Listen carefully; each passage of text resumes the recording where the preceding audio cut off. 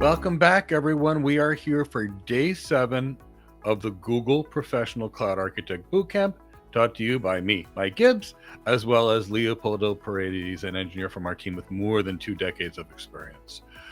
As we go through this bootcamp, I want to remind everyone that if you just found it because YouTube just sent you an alert, you just joined us, we still have the previous 6 days that you can watch. You can go back, watch them at any time, join us today, go back and see them. And my team will drop the link to that playlist in here because I want to make sure you maximize the experience. And quite frankly, you may want to go through this content 2 or 3 times in order to pass this exam. Because when you really know the material, the Google Professional Cloud Architect exam is a very straightforward exam. It's giving you scenario types questions and scenario answers. It's fairly straightforward compared to some of the other exams, but is very specific to the content. So if you need the playlist, you'll be able to go back and watch this content again. Before we begin, I wanted to tell people about a couple of things that we have going on every week to assist you in your career. Tomorrow, like every Wednesday, I try to come online and answer any career questions you have. Maybe it pertains to how to get your first tech job. Maybe it's how to get your first tech job when you don't want to start at help desk, when you want to start as either a senior engineer or a solutions architect. And pretty much everybody I've started sort of as one of those type roles.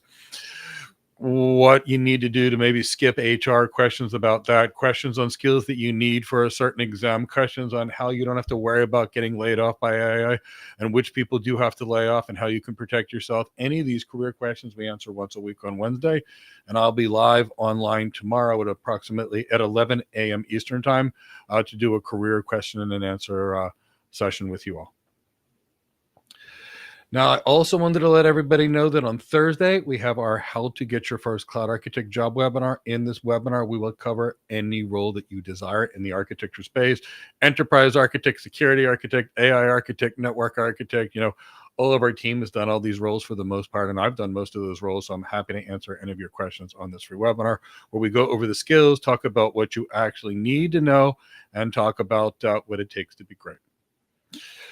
So, that's what we'll do in that webinar, and we'll spend a good hour answering any questions you may have and how it would pertain to building your career. Want us to check your resume, want us to think you're ready for an exam, or an interview, want a little mini interview, want me to check your gut, tell you where you need to go. We do all this free, and it's on Thursday.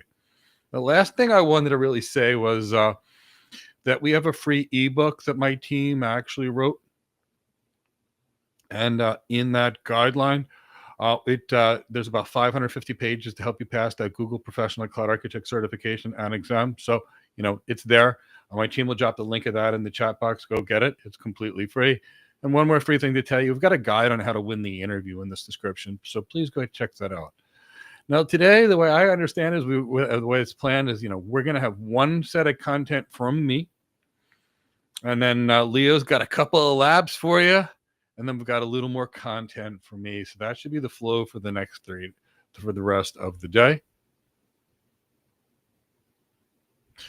Jazz, it is great to see you. I am thrilled to see you. I haven't seen your name pop up. It was great when I met you. It's great now that you're a solutions architect, and I'm just thrilled to see you. So welcome back. I'm really, really, really happy to see you. I know your underlying name, so thanks so much. All right, so let me know that you're awake, you are alert, that you are oriented. And give me a hashtag Google Professional Cloud Architect. And let's start with the content. And today is going to be storage and databases. And actually, Leo, you want to talk about the labs real quick? Sure, Mike. Today we have labs about how to create and attach a persistent disk to a virtual machine, how to create a cloud storage bucket, an object storage bucket, and how to host a static website in a cloud storage bucket. That sounds kind of fun. So, and then we'll deal with some databases, which always gets into fun. So, Chris, let's begin, and we'll see you from there. Now we're going to discuss caches and caching, and that's going to be a key component to both cloud architecture as well as the Google Professional Cloud Architect exam. So we're going to talk about what caches are. We're going to show you the various kinds of caches and explain how they can possibly work. So that's what we're really going to talk about. But caching is really an optimization technique. And what it's going to do is store frequently accessed things in memory. And we're going to do this because memory's fast, and that means we can get it real fast. So, and I'll whiteboard it out for you in a moment. A cache is going to be temporary storage, where the data is going to be there so it can be frequently accessed for a short period of time. And by getting access to the user faster, caching improves performance, and caching increases scalability by reducing the load on the servers. And there's a lot of types of caches we can talk about. Caching is going to be useful anytime you have to access something that might be frequently accessed. So just imagine if a superstar had a cat and they took a photo of themselves with the cat and tweeted it, put it on Instagram, put it on Facebook, TikTok, whatever the social media platform is your choice. Now, what if 5 million people wanted to see the picture of the cat? That'd be a lot of work on the servers, right?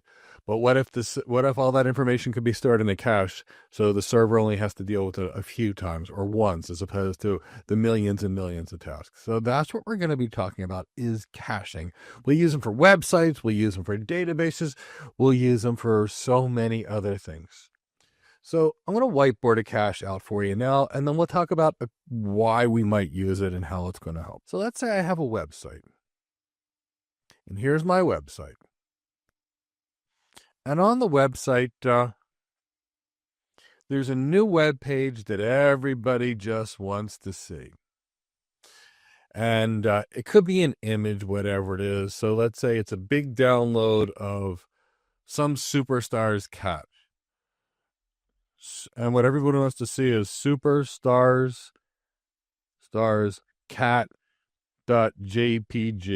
That's actually what's being requested from the website, the picture of the cat. Now, without caching, here's what's going to happen. Every web request will go to the website, and the website will respond to every web request.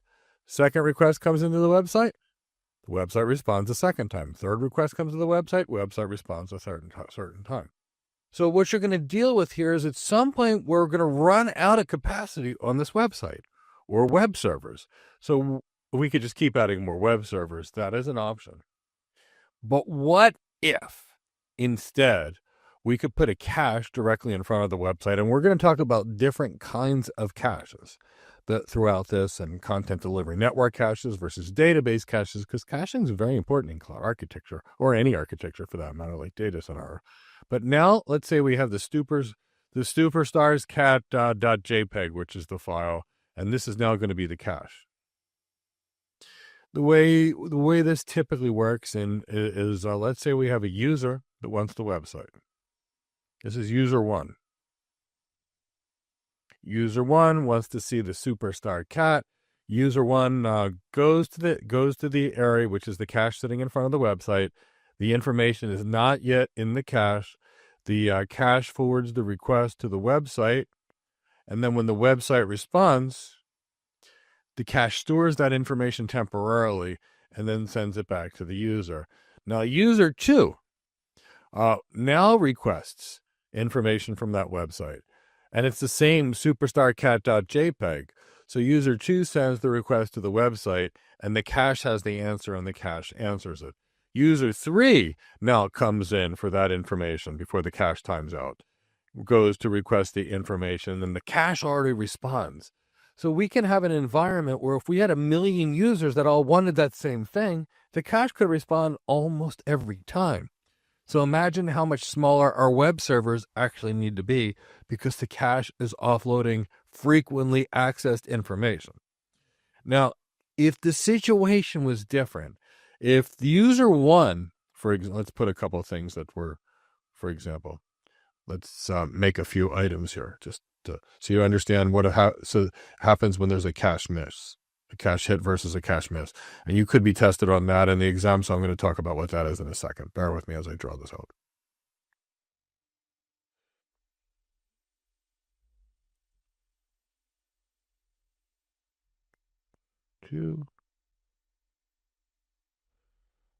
Okay, so now in this example, what we have going on is we have 3 different things coming from the web page. that people are looking for. And it's not one like before. Now we've got varied traffic. So now let's pretend that none of the users actually want to receive the same information. So for example, we have user 1, and user 1 wants to see superstarscat1.jpg. User 1 sends it, it goes to the cache doesn't have it, it's called the cache miss, and then it hits the website, and then the website responds, and when the website responds, the cache stores it, and sends the information back to user 1. Now in this particular case, and for all the users in this example, user 2 now wants superstarcat.jpg2, not this one that was previously requested, but this one. So now user 2 goes and it hits the cache and it's not there. That's called the cache miss. If it was already there, it'd be called the cache hit. The cache doesn't have it, so it sends it to the website, and the website actually responds and sends it to user 2. Now, in this particular example, all the users 5,000 and users 3, 4, and 5, for example, now request something. In this case, this user is requesting superstarcat3.jpg, which is different than what the previous two people. So now user 3 sends a request, and it goes to the cache. It's not there. It's a cache miss. It hits the website responds, and the website now responds. The information is stored in the cache, and it's sent to user 3. Now, in this particular case, where everybody wants different traffic, the cache doesn't help at all. In fact, if everybody wanted different traffic, the cache would actually make it worse by adding latency. So in architecture, we have to understand our workloads and the use. We can't just shove stuff in there because it can make it better. So that's the concept of the cache. Now I'll walk through various caching scenarios that you may have. For example, you may have a cache, and I know you do have a cache, and that you have a cache that actually sits in your computer. And it sits between your CPU and your DRAM to store frequently accessed memory. And you know what that's going to look like? It's going to look something like this. In this particular environment, you can see what you have is you've got a CPU. The CPU typically has a level 1 cache, level 2 cache, level 3 cache, and that then intercommunicates with DRAM or system memory. So you might have something like that on your computer.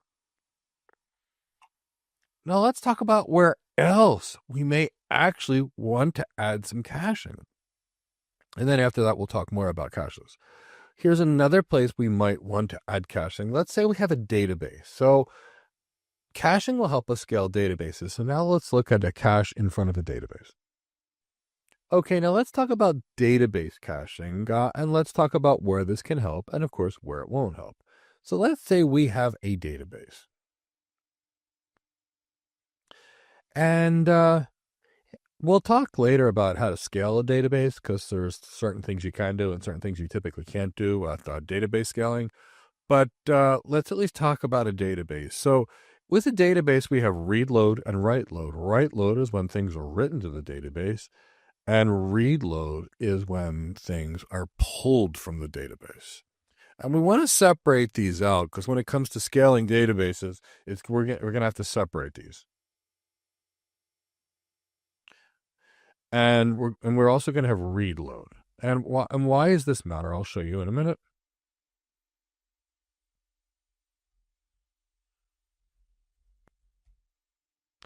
So we have read load, which is pulling from the database, and we have write load, which is actually writing to the database.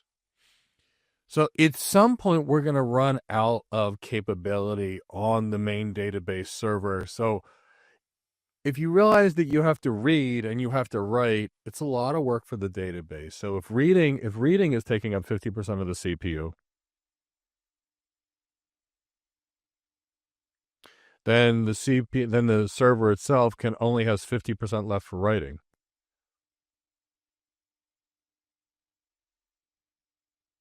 Now, why does this matter?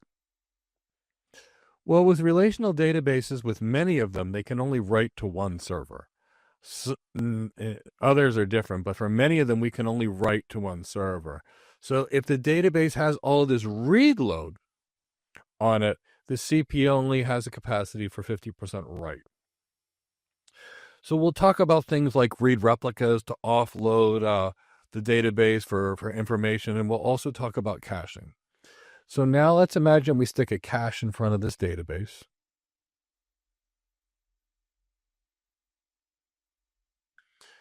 And let's say in this situation that 80% of the things that are coming out of the database are the same thing. Because remember, caching helps when we're pulling the same thing, but it adds latency if we're looking for different kinds of information. So now in this particular environment in the database, let's say 80% is going to hit the cache. So half of the traffic is read, half the traffic is write. But guess what? 80% of the traffic comes in like this. Someone asks a question from the database. The first time it hits the cache, the second time the query and the information was stored in the cache. Now user 2, 3, 4, 5, and 500, all the way to 500, all want the same information, and that information hits the cache, and the cache responds. So now that the database is doing basically only 20% of the read loads because the cache is doing 80, now, for example, the read load goes down to, say, 20%. And that means now we have 80% left over for writing. So this can also enhance the performance. It can enhance reduce the latency when we go to, say, a web server that has to reach and retrieve information from a database. It can do that very well. But if the information is different, it would also cause a problem. Now, the next example I'm going to give you is I want to show you a content delivery network, because these are all types of caching, and I'll show you a reverse proxy too. Let me show you a reverse proxy, and then I'll show you the content delivery network. I think that'll be easier to understand. In this example, we have a reverse proxy, and guess what? It's going to look and feel a lot like a load balancer. So this is a reverse proxy, and what a reverse proxy is it's basically a load balancer with caching. So we may have an environment where, let's say, we have a whole bunch of web servers.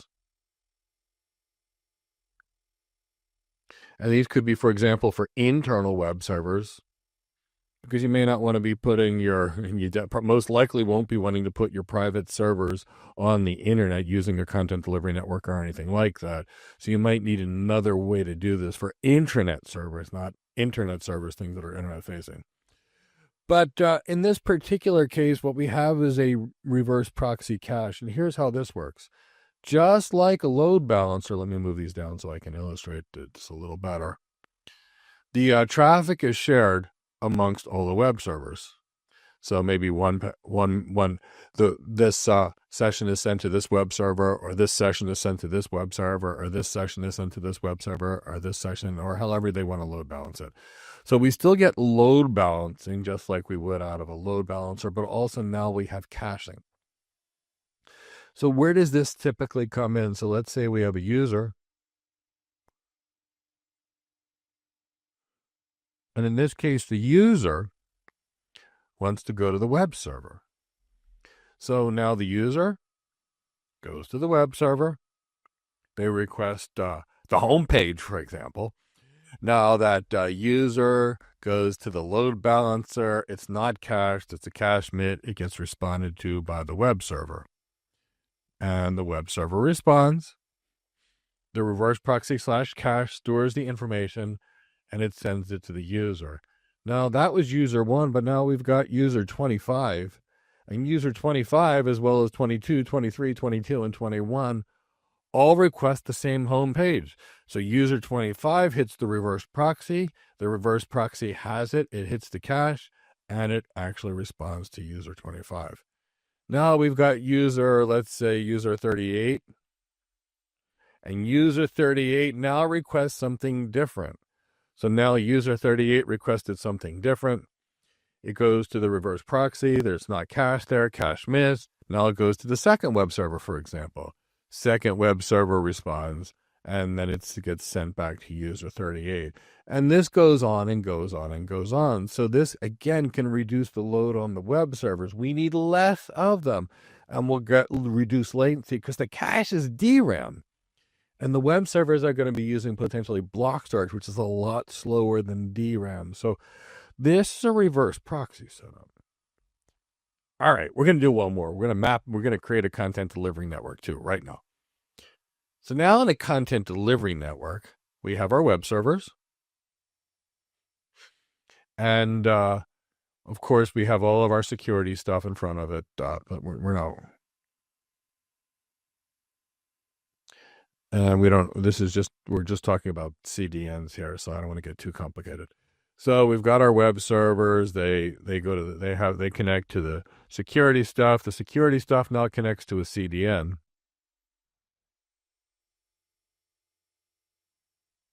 which has caching servers all over the world and internet peering points. So now that we have the CDN, let's say we've got 3 places. So we've got Santorini, beautiful place if you haven't been there. Let's say in addition to Santorini, we have Athens.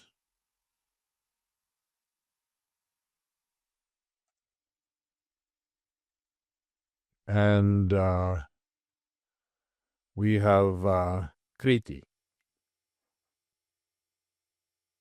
Let's assume that we actually have internet peering points in all these places for a little while. So in this particular environment, let's see how the way this would work. And let's assume the CDN is all different geographic people for Santorini, Athens, and Crete. So in this case, we have our first user, and our first user is Aguilo. And Aguilo wants to see that web server. He's in Santorini, so Aguilo sends a request, and it hits the local point of presence in Santorini, now where the content delivery network is, but it's not stored that yet. So now the message goes to the content delivery network, and then it sends it all the way back to the web server. And when the web server responds, and then it gets stored on the CDN.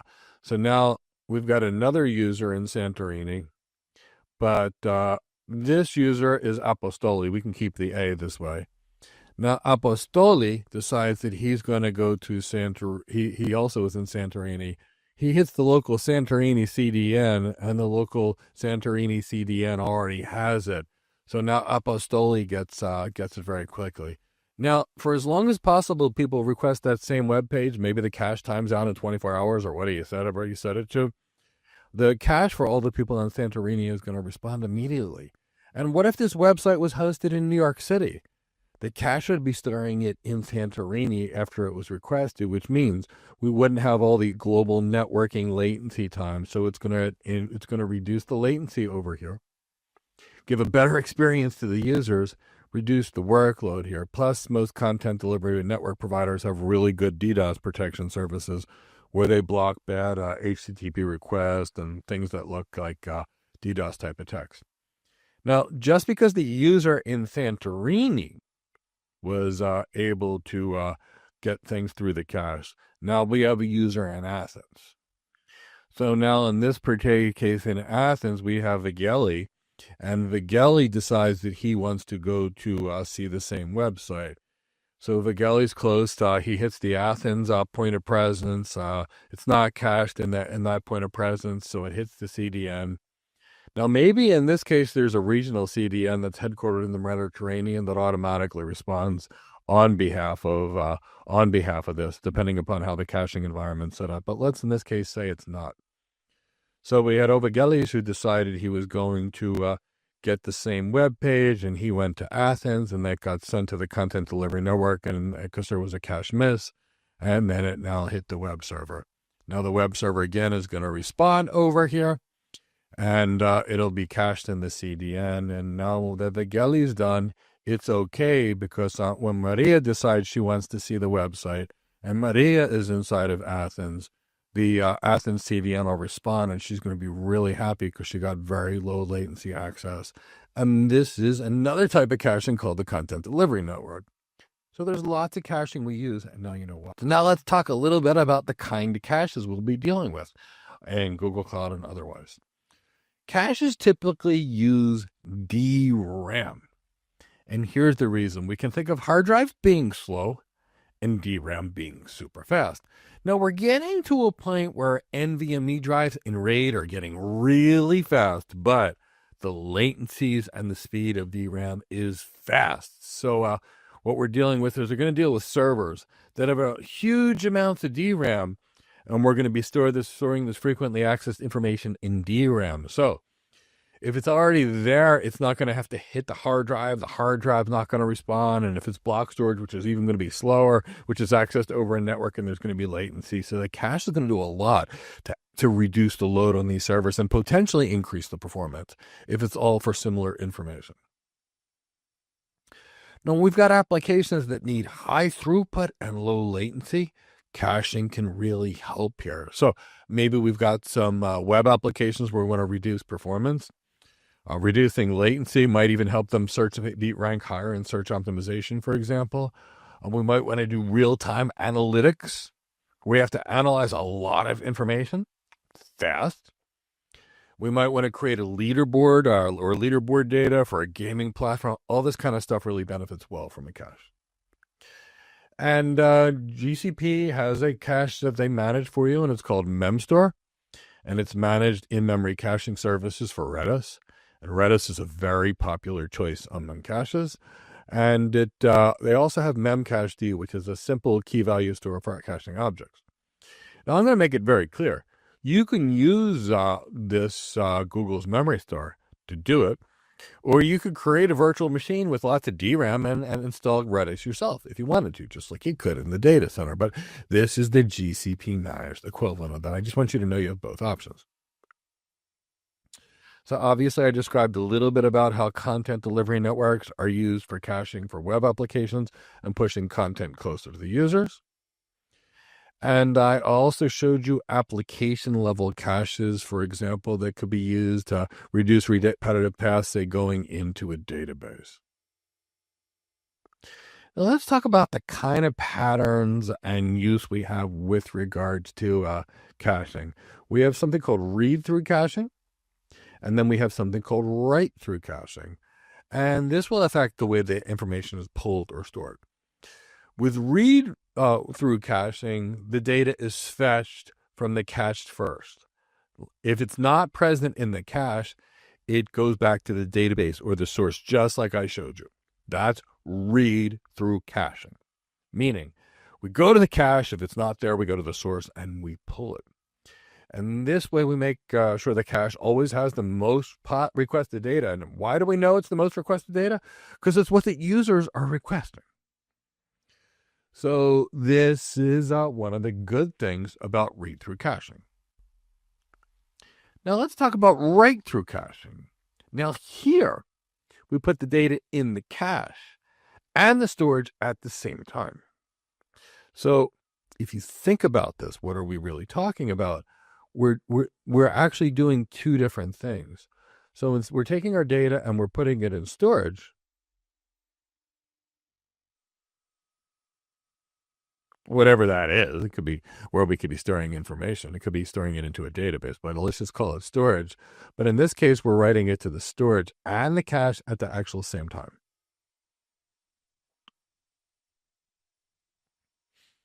So the data is in both places simultaneously. Now, if we deal with this, if you think about it, if the data is written to both at the same time, that's going to guarantee that the cache and the database are going to have the same information. Now, if you've got an application that needs a strict data consistency, meaning where you don't want to go to the cache and potentially pull information that's a little older, you want the freshest information at all times. This is going to give you that guarantee. So sometimes you need that. So that's going to be write-through caching.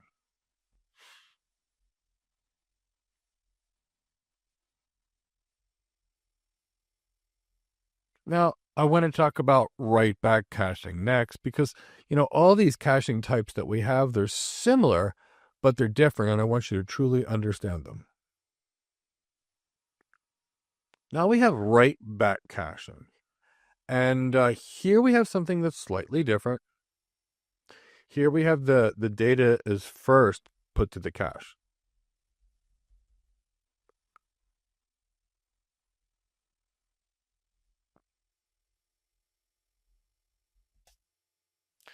And the data is first written into the cache, and then after it's written to the cache, then the data is written to the database.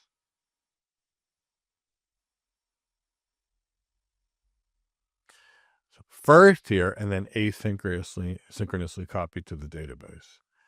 Now, if you think about this improves the performance for write-heavy workloads because it sticks it to the cache, which has the space, and then moves it to the database when the database can handle it. But I want you to think about this. This is DRAM, the cache. So if the cache were to crash, for example, or something happened to that server, or the server was powered down or crashed and rebooted or whatever, we're going to lose data that should have been in the database. So if we need the most speed, write-back caching gets us here, but it also risks data loss. So if we need speed and the risk of data loss is acceptable, then we use write-back caching. I hope you're starting to see that each one of these options does something well and something not so well. That you gain something with one option, architectural option, and you lose something with another architectural option. So when we're dealing with cloud architecture, enterprise architecture, security architecture, AI architecture, it's not about picking the best tech. It's really about looking at the challenge we have and then looking what kinds of technologies, for example, will best meet that challenge after examining all the trade-offs to meet that. And these are organization-specific challenges, not any just generic, everybody gets the same thing kind of challenge. So let's talk about that memstore option. You've got as Redis and memcached, same as AWS and it would offer and others. Now, Redis is used for when you need advanced data structures. Things like sorted sets, geospatial indexes. It's got a lot of capabilities. Whereas memcached is simple, it's well suited for object caching. Memstore handles scaling, patching, replication automatically, and it provides high availability, low latency performance. Why? It's managed for you, but it's also you lose control. That's the thing to remember. They manage everything for you.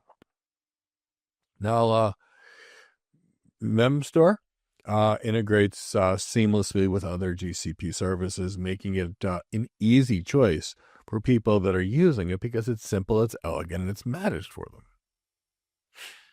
Now, Google has a content delivery network, and the Google Cloud's content delivery network accelerates the delivery of web content by caching it at the edge. And these are edge locations around the world, typically speaking.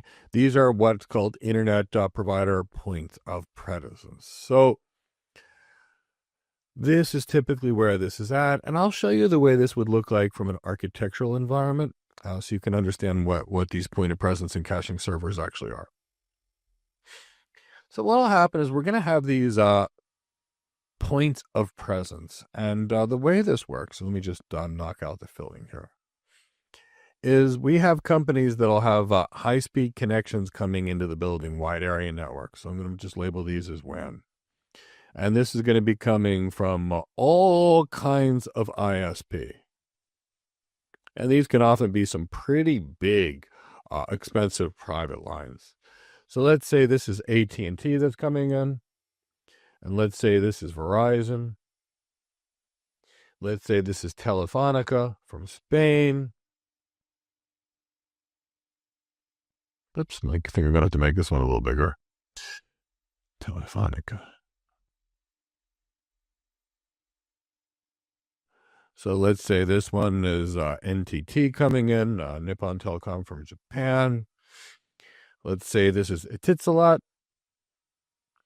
in UAE, and they're all coming into the same building. Now, by doing this, for all of these folks to be connected, all they really need to do is plug into a switch or plug into various routers. And what'll happen is they'll do BGP peering with them. So they'll have connectivity, they'll exchange routes via BGP, and routing will be set up. Now, so here's what's going to ultimately happen for things to understand. So if you've got a customer of AT&T's, Actually, let me draw internet routing real quick, and then we're going to come back to this. So here's the way internet routing works. So let's say you have AT&T over here, and you have Verizon over here.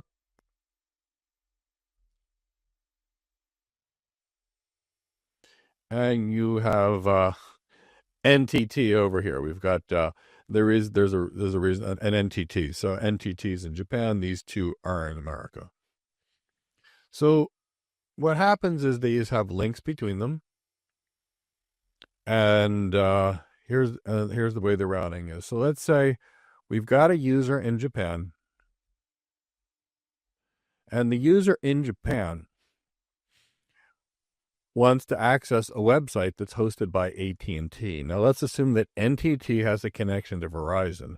So what'll happen is NTT will go over their wide area network or whatever it is, send all the data to Verizon, and then Verizon has to send it all the way back to AT&T, and then this can be sent to the website. The website will respond, and it'll go through AT&T, through Verizon, through NTT. Now, wide area networking links like these can be incredibly expensive. And once they get full, the company needs more of them or bigger ones. So these can be huge, and these are hugely expensive. So now let's look about why internet service providers love content delivery networks and why these things are so great for performance. So let's say we've got a caching server here. Now the request comes in. Let me just, oops. Let's assume the caching server now has access to all these local internet service providers somehow because they're already in the same building. All right, so let's not do that for right now. Let's keep this exact and simple. So now you've got a user request, and the user was on NTT. Now remember, they had to go from NTT without these caching type environments and server environments. They would go from NTT, assuming we didn't have this point of presence, over the wide area network to Verizon, over the wide area network to NTT. But now we're all in the same building. So now the request comes in from NTT. The request from NTT ultimately hits the caching server, and it hits AT&T and the caching server in the same building, and it responds.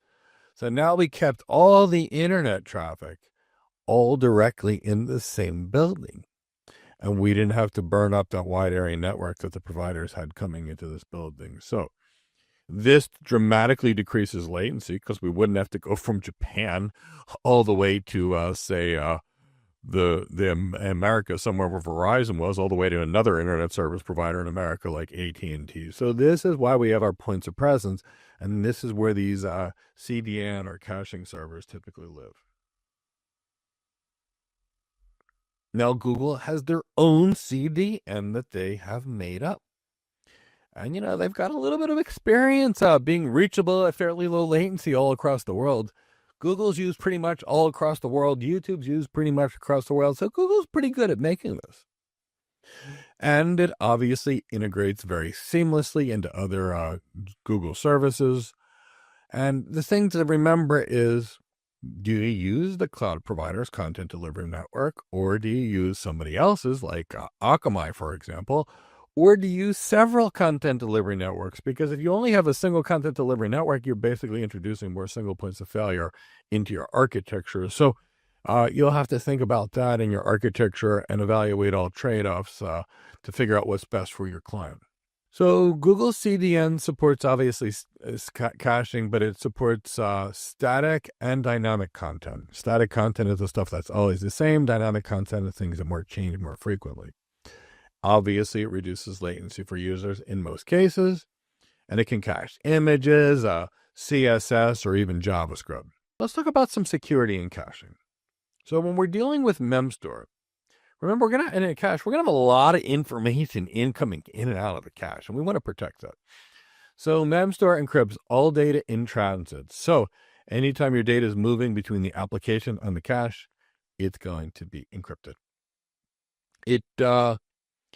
integrates with the VPC to make sure that traffic will remain isolated from the public networks. And GCP's identity and access management will allow you to be fairly granular in the permissions for accessing, say, caching resources. And that way we can ensure that only authorized users and applications can interact with cache. Okay, well, we are back to see if anybody brought in any questions related to the content we brought. And while we wait to see if any questions pop up, Leo, do you want to talk about the next labs you have coming up and what's going to be on them? Sure.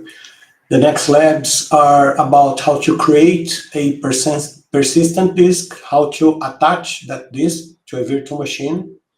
In another demonstration, I will show how to create an object storage bucket, or cloud storage as Google calls it.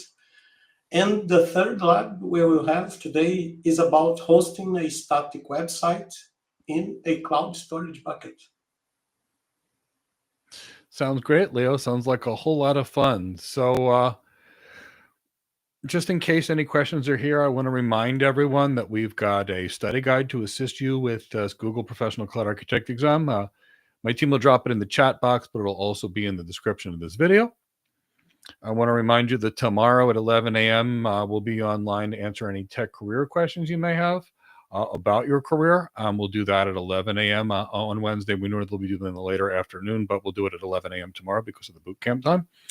On Thursday, we have a How to Become an Architect webinar where we'll go over the architect role. We'll talk about what we do. We'll talk about why most people aren't getting hired and what they could easily do to get hired by shifting and changing around a few things. And then we'll answer any questions you have. And of course, they'll all be free. And I didn't see any questions that popped up. So give me a hashtag, Google Professional Cloud Architect. And let's get into Leo's labs.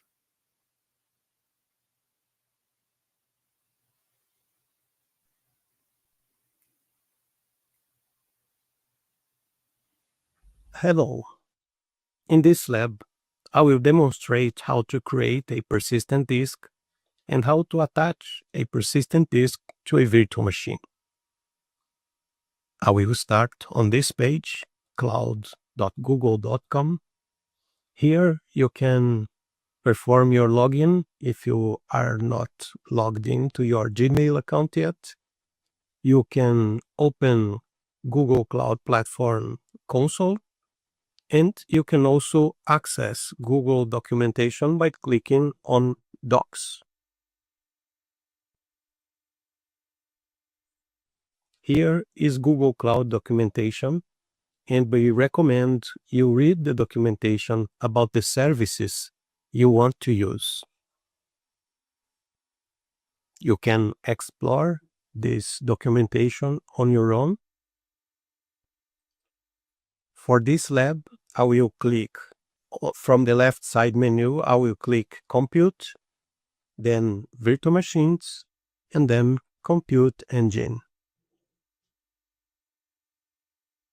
Here you have the Compute Engine documentation with a lot of information, some training opportunities, some related videos. All this for you to learn more about the Compute Engine. Here from the Guide section, I will click Create and Start a Virtual Machine. This will open the page with the details about creating and starting virtual machines, the steps you need to take or execute, even before starting to execute these steps to create a virtual machine. Here are some methods to create and start an instance. And there is a lot of guides here on the bottom, how to create different virtual machines for different purposes. From the left side menu, I will scroll down till I find Manage Storage. And from Manage Storage, I will click Disk Types, and then I will click About Persistent Disk. Here is the documentation about persistent disks, the different types of persistent disks, and remember, The different settings are a result of the business needs, of the use case needs. You choose what is the best solution to solve one specific problem. Here are some links about zonal and regional persistent disks. This is about redundancy. Zonal means you have one persistent disk in one availability zone. A regional persistent disk, once you create a disk, Google will replicate this disk in different availability zones inside one region. And of course, different redundancies have different costs from the perspective of the public cloud provider charging you for the services you use. There are other informations like durability, the machine series and their supports for the different types of persistent disks. About capacity, again, about zonal persistent disk and regional persistent disks. There are some pictures here for you to learn more about those differences, interface types, encryption to secure the data, and some restrictions. And all the way to the bottom, we find the What's Next session. And here, the first link is learn how to add a persistent disk volume to your virtual machine. I will click this link to open the documentation. And here is the page, create a new persistent disk volume. It presents some steps. You need to make sure you have done them before you start creating or trying to create the persistent disk. This is about authentication, and to use the console to create the persistent disk doesn't require any authentication after you have already performed your login. Here is the session about adding a non-boot disk to your virtual machine. When you create a virtual machine, you will need to create a boot disk for that virtual machine as well. The boot disk contains the operating system to boot that virtual machine, and also is where you install the applications that you run on that virtual machine. A persistent disk is a secondary disk that in most cases is used to store data that you want to make independent of the virtual machine. So from this section, we will follow the steps to create a persistent disk and attach it to a virtual machine. The first step is to go to virtual machine instances page. Right now, I don't have that page open, so I will right-click the console link here and choose to open in a new tab and switch to that tab. From the left side menu, I will select Compute Engine and then VM Instances.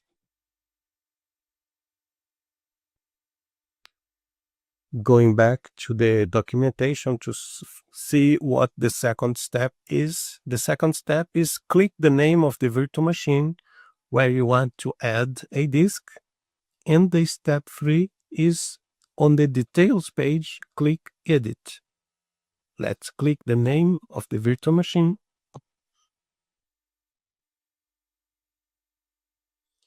And here we are in the details page. You can check the settings of your virtual machine, and you can scroll down to check that you have the boot disk, but there is no additional disks attached to this virtual machine. You can click Edit and then scroll down. Here there is some information about the boot disk and the deletion rule regarding the boot disk. You can choose to keep the disk when the virtual machine is deleted, but the most common setting for this is to delete the disk with the virtual machine. The setting or what you choose will depend on the needs you have for the virtual machine. I will keep scrolling down and find the additional disks option, because the step number 4 is to click Add New Disk under Additional Disks. I will click Add New Disk. I will accept most defaults here. The name is fine for me. The location of the persistent disk, again, is between single zone and regional disk. It's about redundancy. If you want to learn more, click the Learn More link. I will accept the source, the disk source type, the disk type as well, the size. I will scroll down to find the deletion rule for this disk. As this is the secondary disk, a persistent disk, I don't want this disk to be deleted if the virtual machine is deleted. If the virtual machine gets corrupted, I can detach this disk from the virtual machine and attach to another virtual machine. So I want to keep this disk even if the virtual machine is deleted. So making sure the keep disk is selected, I will click Save to save these configurations. And here it shows new disk, this one, blank, balanced persistent disk with 100 gigabytes in size. You can click Save to save this disk. And if I go back to the documentation, after clicking Save, there is an information, a very important information here. After you create the new disk and attach it to a virtual machine, you must format and mount the disk so that the operating system can use the available storage space. This means up to this point, the operating system doesn't know about the persistent disk we have just created. To allow the operating system to use the disk, I will go under the What's Next section and then click the link to learn how to format and mount your new disk to a Linux virtual machine.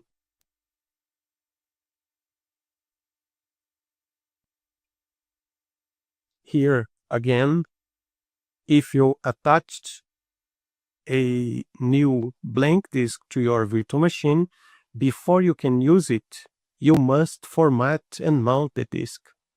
If you attached a disk that already contains data, then you must mount the disk before you can use it. So the steps to format and mount the disk, first I need to connect to the virtual machine. So going back to the VM instances page and clicking the SSH button to connect to the virtual machine. I will click back here. Here I have the virtual machine, and here I have the SSH button. There are different options to connect to the virtual machine, and you can even use another SSH client if you prefer. But for this lab, I will use the cloud-native SSH client provided by Google. I will click here on SSH, bring this new window here.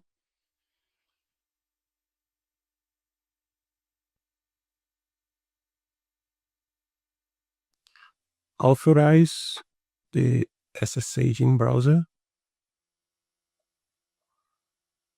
And here is the prompt from inside the virtual machine.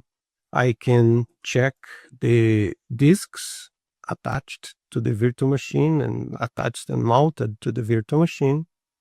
And here we have the boot and some system firmware, different directories or different mounting points for some partitions we have on the boot disk, on the main disk created with the virtual machine. Now, after we format and mount the persistent disk, it will appear here on this list. Going back to the documentation, now going to the format, a non-boot disk on a Linux virtual machine is exactly the type of disk we are going to format, because it is a secondary disk, not the boot disk. The first step is to use the terminal and use the symlink created for your attached disk to determine which device to format. I will copy this command, bring the SSH window here, right click, paste the command, and hit enter to execute. So here we have the Google-disk1 disk that was created, and its symlink is SVB. From the documentation, the next step is to format the disk using the make file system tool. Warning, this command deletes all data from the specified disk, so make sure that you specify the disk device correctly. Let's take a look at the command we will execute. So it uses the make file system tool, and it has a red field here, file system type, and we have replace the following. Replace the file system type with the file system type, for instance, ext2, 3, 4, or XFS. Here we have a comment or a recommendation. You can use any file format that you need, but this means Google recommends a single ext4 file system without a partition table. So we will replace file system type with ext4.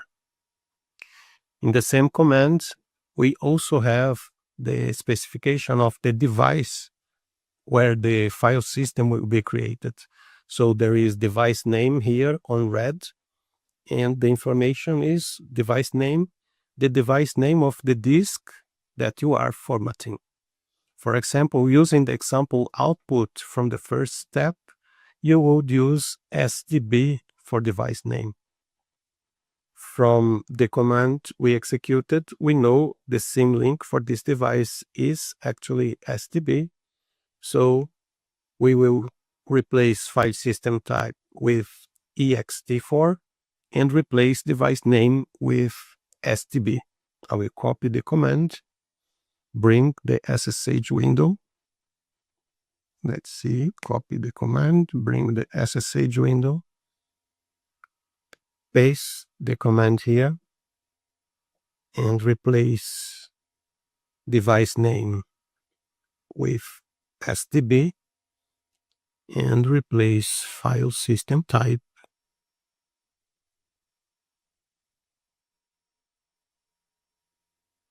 with ext4. And then I can press enter. After creating the file system or formatting the disk, the next step is to mount the disk. To mount the disk, we need to create a directory that serves as the mount point for the new disk on the virtual machine. You can use any directory. The following example creates a directory under mount/disks. So in this command, I will replace the mount dir red text with the name of a directory I want to create. I will copy the command, bring the SSH window, paste the command here, and remove mount dir, and enter, let's call it persistent data. This will create a directory named persistent data where the SDB device will be mounted. So all the content of the SDB disk will appear inside the persistent data directory. If we list the content of the mount/disks directory, we see the persistent data is there. We also have another folder there that is not part of this demonstration. We will use persistent data as our mount point. After creating the directory, we can use the mount tool to mount the disk to the instance and enable the discard option. The discard option is already here in the command. I will need to replace device name with SDB and mount dir with persistent data. I will copy the command, bring the SSH window back, paste the commands here in the command line, and do the needed replacement. Persistent data. Double check your typing to avoid any mistakes. And here I will replace the device name with SDB. I can press enter now. And if I issue the df-h command again, I will see that now the device SDB is mounted to the directory mount/disks/persistent data. We can list the content of the mount disks persistent data, but it is empty because we just created the directory and we just formatted the disk. So the disk at this moment contains no information. After mounting the disk, the next step is to configure read and write permissions on the disk. Here again, the mount dir is the name of the directory we created for mounting the disk. I will paste the command here and replace mount dir with persistent data and hit enter. Up to this point, we have created the disk, we have formatted the disk, attached or mounted the disk to the persistent data directory. The disk is working. If you want to save data to that disk, you can already use that disk as a database location to save data or as a persistent data storage. But if for any reason the virtual machine restarts, that persistent disk will not be mounted automatically. To correct that, we need to configure automatic mounting on VM start. The first step to do this is to create a backup of the current etc fstab file. I will copy the command, bring the window back, paste the command, and hit enter. If we list the contents of the etc directory and we limit it to fs, to any file that starts with fs, we will list the fstab and the fstab.backup, which is the backup we just created. And why do we need to create backup? Because this is a sensitive file for the operating system and we need to avoid any mistakes. So we have the backup just in case when editing the current fstab we make any mistakes, we can recover it from the backup. The next step is to use the blkid command to list the UUID for the disk that we just mounted. We will need this information to add into the fstab file. I copied the command, I will paste it here, And I will replace device name with SDB. And here is the UUID. I will copy this to another tool here, a text editor. This will not be visible for you. I just need to save the information because we will need to replace this field in the next step with the UUID value. We also will need to replace maltir with the name of the directory, persistent data. We will need to replace file system type with ext4. And we will also need to replace mount option with a new information that we haven't seen yet, but here it is. Mount option specifies what the operating system does if it cannot mount the zonal persistent disk at boot time. There is some information about the documentation here. I will skip to the last statement to let the system boot. Even if the disk is unavailable, use the no-fail mount option. So I will replace the mount option with no fail to allow the virtual machine to boot even if this disk is not available for it to use. So I will copy this command and I will open the etcfs tab in a text editor to add this line and replace the needed fields. I will bring the SSH window, and here I will remove this data from here. I will issue with escalated privileges. This is required because the FS tab is a system file and a regular user cannot edit a system file. So I need to use sudo to act as the administrator of the system and have privileges to save the file after I edit it.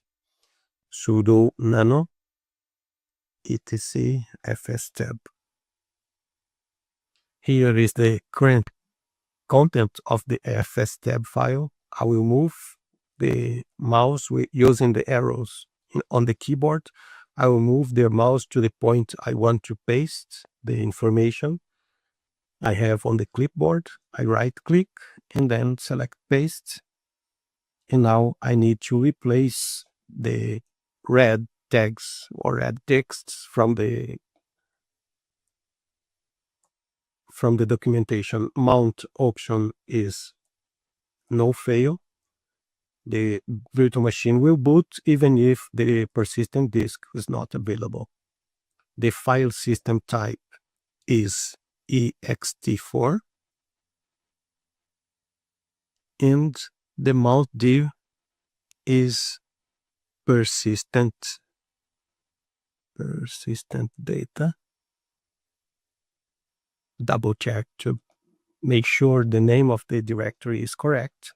And the last information I need to replace is the UUID value. I will copy this value from the place I saved it. And I will position the cursor here, right click, paste. So now I have the line with all the information inside the FS tab file. To save the file, I will issue the Ctrl+X command to exit, but before exiting, the editor itself will ask me if I want to save the file.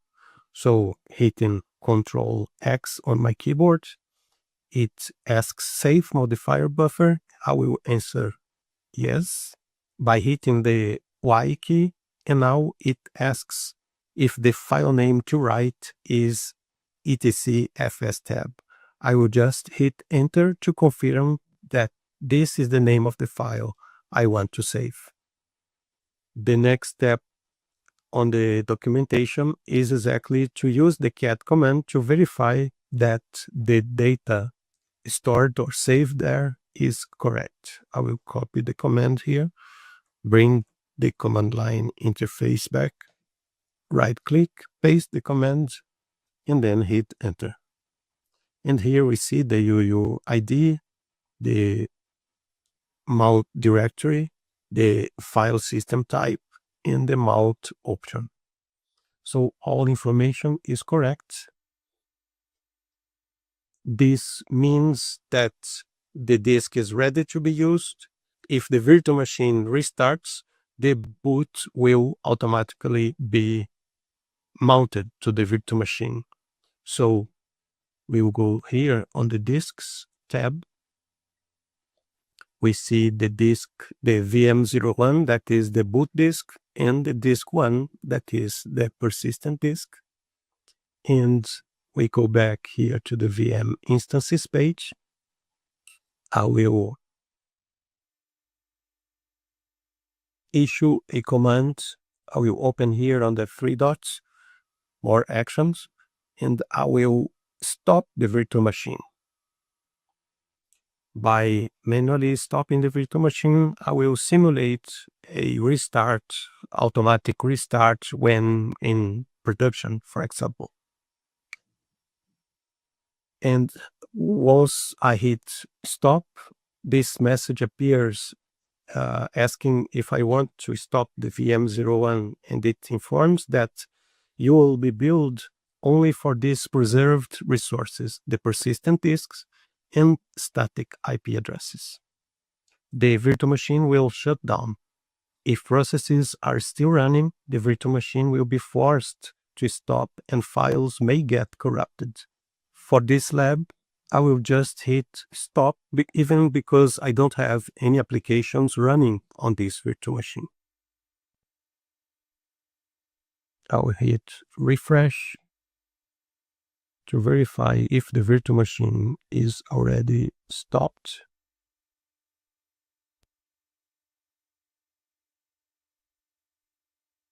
After some time, the virtual machine is stopped. I'll go back to the disks tab to show that the operating system, any applications that were installed on that boot disk, they are still there, ready to be restarted.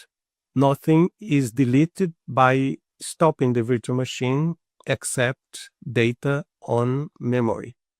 If you had applications running with data in memory, you will lose this data in memory, but once you restart the virtual machine, it will start new as your virtual machine with the applications installed, ready to be used again.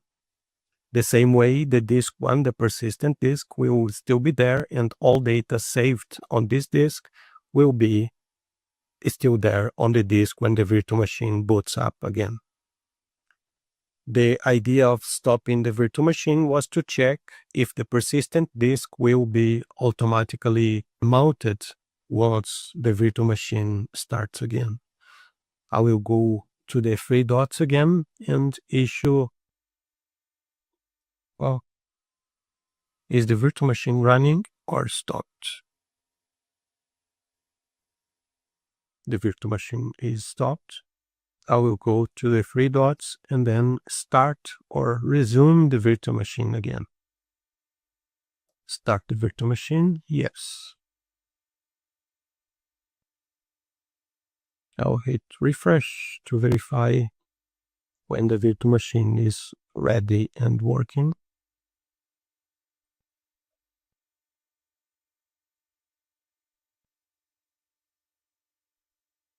Now the virtual machine is working.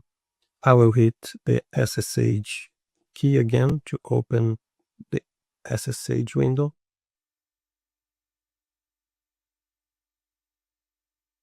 And I will authorize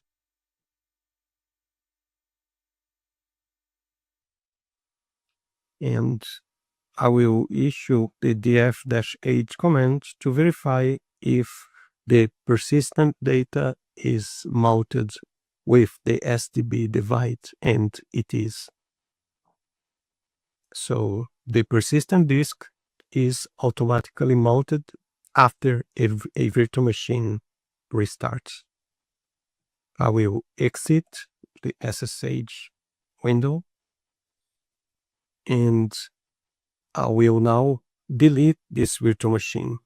I need to select or check this box to these options to appear, and I will click delete. And again, it will ask for confirmation. I will click delete again, and I'll click refresh to verify when the virtual machine is deleted, and I will check what happened to the persistent disk. The boot disk was configured to be deleted with the virtual machine, but when creating the persistent disk, I selected the setting to keep the persistent disk even if the virtual machine was deleted. I will hit refresh again.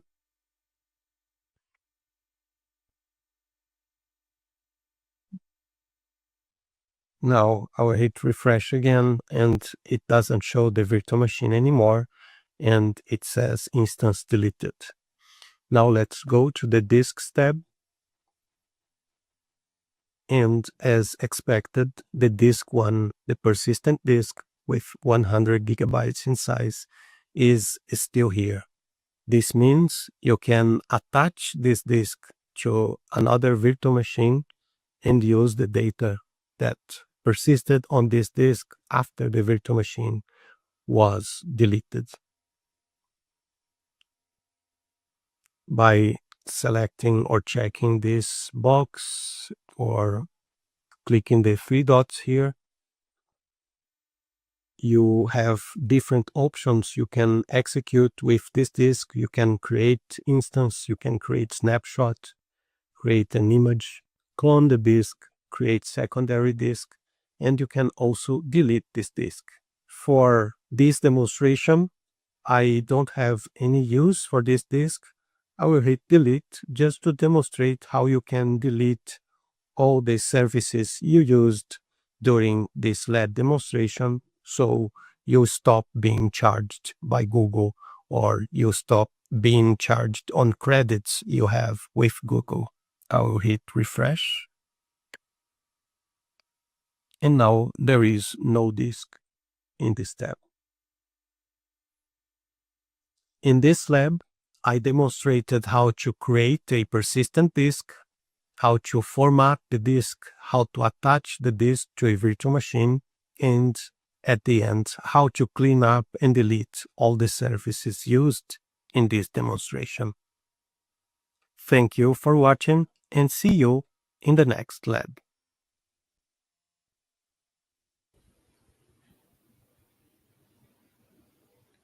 Okay, that was fun, Leo. Really enjoyed watching that. So we are here back to see if anybody has any questions. Please ask questions. Leo, did you want to say anything about the last lab before I ask you about the new labs? You mean about this one we just saw, or the next one that we will play? First, the last one, and then the next one. Okay. These demonstrations, everybody needs to understand, they don't cover all aspects of using the services. They don't cover the security, they don't cover the costs, they don't cover many aspects of the services, because the intention is to demonstrate how to use the service in the Google Cloud Platform. To know and to be aware of all aspects, please refer to Google's documentation. That's a really great point. When you think of everything, it's going to take a whole cohesive strategy, but we're trying to show individual components here. So that sounds great. Leo, what's going to be in your next lab? The next lab is about creating a bucket in Google Cloud Storage, in the Google's object storage named Cloud Storage. Sounds great. Yeah, these marketing providers, S3, Blob, Cloud Storage, all the same tech. Who thinks of these names? But sounds pretty good. As a reminder, if you just got here, I see one person just did. We've got the previous 6 days. This is day 7 on our Google Professional Cloud Architect Bootcamp. My team will drop a link to the playlist in case you just joined us. You can go catch up on it. Please remember, we've got a corresponding guide to help you with this Google Professional Cloud Architect exam. It's about 550 pages. My team created it for you, so it's free. Go use it to help pass that Google Professional Cloud Architect exam. And that way you'll be a Google Professional Cloud Architect certified. So that is there, and it is free. Tomorrow, I will be here at 11 a.m. to answer any cloud career questions about anything. Security architect, cloud architect, AI architect, it doesn't matter. I've been in tech for years, advised almost everybody in various tech roles, and I want to do what I can to help you. So that'll be free. And then on Thursday, we're going to have a How to Become an Architect webinar where we'll talk about everything you need to become an architect, and that is free too, like a cloud architect or an enterprise architect, and we'll meet and talk on Zoom. So Chris from my team drop that link in. Well, give me a hashtag Google Professional Cloud Architect. There's some things so they know you're here. Or talk about Leo and his cool labs. I'm fine with that too. But I just want to know you're here. Let us know in the chat box. And then, Chris, let's roll with Leo's next lab.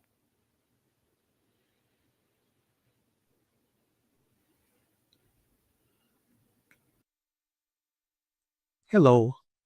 In this lab, I will demonstrate how to create a Google Cloud Storage bucket. I will start by opening a new tab and visiting cloud.google.com. This is the same page where you can log in using your Gmail address and you can access Google's Cloud Console. But right now, I will click the Docs tab here to open Google's documentation. And then here on the left side, I will scroll down to find storage. And then after clicking storage, I will click Storage Solutions and then Cloud Storage. Here you can see the documentation about cloud storage, some training offers. I will go back up here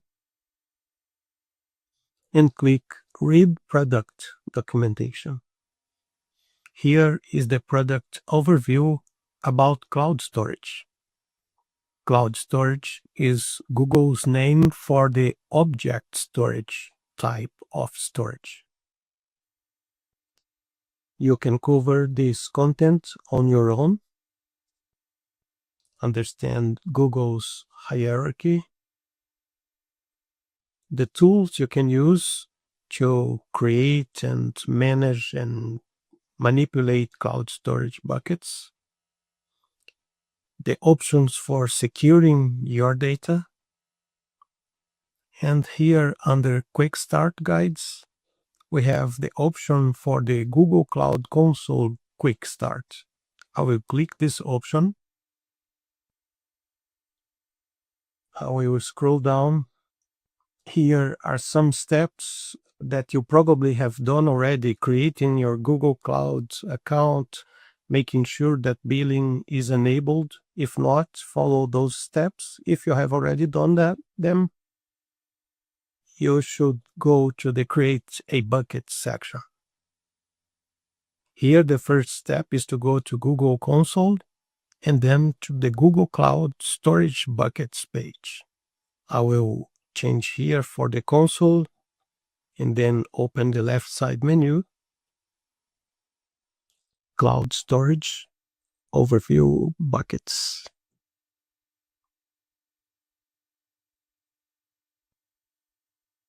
Here we have a blank page on Google Buckets, and we have the option to create a Google Bucket. Here on the right, you will always find documentation about the topic you are visiting here. I will click Create to create a Google Cloud Storage bucket. Give the bucket a name. Let's see.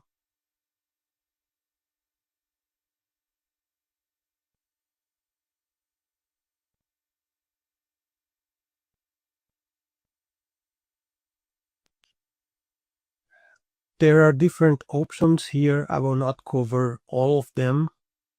but I will only show the simplest way to create the bucket with using standard or default configurations that Google already provides for you.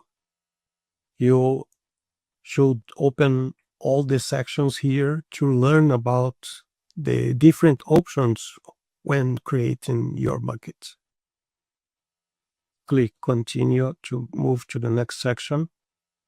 Here you can choose the redundancy for the data you want to store on a bucket. You can choose multi-region, dual region. I will just select the region option for simplicity and select the region, the Google's region I'm closest to. In my case, I'm located in São Paulo. I will choose this region. You should choose the one that is closest to you. I will click continue to move to the next section. Here, choose a storage class for your data. On the bootcamp content, you probably learned about the different classes for the data. The data that is frequently accessed should be stored in one class. Data that you want to store for a longer period can go to another class of data, and the prices vary according to the class you choose. I will accept the standard class and click continue. Choose how to control access to objects. Here, Google by default selects enforce public access prevention on this bucket. You are enabling the prevention. You are stopping public access to this bucket. Later, we will see how you can allow public access to your data stored in buckets. I will just accept the defaults here and click continue. Choose how to protect object data. Here you can protect from soft delete, meaning you keep copies of deleted data for some time to make sure you really wanted to delete that data. And you can use default retention or set a custom retention period for the soft deletes. And you probably learned about object versioning as well and retention on the bootcamp content. I will just click create to create the bucket with the mostly default settings. Here is a warning that public access will be prevented. And I will just click confirm to create the bucket with this configuration. Let's go back to the documentation. And after creating the bucket, the next steps are to upload an object into the bucket. I will follow the instructions and right-click this picture, select to save to one of my directories here.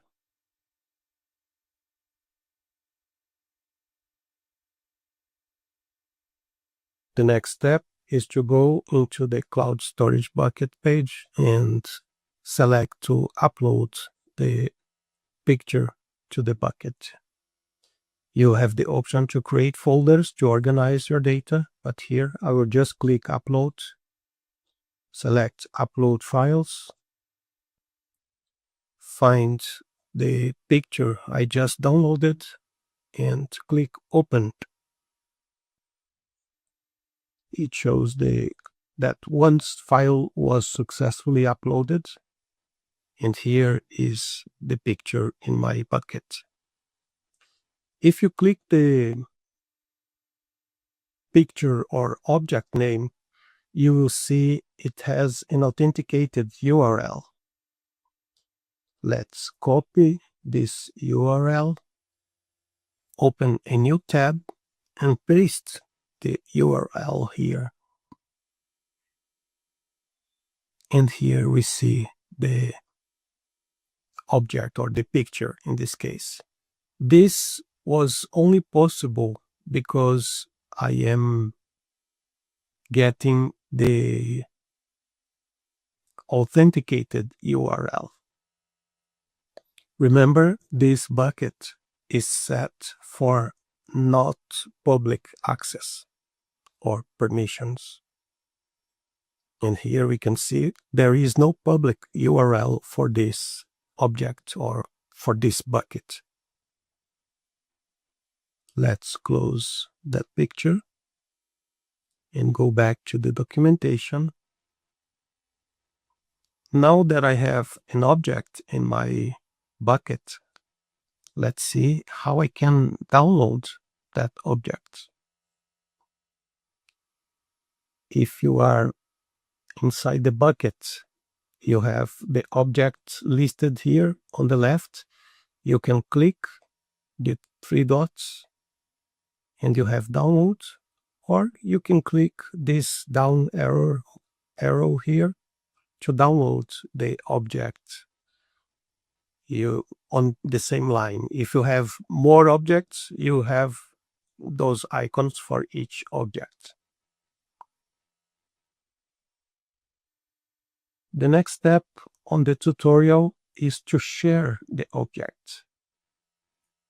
To allow public access to the bucket and create a public accessible URL for the image, the first step is to click the Permissions tab above the list of files.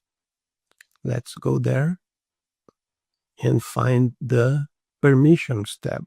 So here inside the object, you have the Permissions tab. If you are in the list of buckets, you need first to click the name of the bucket you want to modify, and then you can find the Permissions tab.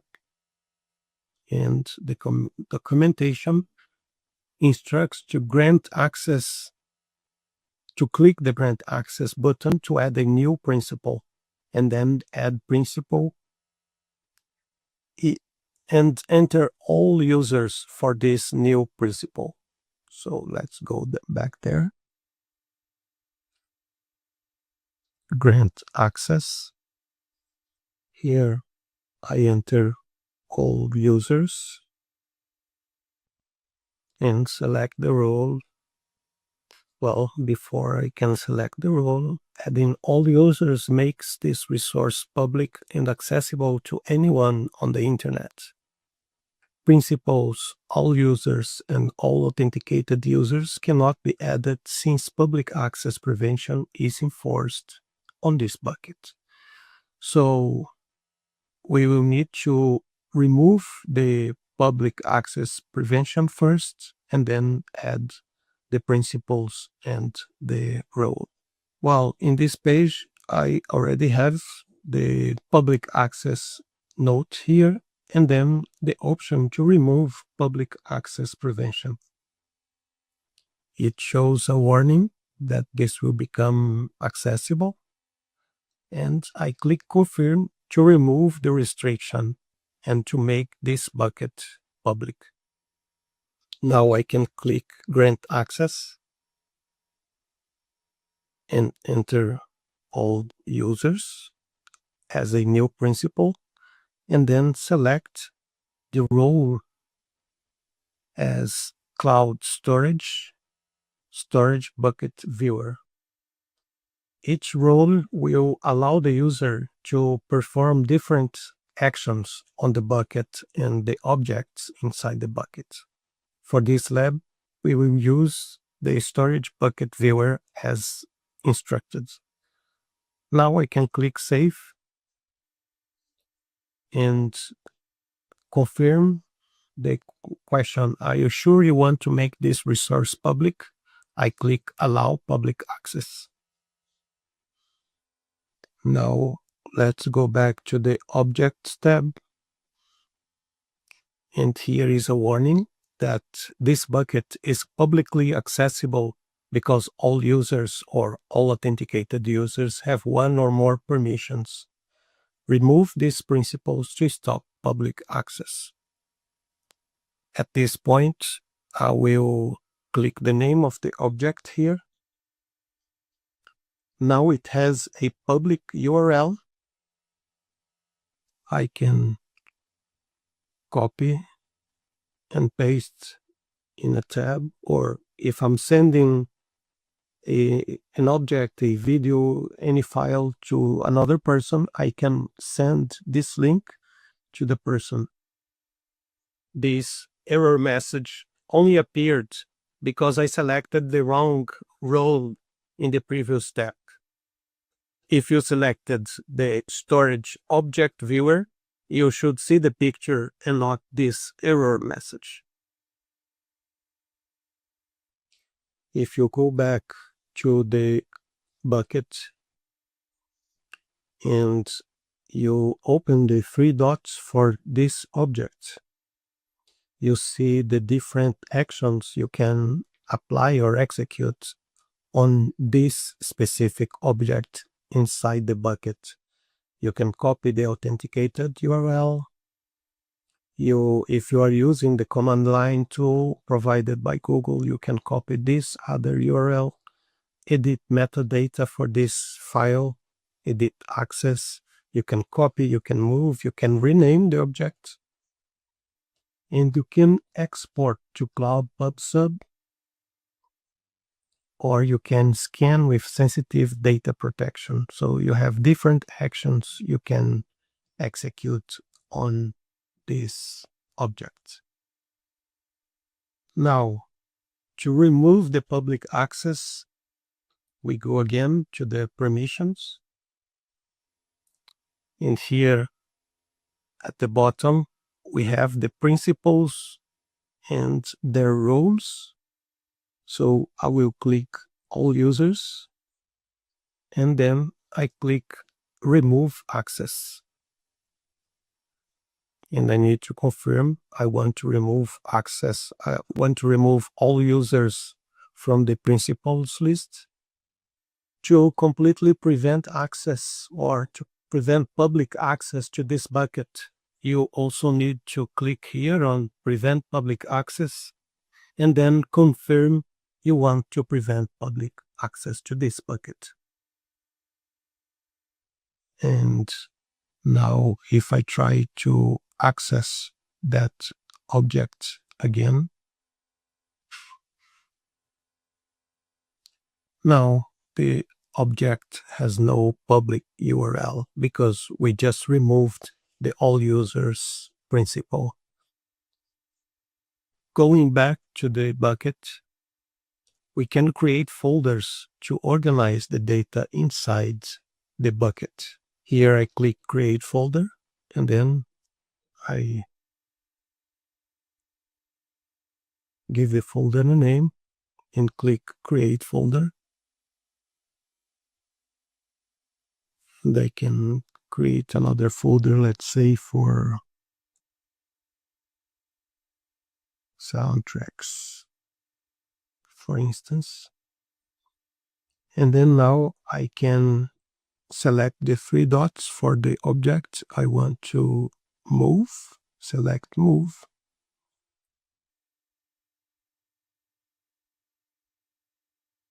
And then I select the pictures folder and click select to move. And then I click move to finally move the picture inside the pictures folder. Once you are done with the objects, or if you have already used the object and you want to remove them, you need to click the checkbox, and then from the options that appear, you can click delete. And there is a soft delete policy enabled, and the message needs to confirm you want to delete this object. You can confirm by pressing delete.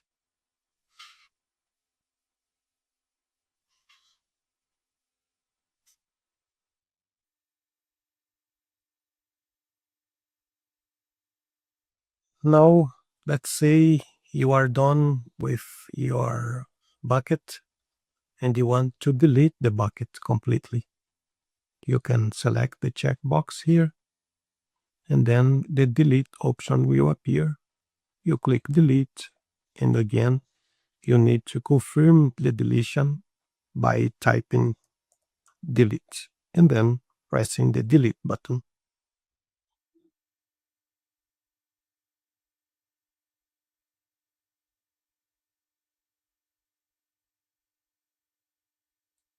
You are back to the buckets page, and this is empty because there is no bucket inside it. That's it for this lab. I demonstrated how to create a bucket using Google Cloud Storage Service, how to upload a picture or an object to the bucket, how to change the permissions to make it accessible from the internet, and how to delete the object and the bucket. See you in the next lab.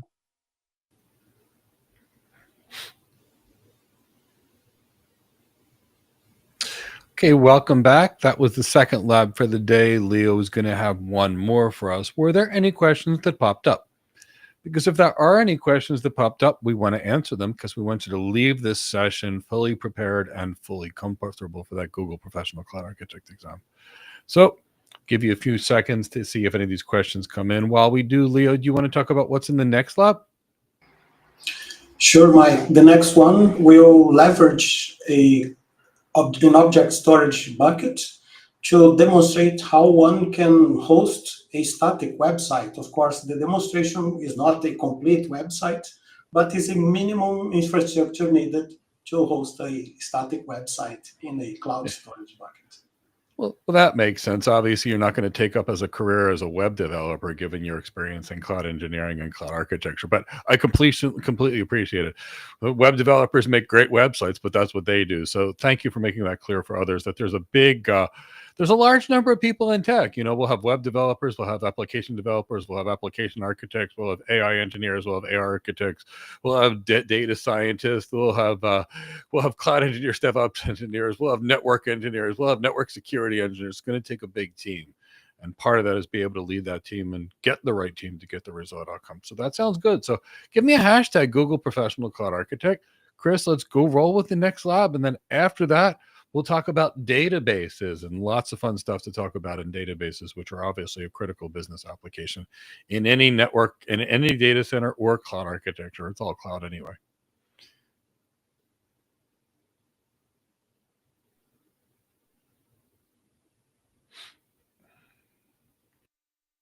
Hello. In this lab, I will demonstrate how to host a static web page using Google Cloud Storage. I will start here in the page cloud.google.com, and I will click from the top menu Docs to open the Google documentation. From the left side menu, I will scroll down, click Storage, scroll down again, click Storage Solutions, and then click Cloud Storage. Here it opens the documentation about cloud storage with some links, some training. We recommend you read the documentation about the products and services you are going to use. I will click Read Product Documentation, and it opens the product overview of cloud storage. Cloud storage is Google's name for the object storage technology. From the left side menu, I will scroll down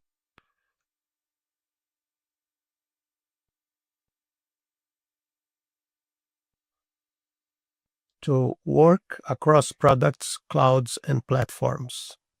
I will click Serve Website Content and then host a static website. Here is the documentation for hosting a static website. There are some considerations. I'm skipping the text, but you should read the text to understand all aspects of hosting a static website using Google Cloud Storage. Here, under the Upload Your Sites files, it is selected to use client libraries. I will click Console to get the instructions to be used in Google's Cloud Console. And the instructions are to go to the Cloud Storage Buckets page, click the name of the bucket, and from bucket details, click Upload Files. But I still don't have a bucket, so I will create my bucket. From the top left menu, I will select Cloud Storage and then Buckets. I can click Create a Bucket here or click Create on the top here. Give a unique name for the bucket.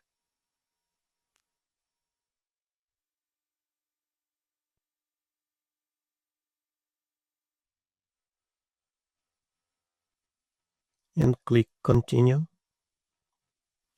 I will select to create this bucket in one region only, just for simplicity, and click Continue. For how to store my data, I will leave selected as the standard.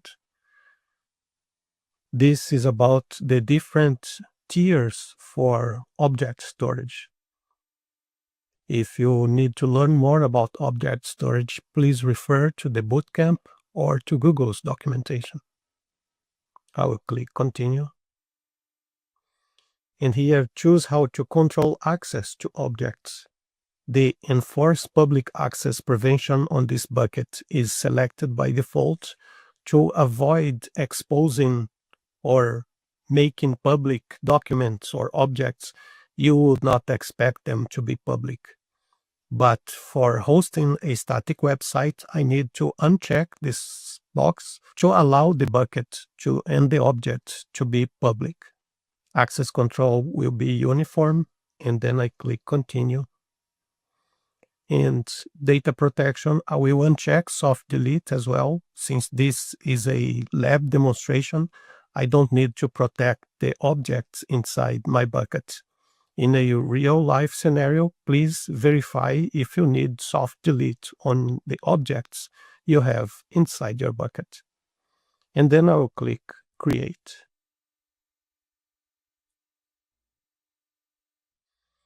Now the bucket is created. I will use the arrow here to go back to the bucket list. And from the three dots on the right, I will click and edit access. Here, the public access shows not public. I will need to add some users and permissions to make this bucket public.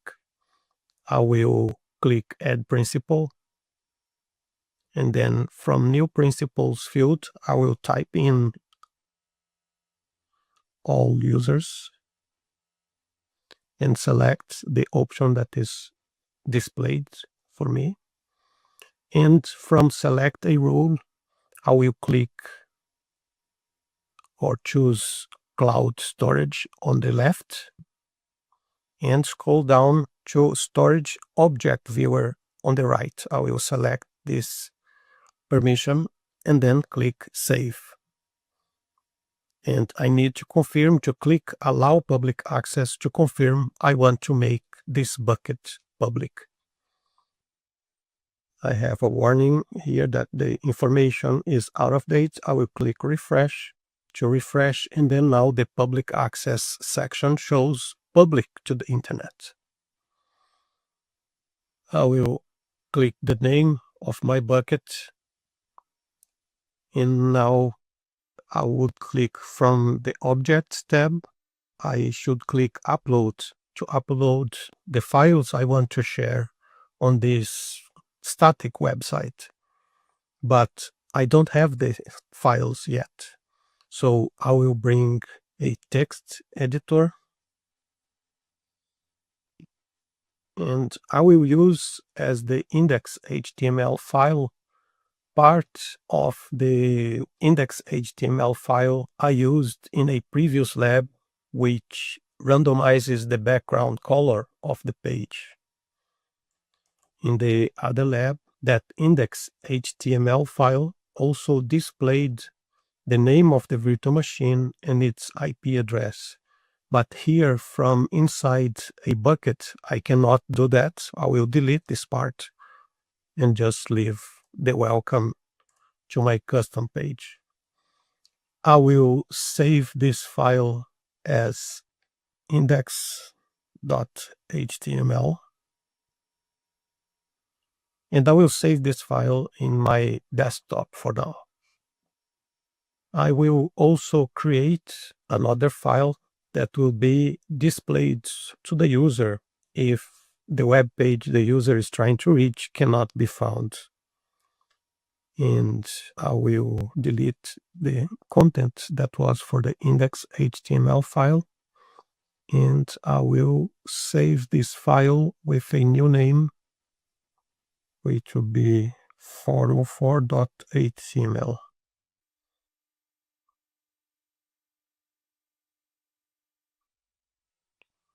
So now I have the index.html file. Oops. Let me go back here for the index.html file. I will close this window and I will open it again, just to make sure I have the correct index.html file and 404 HTML files.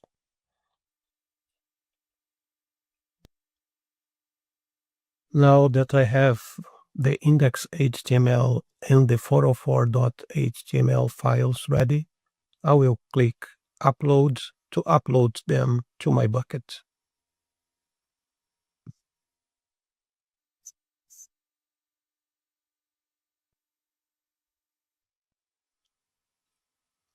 Now I have both files in the bucket. I will click the three dots from the index.html file and let me scroll up a little bit, and I can copy the public URL for the index.html file. I will open a new tab, paste the URL for the index.html file, and then what the browser shows is the content of the file, not a rendered web page. When using a Mac OS computer and when editing text or creating HTML file using the text edit application in Mac OS, some metadata may be included with the file. I will open the index.html file in Visual Studio Code, and then we can compare what should be inside the file, index.html, and what the Visual Studio Code shows is inside the file. So the text edit application adds a lot of metadata that should not be there in the file. I will open the 404 HTML file as well, and this is not what should be in the file. I will bring what should be the content of the file here from the external source and paste it here at the bottom just for a comparison. This is what should be the content of the 404 minimal HTML file that I created, and not all this. I will delete everything here on the top, leaving only what should be inside the file. I'll save the file and do the same for the index.html file. I will delete everything here and bring only what should be in the file, which is the same content as I used in the index.html file in a previous lab. This is the content that should be inside the index.html file. I will save the file and then I will remove VS Code from the front here, and I will close this tab, go back to the bucket, select all buckets, delete them,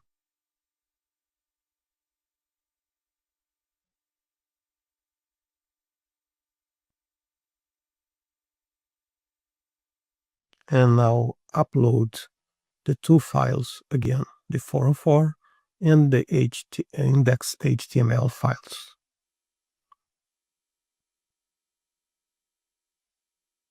With the files in the bucket, I will get the public URL for the index.html file. Open a new tab, paste the URL and hit enter, and still it shows the content of the file.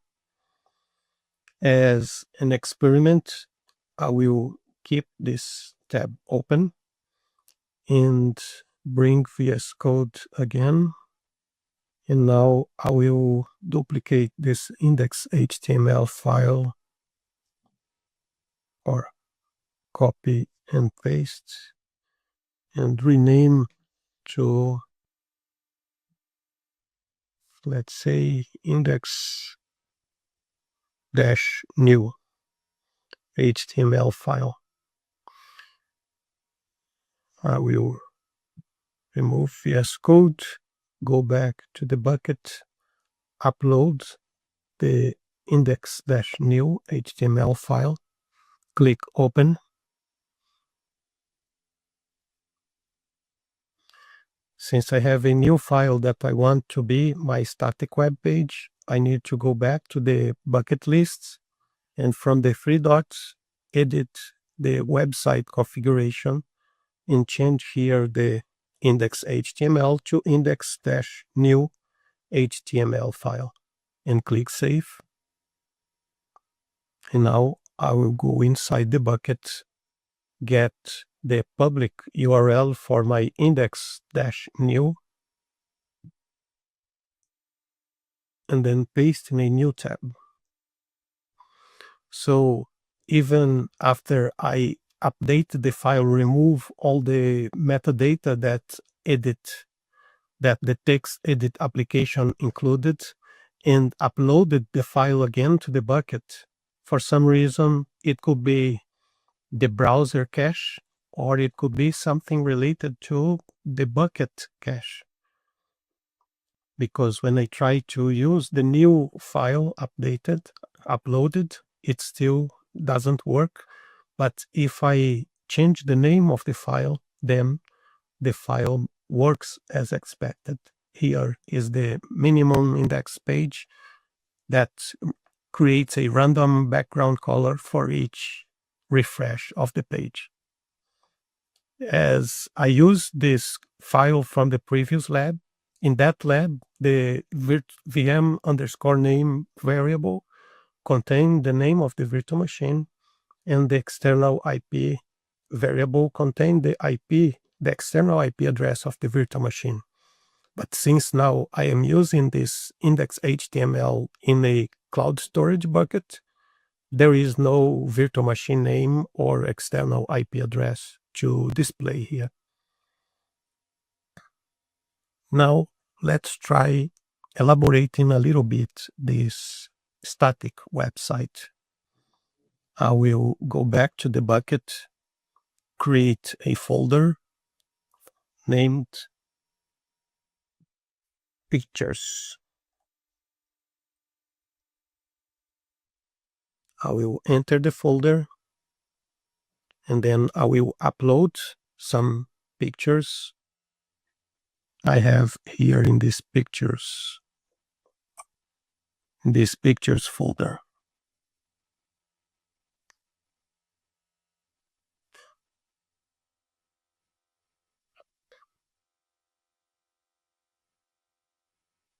While the files are being created, I will bring VS Code here again, and I will now edit the index.html file, and I will bring a more elaborated HTML file, which I will demonstrate, but I will not explain all and each line of code it has. I will explain the basic idea.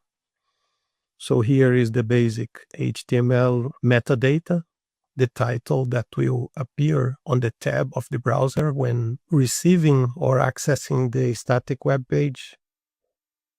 Here some HTML font and text alignment configuration, some styles applied to the file, to the HTML file. And here under the body of the page, there is a bucket name variable or constant. I need to enter the bucket name here. So I will go back to the console, copy the name of the bucket from here. Bring VS Code again. Replace this with the name of the bucket. The pictures folder is already there, and this is the API URL that will use the variable or constant bucket name to access the pictures folder and get the pictures from. Here there is some code for getting the elements from the pictures folder, identifying each file in there, and then creating a loop to display the pages, the pictures in the web page. Here is the alternative. If there are no pictures to demonstrate or to show, it will show fail to load image. And I will save this index.html file. Take VS Code from the site. Go back to the bucket where I have the index.html file, and I will delete this index.html file.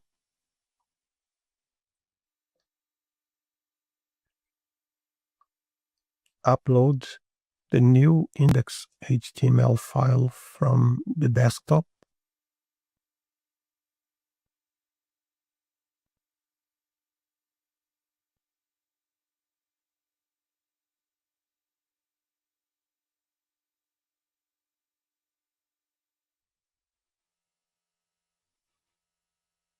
I will go back to the buckets list again to edit the website configuration and bring it back to index.html file again. Save, go in there and get the index.html file public URL, and now paste in a new tab. For some reason, it still shows the content of the old index.html file. So I will go back there and I will rename this index.html file in Visual Studio Code to index pictures or picture gallery.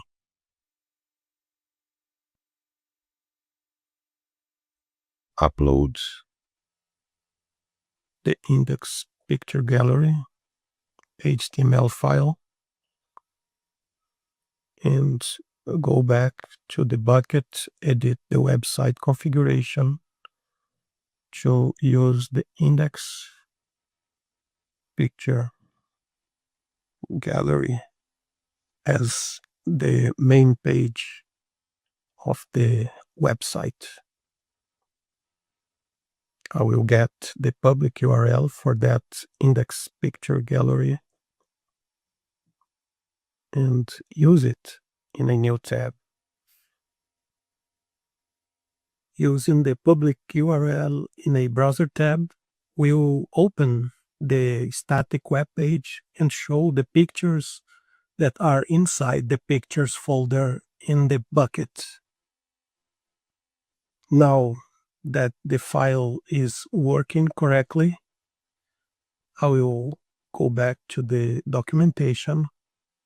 We have already uploaded the files to the bucket. I have already shared the files, making the bucket public.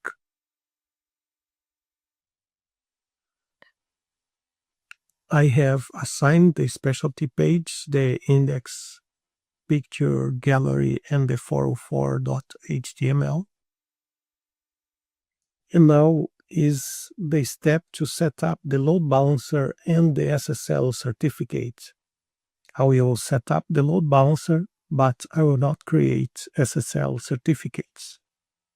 So the steps to create the load balancer is to go to the load balancing page, click Create Load Balancer, and then select some configurations.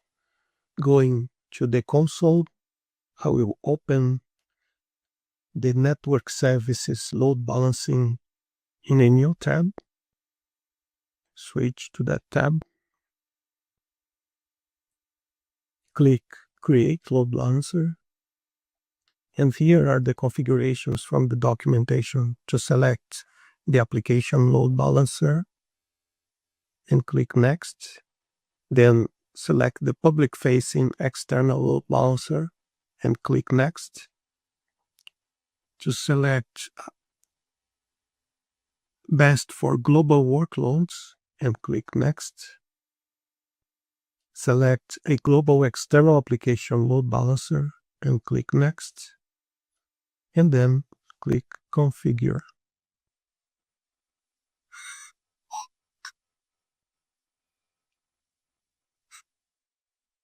It includes adding a name for the load balancer and then configuring the front end. The name of the load balancer, I will make it static website load balancer.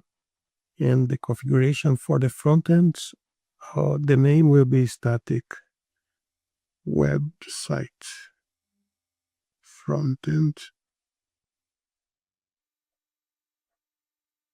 The protocol I will leave as HTTP to not need an SSL certificate. Here for the IP version IPv4 and for the IP address, I will create a new IP address and then reserve a new static IP address for the load balancer. Create IP address, name it static website IPv4, click reserve to reserve an external static IP address to be used with the load balancer. Now I can click Done, go to the backend configuration,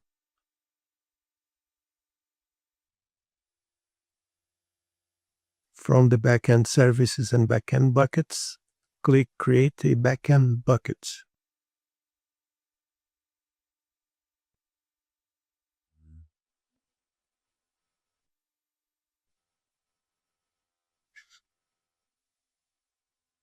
Create a backend bucket. The backend bucket name doesn't necessarily need to be the same as the bucket name. So I will add static website bucket or backend. And here I will browse for the bucket and I select the bucket from this list and click Select. I will uncheck the Enable Cloud CDN option and then I can click Create.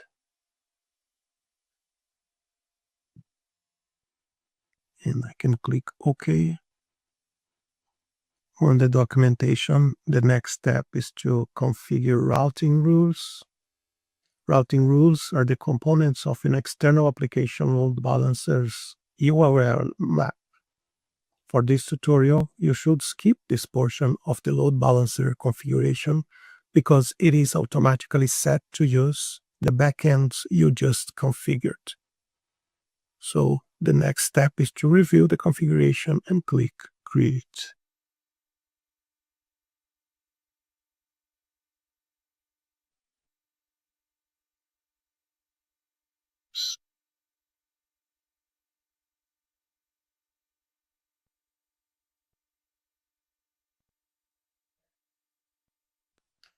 The next step would be to connect a domain to the load balancer. This is another step I will not execute. Creating a domain could be time-consuming and costly.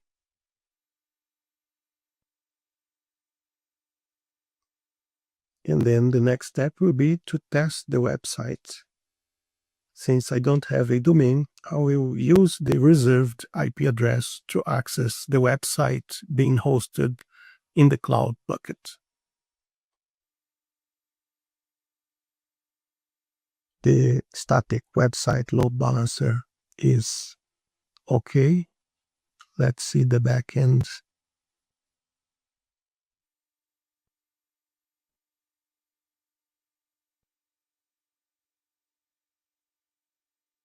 That's all right.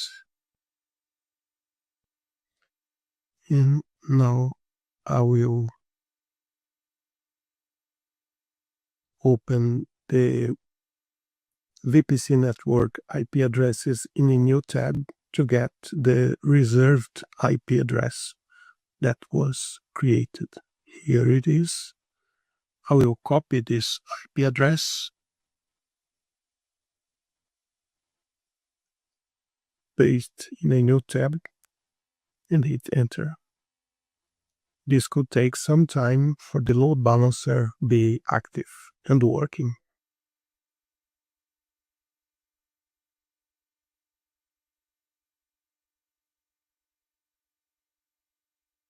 Now, the reserved IP address entered in the web page return the web page showing the pictures from the pictures folder.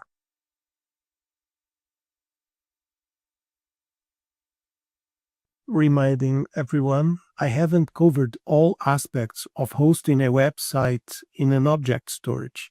This is just to demonstrate the functionality.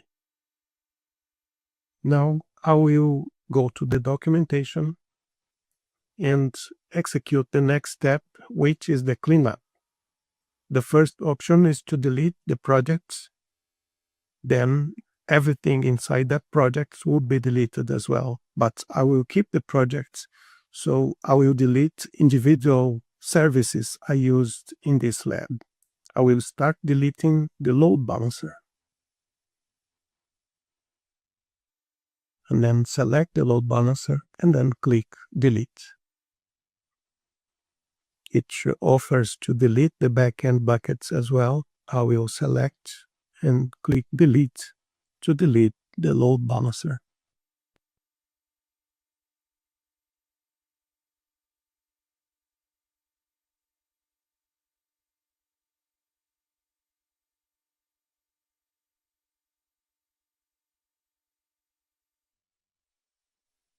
After deleting the load balancer, I will delete the static IP address. It's now in use by none. I can select the static IP address and then click Release Static Address and click Release to confirm I want to delete the IP address. The IP address is now deleted. I will go back to the load balancing page. The load balancer is deleted as well. I can go to the bucket page, and then from the bucket list, I select the bucket, and then I click delete. I need to type delete here in this field and press and click the delete button to confirm I want to delete the bucket. Now the bucket is deleted, the load balancer is deleted, and the reserved IP address is deleted. In this lab, I demonstrated how to host a static website from a Google Cloud Storage bucket. I also demonstrated how to clean up and delete all resources used in this lab. Thank you for watching and see you in the next lab.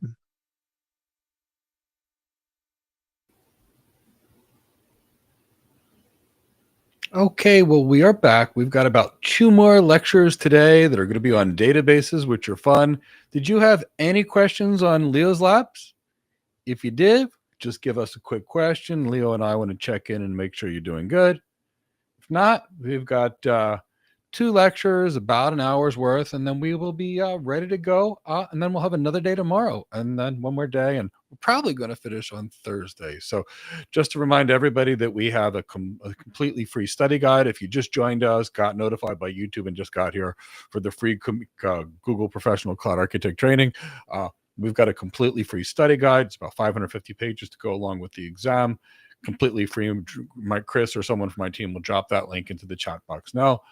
I also want to remind everybody that there is a playlist that if you just got notified and found out about day 7 of the Google Professional Cloud Architect Bootcamp, don't worry. You can go back and watch day 1, 2, 3, 4, 5, and 6 of all the Google Professional Cloud Architect Bootcamp, so you can prepare for that Google Professional Cloud Architect exam and certification. So we've got you covered on there.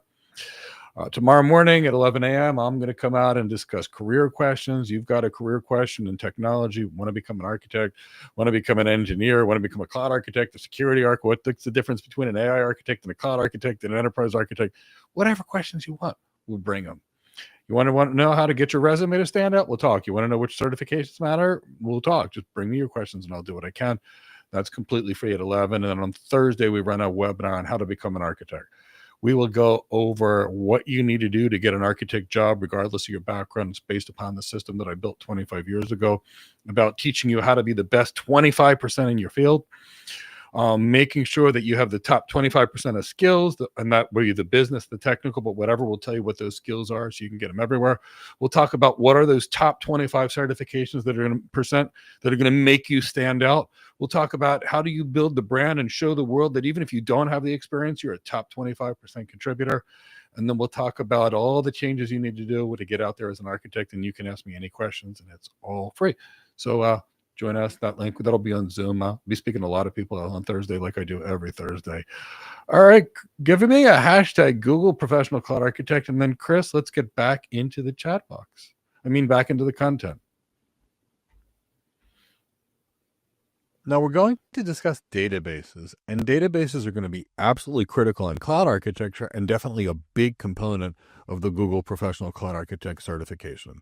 So what is a database? At a high level, a database is an application that helps us store large amounts of data. And databases facilitate sorting, calculating, reporting, and information sharing. So imagine you just threw all your stuff into a giant box. It'd be pretty hard to get the information out of it. But imagine instead of storing the data in a box, you found a way, or the information in a box, you found a logical way to organize it, categorize it, so you could easily find what you want. Effectively, that's what a database is. And databases are going to be a critical component of modern applications. So we're going to talk about databases. Now, on Google, just like every data center and every other cloud provider, you will have the following types of databases. Some of these are not exactly databases, but we're going to call them databases. You will have relational databases, which are definitely databases. You have NoSQL databases, which are databases. We'll have data warehousing databases, which are databases that are really designed to store huge amounts of information. And with all this information, we can gather some business intelligence and make better business decisions. And then we'll have something called a data lake. And we can walk through each and every one of these examples and when they're used and why they're used. Now, when you are in Google's cloud, you're going to have the same 2 options of databases you have in every other cloud provider. You can create and manage your own database server. So, for example, you had a database on a virtual machine in your data center, and you just move that virtual image over. That is you in a self-managed database. And when you create a self-managed database, you install your own database, you determine the exact performance capacities of the database you want, and you can manage it. And in this manner, you can have the same database, for example, potentially on 3 different clouds set up identically with identically set up virtual machines that you manage. Imagine Apache Cassandra, for example, which is a NoSQL database that can read and write from all nodes. So guess what? You can stick a couple of them in Amazon, Cisco, Google. They can all synchronize and you manage the virtual machines. Ultimate control. Now, ultimate control means you can do whatever you need, but now you've got the operational overhead of managing these servers and knowing how to scale these servers. And we can talk about how to scale relational databases, but scaling these servers, realistically speaking, can be a bit of a work in databases. Now, Google also offers managed services, and here this provides a lot of flexibility. They help a lot with the scalability for you, and typically with Google, they're compatible with open source databases. There's a very strong integration with Google's managed databases and other Google Analytics and other AI and machine learning tools. And these could be good for cloud native environments where you're trying to reduce the data management overload, or ideally single cloud environments. So we have to think about what's best for us after evaluating the trade-offs, and that's architecture in general. So now let's talk a little more about databases, and they are systems. And that's why you often hear them called DBMS, Database Management Systems. And they are systems for storing, organizing, and managing structured or unstructured data.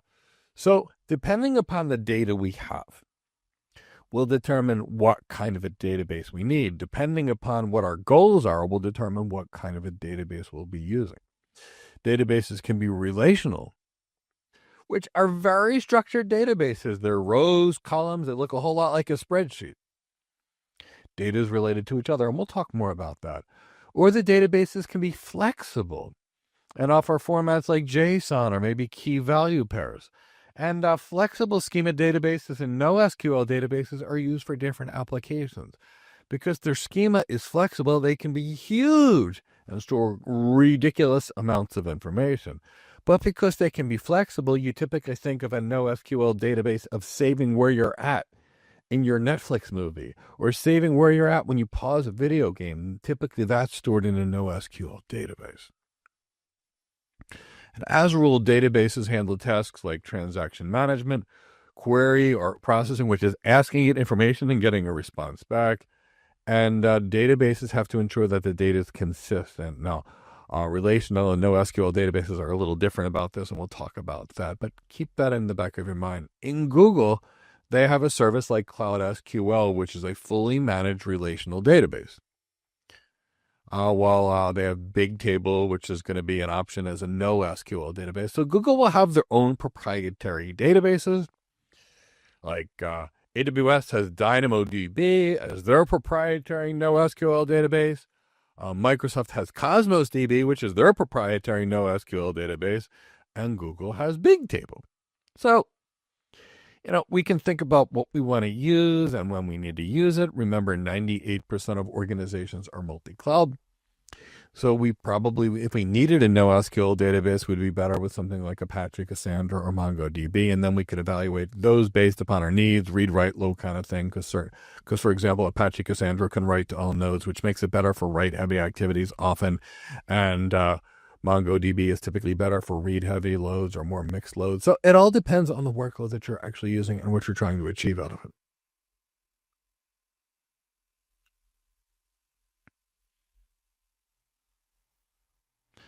So we use databases quite frequently because of their ability to store information and for the ability to get it. So let's talk a little bit about relational databases. Relational databases are structured rows and columns, like rows and columns. That's what you got with a relational database. Now, relational databases all use the language structured query language, which means you can basically ask a question in a standard language across all of them, and then you get the information back in much the same way. Relational databases are immediately consistent. They adhere to what you call the ACID principle, which means atomicity, or they're atomic. And what it really means is it's all or nothing. You either write it or you don't. The information is consistent, meaning if you've got two read replicas in the database. The second somebody writes something to the database, all nodes are synchronized instantly. And many applications need that. So if you need instant synchronization and consistency of all your data, you're typically using a relational database. So atomic, all or nothing, consistent, everything being the same. Isolated. Now, what does that mean? It means that as soon as you create one transaction in the database, it's completely separate from another transaction. It is isolated. And it is durable, which means it's not going anywhere. Once you put the information in the database, it's supposed to stay there. It needs to be there. So ACID transactions, all or nothing. Information is consistent across all your databases in that system.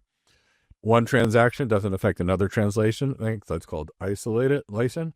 And durability means once you put your information in there, it stays there. So we've got lots of options. Google Cloud SQL provides a fully managed environment for many popular relational databases like MySQL, Postgres, Microsoft SQL servers. So in this case, if it's managed, you can put your systems here and Google handles the heavy work of a lot of the scalability for you. Or you can build your own virtual machines and have ultimate control how you want to scale it. Now, with relational databases, we have read load and we have write load. And I kind of showed you that. So before I get to NoSQL databases, I want to talk a little bit about scalability of these things. So if we have a relational database, what we have to understand is databases are not like other applications. We can't use a load balancer to share amongst the database like we could use others. So what we can't do is this. This is not an option. Now, this is an option for our web servers, but we can't do this. We can't load balance with a load balancer back and forth between. So since we can't do that, we get into challenges of how do we scale these? Now, there are some databases that can write to all nodes, which makes this a whole lot easier. But as a rule, most relational databases can only write to one node. And databases by default have to handle both reading and writing. So what we can do is if this database has to do read and write, we can offload some of the read and some of the write load. So let's say we have a traditional 3-tier environment. And I'm putting this here because you might see a lot of questions about a 3-tier environment on the Google Professional Cloud Architect exam. So in this case, let's say this is a web server. And then say behind the apps, behind the web server, we have an app server. Web server in the 3-tier environment provides the front end that the user experiences. The application servers handle the business logic that's going on. So normally, if we had nothing else, a message would hit the web server. Let's say you've got a user, they log in, the application server runs the business logic, and I bought 100 cans of fancy white albacore tuna for Cindy, and that transaction gets written in the database. And that's how it stays there. So that's pretty normal. Now, what would happen if 100 people decided to buy stuff? They sent it to the application server, and then the database was down. I think that's kind of icky, right? So we'd lose all these orders, and we don't want to lose orders. So typically, one of the ways you can actually reduce write load on a system is with something called a queue. And here's what we do with this. So here's what, in this particular environment, now we have a web server. User goes, buys their thing, application logic is done. The order is stored in the queue.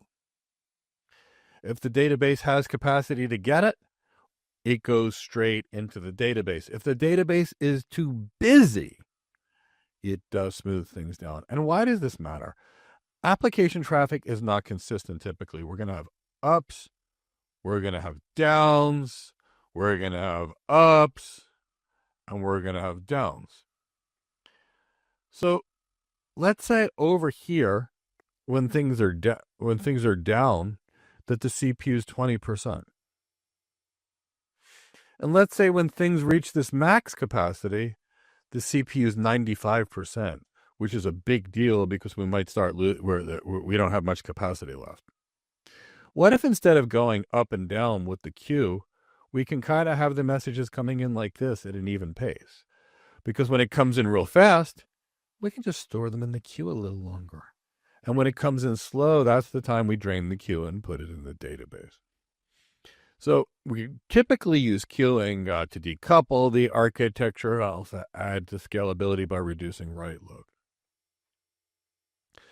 Now, if we could redirect the reading information directly to offload the reading information from this database, well, sure, that's going to help make it a lot easier. So what we typically do is we put what's called read replicas here.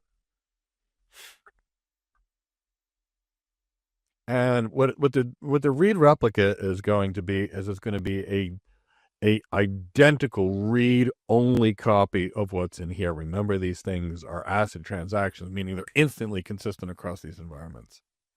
And instead of so now we send the write load directly to the database, and we offload the read load for the most part to the read replicas. Have an SQL query, send it to the read replica. Have to write, smooth it out through the queue, and then write it to the database. But we offload our read replicas here. And typically speaking, we can also put some caching in here as well. So now we have some information that needs to be accessed.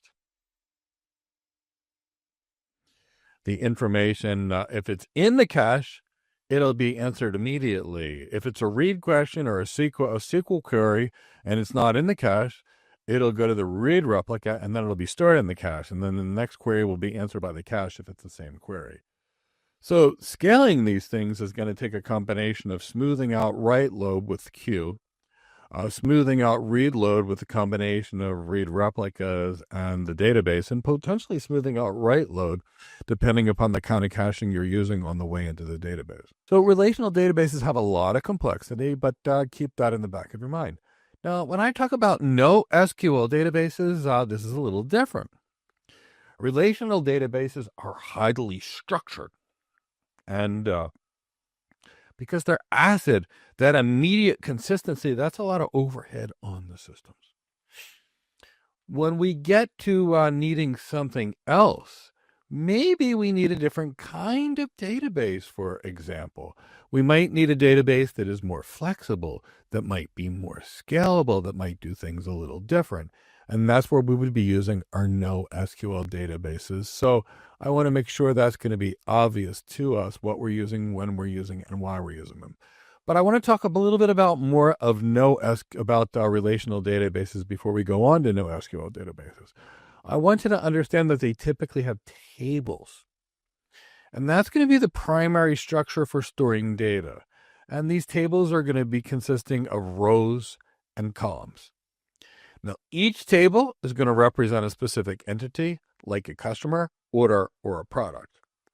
Now, each row will be known as a record, and each row in a table typically represents a single instance of an entity. For example, each row in a customer table is going to be a single customer. Now, when it comes to columns, what we're really talking about is a field that's going to represent an attribute of the entity. For example, we may have a customer table that might have columns for a customer ID and a name and an address. And then we're going to have the primary key, which is going to be the unique identifier for each row in a table. So let me kind of show you a little more about what a relational database typically looks like and what it looks like. Bear with me a second, and I'll bring it back to a whiteboard. If we go in this environment, you can see we have a relational database.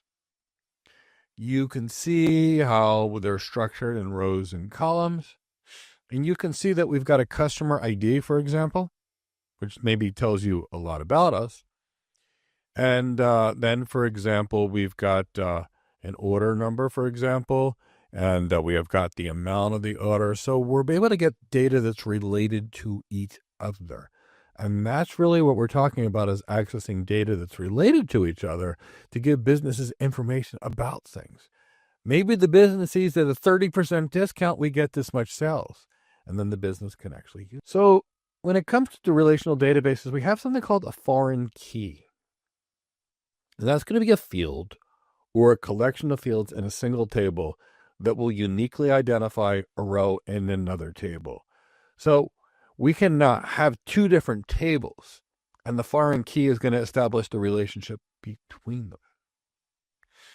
And relationships are typically defined connections between tables, usually through primary keys and foreign keys. And there are lots of types of relationships: one-to-one relationships, one-to-many relationships, and many-to-many relationships. Now, I mentioned earlier with relational databases, we use this standard language. And a standard language that's used by all systems all around the world means it's very easy to use. And that is SQL, or structured query language. And there are going to be commands for querying data or asking questions about it, updating a record, managing database structures. Now, one of the advantages of relational databases is data integrity.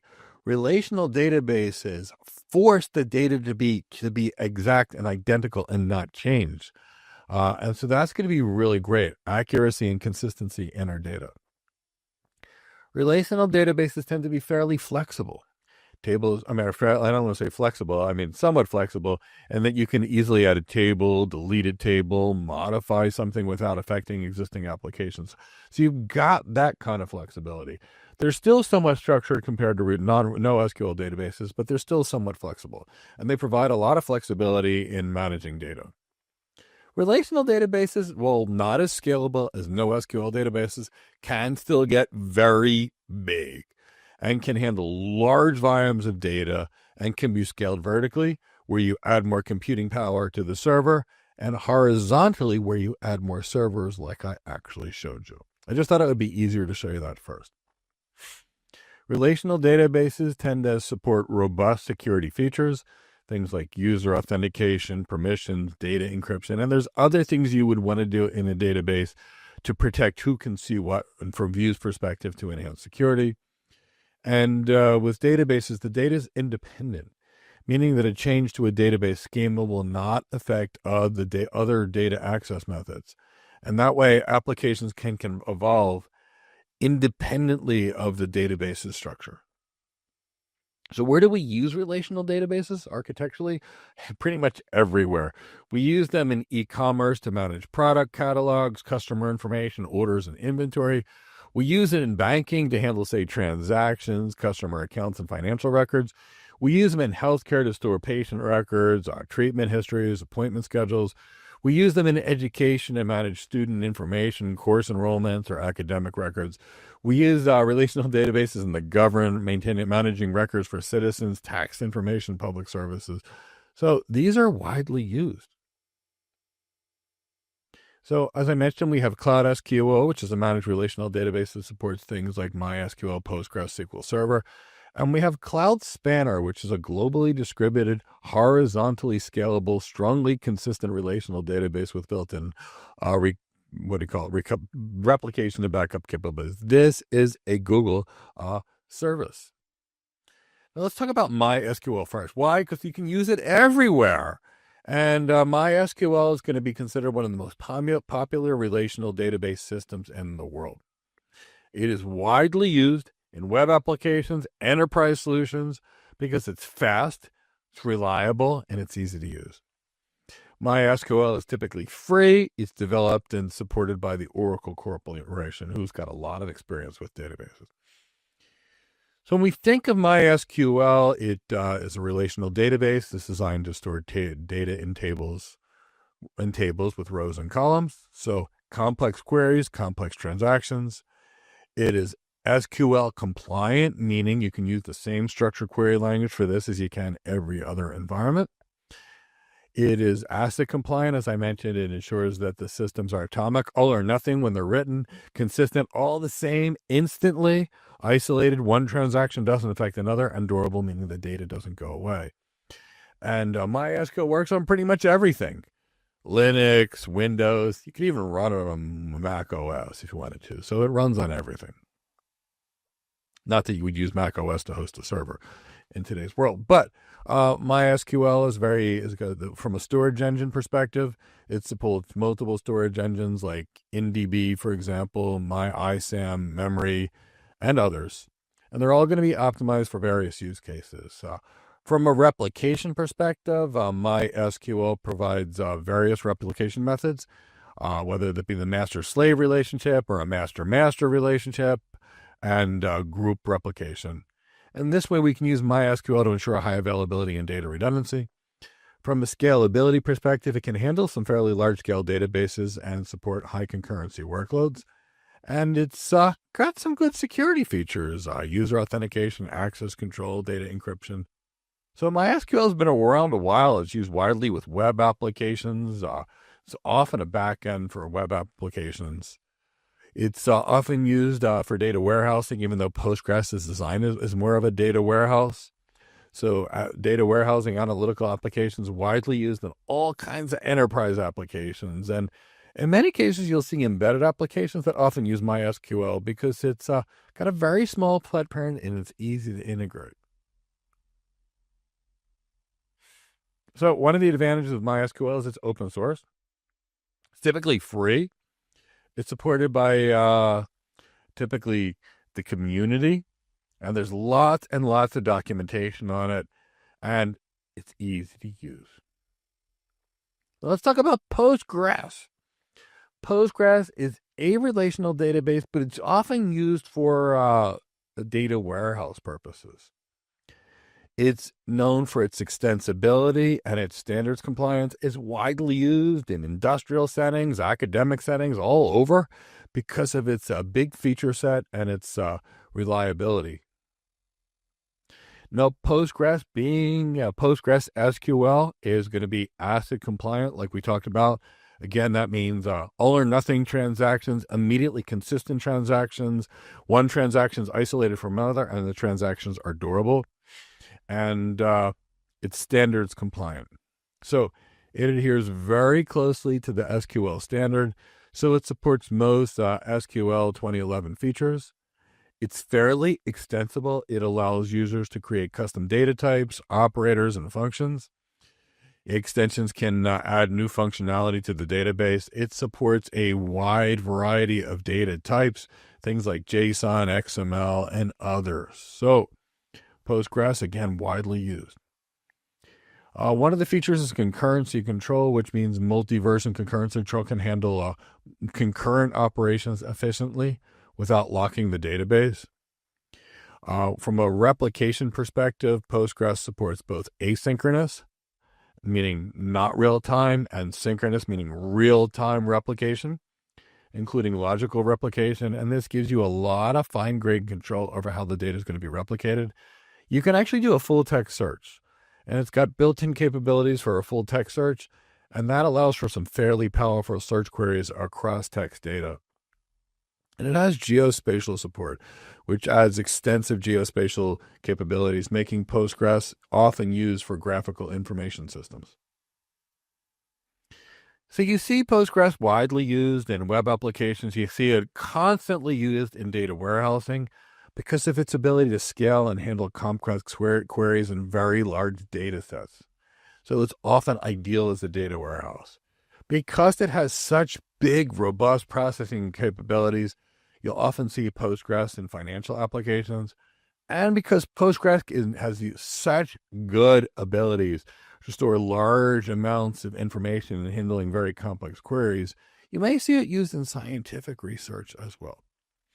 So some advantages here is that it's open source. It's freely available. It's got a strong community for the most part. It's very high performance. It's really good for read and write operations. And there's a lot of optimization you can actually do here.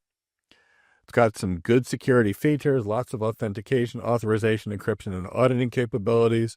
And it scales both by adding more capacity and using bigger servers horizontally and vertically.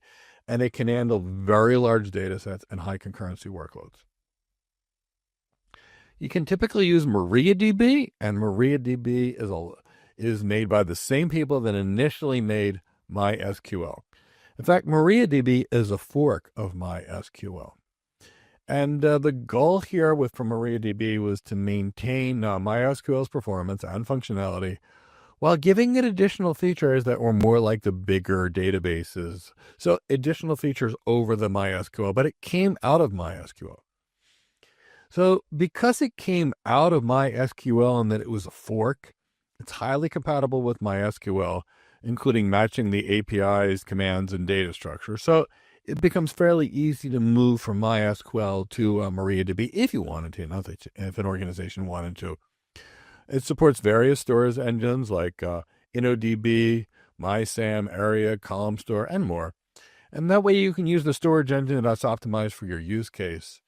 It does offer some performance enhancements to MySQL with things like thread pooling, advanced optimizer, and better replication capabilities. And it's got good security features like the rest of them, encryption, users, roles, enhanced authentication, what have you.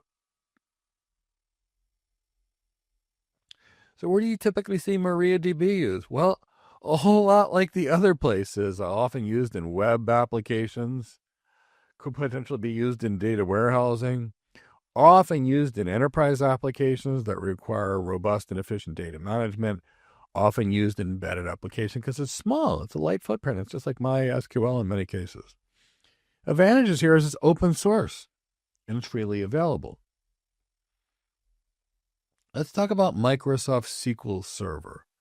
So Google does offer various flavors of Microsoft SQL Server, and that allows users that have Microsoft-dependent workloads to bring them to the Google Cloud.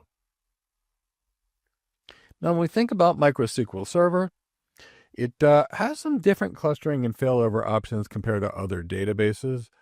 There are many versions of Microsoft SQL databases, things like Express, Web, Standard, and Enterprise, and you'll have to determine what's right for your client.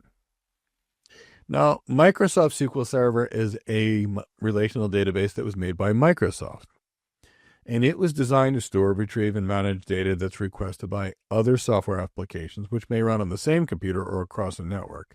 So, think about SQL Server, and it's been known for scalability, security features, and integration with Microsoft products. So if organizations have a lot of Microsoft workloads and a lot of Microsoft integrations, Microsoft SQL Server is something that is a good option for them because the integration is so smooth.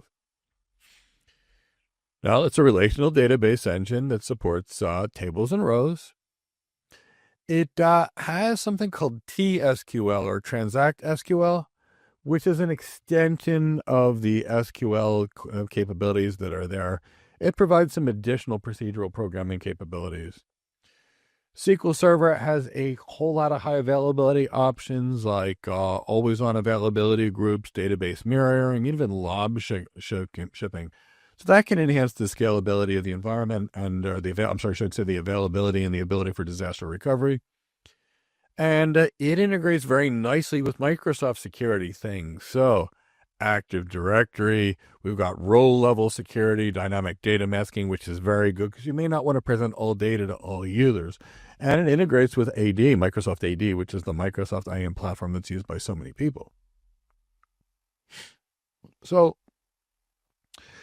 typically features and integration services which is a platform for data integration and workflow applications.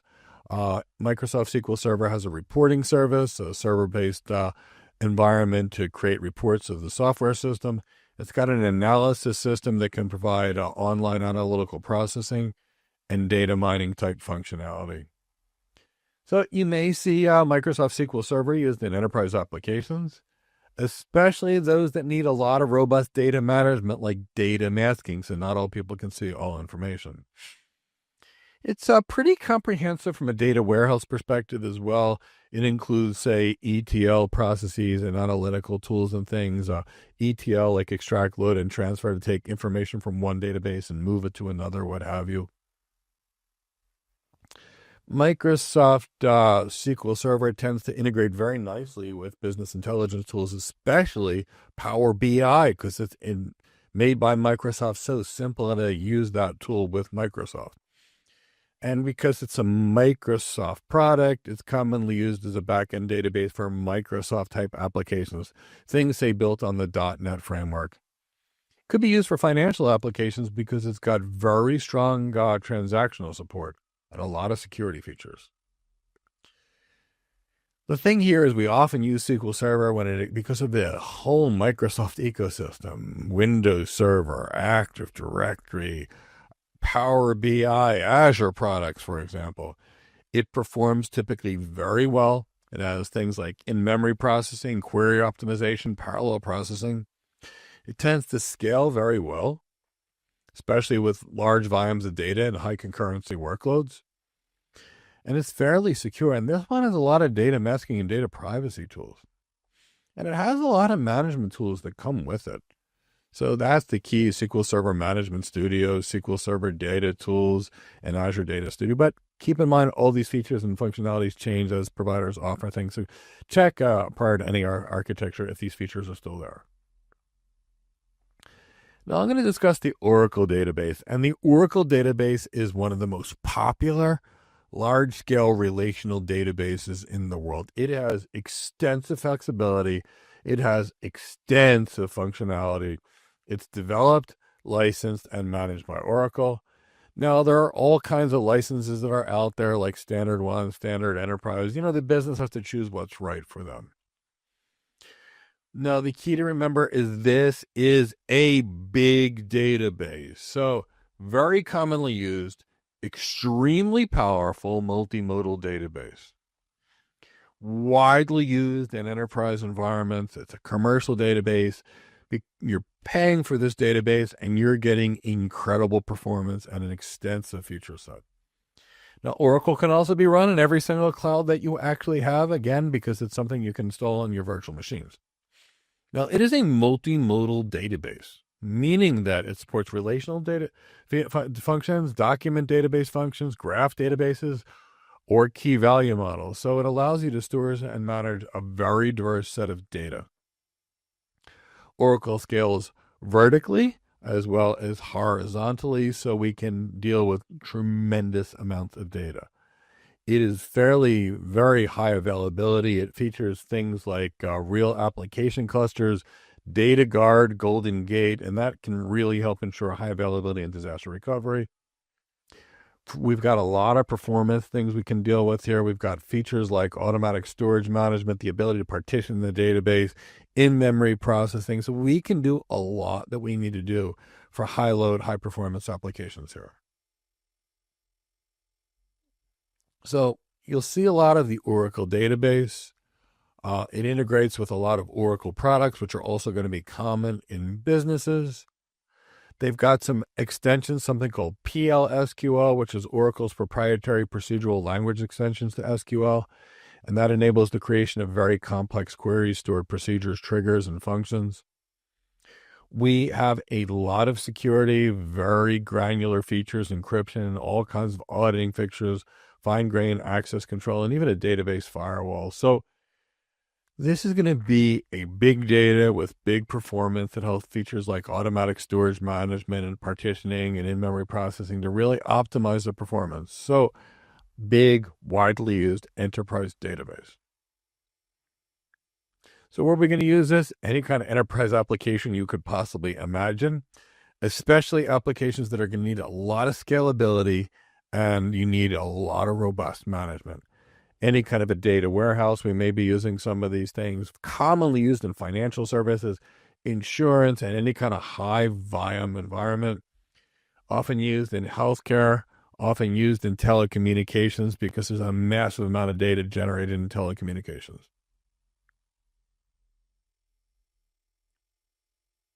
Now we're going to talk about Google's database called Cloud SQL. Now, this is going to be a fully managed relational database, and what that means is it's managed by the Google Cloud. So it's going to make database administration much easier. It's going to integrate easily with Compute Engine, Google Kubernetes Engine, and App Engine. It provides a relatively high availability service with 99.95% available.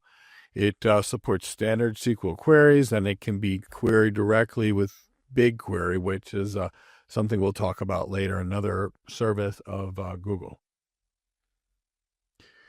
It gives you deployment options where you choose which one you want: SQL Server, Postgres, MySQL. You can select regions and zones where you want your system to be to minimize latency between your data and your applications.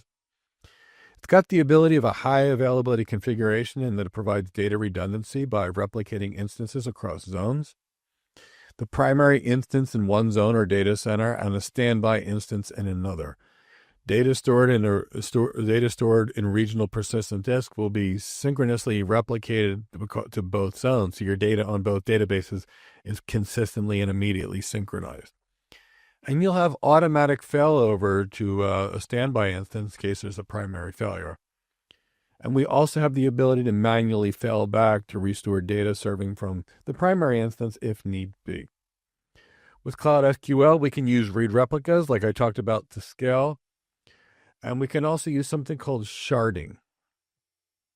So sharding is distributing data across multiple smaller instances for better scalability and performance. So from a best practice perspective, as Google would recommend, use multiple smaller Cloud SQL instances rather than one big one for efficiency.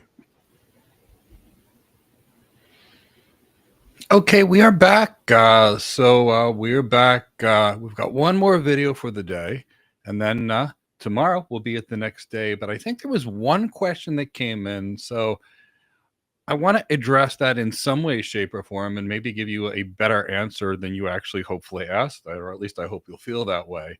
And Chris, let's bring in that question. So from In Production, he said, I see I'm talking about relational databases and message queues. By the way, great explanation talking about queues. Thank you. And then you brought in something about Windows Server, about message queues that are specific to some component of Windows servers. So here's what I'm going to do. I'm going to actually talk to you about a few different kinds of queues and how they're actually used in cloud and network architecture for a few minutes, because I think that will really broaden your knowledge on queues, and I think it'll be very helpful to you in your career. The reality is I've never been a sysadmin. I've been an architect my entire life. And the only thing that I really knew about any of the inner workings of Windows was when I did an MCSC, which is in the year 1999, and never worked with a computer in my life. I always worked on networks or architectures, etc. And when I used a computer, it was to write Word documents, PowerPoint presentations, Excel spreadsheets, Visio diagrams, all things that architects do, and none of the things that they don't do.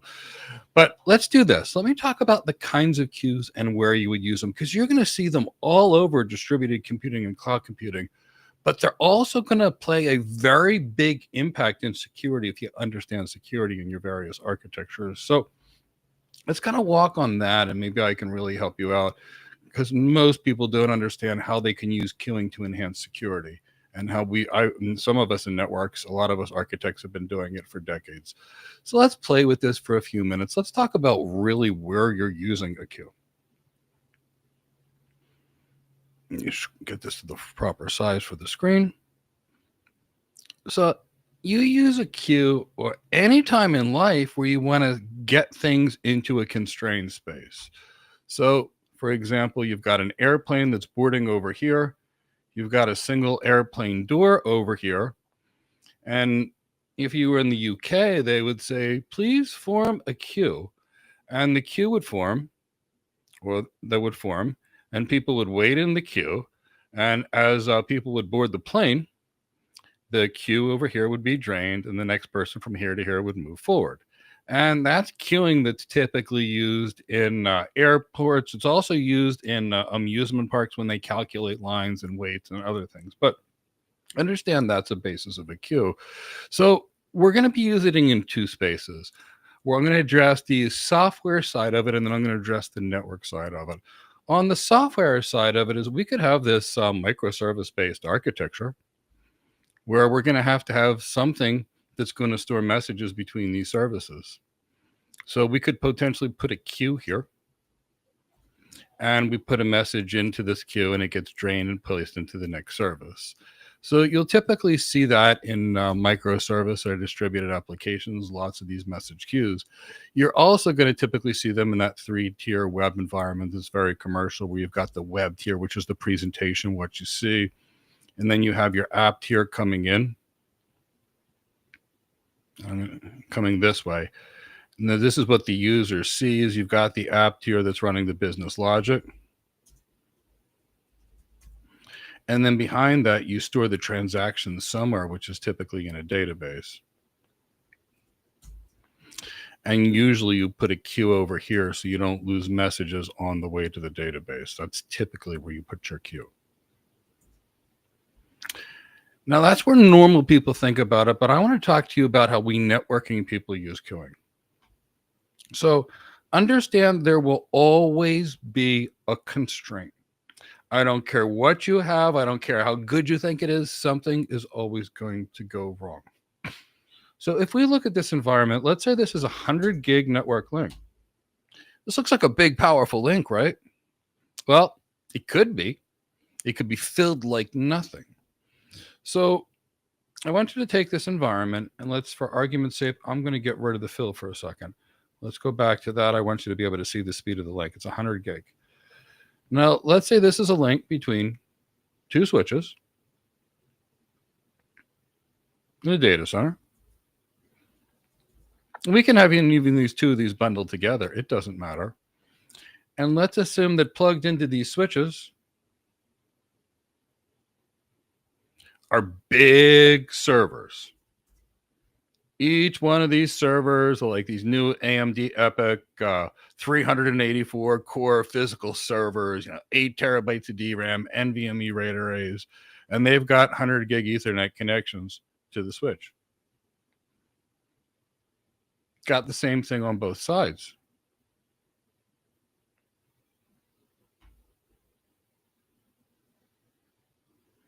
Let me just copy this to the other side.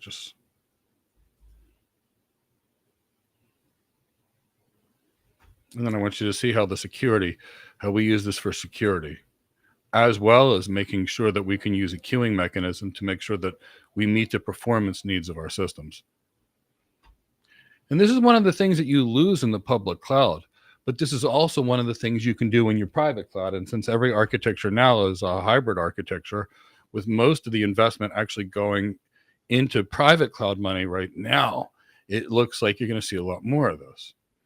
So where did we go? If any one of these servers here, any one of these can generate 100 gig of traffic at one time, and they can, what happens if this server speaks the bottom one to the other bottom one at 100%?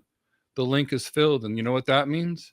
That means this server, this next server up top, and this other server over here, not a single one of them will have any capacity because the bottom server could take it all.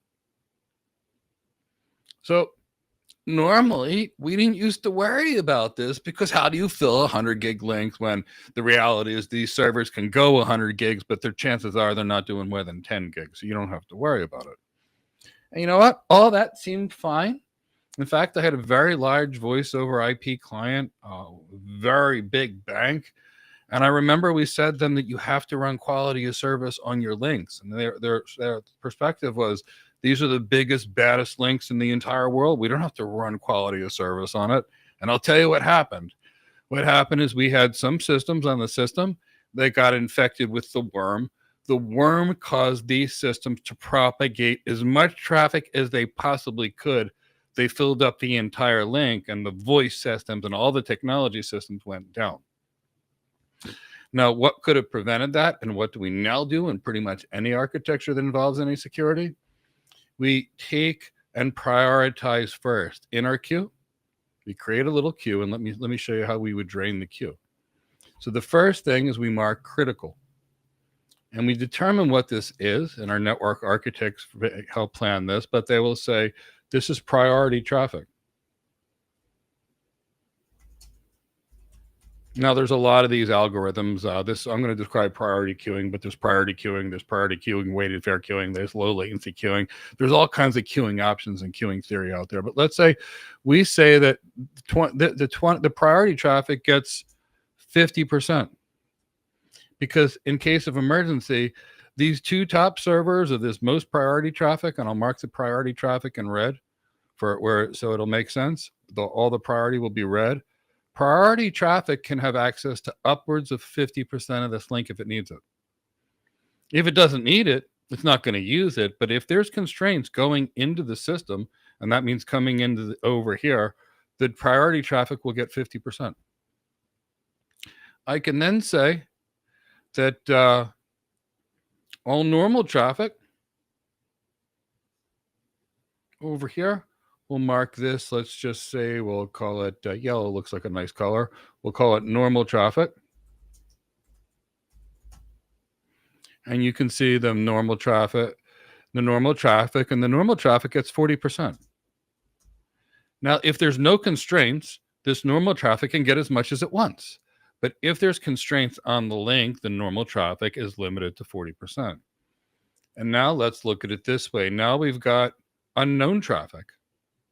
And we can't block necessary traffic because we're going to have traffic on our link that's going to be different and we don't necessarily know what it is, or in all cases. But let's say we take unknown traffic and we keep it to 10%. Now, in the event our systems get hit by some wild kind of crazy DDoS attack, all of our other systems, and at least in these cases on that network link, are still good upwards of 90%. We're not taking down or losing the entire link. So you can see how queues could be made to preserve a link or guarantee that your mandatory traffic goes through a link.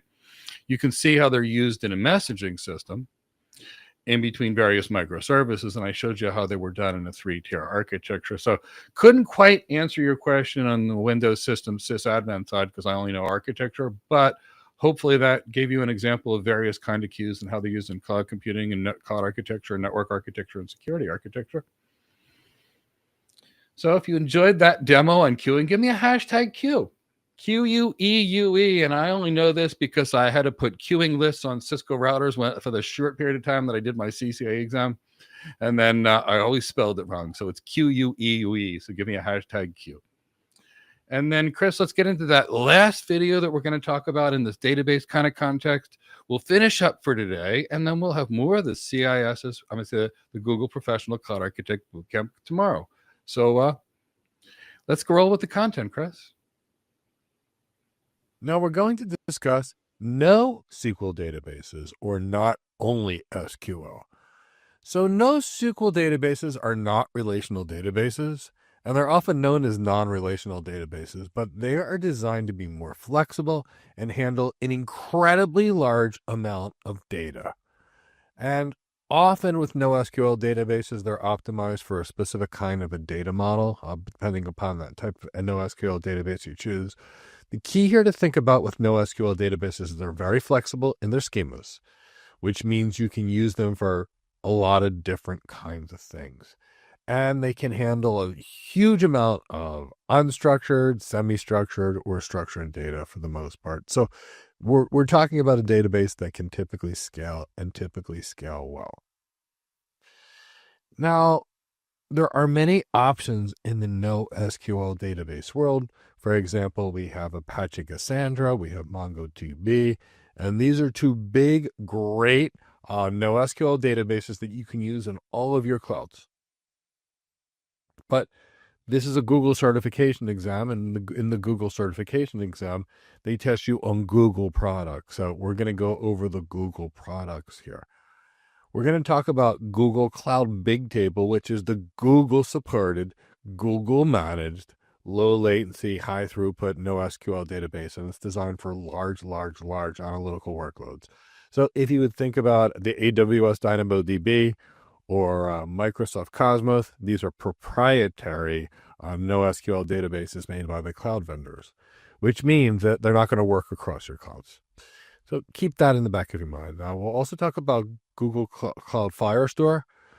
Now, we're going to discuss databases, and databases are going to be Now, we're going to discuss NoSQL databases, or not only SQL. So NoSQL databases are not relational databases, and they're often known as non-relational databases, but they are designed to be more flexible and handle an incredibly large amount of data. And often with NoSQL databases, they're optimized for a specific kind of a data model, depending upon that type of NoSQL database you choose. The key here to think about with NoSQL databases is they're very flexible in their schemas, which means you can use them for a lot of different kinds of things. And they can handle a huge amount of unstructured, semi-structured, or structured data for the most part. So we're talking about a database that can typically scale and typically scale well. Now, there are many options in the NoSQL database world. For example, we have Apache Cassandra, we have MongoDB, and these are two big, great NoSQL databases that you can use in all of your clouds. But this is a Google certification exam, and in the Google certification exam, they test you on Google products. So we're going to go over the Google products here. We're going to talk about Google Cloud Bigtable, which is the Google-supported, Google-managed, low-latency, high-throughput NoSQL database, and it's designed for large analytical workloads. So if you would think about the AWS DynamoDB or Microsoft Cosmos, these are proprietary NoSQL databases made by the cloud vendors, which means that they're not going to work across your clouds. So keep that in the back of your mind. Now, we'll also talk about Google Cloud Firestore, which is going to be a serverless, document-oriented NoSQL database that's going to support real-time updates and offline synchronization. We'll talk about Firebase real-time database, and that's a NoSQL cloud database that allows for real-time data synchronization across clients. And we'll also discuss Cloud Memory Store. And that's a managed in-memory data store built on either Redis or Memcached. And we talked about that being used for caching and reducing the workload on the database and increasing performance and scalability.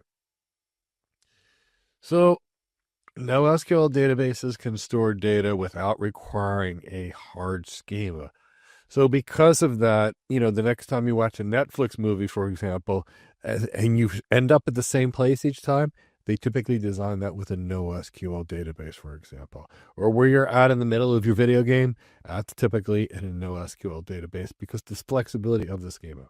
So the data can be, the data and its structures can be modified fairly easily, or at least the data structures can be modified easily. Now, when we talk about scalability in NoSQL databases, these things are often designed to scale out horizontally, and they might distribute load across servers.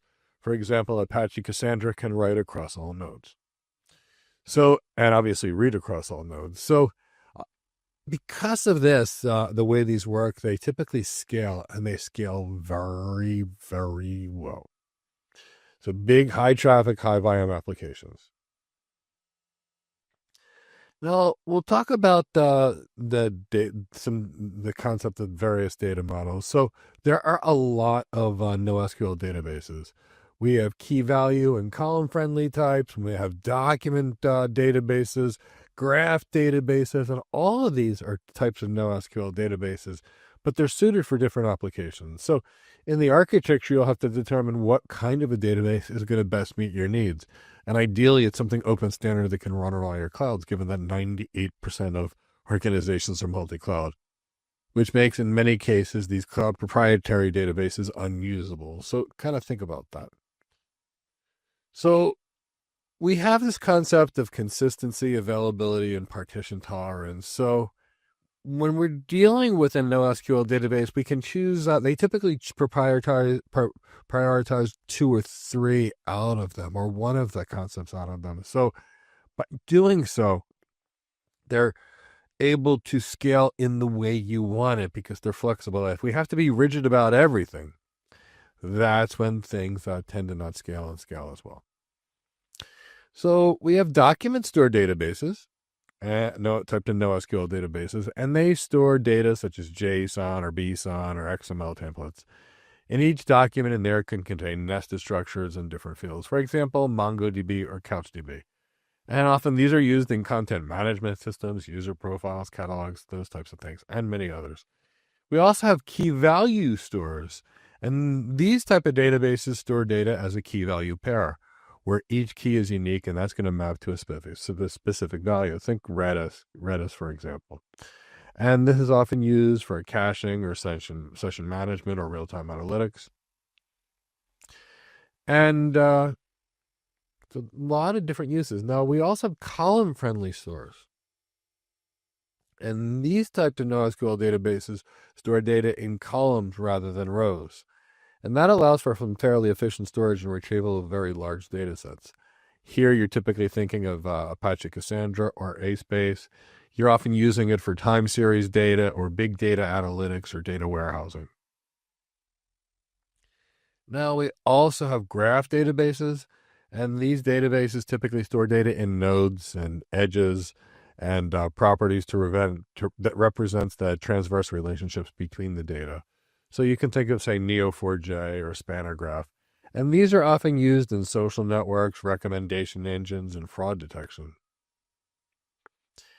So to remind you, what we're dealing with these NoSQL databases is scalability, because they can become very huge.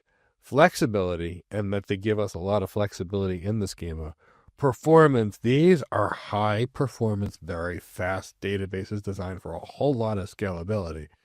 And we've got a diverse data model, so we can support various data models. And that gives developers the ability to choose between what's going to be the best fit, as well as their applications and the business's unique needs. So you'll see a lot of NoSQL databases in big data, maybe handling large volumes of IoT devices or social media or other environments. You'll see a lot of NoSQL databases in real-time applications. Think like online gaming and often chat applications, any kind of thing that's going to support real-time.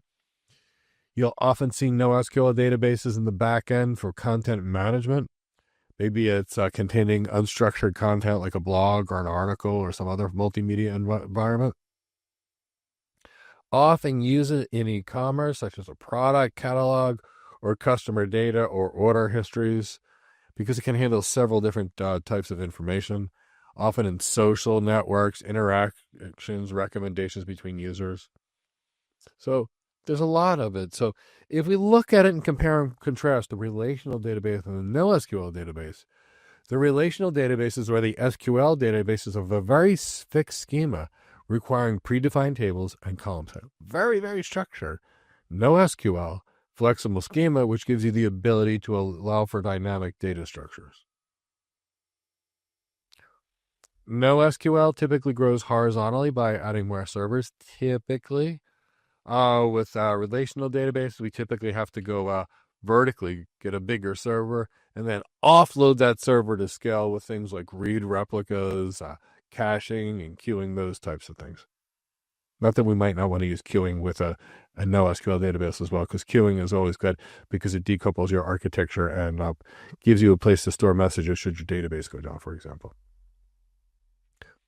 So relational databases enforce that ACID property we talked about, the atomic property, which is it either happens or it didn't, that all or nothing.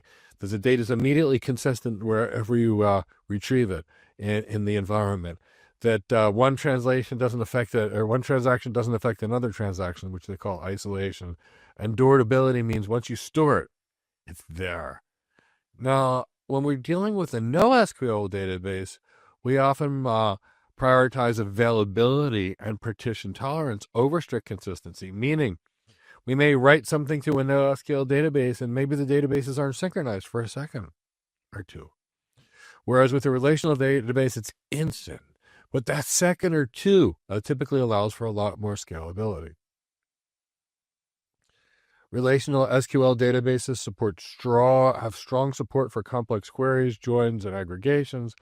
Now, when we're dealing with NoSQL, we've got limited support for complex queries and joins. They're just designed differently.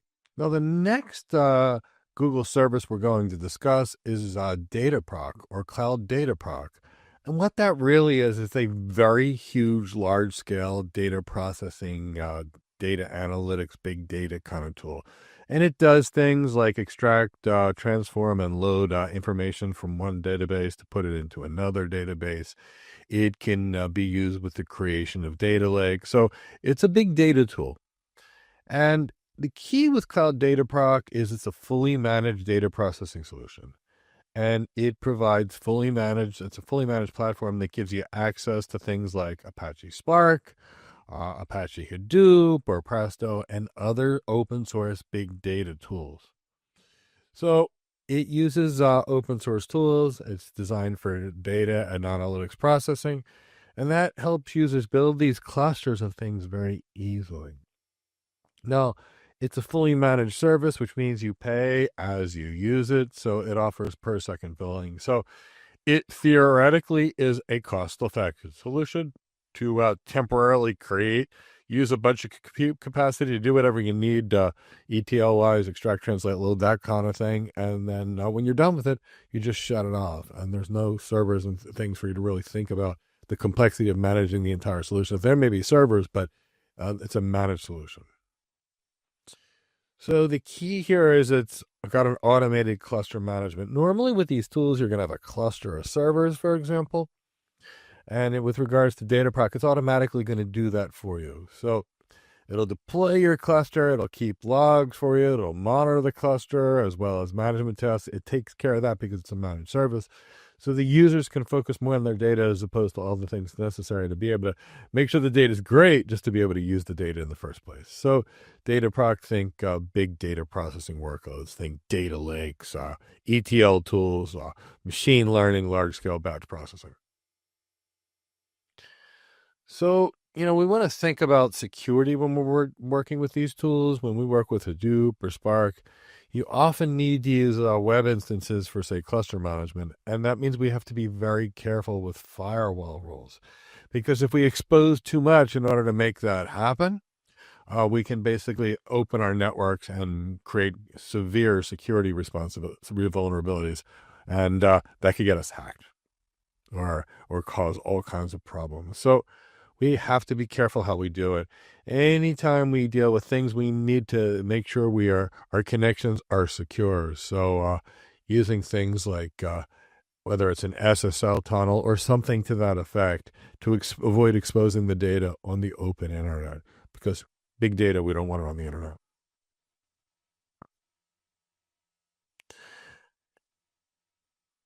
So let's talk a little bit about Cloud DataFlow. Now, that's going to be a fully managed serverless data processing tool. Cloud DataFlow, again, is serverless, so you don't have to think about servers to manage clusters. And it enables users to easily focus on building data pipelines. And we have this concept that we can do unified stream and batch processing with this tool because DataFlow supports both streaming data processing and batch data processing. So anytime we can deal with streaming data processing, especially as we can get to real time, it gives the businesses immediate insight into what's going on, and then the businesses can then make changes in real time related to the data that's coming in. Better business decisions means better outcomes. So these tools, when applied properly, can provide a lot of business value. Okay, so we've introduced some of the Google tools now, and I mentioned NoSQL databases and talked a bit about them. So now let's talk about Cloud Bigtable. Now that is the Google proprietary NoSQL database that they own. And it is designed for very large-scale analytical and operational workloads, just like every other NoSQL database. It's designed to handle an incredible number of requests per second with very low latency. And, this is suitable for things like a personalization engine, maybe some digital media, IoT, and any other kind of large-scale data application you could possibly think of. So it's going to seamlessly connect with other Google Cloud services. Think like the BigQuery, which is Google's proprietary data warehouse solution, or an Apache ecosystem of tools like HBase, for example. So we can think about the NoSQL databases, and Google's version is just Cloud Bigtable. Now, it's a fairly high availability service, depending upon how it's deployed. They say 4 nines availability. It can scale to billions of rows and thousands of columns and petabytes of data. So we're talking huge database here. And Google has a lot of experience with big data. I mean, if we think about all the algorithms they've had and all the users they've had, Google themselves has a tremendous amount of experience with big data, being the largest search engine with Google, the second largest search engine in the world, which is YouTube. Lots and lots of algorithms, and algorithms are based upon data. So we can think of this of what we're dealing with here is big environment. Now, it can extend to multiple client libraries like Apache ASpace for Java. So got a lot of flexibility for developers here. And it can be used for mapping and reduction operations, stream processing, analytics, that type of thing. So a lot of uses here. So let's talk about some common use cases with Cloud Bigtable. One is time series data. So it's ideal for storing and querying some time series data sets. Marketing data, effective for personalization and recommendation systems. So a lot of opportunities there. Financial data. In finance, we have a huge amount of things that are stored. Great options. Huge scalability needed there. IoT devices, all these little devices out there, for example. Vast amount of information could be generated. Graph data, so it's going to support querying and analyzing graph data sets. So these are designed for high throughput, for example. High throughput analytics. Big performance. Now, I introduced Cloud Firestore before, but we're going to talk about it a little more now and a little deeper now that you know what they are. And Cloud Firestore is a fully managed NoSQL document database. So fully managed, serverless, cloud native, and it's designed for modern mobile, web, and IoT applications. It's designed for speed, and it's designed for scalability. Now, it's a successor to Datastore. FileStore is kind of Google's next generation of FileStore, and it improves its capabilities and scalability. Now, when we're dealing with Cloud Firestore, we can get to some pretty good levels of availability as well. They say 99.99%, and this is ideal for user profiles, for example, because it can store and manage dynamic user profile information very efficiently. These are perfect for product catalogs that are suitable for maintaining and querying large product databases. They're great for storing where you're at in, say, a video game, and enabling real-time updates and synchronization across devices. But remember, this is Google proprietary. So maybe you can or can't use something like this depending upon how many clouds you're going to be in. So Cloud Firestore is designed for global scale, and it's going to support applications with users globally. And that way we've got some kind of seamless data and real-time collaboration, which means people working together across the world. So that improves efficiency for business, potentially creativity in the development of new things. And Cloud Firestore provides some good real-time synchronization, and it offers strong real-time synchronization. And that means it's an excellent choice for our applications that need to reflect changes instantly across clients. So you have the ability to be very consistent with this. It's serverless, so that means there's nothing to manage infrastructure-wise.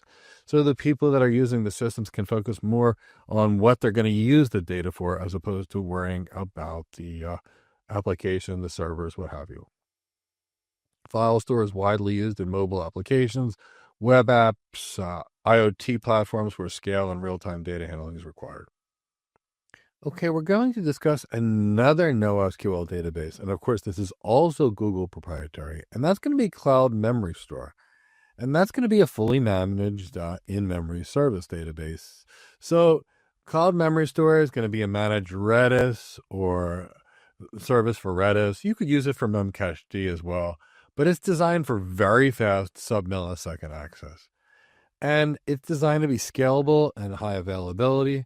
Memory store is going to be scalable, and it's going to offer at least 99.9% availability, and it can go up to 99.999% if you use 3 or more regions in the Google Cloud. So it's a possibility. So it's very compatible with open source tools like Redis and memcached, so it's going to be fairly easy to integrate into applications without needing to make any code changes. So where might you use this? You may use Memory Store for building application caches. The goal here is to speed up data retrieval by storing frequently accessed data in DRAM or memory as opposed to storage, especially since block storage, which is what we typically use in the cloud, is still relatively slow. So if we need to speed it up, we can use a cache. And we get very good metrics out of Cloud Memory Store, which means we can optimize and tune. So lots of metrics, dynamic scaling of the instances, and that way it can optimize the cache hit ratio.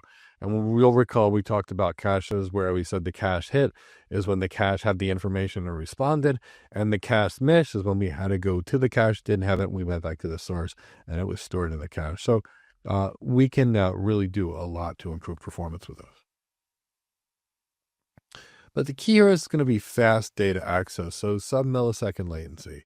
So if you've got a performance-driven application where real-time access to data is needed, that's going to be a good thing. And it's a relatively simple migration because it's compatible with Redis and Memcached, which are the two caches you're probably already using. So it doesn't need a lot of adjustments. Now, Cloud Memory Store is often used in application caching to store frequently accessed information, session storage for user session management, especially for high traffic applications, real-time analytics where we've got quick data retrieval for real-time analytics, potentially even there's some security monitoring as well to ensure that the data is securely managed with built-in monitoring that keeps track of system health. All right, we are back. That was the last video for the day. You had some labs from Leo. You had some lectures from me, some little whiteboarding sessions. So that is our plans for today. Now, tomorrow, we've got some fun things. We'll cover data warehousing. We will cover encryption. We will get into monitoring, logging, and some DevOps kind of concepts. So we've got lots of fun planned for tomorrow. And as it's tracking now, we should be finished, hopefully, on Thursday night and give everybody a Friday off because we've been going pretty hard now. You guys have been working really hard. So congratulate yourselves for sticking with us through this Google Professional Cloud Architect Bootcamp. So, Leo, do you have anything to say about tomorrow? Yes, Mike. Tomorrow we have a demonstration of the PubSub, which is the event-driven service from Google Cloud. PubSub, that sounds kind of fun. So that's what Leo's got some labs on. We've got other things to talk about tomorrow. You know, maybe if you had a good time today, maybe like the video or subscribe to our channel and hit the bell to be notified of new things. You almost always come live on Tuesday to answer cloud and networking and AI and security architect career questions. And tomorrow, even though we're doing the bootcamp at the normal time, I'll be here at 11 a.m. And join me on Thursday for How to Become an Architect webinar. We run one every week. Love to see you. Love to talk to you on Zoom. Love to hear about your goals and basically talk about what we do as architects, the skills you need as architects, the struggles people get when finding architect jobs when it's relatively easy if you know how and what you're supposed to do. And we're going to talk about all of it and potentially even how to see the hiring manager. It's all free. Sign up. The link is in the description below. So have a great day, everybody. We will see you tomorrow and maybe give us a hashtag Google Professional Cloud Architect too. Welcome back, everyone. Leo and I are here for actually day 8 of our completely free Google Professional Cloud Architect Bootcamp. Welcome back. Now, if this is your first day and you didn't realize about the previous 7 days, don't worry about it. My team is going to drop a playlist where you can catch the previous 7 days. And of course, you can watch today and then go back and watch the previous ones and go back to it as any number of times that you desire. So please keep that in mind if you just joined us or found out about it right now. Now, also, if you just joined us or found out about us right now, I want to let you know that there is a completely free study guide that goes along with this course. My team put it together based upon the materials that Alonzo and I created and Leo created for this course. So they created a really comprehensive study guide. It's about 550 pages, and it'll really help you pass that Google Professional Cloud Architect certification and that Google Professional Cloud Architect exam. So please sign up for that. It'll be emailed to you within 10 to 15 minutes. We want to do everything we can to help you. Tomorrow is Thursday morning. So Thursday, like every other Thursday, I run a How to Become an Architect webinar. And we talk about what we do as architects, the actual skills we have as architects, what we really do versus what people think we do, the actual skills versus what people train in and end up learning the skills for different careers. We'll talk about what it takes to be in the top 25% of the people that get hired and what those kind of skills are that you could use to improve your resume, to tune your portfolio, how to go market yourself, and all kinds of things that are going to be related to how to build an architecture career regardless of where you come from. And of course, we'll be able to answer any questions you actually have about your career. So, or what you want to do, whether you're with us or not, we just want to help you. So join that free webinar tomorrow. Now we're going to start off with some data warehouses. Data warehouses are everywhere. We're going to start off with some fun encryption. I always liked encryption. If you want to get real geeky on encryption, we've got some heavy duty security certification stuff that gets geeky on encryption. I personally like encryption. I thought the concept of a hash and a one-way hash, I don't know when I saw it, and I'm not a math person, but I went, wow, this is cool. But that's just me. And I get, I don't know, I kind of like some of these things, especially that are I find them fun. So, it's going to be, but we're not going anywhere into anything heavy duty. This is going to be fun. This is going to be educational. It is going to be because it's going to be an architecture approach as opposed to designing heavy duty encryption systems. So we'll have some fun with it. We'll learn a lot. Leo, you've got a couple of labs today. You want to talk about what those labs are about? Well, sure, Mike. Today we have one lab, and it's about PubSub, how to create a PubSub service, how to use a PubSub service. Google PubSub sounds great. So, everybody, let me know that you're awake, you're alert and oriented. You know, I come from a healthcare perspective. When somebody walks in the room, where somebody is not sure, we say, hey, you know, what day is it? Who's the president? You know, where are you right now? Those kind of things.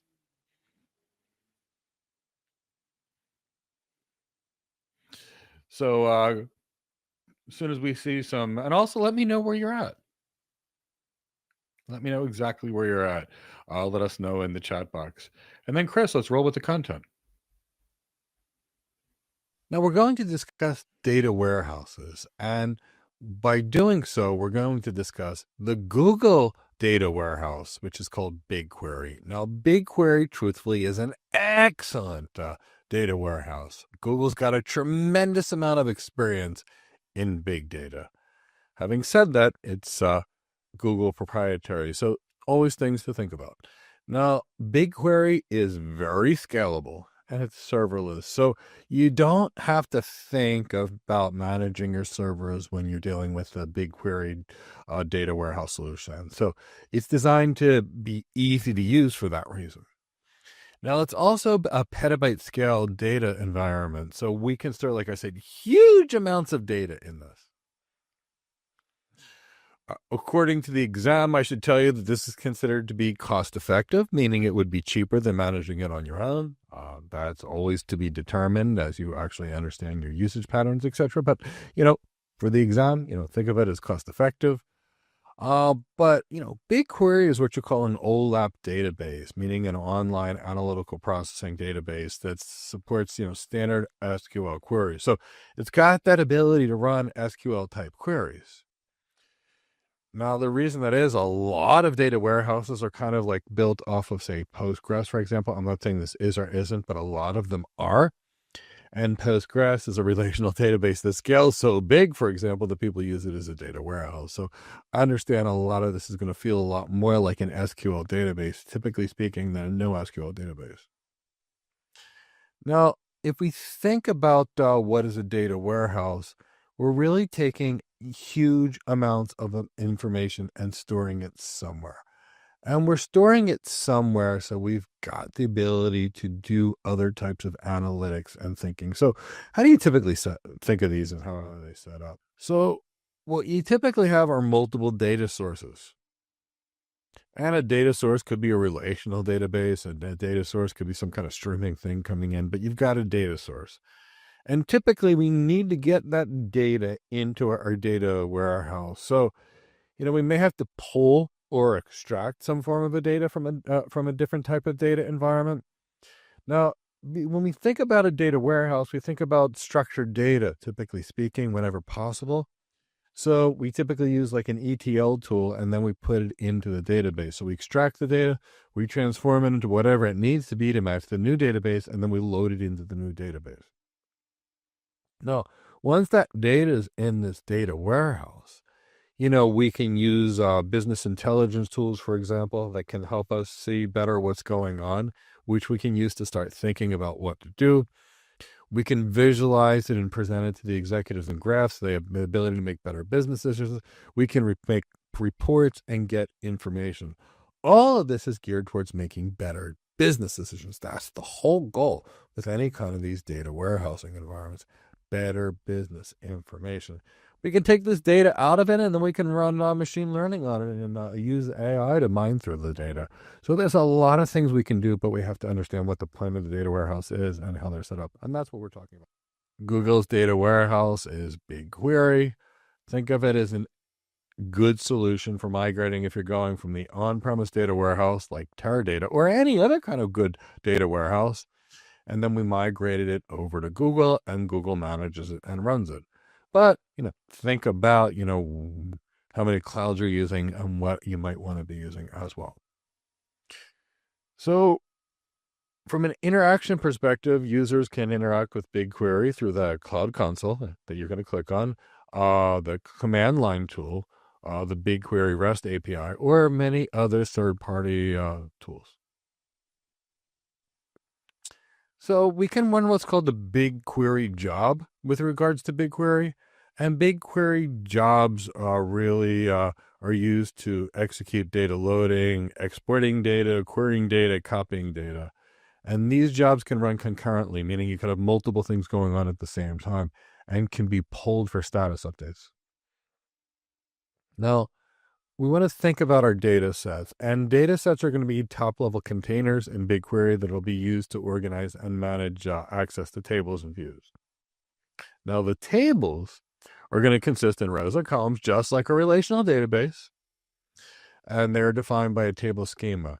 And the better the schema is designed, the more efficiently it's designed, the better the performance of the database will be. And we can set up views, and views are going to be virtual tables that will be based upon queries. So authorized views allow for sharing of query results with specific users. So, for example, we may not want a database to present everybody with the same information. We want the CEO to get access to certain things that the average user doesn't, for example. So we can create various views so when people use the database, they can see only what information is necessary for them. Now, BigQuery, we can, in certain ways, partition the database. And by partitioning the tables or large tables, meaning making several smaller tables together instead of one huge one, we can optimize query performance. So we might split log data, for example, on a different partition than something else. Now, when we create partitions for the data warehouse, what we're really dealing with is we're going to create rules. And we're going to create rules that can be set, such as automatically deleting a partition or something that's older than 30 days. So maybe we put something in that partition that isn't data that we need long term. We put it in here and we create a rule that says get rid of it after this period of time, so we're not paying to store it. So kind of hope that helps. And we've got fairly fine-grained access here. The way these partitions can be set up, partitioning can help with access control as well to specific data sets inside of a table. So it allows different teams to query only what they need. And again, when it comes to security, the principle of least privilege, don't give people access to more than they need to be able to do their job. This is going to help here. And BigQuery is going to be powered by the Google-developed Dremel query engine. And it does allow for very fast query execution at scale. Google has a lot of experience in data. Now we're going to discuss Cloud DataFlow a little more. As I mentioned earlier, it was based on Apache Beam, and DataFlow is going to be built on Apache Beam. So it's going to offer a unified programming model for defining and executing both stream and batch data processing pipelines. Google would say it's a cost-effective solution because it's fully managed, and DataFlow handles all the infrastructure and optimizes performance and cost. So theoretically, it should be cost-effective for large-scale data processing. You can check that versus running servers in your data center versus running whatever servers you want on the cloud and make that determination for yourself. And you'll only know the real answer when you look at your specific use case and your data patterns. So where might we use Stream Cloud DataFlow? Well, we may use them for stream analytics, and they're great for real-time processing of data streams, like fraud detection, personalization, and predictive analysis.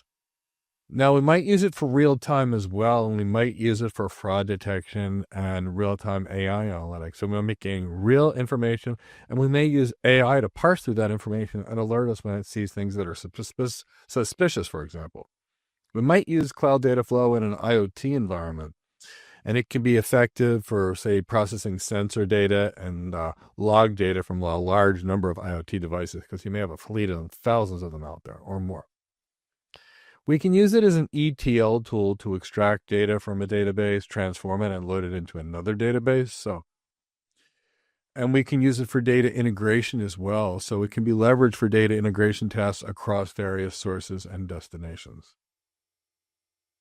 So Cloud DataFlow provides some very fast streaming data analytics. So it gives us the ability to do real-time, low latency analytics for time-sensitive operations. Now, just think about in business, having access to data right now, know exactly what's going on, and be able to react to it in real time. The same way you would in a conversation. Someone says something to you, react to the conversation, and it flows. But if a business doesn't have a data, or it has old data, stale data, or incorrect data, it may make decisions that are not in that organization's best interest. So anytime we can get close to real time, it can be very beneficial. So what we're dealing with here is simplified data pipeline development, because pretty much what you have to set up is a pre-made product. You have to set up an input. Where's the data located? You have to talk about the data structure. What's the data look like? And there's a transformation logic where what actions need to be performed on the data. We need the data. What is this? It starts as this. What do we need it to look like when it comes out of here? And then you put the output destination, which is where do you want it to go? Where's the process data going to be stored at or set? So think of it this way. It supports real-time streaming and batch jobs, so DataFlow can efficiently handle both streaming jobs and scheduled batch jobs. So it's fairly flexible.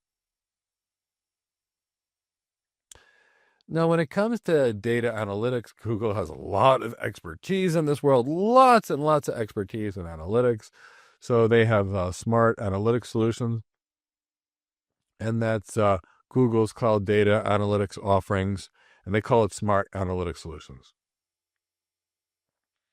Now, Google, like I said, has tremendous expertise in data. The world's biggest search engine. This world's second biggest search engine. Think about the amount of data. Think about the number of YouTube videos that Google has. Think about the number of websites that they've indexed over the years, all the billions of websites, for example, that exist out there. Google has a tremendous amount of data. All the Google ads and all the information they collected to help you identify, to create an ad to the right person in the right area, looking for with the right background, interests, hobbies, and career goals. You get a lot of information. They have it. So they've been doing this big data thing forever. And Google's always recognized as a leader. Forrester Research found them as a leader in data management for analytics. But the key here is Google's always been a leader in big data. Now, Google's data analytics is cloud native, and it offers a cloud native analytics platform. So you don't have to think about dealing with all the infrastructure and patching and managing the infrastructure.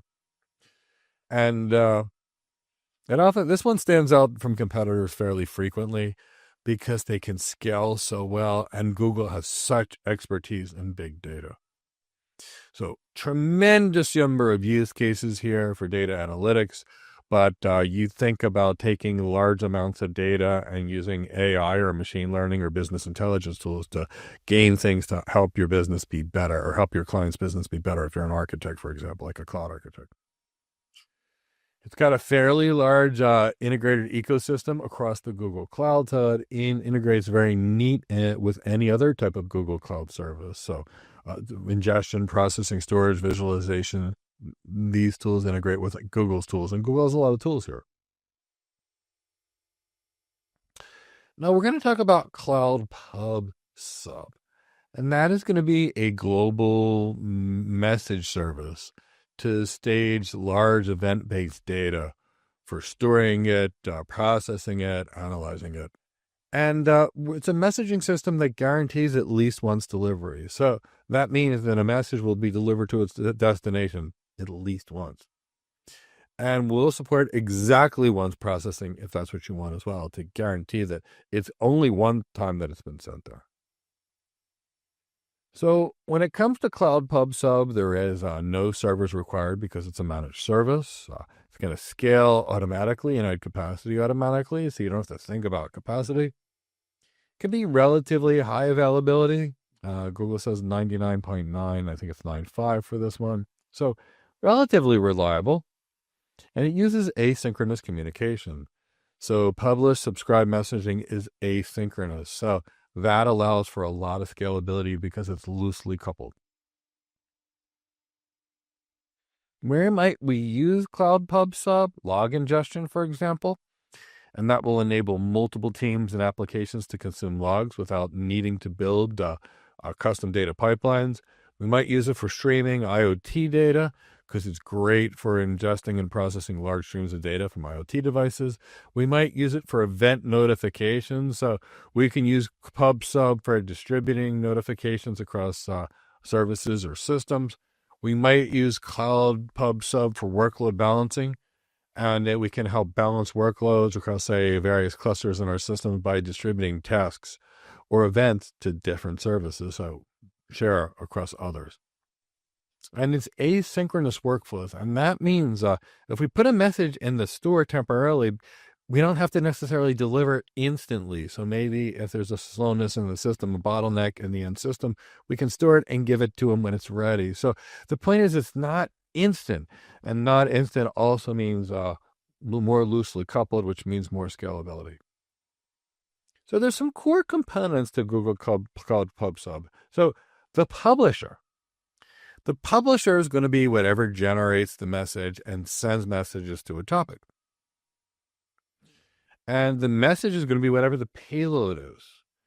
Now, the topic is going to be the resource that's going to represent a stream or a feed of messages from publishers. Now, a subscription is going to be the named resource that receives the stored messages from a topic, and a subscriber is the client or service that consumes the actual message. So I want to do that one more time because these things can get fairly complicated. In fact, what I'm actually going to do here is I'm actually going to give you visuals to help make this one easier to understand. So in this particular case, I actually want this to be in front of you so it's easier for you to see. So the publisher is going to be whatever generates the messages and sends it to the topic. Which means, what is the topic? The topic is going to be a named resource that represents a stream or feed of messages from the publisher.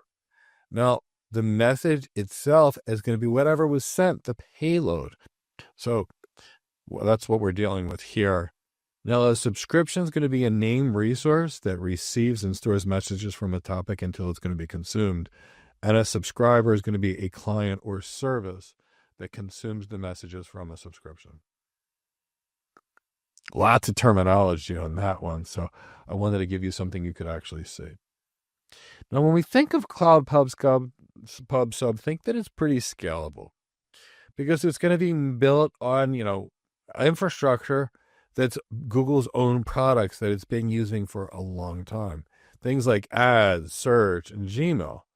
So kind of think about that. So it can deal with a tremendous number of messages. It's a relatively versatile message solution, and then you can use it for real-time streaming, event-driven architectures, workload distribution, multi-team logs, for example, in lots of environments. Now, let's talk a little bit about data security. So cloud data security is a serious issue.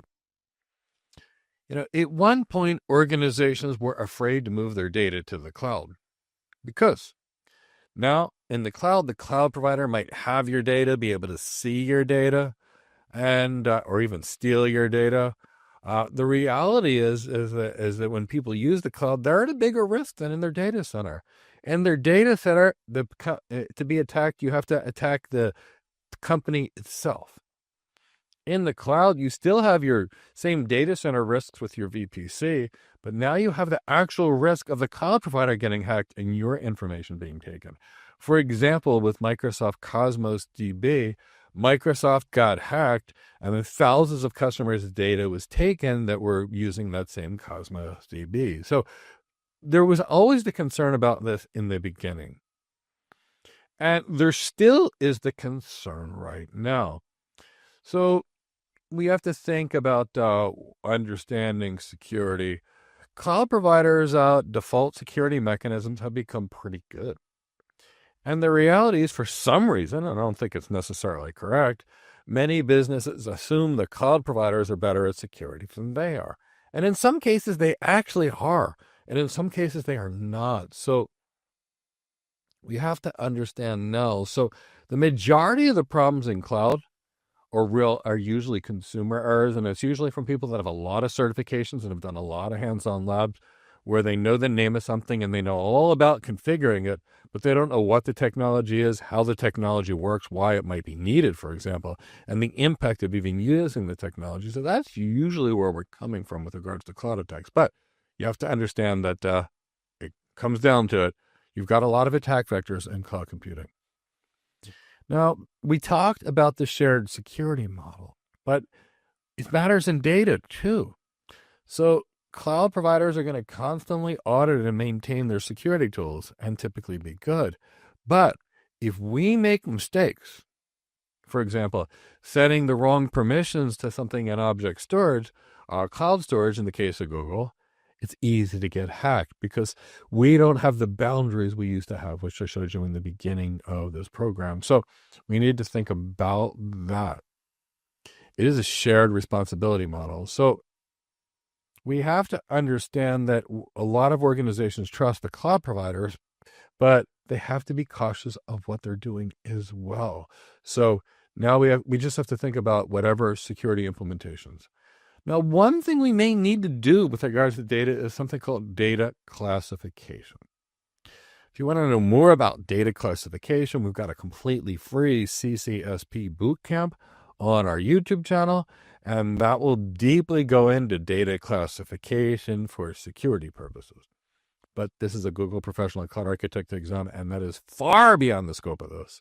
So understand we may have to classify the data. And we can then apply access controls on our data. So if we classify the data at what it is, and there's going to be other tools that are going to monitor our data and data loss prevention systems, they can act on the data. For example, do not let secret or top secret data out of the organization. So we need to catalog the data, or at least, classify the data with regards to what it is.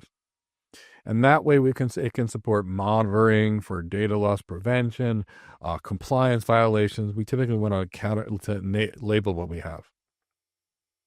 So let's talk about the role of data classification models. So data classification typically assigns a category based upon the data's type, sensitivity, and criticality. And organizations often use a classification mode to ensure that sensitive data is protected. So there could be 3 or 4 tools like public data, confidential proprietary data, and sometimes even more sensitive. For example, you can think of very similar to the military may have open or secret or top secret or top secret, those kind of classifications. We're just dealing with protecting data based upon its sensitivity level. So it'll help us with regulatory compliance. So if we classify our data, that's going to be part of dealing with, say, GDPR or CCPA regulations. It'll make sure that, because many regulations talk about protecting sensitive data. So this will help us with that. So what kind of thing would go into data classification? Well, a lot of it has to do with data ownership. Who is the data owner versus the custodians? Labeling the data. So to be able to label the data based upon sensitivity and impact, like what happens if this data gets out, for example. The types of data, maybe we want to differentiate between structured data and unstructured data. Data life cycles, for example, from the time the data is generated to how long do we retain the data, to how fast do we dispose the data. All this is going to go into data security. For example, keeping data that we don't need but still has information on it means that if we get hacked, the exposure to data can be larger. And why are we storing data that's got no useful life for the business anyway? It's just enhancing our risk, enhancing our costs, and giving us nothing. Now, we typically want to monitor or have some kind of monitoring system that monitors for sensitive data. And we want to anonymize data, so to ensure that sensitive data is anonymous. So, for example, there's lots of ways companies, for example, do data masking, which is another way to protect their data. You may log into a website and all you can see is the last 4 digits of your credit card information. That's where they're hiding various kinds of data to make sure that if anybody saw what was on your screen, they can't access it because they've only got the last 4 digits of your card versus the entire 16 digits. So think about these types of things with regards to data. And you can't even track consent. So sometimes we need consent for data processing, and we can track that as well. So with regards to data migration, ideally before we get even send it to the cloud, we're going to do planning. So here's the best time to classify and identify our data and label the data before we even bring it to the Google Cloud. And by labeling it properly, it'll enhance our security, and it'll make it easier for our teams to detect non-compliance with a policy and then respond accordingly. Tools like cloud data loss prevention can detect, redact, or mask sensitive data. So masking data is where you hide some of the data, for example. Redact is when you make it impossible to see, and it can detect it. So we want to think about that. So cloud data loss prevention is a Google data loss prevention tool. Understand that if you're multi-cloud, you may want to use a tool that works in all clouds. And there are some seriously great enterprise data loss prevention tools that we can use in our clouds. But I have to talk about cloud data loss prevention because this is a Google certification preparation for the Google Professional Cloud Architect exam. So cloud data loss prevention is going to help detect, redact, or mask sensitive data, things like social security numbers. And it helps protect sensitive data from ending up in public buckets or exposed locations. It is very important from a security architecture perspective to classify our data and organize our data and make sure that we secure our data. And it's much better to do it before you move to the cloud than after the fact. So cloud data loss prevention is going to be a Google fully managed service for data loss prevention, which is protecting your data. Maybe you protect data from leaving your system by monitoring it on the way to the internet. And if it sees sensitive data is trying to get to the internet, it can block the transaction. There's data loss prevention systems that don't let you plug in a USB port and actually pull data from a computer that's sitting in front of you. But we're talking about cloud data loss prevention. It will enable easy discovery, classification, and protection of sensitive data. And it focuses on de-identification of data. So it'll either mask the data or redact sensitive information whenever possible. So that's really going to protect your data because people won't have access to the full amount of data if the information were to get out. So key features of cloud data loss prevention are de-identification and the ability to make sure the data can't be traced back to the original user or get rid of part of the data so that people that don't need access to the entire thing don't have access to it. It can scan the data, and it's going to consistently scan the environment and identify where data doesn't meet classification requirements. It's going to help classify data based upon the sensitivity and organizational rules. So all organizations are going to need some good form of data loss prevention. Now let's talk about some limitations here. There are much more industrial grade solutions. Many of them are applied to what's called egress monitoring, some of these industrial grade solutions. So not only does it provide all these services we talked about, but if you tried to send the data on the internet or someone did, they can actually block it. So you're typically going to get a more rich feature set from a more industrial tool. At the time we made these slides, it didn't provide egress monitoring with a Google solution. So think about more industrial solutions here. it for both multi-cloud purposes and egress monitoring of the internet and other things if you need super high security. So where might you use this cloud data loss prevention? You might use it to detect and de-identify sensitive data, like personally identifiable information within a large data set. You may use it to ensure compliance with data classification policies by scanning environments for misclassified or improperly handled data. You may use it to enhance data security by transforming sensitive information in a way that it reduces exposure and makes the risk of what happens if the data is exposed. So you can still keep the data and use it for all of its analytical capacities, but it protects you. Okay, Leo and I are back. So we're going to have a very short video in encryption. If you desire to learn more about encryption, Chris or someone behind the scenes can drop a link to the CCSK, the Cloud Security Alliance's security boot camp that we did. You could also take the CCSP, which is a great cloud security certification if you're interested, and that's also available free. So Chris, please drop the links of those 2 free security courses, just in case somebody wants to get a little geeky at encryption. I don't think anybody will, but if they want to, I want them to have more knowledge about that over there. So when I asked you where you were from, I got a couple of answers. Let's look back and see what I saw. I saw London, which is terrific. Team Escalade, if I remember correctly, you're in South Africa, which is probably pretty cool. And I think, Jacques, you're somewhere in Europe, if I remember correctly. Barryman, I know you very well. Tom, it's good to see you back. Very good to see you back. So if you have any questions, let us know. Other than give me a hashtag Google Professional Cloud Architect. I think this kind of stuff's fun. Let me know it's fun. And Leo, you're going to have a lab coming up right after this video. What's that going to be? The lab will be about using the cloud PubSub. There will be some buckets, some virtual machines, but the idea is creating and using the cloud PubSub service. Sounds fun.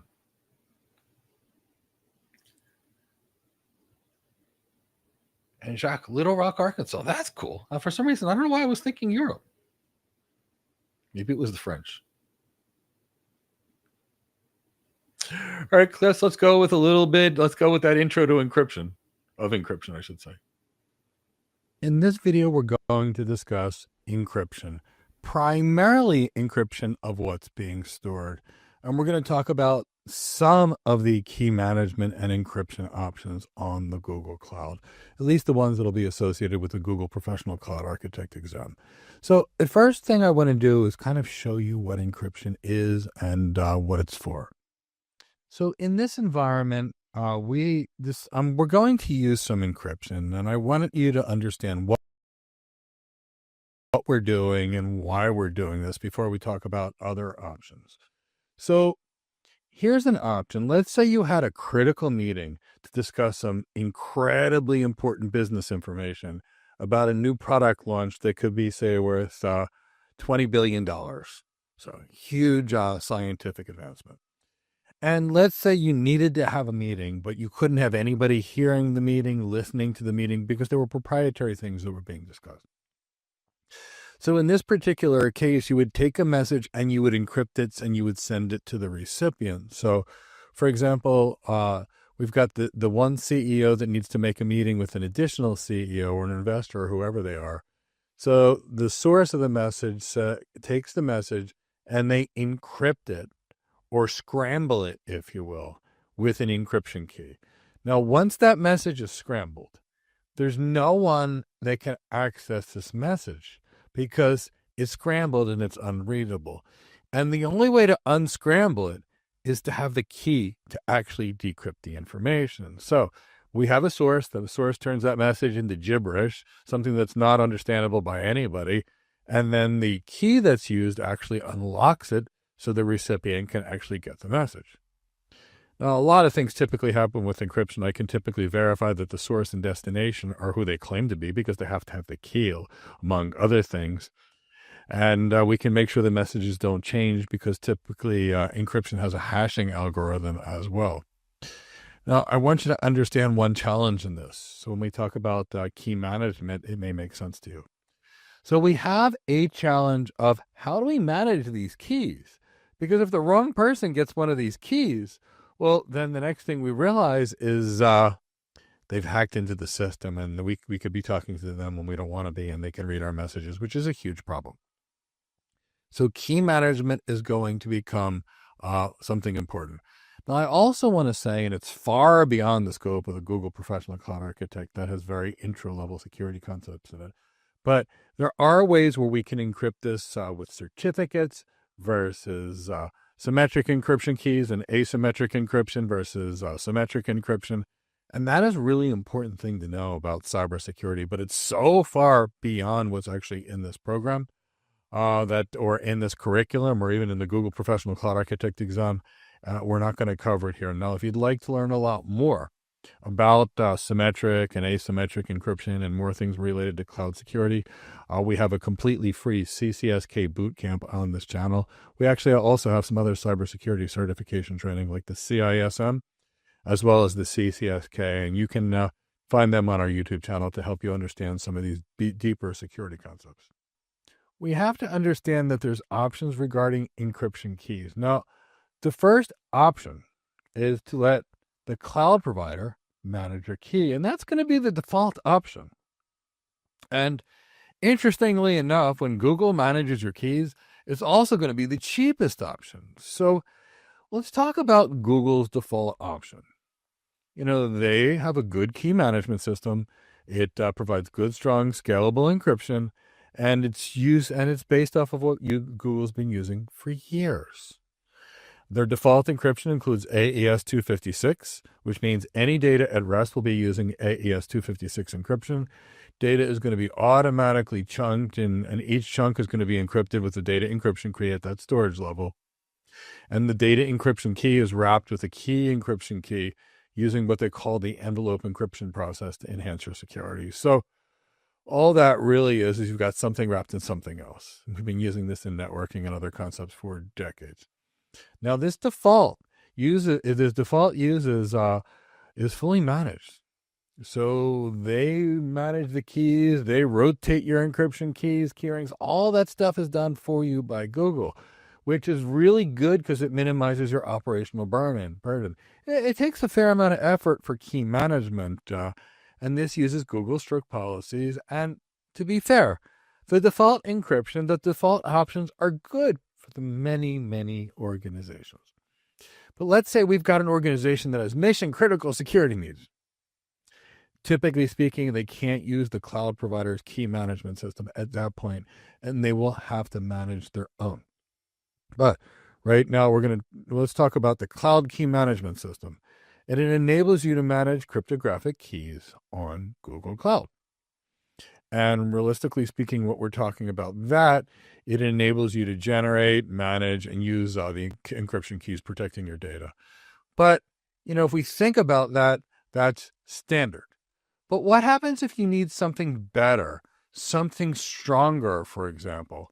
Well, then you can work with this environment where the customer themselves can actually manage their encryption keys.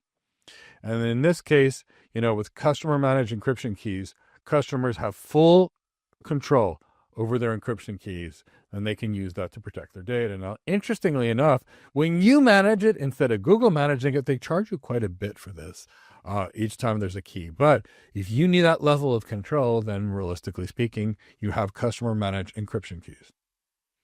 Now, we can also use something called customer supplied encryption keys. And that basically, when we're dealing with customer supplied encryption keys, that allows customers to bring their own encryption keys and that are going to be stored outside of Google. So if we think about it, we're dealing with an external key management integration, and the key management system is going to be supporting connecting to that external key manager, which is what's going on with the customer supplied encryption keys. And that way, organizations have control over managing their encryption keys outside of Google, and then basically Google's using them. Now, we might need even greater security, and we might need a hardware security module to actually for our encryption keys. And in this case, the Google Key Management System can actually integrate with Cloud HSM, which is going to allow keys to be generated and protected by FIPS 140-2 Level 3 hardware security. So some pretty good encryption there. And, let's keep it at that. So if we think a little more about customer managed encryption keys, customers are generating and managing everything. Now, that means incredible control over the key management process. If we go back to customer managed encryption keys, we're overseeing key generation. We're doing it all. Although when we get involved in this customer managed encryption keys, the customer is managing the keys. But Google is actually generating the keying materials. So let's talk a little more about customer managed encryption keys, just to make sure everyone gets this. It is really about strict key management. And we're going to use something like this customer managed encryption keys when we need strong audit trails. And that's going to allow customers to really monitor their systems and which users having service access to keys. Because the more we can see what's going on to our systems, the better our audit trail. We can enhance our security and we can enhance our visibility into seeing what's going on. Customer managed encryption keys, as I mentioned, can integrate into cloud HSM, that hardware security module. And, when we're dealing with customer managed encryption keys, it's for organizations that really need enhanced control over their encryption keys for maybe compliance or security or audit. And if you're in one of those organizations where you need control over your encryption keys, you'll know it. And then this will be kind of mandatory for you. Now, if we talk about customer supplied encryption keys, that allows customers to bring in their own AES 256-bit encryption keys. And that way they have maximum control.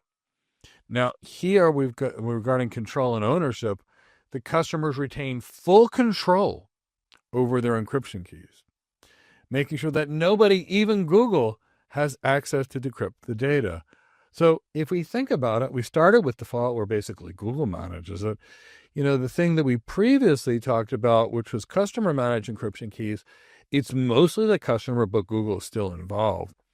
But when we get into customer supplied encryption keys, now the customer is basically dealing with it all. They have full control over their encryption keys, and no one else has any knowledge.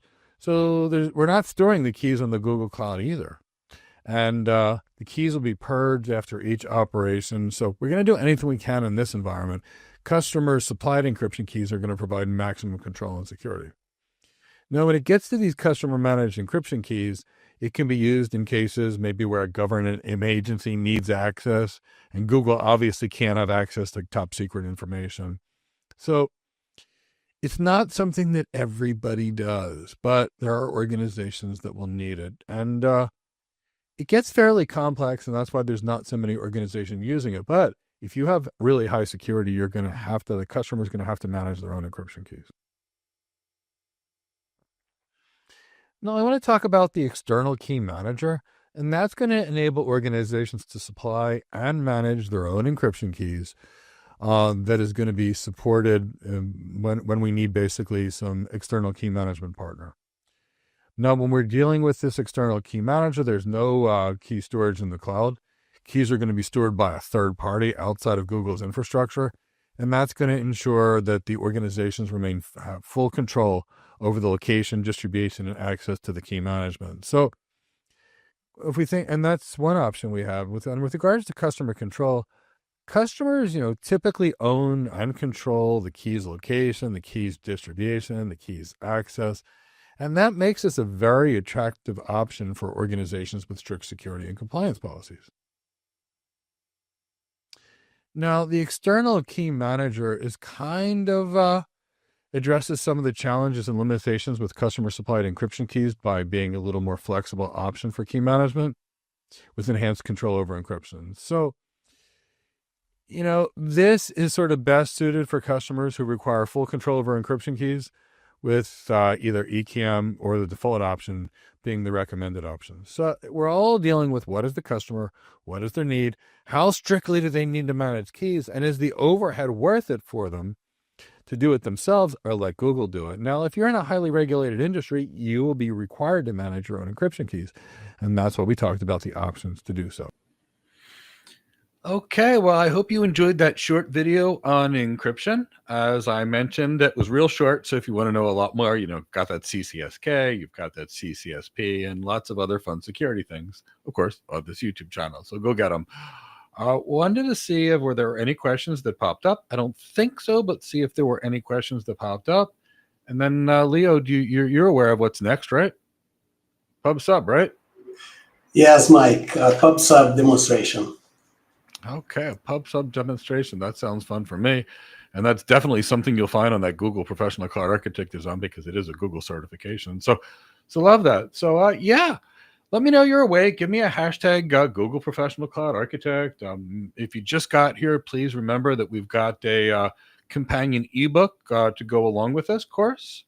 And that you can just all you have to do is register. My team will drop the link in the chat box and register, sign up, email, and you'll be emailed it within about 10 to 15 minutes or so. So that'll go along. As a reminder, if you just joined us tomorrow, we're going to have a how to become an architect webinar. We're going to talk about all the skills you need to be in a cloud architect. Where you'll have to learn about what you need to, what you have to do, what you'll need to do, and to change your branding to the world, for example, to be seen as an architect. We'll talk about how and why you have to skip HR to get your first architect job, and you can't because they'll auto reject you when you lack experience, but what you can do instead to get hired. So join us in the webinar. We can answer any questions you want because we just want to help you.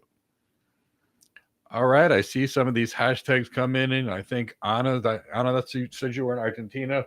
Ever since my wife saw a video of David Guetta at this concert hall in Argentina, she's been begging me to go to Argentina. And if that happens, I can visit Leo on the way home because he's not that far away, which is pretty great. And it's really wonderful to see that level where we know where everybody's coming from. So see the hashtags. I see you're paying attention. If you're having a good time, maybe give it a like. If you're not a subscriber, maybe subscribe, hit the bell to be notified of some new videos to really help you in your architecture career. And Chris, let's get back to Leo's content. Actually, Leo, just anything you want to say first? Oh, just to prepare them for the demonstration, it's a little bit into event-driven architecture, right? So one action triggers another action. And we will have this pub sub service monitoring a bucket, an object storage bucket. And when a file or a picture is uploaded to that bucket, then the virtual machine will be triggered to execute some action. Sounds great. All right, Chris, let's roll with this.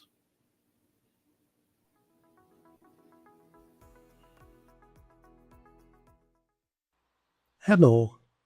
In this lab, I will demonstrate the pub sub functionality.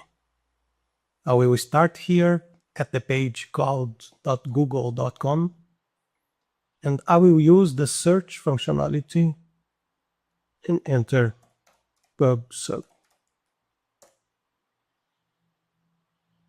The first link here is what is pub sub. I will click this link. After clicking that link, the what is pub sub page is displayed.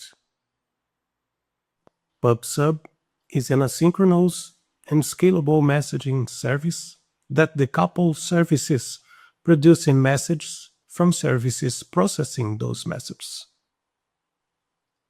So we recommend you read this page to understand the pub sub functionality.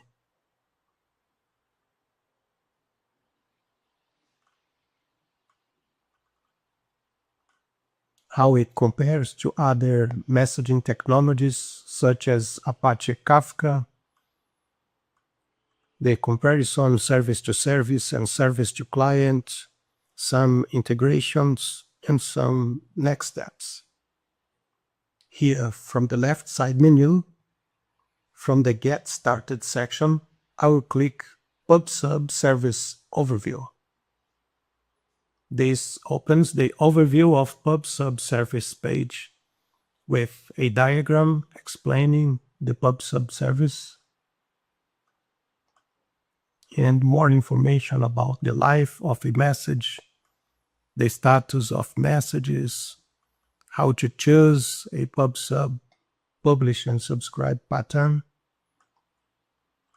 how to choose a configuration option, how to set up Pub Sub, some guidelines, And here from the What's Next session, I will click the link to quick start, publish and receive messages in PubSub using the Google Cloud Console. This opens the publish and receive messages in PubSub using the Google Cloud Console page. Here there are some instructions and a step-by-step what you need to do using the console to create the PubSub functionality. And the first one is to set up a Google Console project. I will switch here to the Google Console tab. And here on the top, I see the project that is selected. In this case, it's called My First Project. I will click this button or this option. And then here I have an option to create a new project. I click New Project and I give a name to this project.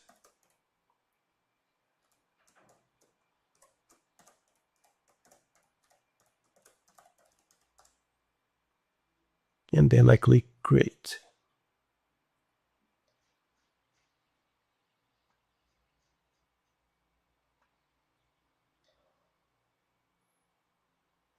Now the project is created. I can select it. And one of the first things we need to do when we create projects, and most of them use virtual machine, is to enable the Compute Engine API. And here also is the instruction to enable the PubSub API. So let's go back to the Google Cloud Console here. And from the top left menu, I will select APIs and Services and enable APIs and Services. From there, I can type here Compute Engine API.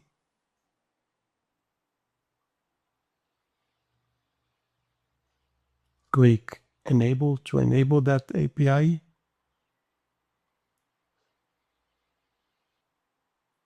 And while this API is being enabled, I will duplicate this page.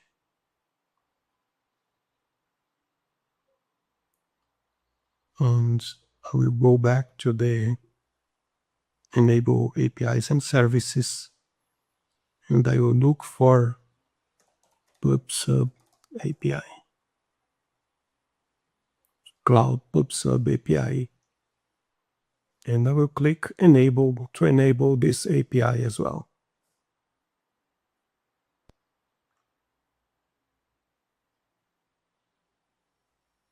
Now the Compute Engine API is enabled, and so is the Cloud PubSub API.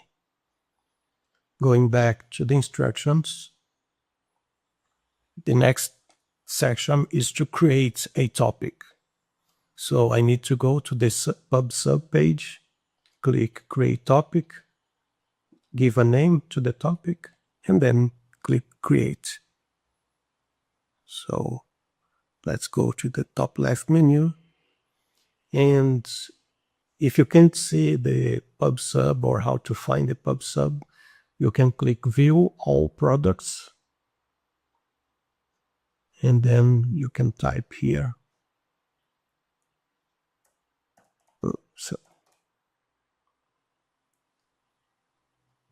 And here I will click the Topics PubSub.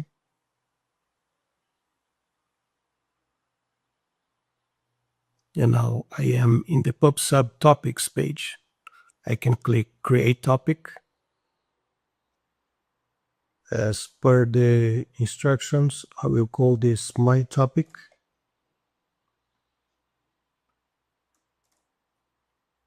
And that's it, and click Create.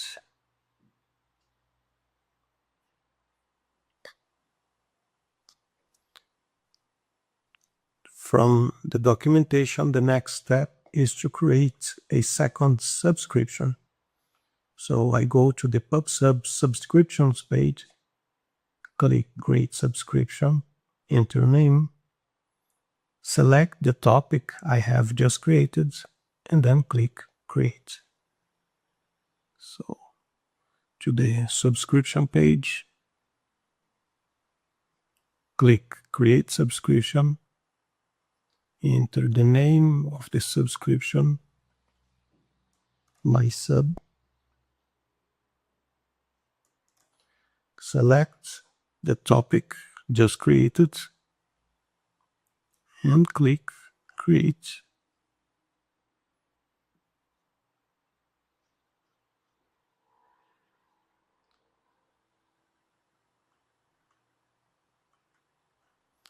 The next step is to publish a message to the topic.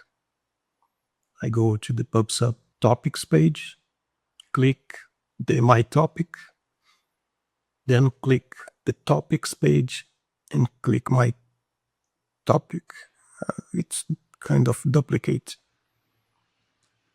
But click the Message tab and then click Publish Message. In the message body, enter Hello World. So I will copy the message body here. Go to the topics page, click My Topic. From the Message tab, click Publish Message. And then from the message body, I enter Hello World and click Publish.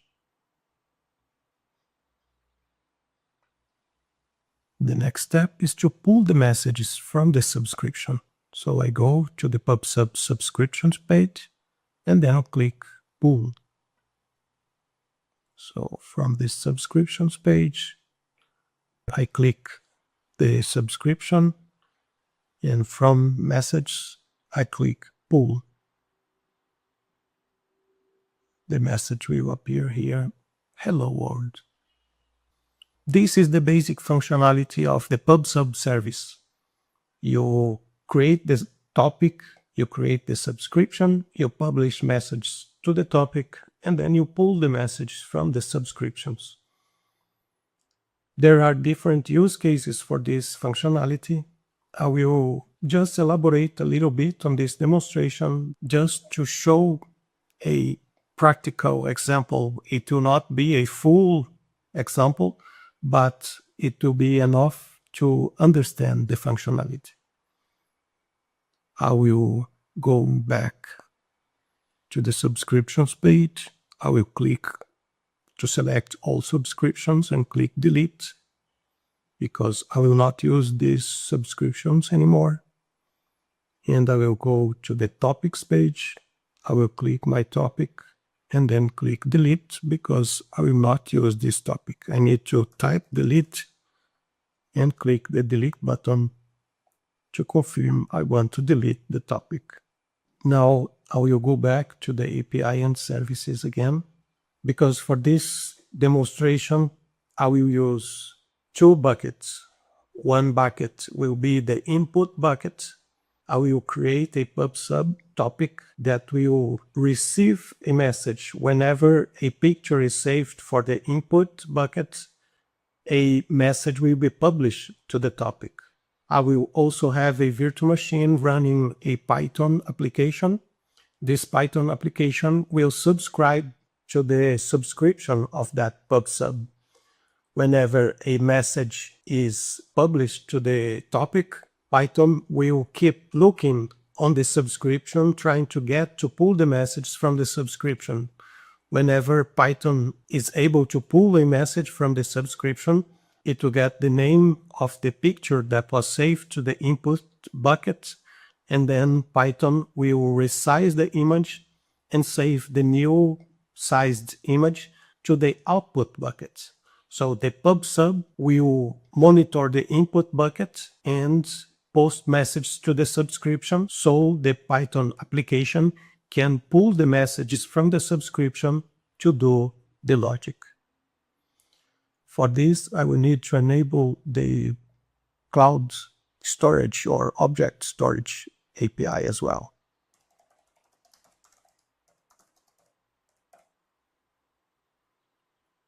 Here is the cloud storage API. It seems to be already enabled. Since all APIs are enabled, I will create a service account. So from the top left menu, I'll go to IAM and admin and then select service accounts. I will click create service account and I will enter a name for this service account. I will paste the name here. Image processor service account. And I click create.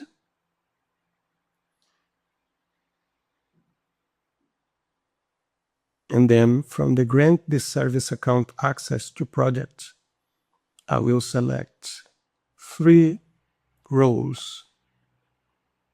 Storage object admin.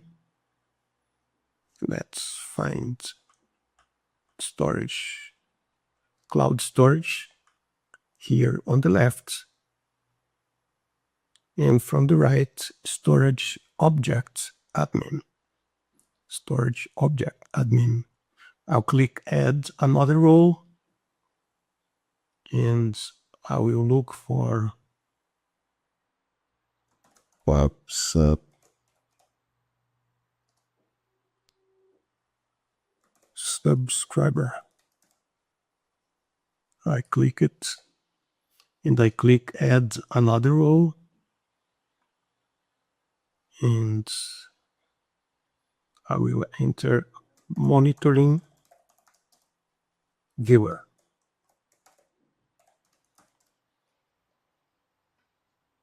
So after selecting all 3 roles, I click continue and then I click done.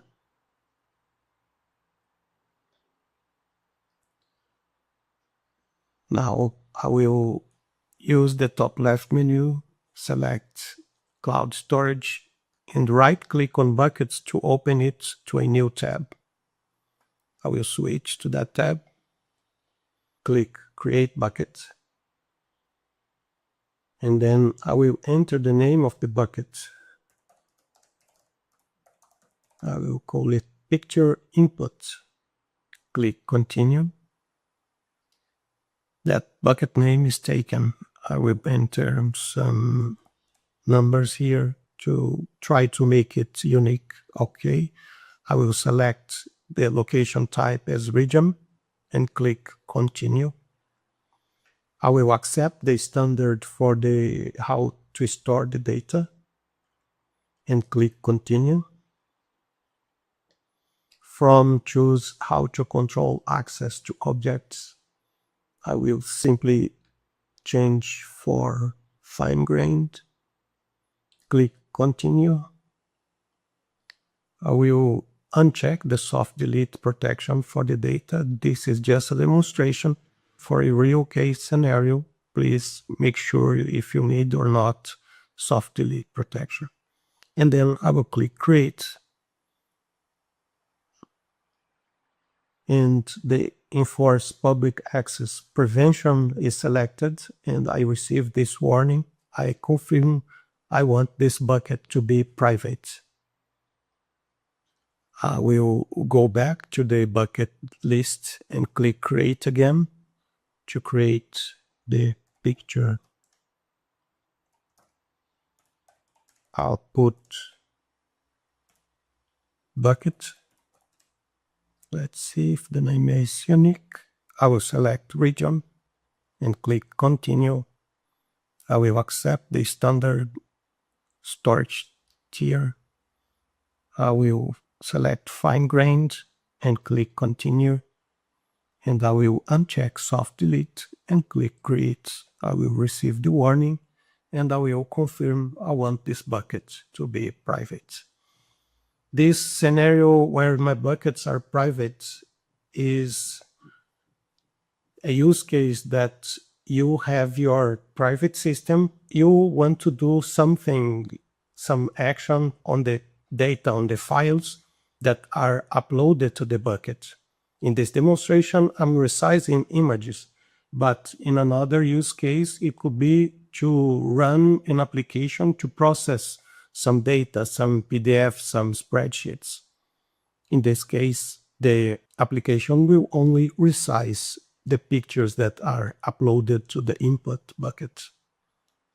Now I will switch to the PubSub page, and from the topics, I will click Create Topic and enter a topic ID like image resize topic, for instance.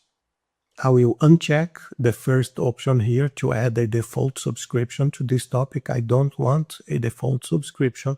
And then I click Create to create my topic. Now I'll go to the subscription page, click Create Subscription, and then the subscription ID will be image resize subscription. And here I can select the topic this subscription is related to, is the topic I have just created, image resize topic. And I can scroll down and click Create.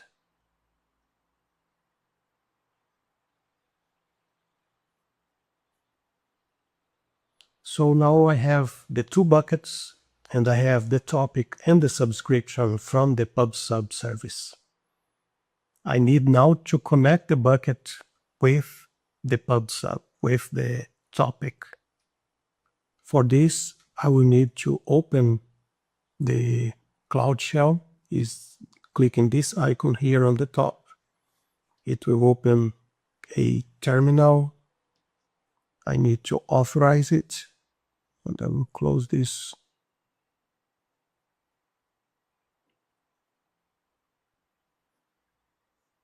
And I will bring the command that I need to run in this terminal window.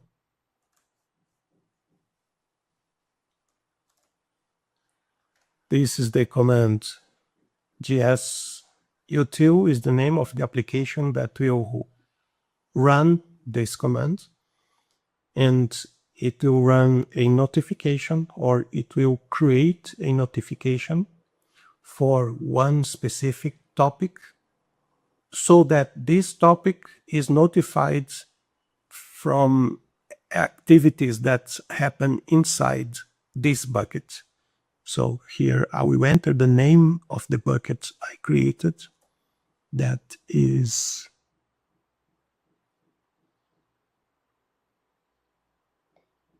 this one. I will just copy to avoid any typos.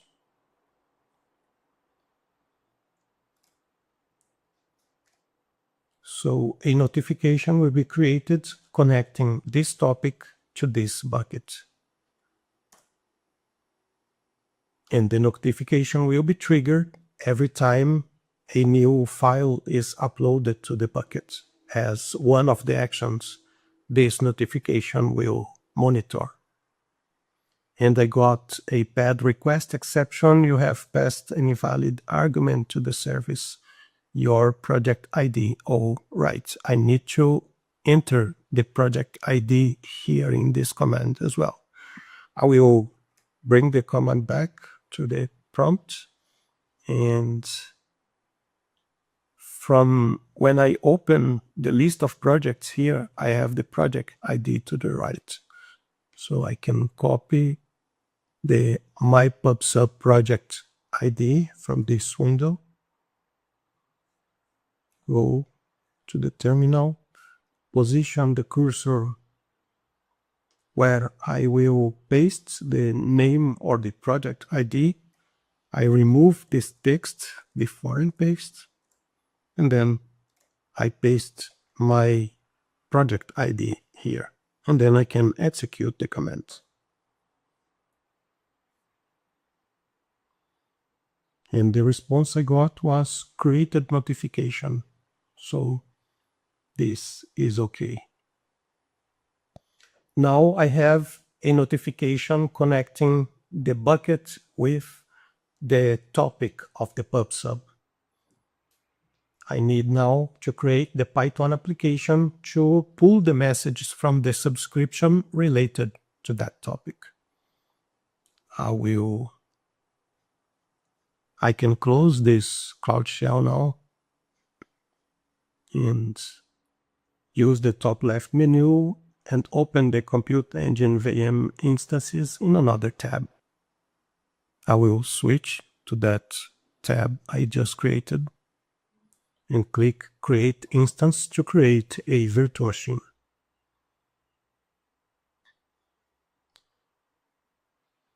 I will use the name for this virtual machine as Image Processor VM.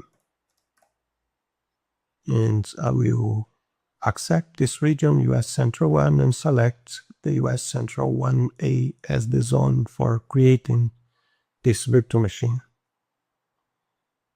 I will click from the left side menu, the OS and storage page, to change the default Debian GNU Linux version or image to an Ubuntu image to create a virtual machine based on Ubuntu operating system. And I will select the Ubuntu version 24.04 LTS. Click Select. From the networking part, I will select Allow HTTP and HTTPS traffic. And I will go to the Security tab. And from the service accounts, select the service account created with name Image Processor Service Account. From the access scopes, I will select Allow full access to all cloud APIs and then click the Create button.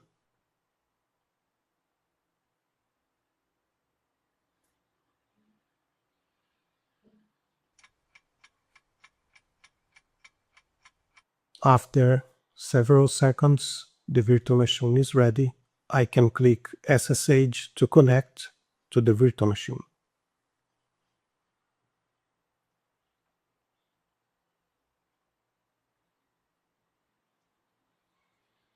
I need to authorize the SSH connection to the virtual machine.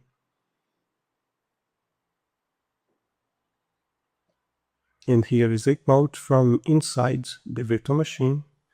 Since this is a new Ubuntu installation, I will do a sudo apt update and also a sudo apt upgrade -y. This is basically updating the operating system itself to the latest packages available.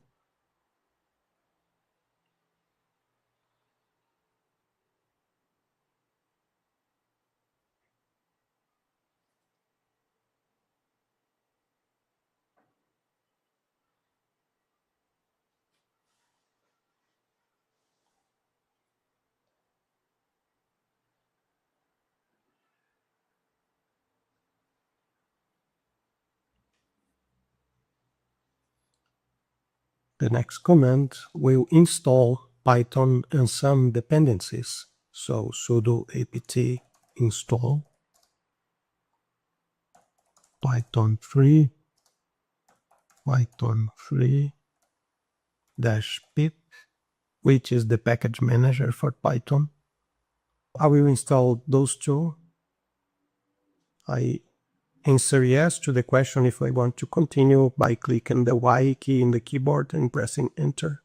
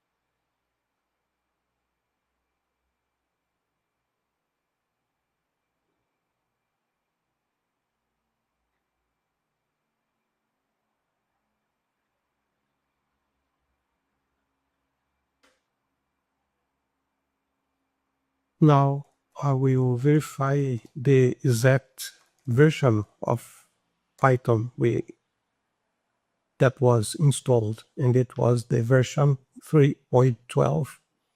And now I will install sudo apt install Python 3.12 vm.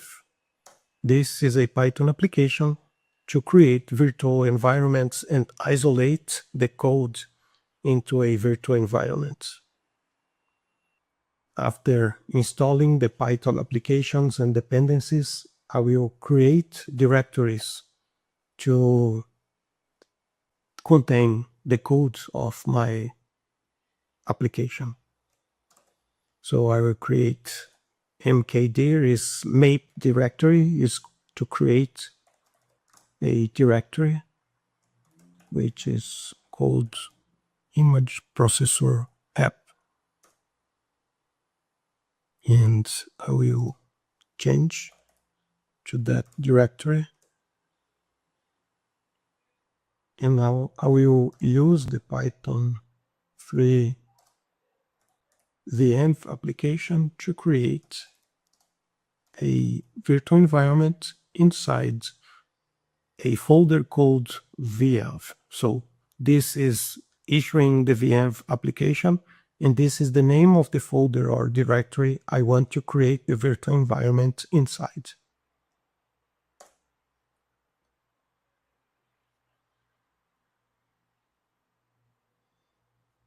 Now I can, if I list the content of this folder, we will see a VM directory there. And now I can activate the virtual environment. So I enter source and then the name of the directory. This is actually an application inside that directory. If I list instead, if I list the VM bin directory, we will see the activate application inside that folder, and then I can run source to activate that virtual environment. And when the virtual environment is activated, the name of the directory which contains the virtual environment appears here at the beginning of the prompt. Now I need to install some applications using Python package manager, which is pip, and the command is install. And the name of the packages are Google Cloud Storage, Google Cloud PubSub. These are the two applications or interfaces Python you need to interact with to do what is needed.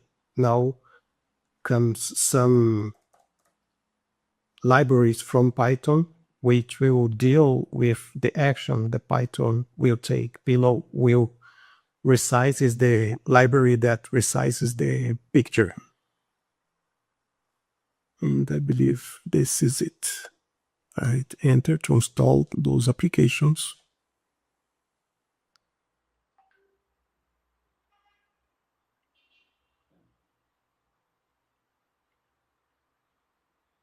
Now I will create the Python application that will resize the image. I will use a nano text editor, in the file name that nano will create is called processimages.py. Now the text editor is open. I will bring the code from an external application.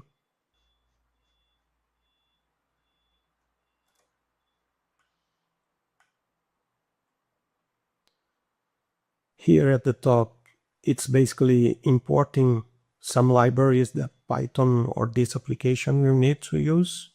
And here are some variables, or better saying, constant definitions that are being created. The first one is the project ID. So I need to replace this text with my project ID. So I will get from the Google Cloud Console the project ID again to my PubSub projects. Let me select the full name of the ID, copy, bring the SSH window back, and remove that text and paste my project ID. The subscription ID, image resize subscription. I will just make sure this is image resize subscription. The next one is the input bucket name. I will get the name of the bucket from the bucket list and add here, remove the text and paste the bucket name. And the next one is the output bucket name. I will go back to the bucket list and copy the name of the output bucket. Bring the SSH window back. Remove the text and enter my output bucket name. This is all you have to replace, to customize, to create the constants here at the beginning of the file. Here is also defining how many pixels for the width of the resized picture and how many pixels for the height. You can change this to create the image for the size you want. Here is the subscriber. Python is using that Google Cloud PubSub application to subscribe to the PubSub topic. And here is creating some links with the storage bucket and the subscription path. Here you see project ID again, but you will not replace the project ID here because this is the name of the constant that was created before. The same is valid for subscription ID, is this constant which already contains the name of the subscription. And here there is a function that actually receives the picture and then resizes the picture. And then it verifies what is the extension type of the picture. And later it will save the picture in the output bucket. I will hit Ctrl X to exit. I will confirm yes, I want to modify the buffer, and it shows the name of the file, and I press enter to confirm I want to save the content of the text editor to the process images.py file.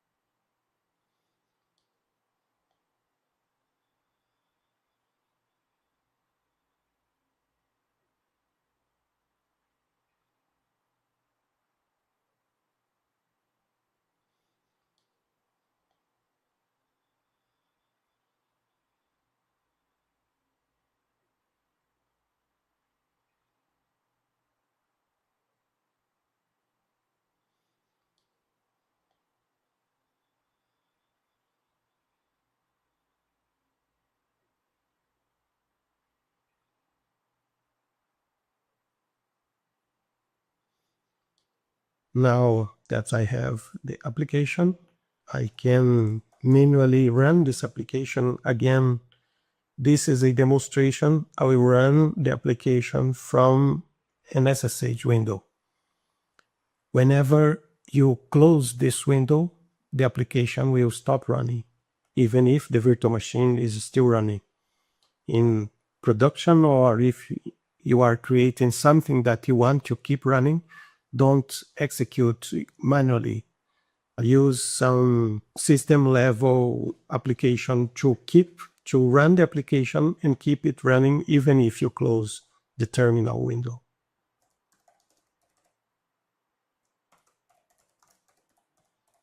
So here I'm using Python to execute this script, this Python script, which is the one just created in the text editor. To test if the application is running, let's go to the input bucket and let's upload a picture to this bucket.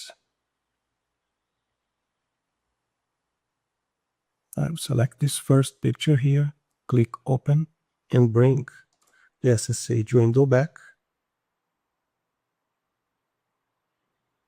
And I was expecting to see some messages here inside the terminal. Let's see inside the output bucket if any output was generated.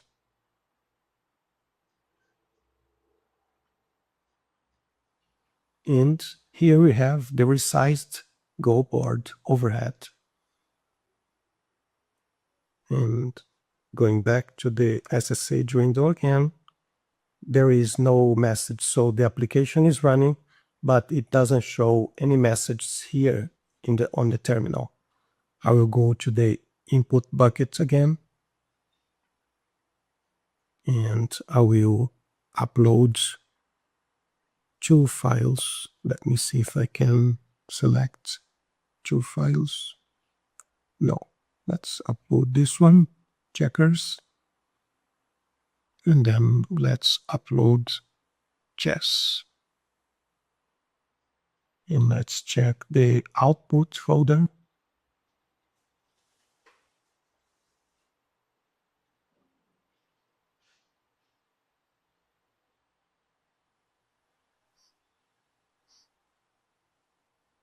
Let's refresh the output folder.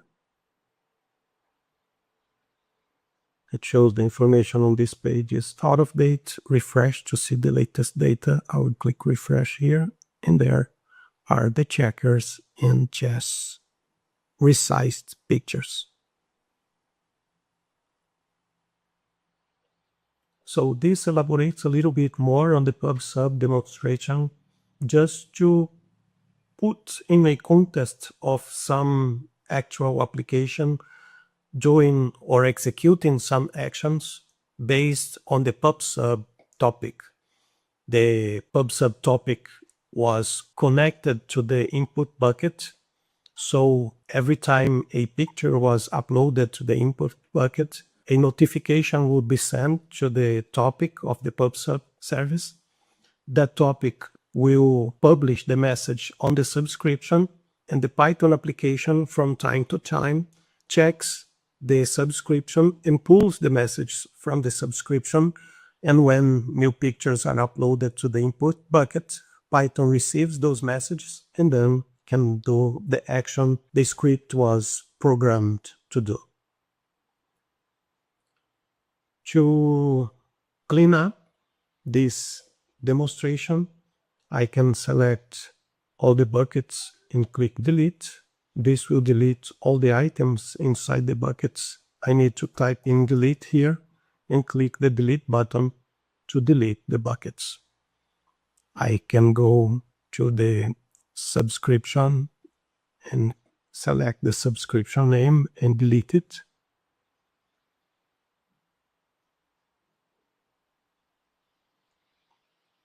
Then I can go to the topics page and select the name, click delete to delete the topic as well. I need to type in delete and click the delete button. And then I can go to the virtual machine. I will cancel this here. I select the virtual machine and I click delete to delete the virtual machine. And the last item to delete is the service account. I select the image processor service account and then click delete. Delete service account. And I click delete to confirm I want to delete this service account.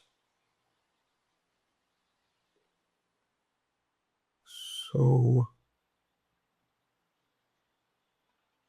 now I have deleted all items that I used in this demonstration. The virtual machine is still being deleted. But this is how you do the cleanup after you use the pub/sub topic and the needed services or applications that were created to do this pub/sub exercise. In this lab, I used the pub/sub service to monitor an input bucket or object storage bucket. Whenever any pictures were uploaded to that input bucket, a notification will be sent to the pub/sub topic, which will publish a message in the subscriptions where the Python application running in a virtual machine would pull the message from the subscription and then do the action the script was programmed to do. After demonstrating this functionality, I did the cleanup, deleting all the services and applications used in this demonstration. Thank you for watching and see you in the next lab.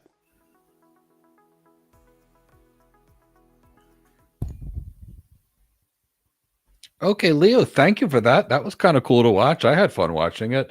So we wanted to check in to see how everybody's doing, see if anybody had any questions that popped up along the way. What we're going to be talking about next is going to be monitoring and logging. And then we're going to get into automation. And then there's a small percentage of DevOps that's on this exam. And we're going to start getting into that. And then a little bit of operation. So that's where we're headed. Check and see if anybody had any last questions. And if the answer is no, just give me a hashtag Google Professional Cloud Architect and we'll start moving. Lots of fun stuff today. Lots of chances to get, I think it's kind of cool to get geeky on these things. I don't know. I kind of like tech. It's just been my hobby for the last 30 some years. I want to remind everybody that lots of time YouTube just signals people and you just join and you might find that it's day 8 of a Google Professional Cloud Architect Bootcamp, and don't worry about that.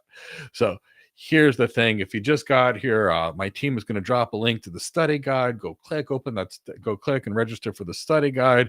You'll get emailed this 550-page guide to help you prepare for the exam. My team made it. It's completely free. And of course, my team is going to drop a link to the playlist in case you just found this. You can go back and watch the previous 7 days, because I want you to have the opportunity to go through this once, twice, and then go past that Google Professional Cloud Architect certification. I think you'll do really well on it. So that's where I want to say for that. Keep that in the back of your mind. And of course, it's Thursday tomorrow. And on Thursdays, we do How to Become an Architect, where we go over the architect role, the architect skills, what we actually do as architects versus the things that people think we do. So you don't spend 5 years learning the wrong skills, which sadly happens all the time. I'll answer questions. You want to check and see if you're ready, I'll give you a mini interview. You want me to check your competency, I'll find out. You want a recommendation, I'll ask you whatever questions I need to ascertain the information to do that. And it's completely free and it's live on Zoom. So my team will drop the link for that webinar. And let's go back with the content. I see you're awake, alert, and oriented. It looks like people had a good time with Leo's Labs, but there's no questions that popped in. Now let's discuss monitoring and logging on the Google Cloud, which is obviously part of the Google Professional Cloud Architect curriculum and exam.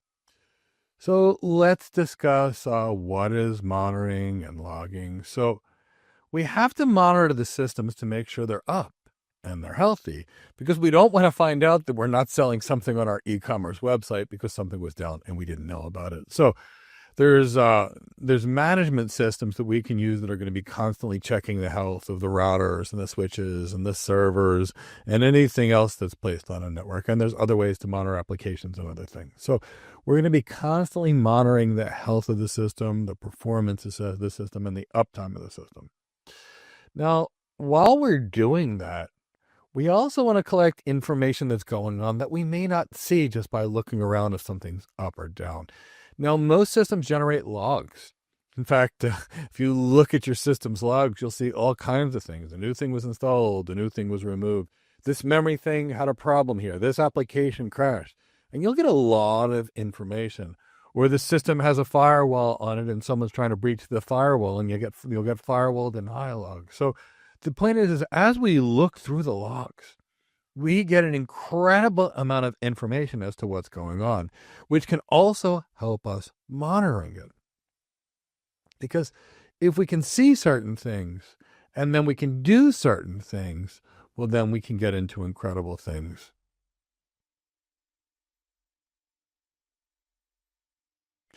Okay, so let's talk about monitoring and logging, how they could be used together. And then we'll show you how it's done in a modern basis. So let's say we've got a monitoring system. And the monitoring system is checking on where your systems are. Let's say your systems are here. So this will be checking your systems, and it's constantly checking what's going on. And if everything's good, you get happy and healthy messages.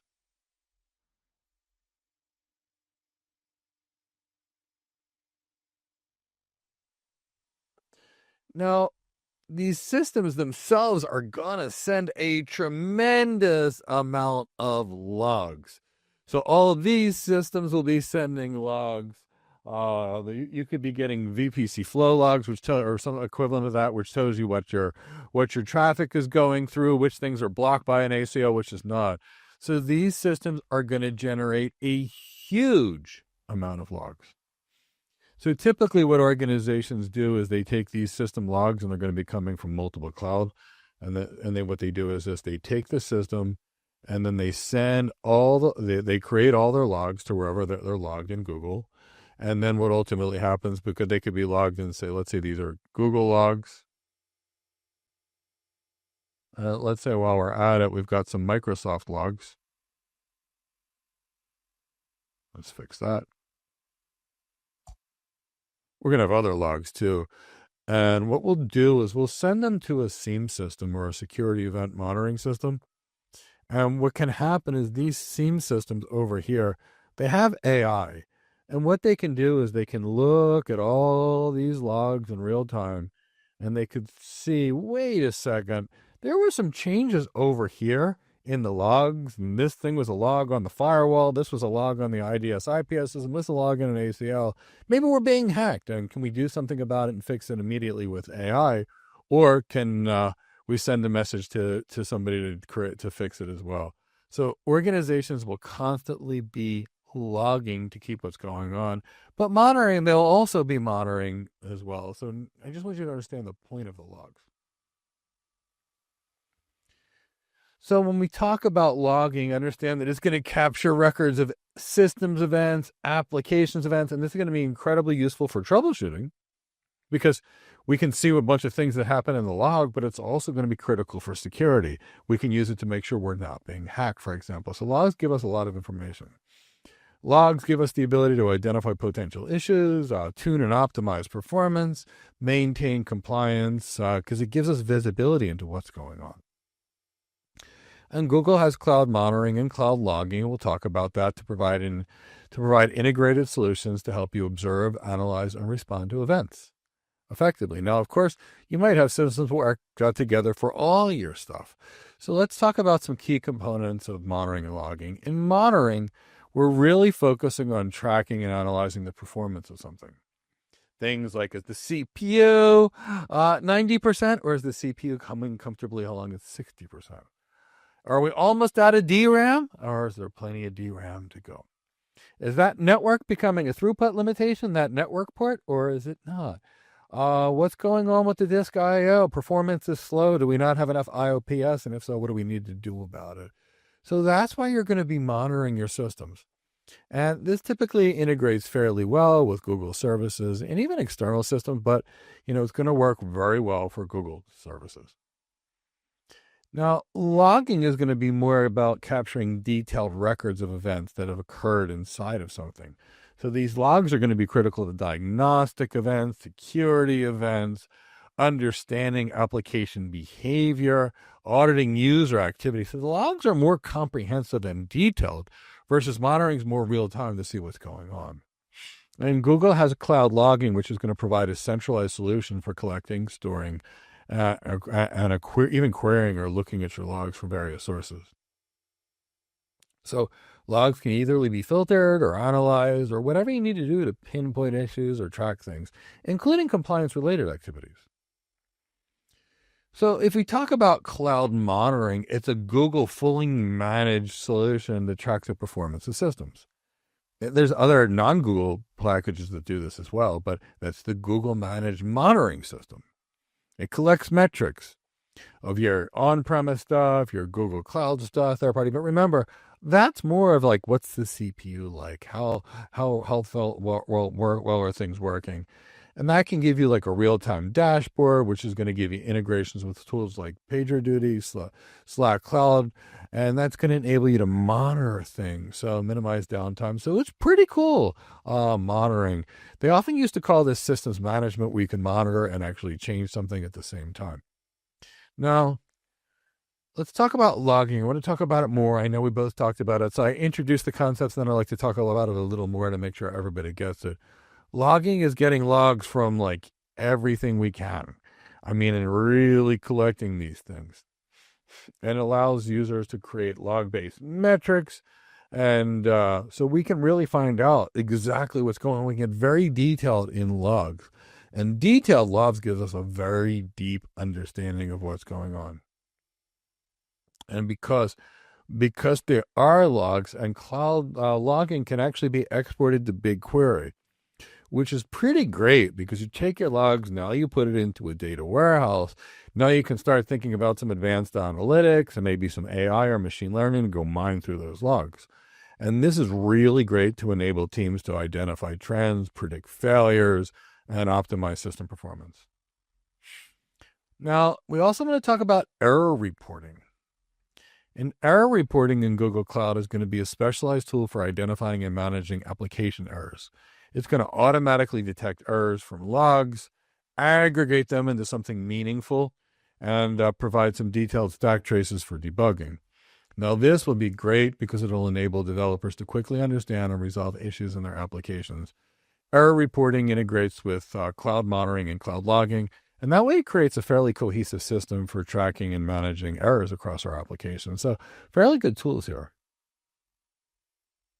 Now, let's talk about alerting and notifications. When we're dealing with any of these features of monitoring and logging, maybe we want to know if a system's too busy. Tell me when the CPU is at 93%, for example.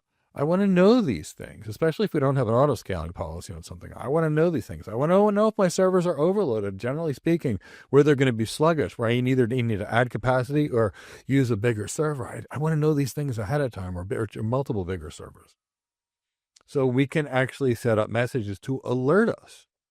And by doing so, we can get a Slack notification or a pager or a text message or something that says, we got something going on, go fix it.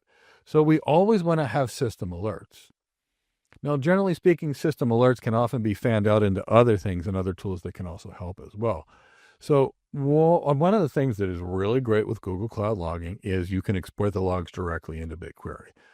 Because it's integrated seamlessly, you don't need to think about any kind of tools or any kind of thing that you might need to do it. It's just there, which is pretty great. So now you can run SQL type queries on the logs, generate reports based upon the logs in a data warehouse. And you have your information in a data warehouse. Now there's tools to visualize that data. So we've got a lot of good benefits by taking these logs and integrating them into BigQuery and then using some AI tools to really see what's going on. Now, we can do that with monitoring, logging. We can also be using SIEM systems that do a lot of these things as well. Now, let's talk about why it matters. So certain industries are regulated. For example, healthcare has HIPAA regulations. Europe has GDPR regulations. We've got SOC 2 and other types of compliances. And that means there's a lot of information in the log. So in order to stay this, we're going to need to collect a lot of logging and auditing information. But at the same time, we want to keep it encrypted. So we have to understand the industry. Some industries need to retain their logs for 7 years. So we also need to think about where we put these logs for this period of time and how do we store them affordably. Now let's talk about something called application performance monitoring. And application performance monitoring really involves tracking metrics like latency, error rates, and throughput. And by tracking these kind of things, we can make sure that the applications perform well and give the user a great experience. And Google Cloud has some monitoring tools and logging tools that are really going to help you get there. It'll help you find those systems bottlenecks. And when you know where the bottlenecks are, then you're not guessing, I think it's this, I think it's this. You've got data to make data-driven decisions. And with regards to monitoring, if and when an incident occurs, or a security incident, or somebody makes a mistake, we need to know what happened. And usually mining through the logs gives us a lot of information. This thing happened on the firewall, then this thing happened on the IDS system. This block somehow there was a lot of block packets going on to, for example, the load balancer, and based upon a security group, and whoops, or an access list or a packet filter or whatever we're dealing with, and whoops, okay, we've got something we need to worry about. Now, what is the incident? How do we respond to it? And what do we do? And that's really going to depend on the organization's incident response plans, incident response teams, and how well that was orchestrated. And that's a key component for security architects, obviously, is creating these business continuity plans, disaster recovery plans, incident response plans, etc. And to see if anybody has any questions. If there are any questions, we'll be able to address them, and then we'll, of course, go back into the content. But did it look any questions pop up? Rohit, is this course required to be attended? You are more interested in AWS. So Rohit, you can attend what you want in life. You can apply for any job you like. You can train for any job you like. So there's nothing that's absolutely required. I will tell you this, Rohit. If you just know AWS, there's going to be no jobs for you in the entire world. 98% of organizations are multi-cloud. And that means if you know AWS, only 2% of the people that are out there, companies that are out there, could potentially hire you, and the other 98% couldn't.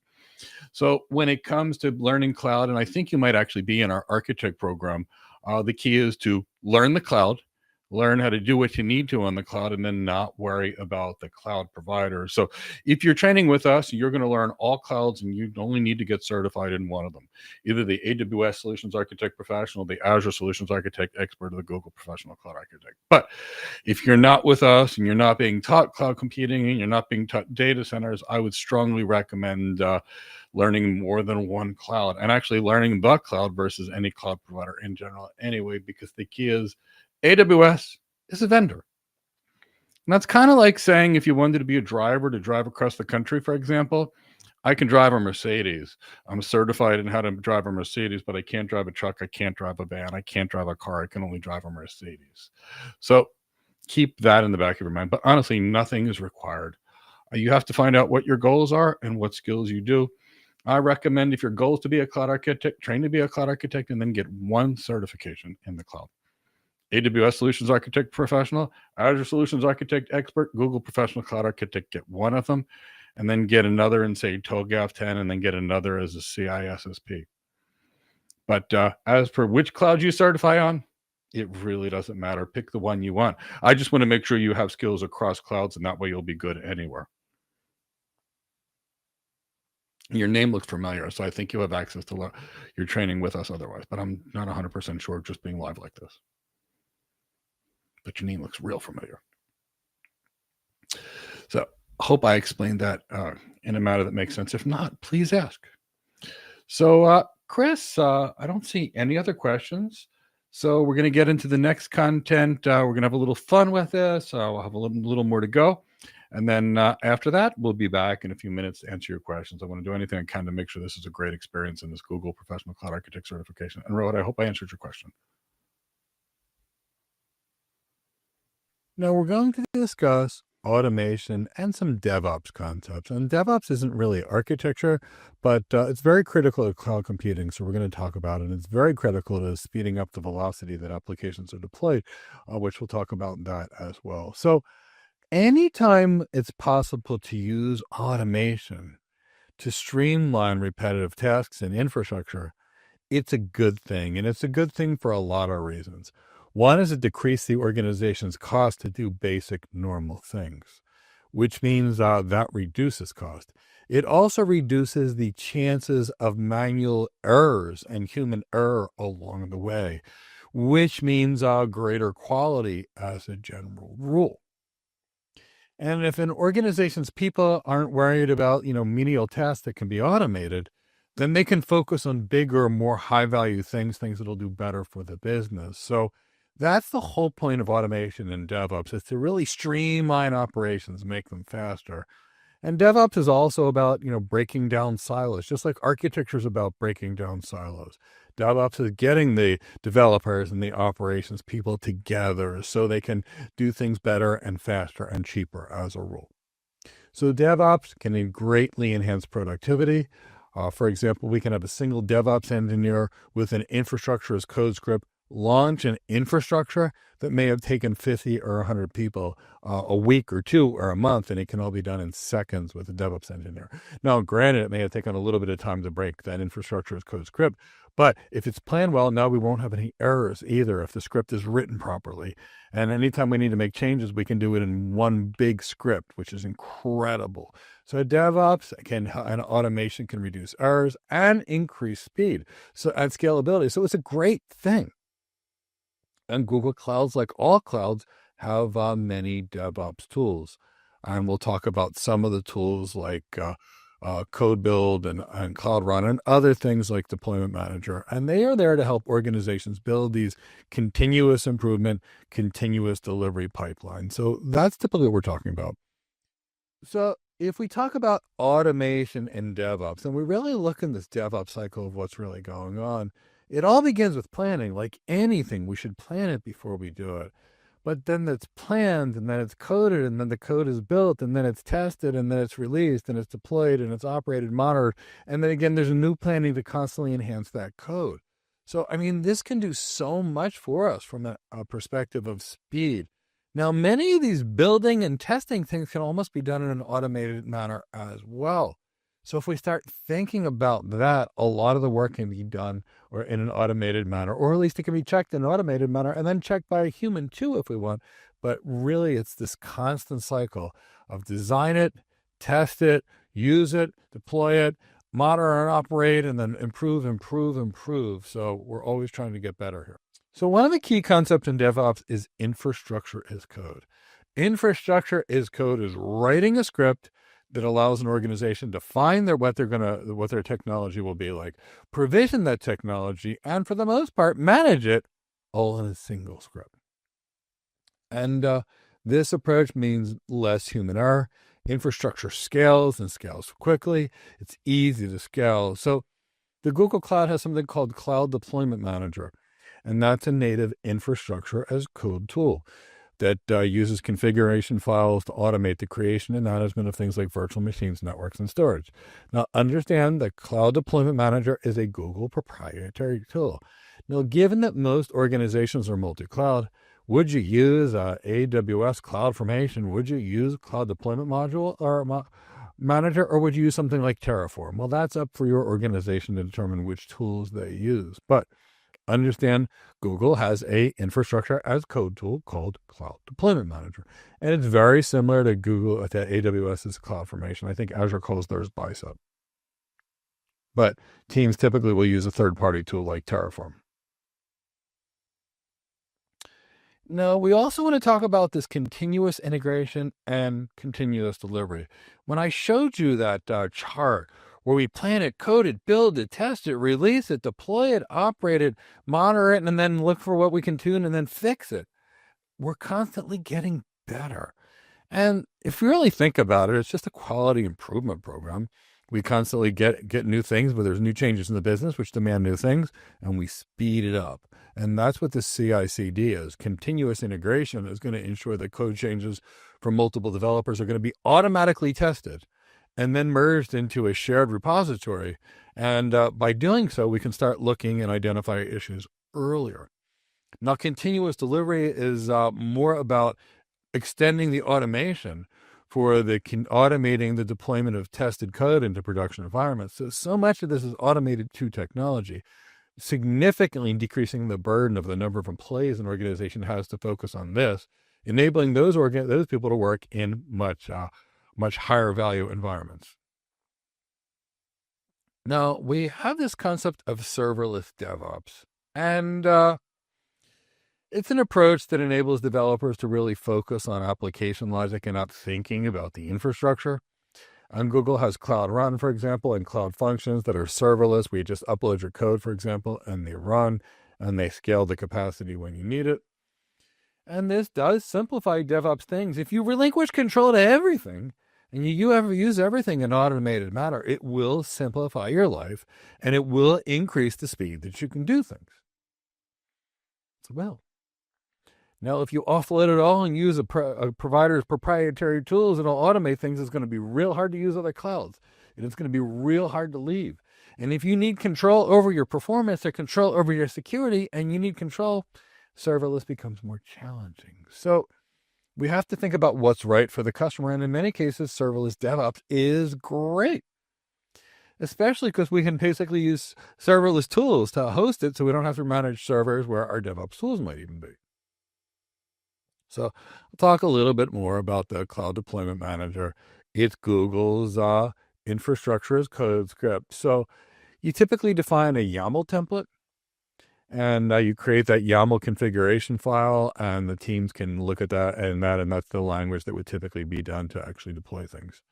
The Deployment Manager really simplifies scaling and disaster recovery, because think about it. You could write an infrastructure as code script, assuming you have good backups of your data, to launch all your assets in other cloud in less than 45 minutes from the time and potentially much less. So you can think about that for disaster recovery. Have a script writing in another cloud, keep all your data in another cloud, keep images of your virtual machines in another cloud, and launch it all with an infrastructure as code script in an emergency.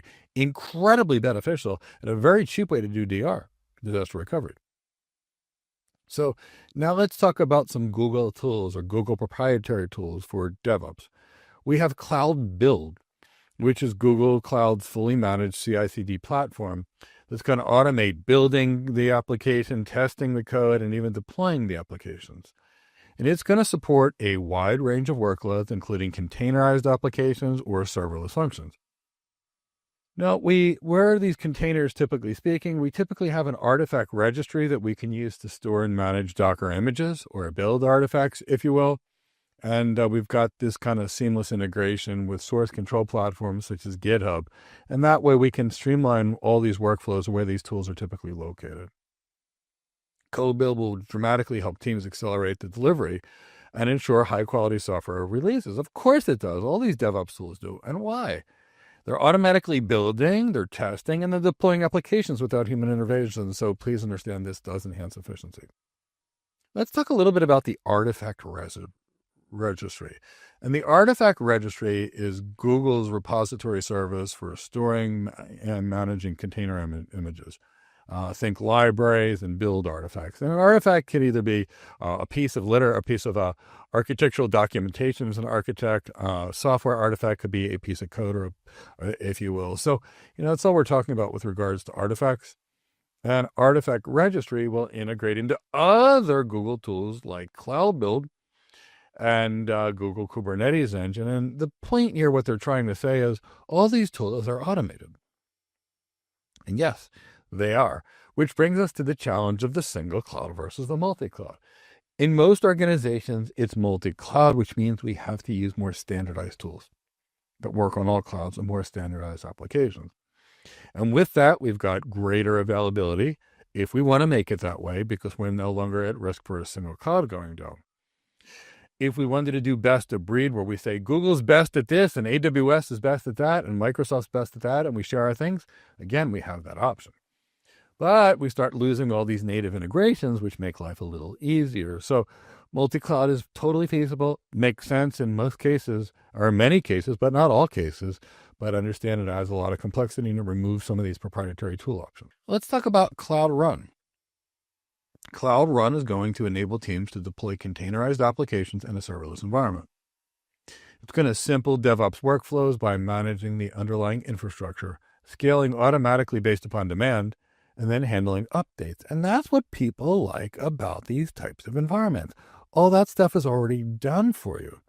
And Cloud Run is going to be great for microservices, APIs, or event-driven workloads. So again, it's enabling developers to focus on the code, and it's enabling the infrastructure teams to be smaller in these organizations. So if we go back to it one more time to make sure everybody got it, Cloud Run is to enable teams to deploy containerized applications in a serverless environment.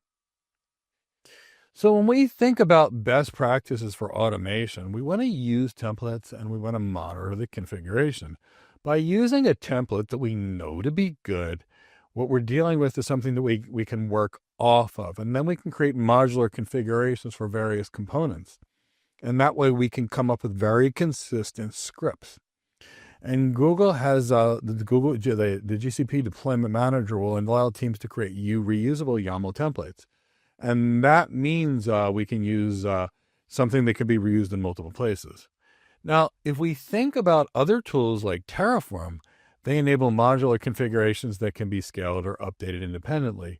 So, that can also reduce the risk of errors during deployment. So we've got lots of tools we can use here, but use something that's templated based on what is your best baseline security, whatever, or what is your baseline, whatever. And then from there, after, you can always tune that template. Most organizations would benefit from a very robust CI/CD pipeline. And why wouldn't it? Why wouldn't it make sense to increase the frequency that we develop our applications that support our business? This is a great thing. So most organizations will do this. Now, depending upon which tools they use, that's up to them. But Google has this kind of code build, which really makes it a little easier.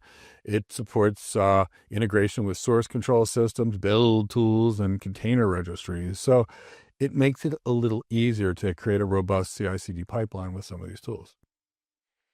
Now, realistically, we're going to not want to take code and actually just shove it in the production environment for the whole world to see. we want to be able to test it. So typically what we do is we create what's called staging environments. And I can show you what that looks like.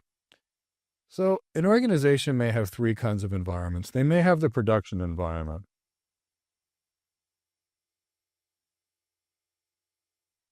Now, this is the stuff that's live and supporting their business right now.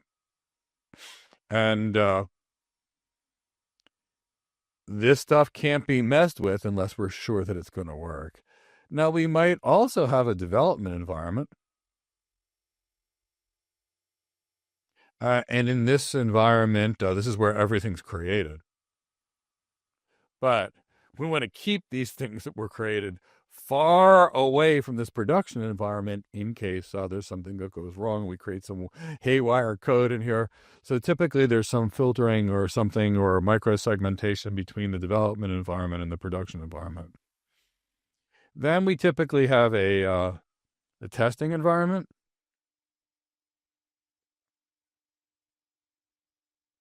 And here's where it gets tested. And it gets all kinds of tested here. And this is where we know that it's good. Any bugs that we find in the testing environment go back to the developers. The developers fix it, and that's in the testing environment. Now, then we might put it into a staging environment where everything is set up the way we want it to be.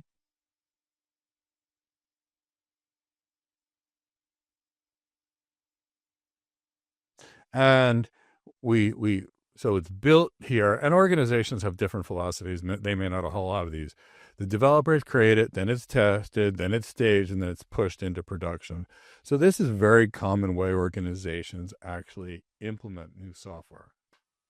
So that's what we're talking about, how to optimize this. We test it, we and automate some of the testing, we stage it, and then it's pushed into production, in some cases automatically. Now, if we think about DevOps, the whole point is to increase efficiency. If we think about cloud, yeah, it probably costs more, but it's convenient because we don't have to manage the underlying infrastructure. So in DevOps, and especially in this kind of training, the recommendation is to use serverless technology. So I'm going to tell you that's the recommendation from Google regarding the Google Professional Cloud Architect exam. And I'm going to tell you from an architect perspective, what I want you to do is I want you to analyze your client's needs, analyze the trade-offs of all things, and help with your client to make the best decision on the best technology. Only after understanding the client's needs, the way the employees work, the way the users access the systems, what the customer's needs, and everything else first, and then make a decision. But for the purposes of this exam, leverage serverless technologies in DevOps. And Google has Cloud Run and Cloud Functions, and they enable developers to deploy lightweight, event-driven workloads quickly and efficiently. If you don't know what I mean by event-driven, I will show you. So let's say, for example, we have our object storage.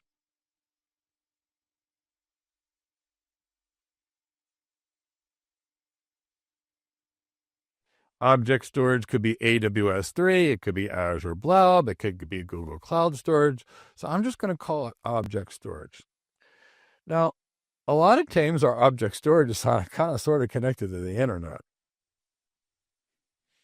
And because of this, if the user sets the wrong permissions on something, what can happen is this can be accessed from the internet, which we never want to happen. So what we can do is if a user sets something on the wrong permissions, we can have something, some kind of function as a service that's going to get activated and say, whoa, this is something wrong. Immediately take this thing and fix the permission so it's no longer usable on the internet. And that's an event. If this thing happens, some other thing happens. In this case, it actually immediately fixed a security violation. But event-driven is if we have something happen, and it could be a log notification and alert, go do something. So that's an event-driven architecture. Now, the key with event-driven architectures is we're not paying for servers to operate all the time, generally speaking. These can be automated to a function as a service, and we only pay for it when it happens. Now, that's great if it doesn't happen that often, but if it happens all day, every day, it's probably cheaper to run a server. So we always have to think about what's right for the actual client. Now, if we discuss the DevOps philosophy, It deals with the challenges in traditional software development, where there's typically a very rigid structure. How the software is done, how the QA is done, how the operations are done. And if you think about a factory where these people do this job and these people do this job and these people do this job and these people do this job, the people aren't really communicating with each other. And by breaking those silos down and getting the developers and the testing people and the operations people and putting them all together, they can work together, they can share information, and that information sharing enables quicker fixes, quicker introducing in production. So what it calls is, gives you is high velocity delivery. And it does. Now imagine this situation. Your organization and a competing organization are fighting for the next GPU, the next big new drug, I don't care, that's going to cure cancer, the biggest anything. And let's say it's dependent upon technology. Now, if we've got good DevOps philosophy, we have the opportunity to get it up running much faster, typically speaking by using infrastructure as code and using some of these serverless options than we would by building ourselves over time. So that's the key point, is we get first mover advantage, we get increased velocity. And, if we think of a private cloud like Nutanix or OpenStack often being cheaper than the public cloud, which is why most organizations are hybrid multi-cloud. They put their high-performance workloads in their data center where it's cheapest, and they leverage the cloud for what it's good at. But if we think about the time where that new drug, getting it out faster than the competition means being the number one, for example, and that can lead to a big increase in revenue, I hope you understand how getting the technology out there faster, even if it costs more in the cloud, might be a strategic advantage. So that's the kind of agility we're talking about cloud computing, the ability to take something that may have taken 6 months before and do it in seconds or minutes. So that's what we're talking about in cloud computing. That's the benefit of cloud computing, that velocity of poof, get everything out there. And DevOps does support that. Now, DevOps is really a philosophy. It's not really a specific job title. So when you hear the term DevOps engineer, it's really something different than usually often what they're looking for. We're talking about this whole DevOps, and it's a philosophy, and it does include skills when we talk about a DevOps engineer, from development, from operations, often from cloud engineering, and they're kind of put all together in one person. So that's why DevOps is a philosophy, and DevOps engineering may be doing some DevOps, but they may be doing other things as well. I hope that makes sense. The key here is to break down those silos so the divisions are now working together. So we also want to do what we call a shift to the left, and that means shifting tasks early into the software development lifecycle as opposed to later. So shifting left, start thinking about security from the time it's even created, as opposed to checking for security holes after the fact. Shift left involves, starting to test, run code checks as you're coding it before you're even ready to test it. So that's what they're talking about. And the key here is it's going to be an end-to-end workflow focus, and DevOps is going to optimize the entire deployment workflow rather than people doing it individually. And that's what DevOps tends to do, is that one DevOps engineer replaces a lot of those admins that used to manually configure things. So let's talk about some key pillars of DevOps success.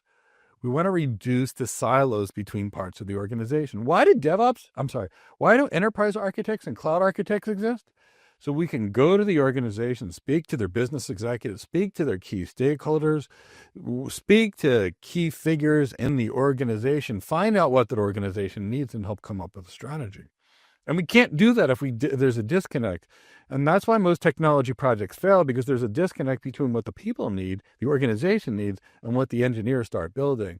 And that's why architects exist. Now, DevOps exists for the same reason. So while architects are focused on the entire strategy and optimizing business performance, the DevOps engineers are focusing on improving the speed and velocity of the technology by breaking down silos between testing and QA. So as you can start seeing, is trying to get to a bigger place, to not have separate people that are all doing separate things at the same time where nobody knows what anybody is doing. That's the whole point of DevOps.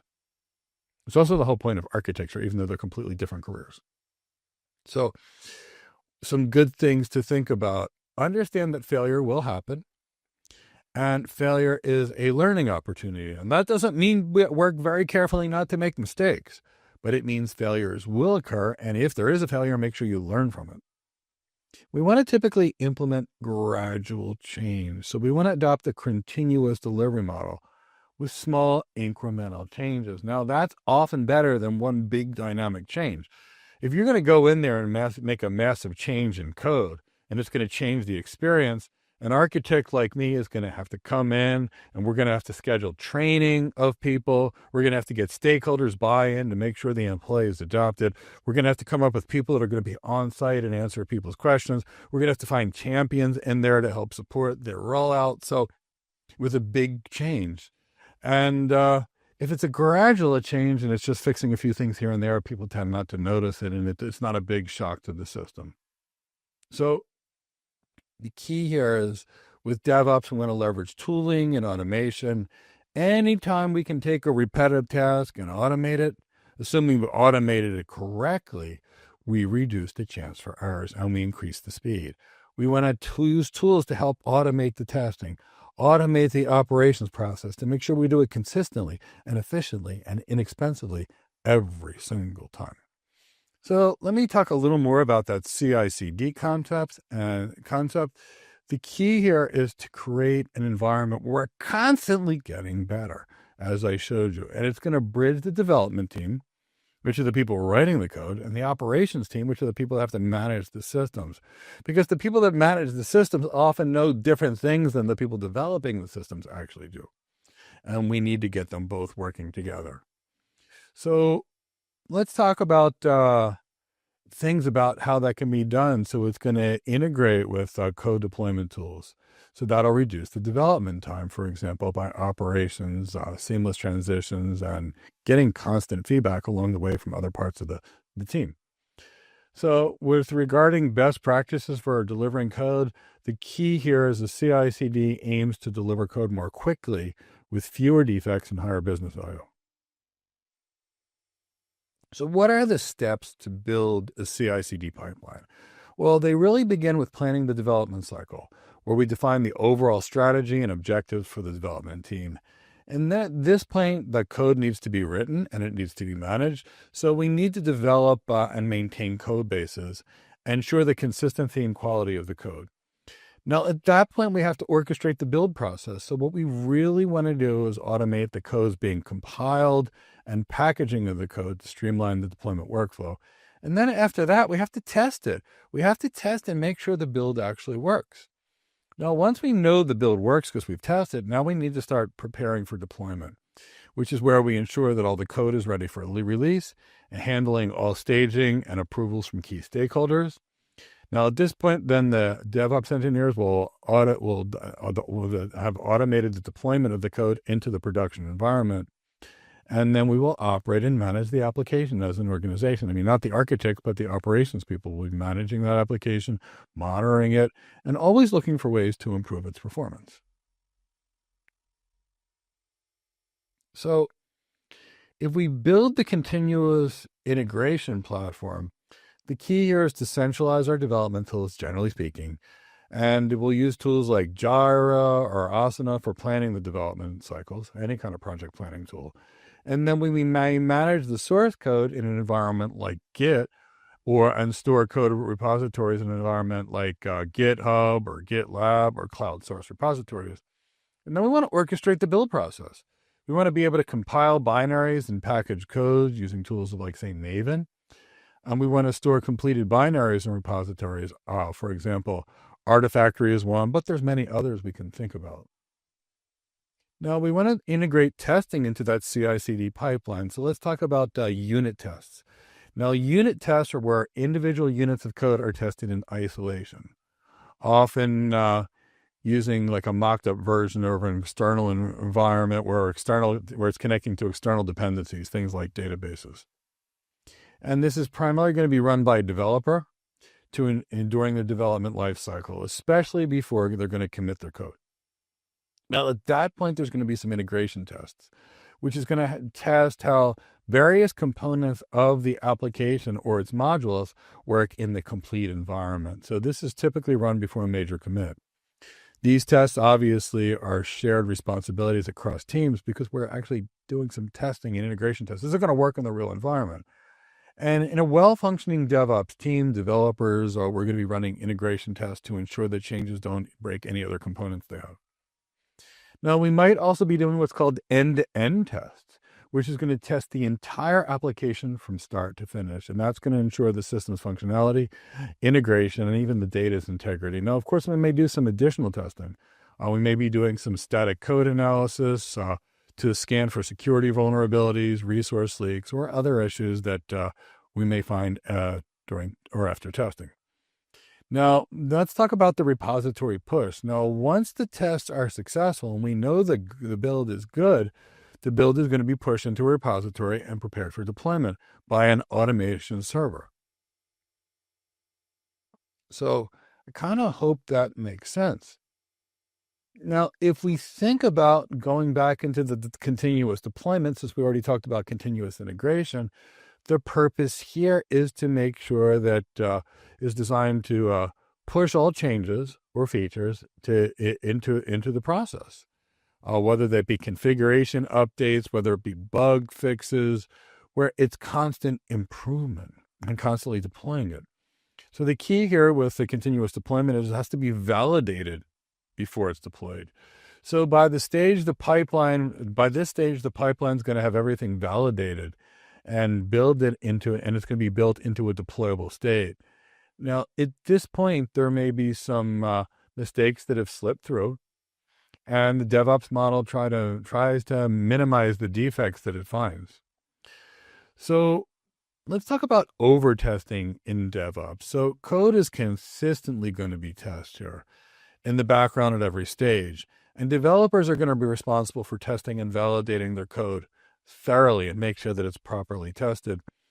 The point here is that CI/CD frameworks can be designed to work in an over-test code where we've just got so many tests along the way. And that way we're going to reduce the defects that we actually find. Running continuous variations this way and validations and testing is going to ensure higher code quality. Now, with this continual deployment, there's some developer responsibilities.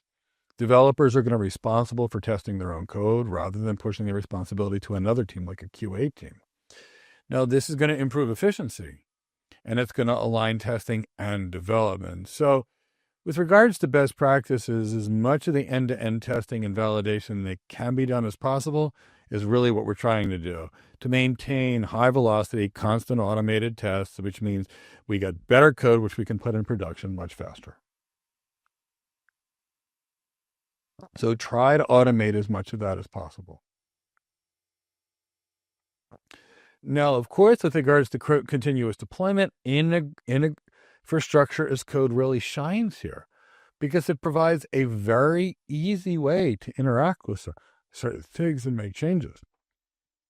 And think about tools like Terraform, Ansible, or the Google Deployment Manager.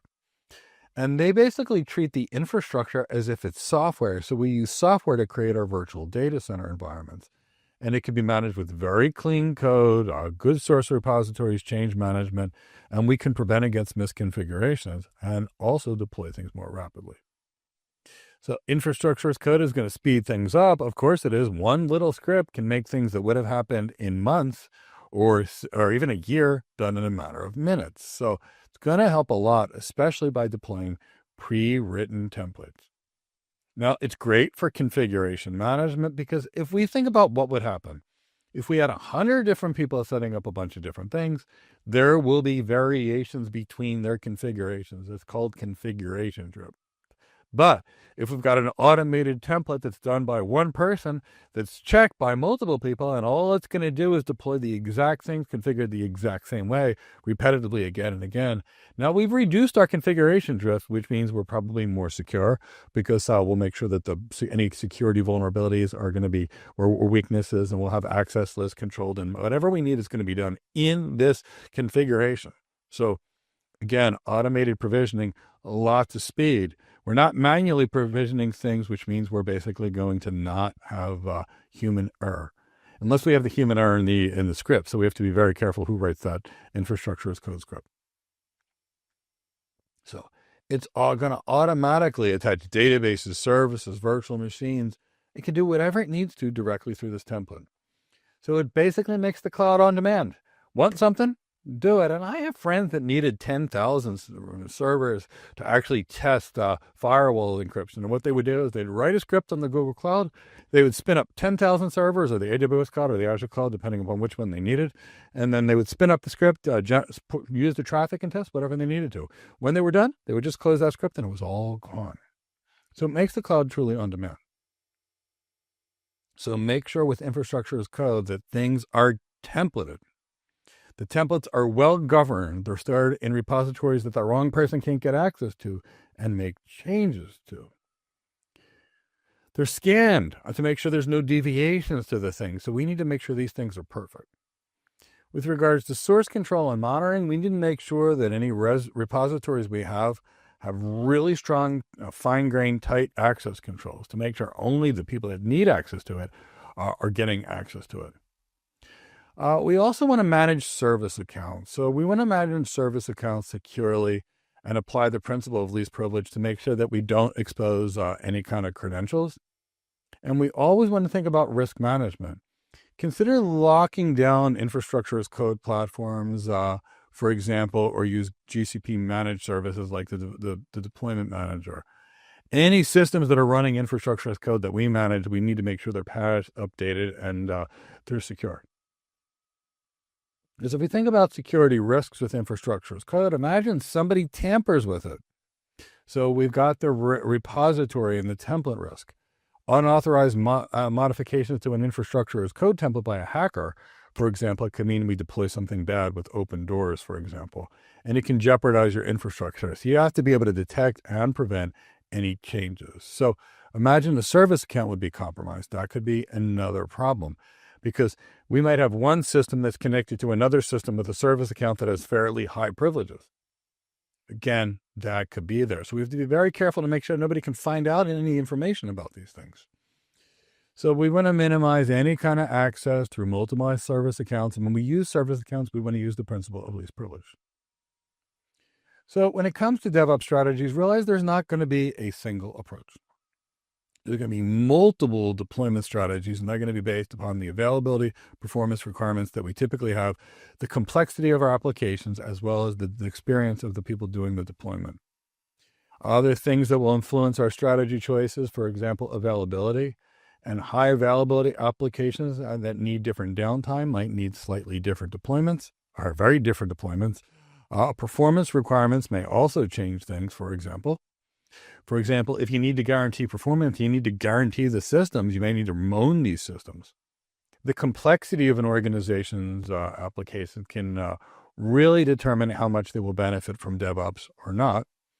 And the deployment experience an organization has will really help a lot. Typically speaking, less mature deployment pipelines will typically require more conservative strategies to avoid failures.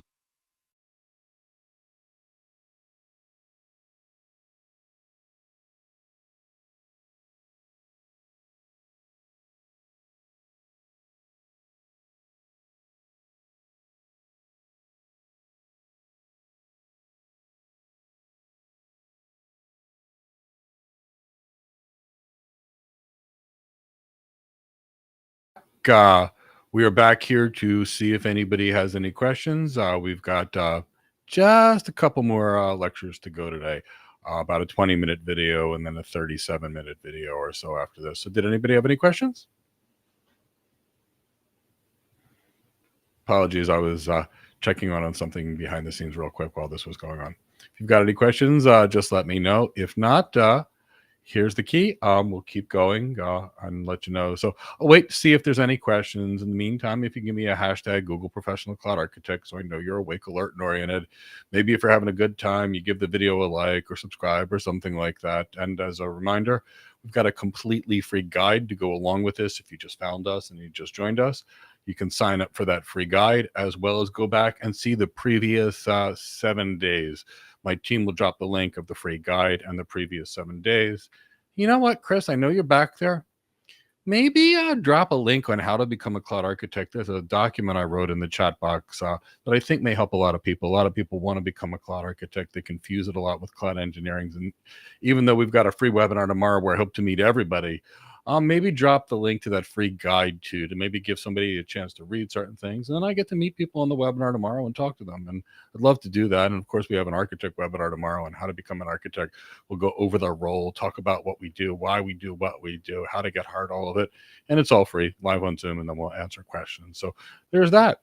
Okay, so I see from Team Escalate, you have some clear expectations, and that's why you don't have questions. Love hearing that. I see some people are listening with the hashtag Google Professional Cloud Architect from Team Escalate, Jacques, Dimitar, Sergio, and Adrian. That's wonderful. So, Chris, let's keep going. Now we're going to discuss some application deployment methodologies, and this is a big component of the Google Professional Cloud Architect certification and exam. And I want to make sure you understand them. So what are they? They're strategies on how you would deploy your applications to reduce risk, for example. And that's typically the way we would deploy our applications. And I'm going to draw them out for you. First type of deployment strategy we have is something called a blue-green deployment. And the blue is the current environment.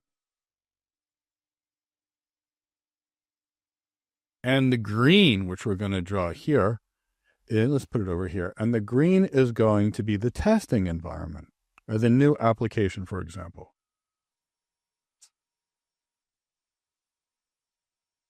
New application / environment.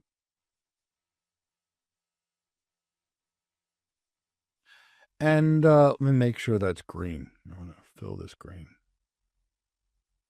Okay, so this is a blue-green deployment. We've got a current environment, which hosts our organization's website, which is blue. Now we have green, which is the new application we tested.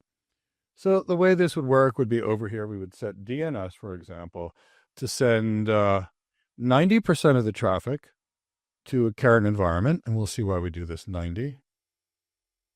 Oops. %. To the old environment that we know is good. And then maybe what we do is we have DNS send 10% to the new site. And by doing so, now we've got the current environment, which is we know is good, handling 90% of our traffic and 90% of our service. And then we stick 10% on the new environment. Now, let's say the new environment's working great and everybody uses it. No big deal. We get rid of this DNS where we sent 90% to it. We change 100% to the new application, to the new website, and everything goes over the new application. This could be done via DNS. There's lots of ways we could do this, but for website, we would typically use DNS. Now, that is a blue-green deployment.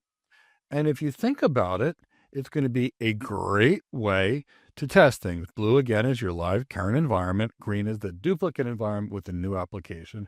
It gives us a chance to do this. So what are the benefits? Minimal downtime. There should be almost none, because what we're really doing is we're sending a big percentage to our old environment, which we know is safe, a small percentage. And when we know it's good, we shift to the brand new site. So it reduces risks and it tests things in a production-like environment. So because it is a production-like environment. Now let's talk about another kind of deployment model called a canary deployment. And the canary deployment is a little bit different.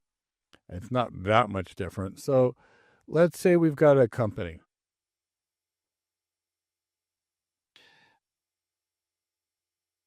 And the company has its primary applications over here. Primary infrastructure application, whatever you want to call it, just call it primary application. There'll be more than one, but now if we look in this environment, we've got the customer, they've got the primary application. Now in the canary, and I'm going to make it yellow so you can see it's canary because there's a color yellow called canary. And here's what we do. We have our friendly users here. And in a canary deployment, we change the color of that text so you can see it. So let's maybe make it red. Okay, so we've got our friendly users. So what we do is we keep all the business traffic on the primary application, And then we give it to some people that we like. Here, test this stuff for us, what you actually find. So the tests come back over here from people we trust, the friendlies, and then they shift all the traffic to the primary application. So why might we do this? Well, it reduces the risk, right? Because only a small percentage of users are going to be using the new thing. It gives us very good real-world testing because we're going to give users a chance to actually try things. And then you're ultimately going to be able to roll it out. So this is a fairly a good way to do things. Now, it's not going to be easy to set up the routing if we're using an internet-facing application. You see over here with the blue-green deployment, I use DNS to load share. Now, over here, we might have to do some other things because we're not going to have DNS to be our option there. Okay, so we covered a blue-green deployment, and we'd covered a canary deployment. Now, what we're trying to talk about here with DevOps is often rolling deployments, and that basically means we're just gradually rolling out new instances of the applications that we have, taking a version that we have and replacing it one at a time. So for 10.1.1.1, maybe it goes 10.1.1.2, that we push it out. It's just something slightly new, small changes. Now, another thing we may want to do is something called A/B testing. And A/B testing is widely used in marketing and other environments. And what we're going to do here with A/B testing is we're going to release two different versions of the application, an A version and a B version, and we're going to compare performance. So this is very common in a lot of environments. You've got the A version. You've got the B version. Oops. So we've got these two different versions. We try both and we send it out to people. And when we send it out to people, I mean, realistically speaking, they're either, what if 80% of them say, I prefer B? B performs better. The company will just switch it over here. So we've had a lot of good options. So if we think about the blue-green, let's say we had, let's go back to this because I want you to think about the fallback mechanism here because it's pretty incredible. Let's say we started out sending 90% to the current environment. And we started out by sending 10% to the future environment.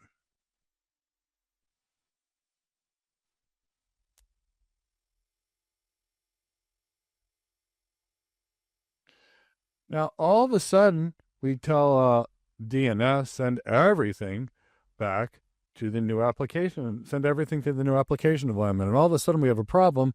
No big deal. We just tell DNS to go back to the original environment.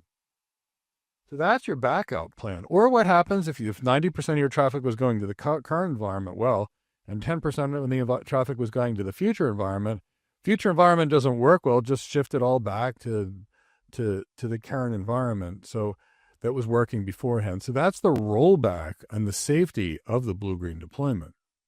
It makes it very easier. So CMEK on the exam, you're going to get scenario-based applications that's going to understand what these deployment models are. So, if we think about the blue-green and we think about these strengths, it makes it very easy to roll back. But it's going to temporarily double the organization's infrastructure costs because they're going to have an old environment and they're going to have a new environment. And depending how long they want to keep what was the current environment, which will become the new environment, alive, means how long they'll be paying for it. At least keep thinking about that. Now, if we use that rolling deployment, we have a single production environment. We're just going from one thing to a slightly new version of another thing. And in this case, application updates are going to be deployed in a very staged manner across servers. Some may run the new one. Some may continue to run the old version. It gives us some form of real-life testing. And we can do traffic testing and load testing on the new version before deploying it on all servers. Now, with the rolling deployment, which is where we just keep making incremental changes, if an issue arises with the new version, we just go back to the servers that were running the old version. So we can think about that. But I want you to think about this rolling environment. The complexity is going to increase a lot with major changes. And if there's major changes in a rolling deployment, the support team must learn very well before the application is rolled out how they're going to troubleshoot this environment on both old and new versions. So it can get complex. So, rolling deployment is great because it minimizes downtime and provides the opportunity to test things gradually to validate new things. But if you think about it, it's a big change. So it's typically a bigger risk.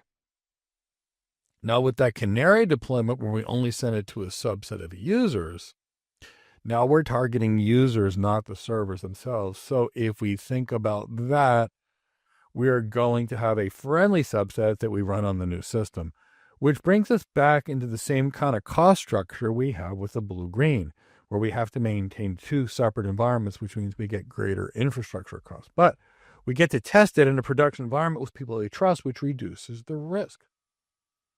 So I hope you're starting to see each one of these options has various trade-offs, and we have to pick the right one after evaluating all trade-offs. Now, let's think about the canary deployment. Now, again, this is going to be a lot of infrastructure. It enables that gradual rollout. It enables very good risk mitigation. It seriously reduces risk because if an issue arises with the new people we're testing the software on, just move them back to the original version, and then we don't have to worry about it. So severely reduced risk, what we're talking about here. Now, when we talk about that A/B deployment, which we talked about, now let's think about what's going on here. This is basically like running a focus group with your users. Do you prefer this or do you prefer this? So you're splitting your users. Basically, half are going on one and half are going on the other. Now, this is going to give you a lot of insight. It'll give you information on user behavior and usage patterns, and then you can figure out which one of these is going to get you better business. Imagine one e-commerce website has people stay on the site 5 minutes longer, and they're more likely to spend money, and they're more likely to spend on average 6% than the other one. Well, shift all traffic to the one that's doing the most things. So A/B testing gives us a lot of insight.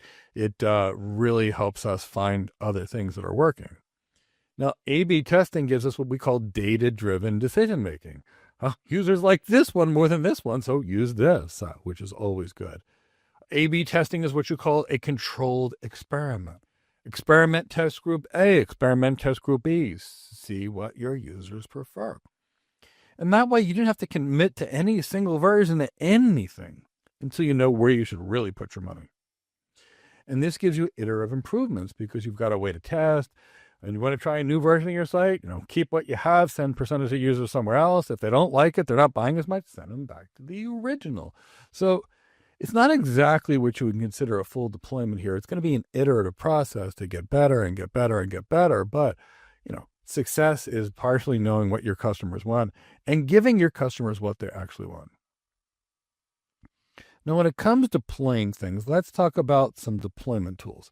Google has Google Managed Tools, and they offer a variety of managed tools that are operationally cost-effective and can reduce administrative overhead.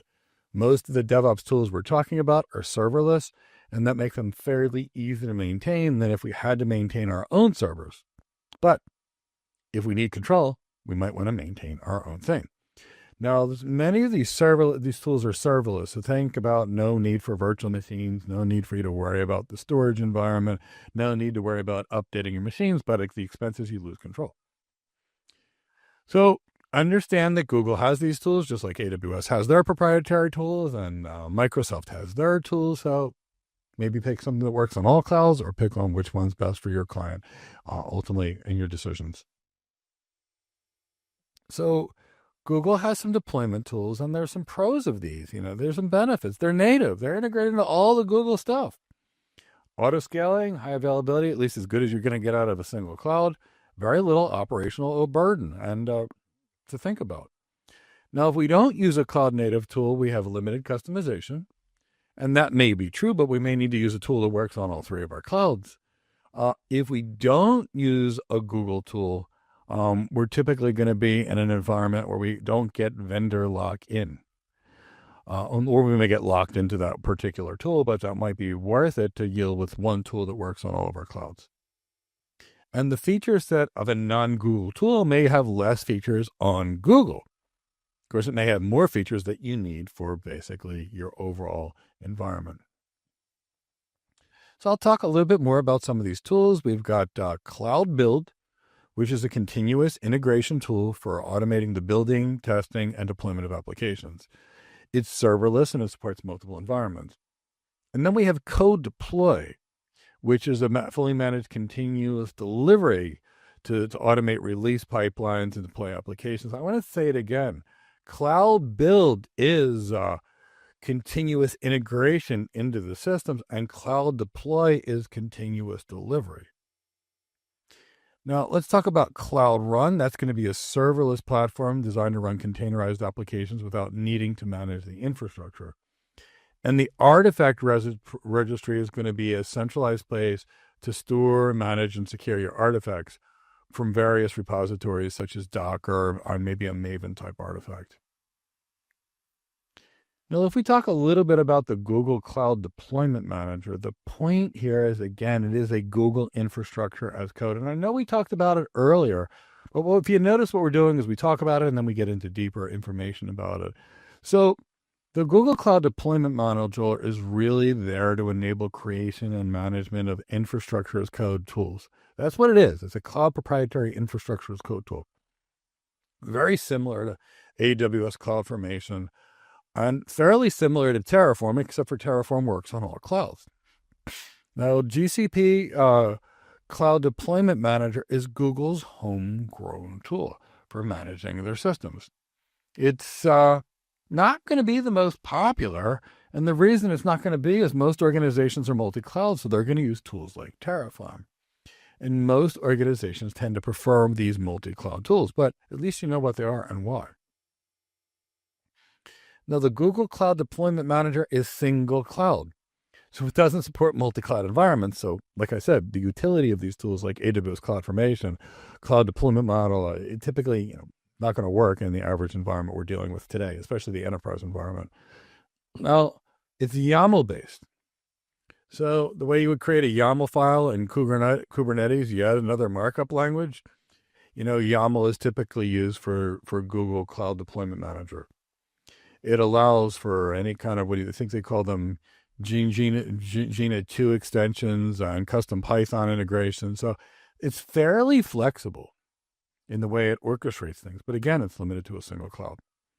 So this is going to be a great tool for organizations that are basically heavily invested in Google Cloud and they don't have any immediate need for multi-cloud services. I don't know any clients like that. Because typically I work with global enterprise clients and they can't leave all their eggs in one basket. But if you have a client that only uses one cloud, this could be a beautiful solution. Now, Cloud Build, again, is serverless and it's designed to build and test and deploy code.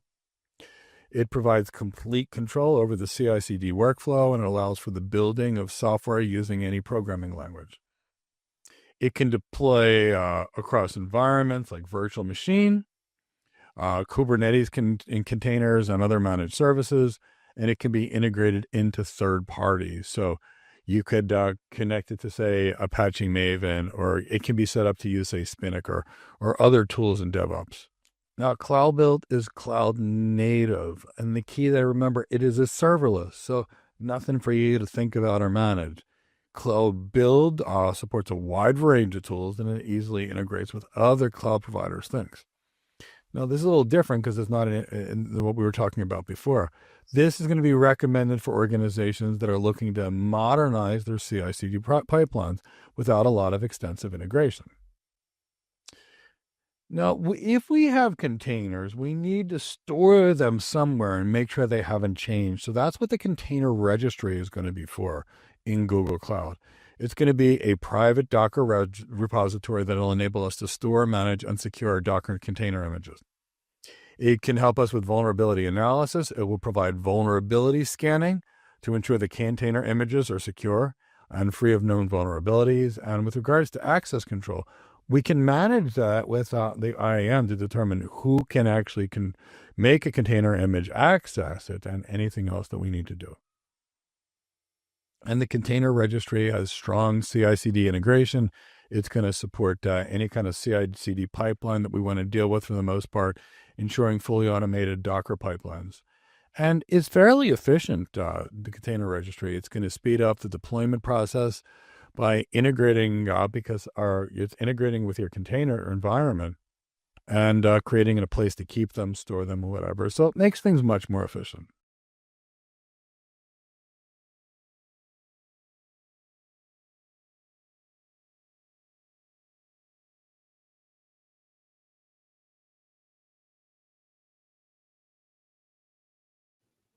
Oh, well, sorry about that. We had some audio difficulties. That looks like I was muted on one of the sides, my side, whichever side that is, but that's taken care of now. So wanted to check in and see how everybody's doing. Wanted to see if anybody had any questions along the way, anything they needed us to assist with, and say that we've got one more video. It's approximately 35 minutes. Wanted to let everybody know that we are going to finish on Thursday, so you're going to have a free Friday. Congratulations about that. We're almost there, so stick with us for about 35 more minutes. I didn't see any more questions come in, but if any do, just let us know. We've got one more video. We'll finish up for the day. So as a reminder to everyone, we're going to have a webinar tomorrow at 11 a.m. We'll go over the architect role, what we do, talk about how to become an architect, talk about what it takes to get hired when you lack experience, all of it. And of course, you can ask me live questions on Zoom, so please join us. And as a reminder, if you just got here out of nowhere, YouTube sends people notifications all kinds of times that you can go back and you can watch the first 7 days of this. Chris from my team will drop the playlist so you can see the previous days in case you missed something. Or you want to go back and watch it again, which I highly recommend.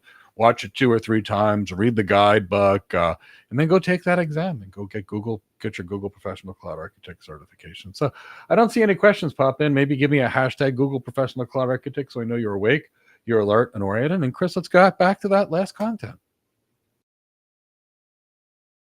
Now, we've been discussing DevOps, so let's discuss DevOps' close cousin, SRE, or Site Reliability Engineering. And while DevOps bridges the gap between development, testing, and operations, Site Reliability Engineering is an implementation of DevOps with an additional focus on reliability. So it combines more operational work with development work, and the goal here is improving performance and availability. So Site reliability engineers kind of split their time in between the following: operations-related work like handling issues and on-call situations and manual investigations, but also development and automation. So they're building features, potentially scaling infrastructure, they're potentially automating a process. Anything they're doing, their focus is really of availability and reliability. So SRE introduces the concept of something called an error budget, which allows for a tolerance of failures to a certain threshold. So what does that mean? We can now set a threshold that says we could need, say, 99.9% uptime, and there's an error budget of 0.1% downtime. So that's all it really is. So instead of just using the standard numbers of 99.999, for example, which is about 5 minutes and 15 seconds of downtime a year, they're calling it an error budget, which is what you're able to tolerate. And if the error budget isn't spent, meaning you didn't have enough outages, it signals to the person that maybe they took too many, have too much reliability and too much resilience in the system, and potentially they could reduce that reliability. Although most businesses really are not looking to decrease their availability, but imagine an organization is spending $100 million a year to get to, and they have 5 nines availability, but maybe they could reduce to say $50 million a year to get to 99.99% availability, which is what that business needs. So yes, it is about matching availability needs with expectations. So that's why they have this concept of an error budget and what it might mean. Now, if the error budget is spent, then at the same time, maybe they need to focus more on reliability. And they need to do other things to enhance resilience and availability in the system. But the goal is really just to align the organization's needs, again, with what the organization is actually doing, to maintain the correct level of availability and at the most appropriate budget. Now we're going to cover cloud operations, which is the next kind of section we'll talk about in preparation for the Google Professional Cloud Architect certification and exam. So we're going to talk about logging. And when we're talking about logging, we're talking about all the systems that generate logs and collecting them or doing something with them. Now, with regards to logging in the cloud, we have cloud logging, which is real-time log management. And cloud logging is going to be a Google fully managed tool for storing, searching, analyzing, monitoring, and even alerting you on log data. So all these providers have some form of a logging. For example, AWS has CloudWatch logs, which you get to see, and other types of logs. So all providers will give you those. Now, what we want to do with these logs is up to us. We can ingest the logs somehow, and we can put it in a database. We can put the log somewhere. So cloud logging is a real-time log management tool from the Google Cloud to deal with logs. And cloud logging natively integrates with cloud monitoring. So it's going to allow users to define alerts based upon whatever it is. So that means you're going to get performance metrics, things like the CPU is too high, for example, but you'll also get other system logs as well. And it uses a logging agent. Basically, they can run on any of your virtual machines that'll collect logs from those virtual machines and provide those logs. And it can give you a centralized, scalable logging environment. Now, with regards to cloud logging, the primary way to view it is with the logs viewer. And that is going to be a simple, very graphical interface. It's going to enable you to store, view, and analyze cloud logs with cloud logging. And it allows users to build and save queries of certain types of things that they might use for the future. And this can be done via a graphical user interface or, some type of a query builder language. Google Logs Explorer is the primary interface to view logs. And why am I saying this? Because Logs Viewer is the right thing to view it as the primary way. You might see that in the exam. What's the primary way to do it? View logs, and that's the log viewer. But you can also view logs if you have some type of an API integration. So you consider programmatic management of logs, and this enables users to read, write, query, and even control logs with the Cloud Logging API. Now, when it comes down to it, we're going to have some log entries, right?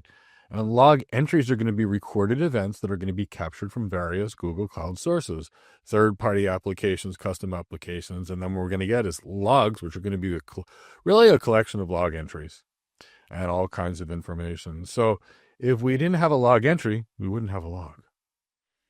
Now, at some point, we have to think about how these logs get to their destination, and that's going to be called routing and exporting. We're going to take our logs and we're going to export them somewhere. And then maybe, hopefully, we get some metrics out of our logs, and we can pull these metrics and get some factual science-based things in our logs that are going to help us do things. So if we think about how long we should keep our logs, well, it's really going to be dependent upon the industry an organization is in.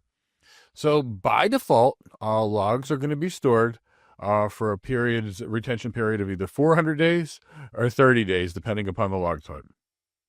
So 400 days is a little over a year, so that's pretty good. 30 days is not long, but if it's not critical logs, you may not want to keep them anyway, unless you have to. Now, what if you need to retain the logs for a long time? Well, you can use what's called extended retention on the Google Cloud, and you can store them for up to 3,500 days. I think it's about 3,560 days, about 10 years. So you've got very good long-term storage. And many organizations will use cloud storage for long-term log retention. And typically speaking, they might want to use BigQuery for advanced log analysis. So you've got a data warehouse that can look at these big logs. And what kind of evidence and trends can you glean from them? Now, we also have this concept of log routing and automation. So what are we really talking about that? We're really talking about the need to somehow get the logs from its source to its destination. And that's really all we're really talking about. So let me whiteboard some of this out for you, because I think it'll help make it easier. So let's say we have some logs coming from somewhere. Let's say these are Google Cloud logs.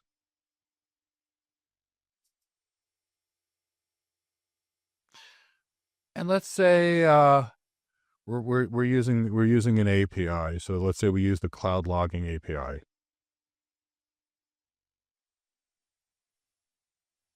And what we're first doing is we're pulling these logs via the API, and then we're going to need some kind of a way to get our logs to wherever we want them to go.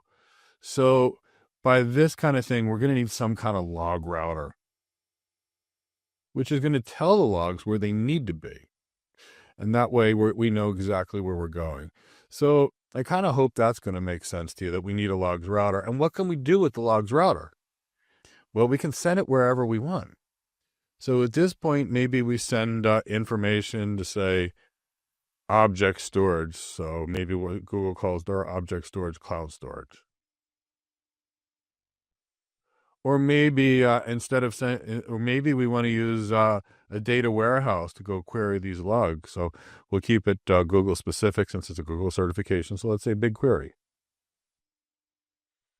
Now, we might still also have some logs going just to the logs area. But the ability to take these logs and send them either to long-term storage, be able to query these logs with a data warehouse and glean information out of these logs, and the ability to send the logs to the regular log places too, if you wanted to do it, is also good. Now, we can also send these logs to what's called SIEM systems, which are security event monitoring systems, and that's really where we're going to have some heavy-duty integrated security across our clouds. Okay, so that's why I wanted to discuss a little bit about what this logging and routing is. It can be done via, say, the Google Pub Sub, which we talked about earlier, and that way we can route it to a topic, and that way it can be fanned out to wherever it needs to be. You would typically want to fan these logs out to a security event monitoring system, like Splunk, for example, but there's many others in the world that could do that as well. The point is, we want to take all these logs, we want to glean information out of them, and if we're using some kind of AI SIEM system, we can potentially catch attacks in real time and then do something about them. And of course, there are other log analysis tools that DevOps teams or operations teams or whoever's going to be looking at these teams can actually, there's other tools they can use to parse through logs and such. And they don't have to just use Google's native cloud operations tools. So when we're dealing with log router, we were dealing with some cloud logging API, and these logs are automatically going to be passed through the cloud logging API. And that way they're going to get to the log router. And the log router, what is it really doing? It's determining which logs it's going to take in, which logs it's going to export, which log entries it's just going to get rid of. So let's talk about log syncs and exclusions. We have a default log sync, and each project has a default log sync that routes all logs into a default log bucket. Why they call it a sync, I have no idea, but all logs are going into a single default bucket. Now, we can set up what's called exclusions, and exclusions can be leveraged to filter out specific log types from being stored in cloud logging. And that way, if we don't want to catch some kind of logs, which we typically know are meaningless, but they're just kind of things that we're getting all the time, and we don't want to store them, we can save on logging cost if we know certain things we want to block. Now, when it comes into log ingestion and how we're going to do it, there's a couple of options. We can do custom logs. And the Cloud Logging API will support the ingestion of custom log data from, for the most part, any data source. And that gives us some scalable managed cloud logging in a managed environment. So think about things. If it's managed, there's less servers for you to be dealing with, for example. There's no patching of operating systems. So that's somewhat a managed service, which in this case might be a great thing. And cloud logging supports real-time log analysis, so you can look at it and try to glean information in real time. So if we talk a little more about cloud logging really receives, indexes, and stores logs from various sources. That's what logs do, and including Google Cloud Services. But anything that you put the Google Cloud Logging agent on, or even other cloud providers, you could import their logs under certain circumstances based upon the way you would set up the custom log sources. Logs can be captured for the most part at every layer of the resource hierarchy, the organization level, the folder level, even the project level, if you recall when we talked about that earlier. So we can, with cloud logging, we can export the logs. We can do a one-click export to BigQuery, which is what I showed you initially, how BigQuery we could then use to then take the data, and we could use to analyze the data, visualize the data, what have you. We can run like SQL-type queries on the data to learn more. So that's what we were talking about with the cloud logging. Now let's talk about log types. Now, there's lots of logs we're going to get, but let's talk about the key logging sources we're going to get out of Google. Well, we are going to get logs that are generated from all kinds of Google Cloud sources. Things like compute engine, cloud storage, and much, much more. Now, these logs will give us insight into the operations, the system's health, the system's performance, for example, user activity. So that we're going to definitely get it from Google Cloud. Now, we're going to get things from the cloud logging agent. So if we put this logging agent on virtual machines, it's going to collect their system logs, application logs, and custom logs, and that can be sent. So we can be collecting more logs, and we want to know what's going on with all of our systems. We can get logs from other cloud providers if we were going to do that. We can create what's called custom log sources, and users can create custom log entries for certain applications or systems that don't have built-in Google Cloud logging in some way, shape, or form, and that way we can still send the logs to a single place. And these kind of custom logs can be generated for the most part from any source. And that's going to really allow for a tailored log collection, what we want, what we need, and get it in a certain order. Now, we also have hierarchy-based logging. And logs are going to be captured based upon the resource hierarchy. So organizational level, the logs will cover all resources under an organization. If we get folder level logs, they're going to be logs specific to a folder grouping multiple projects or resources. And if we get project logs, those logs will be to specific projects, and they will capture project-specific activities and events. So we can determine what we need and what we're trying to collect. Now let's talk about admin activity audit logs. So admin audit logs are going to be part of Google Cloud Audit logs. And here's the point here.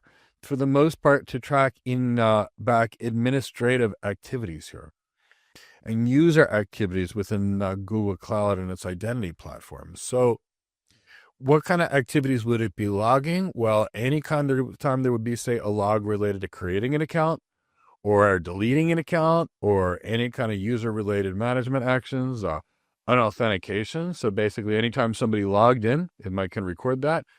Configuration modification. So anytime someone changed anything inside of, say, the cloud identity platform or the identity provider environment, so you'll get notifications here.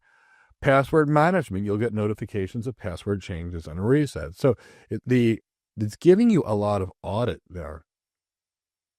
So let's talk about a little bit more about that. So when we get these cloud audit logs, it helps us with the last part of our IAM. Remember, IAM is authentication, determining who you are. Authorization, which is what are you allowed to do. And then accounting, which is what have you done, and really auditing that, being able to track that. So that's really what we're talking about.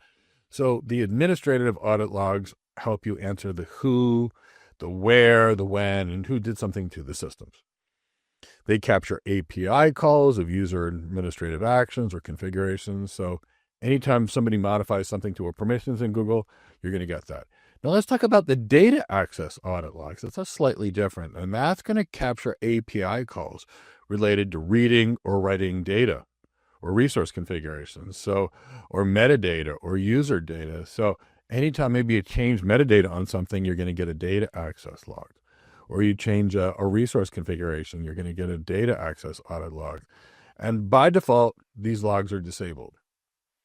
And these logs are not publicly shared resources. So for example, it can help you read or write data to a service. You can log that or get that log if you want. If somebody accesses metadata or data about data within a service, you can get a log for that if you want to. It was the data access audit logs if you turn that on.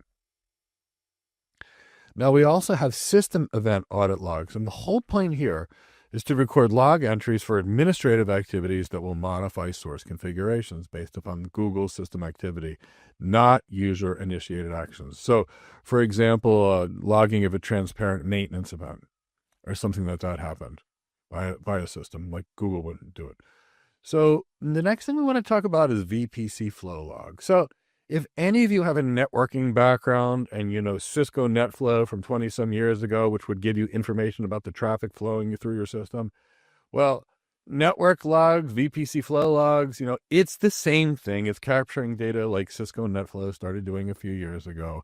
And it's giving us the data, there's a TCP or is it UDP, the source, the destination, address, protocols, port numbers, that kind of thing.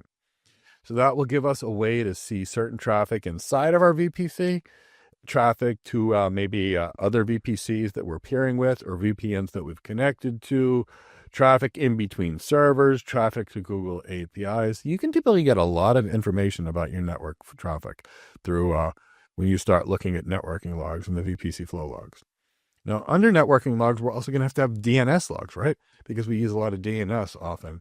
So the DNS logs will record every time there's a DNS query received inside of a network.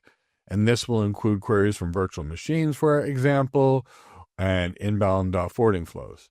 Now, the key here is we're getting visibility into our DNS traffic, and we'll find that it can help us resolve any kind of issues that we might have related to DNS queries. Now, we may have some network address translation. We most likely will, translating our internal addresses to private addresses as they go out to the internet, update your operating system, and allow that return traffic back.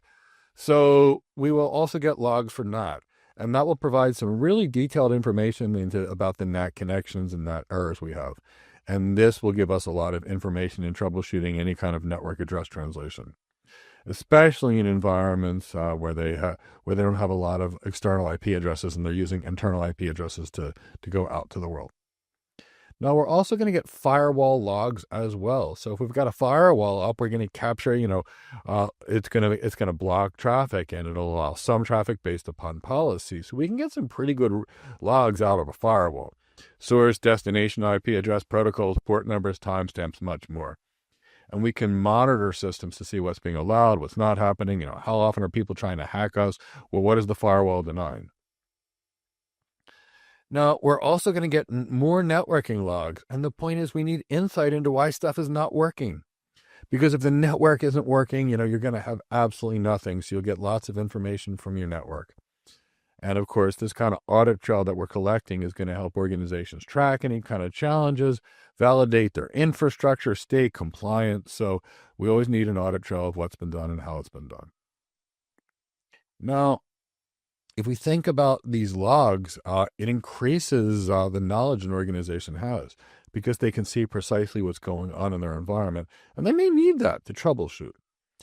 And when we're dealing with security or high security environments, we need to be able to see what's going on to be able to understand how to stop them and protect them better. So logging is going to be really important. Okay, let's discuss CloudTrace. And CloudTrace really functions as a distributed tracing service, and it's going to give you information about performance, specifically latency.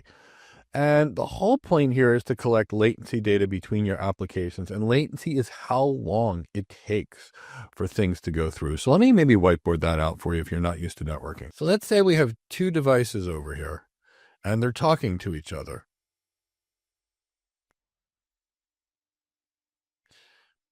Latency will be how long it takes to go from point A to point B.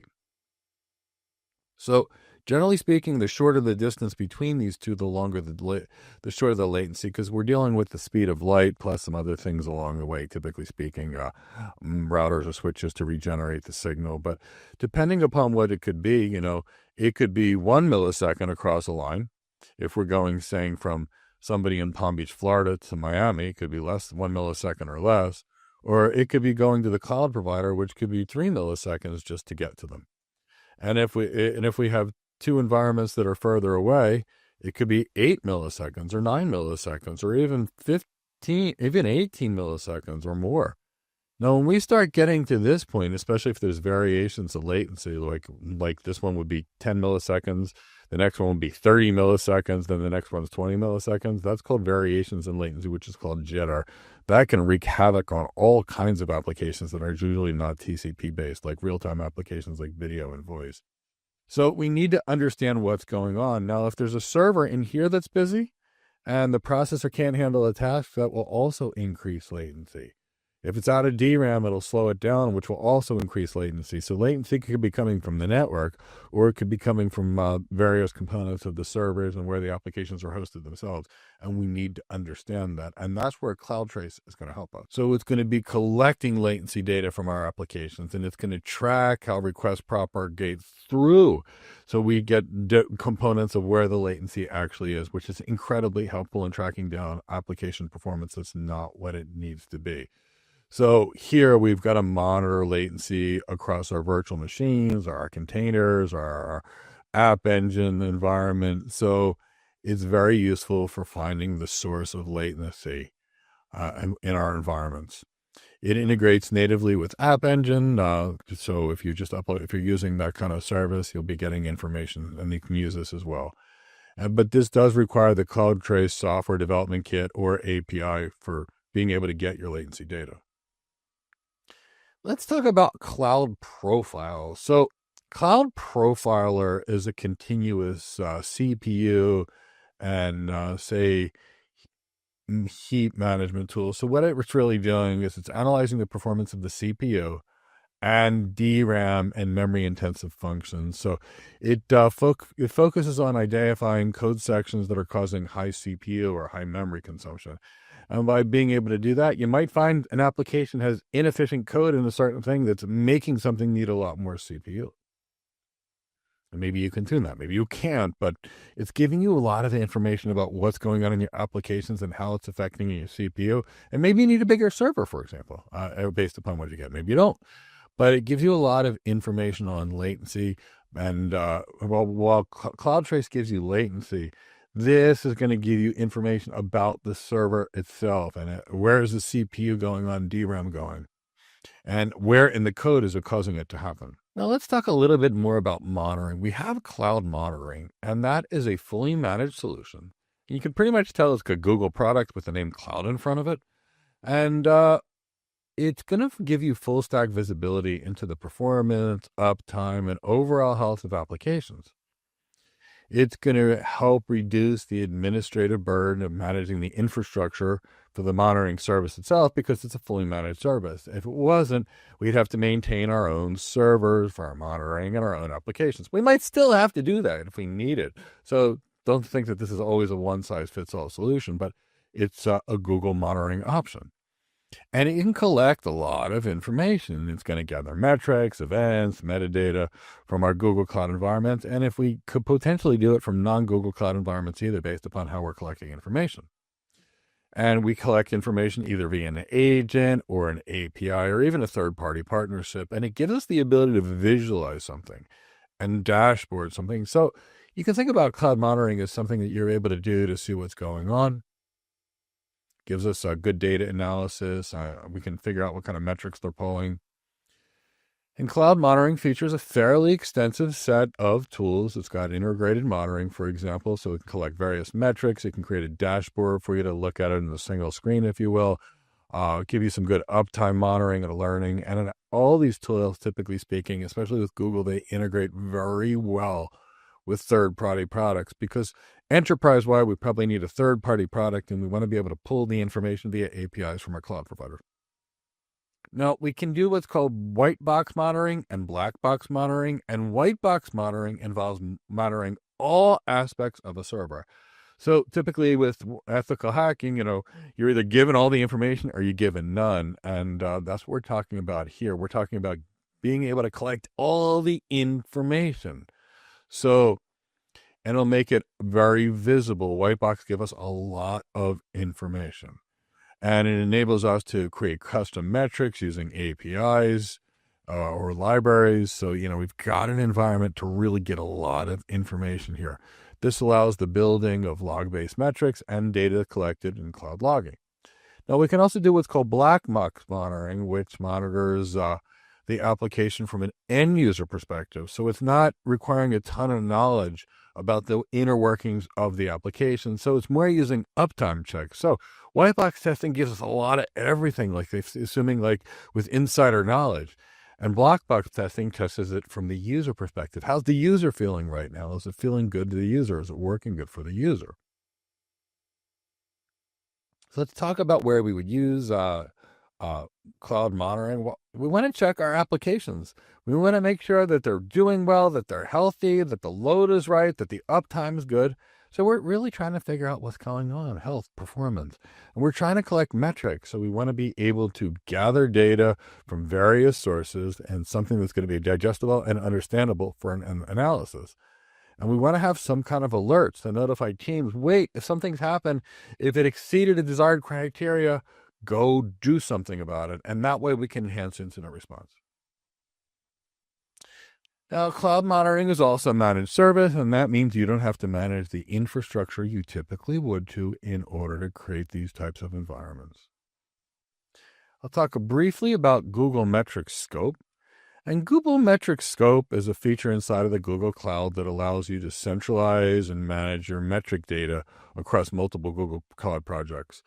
Now, this is going to help you achieve a unified view of your infrastructure's performance and health by aggregating metrics from various projects under a single monitoring workspace.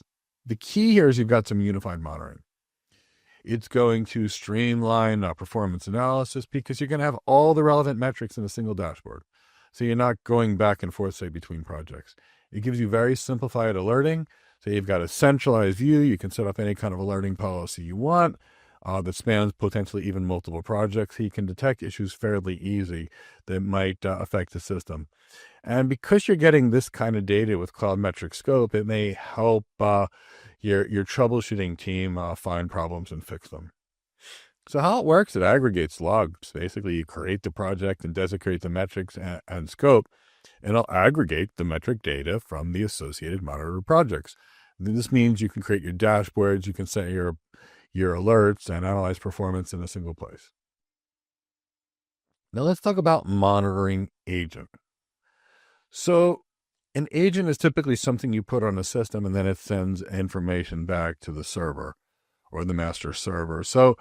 Or the manager, depending upon the term that's actually used. So the point here of monitoring agent is to collect a lot of information.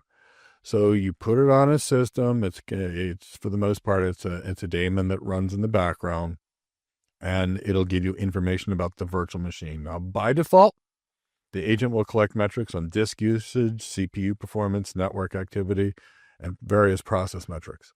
But you can customize it. So you can customize it to monitor a third-party application beyond the system metrics.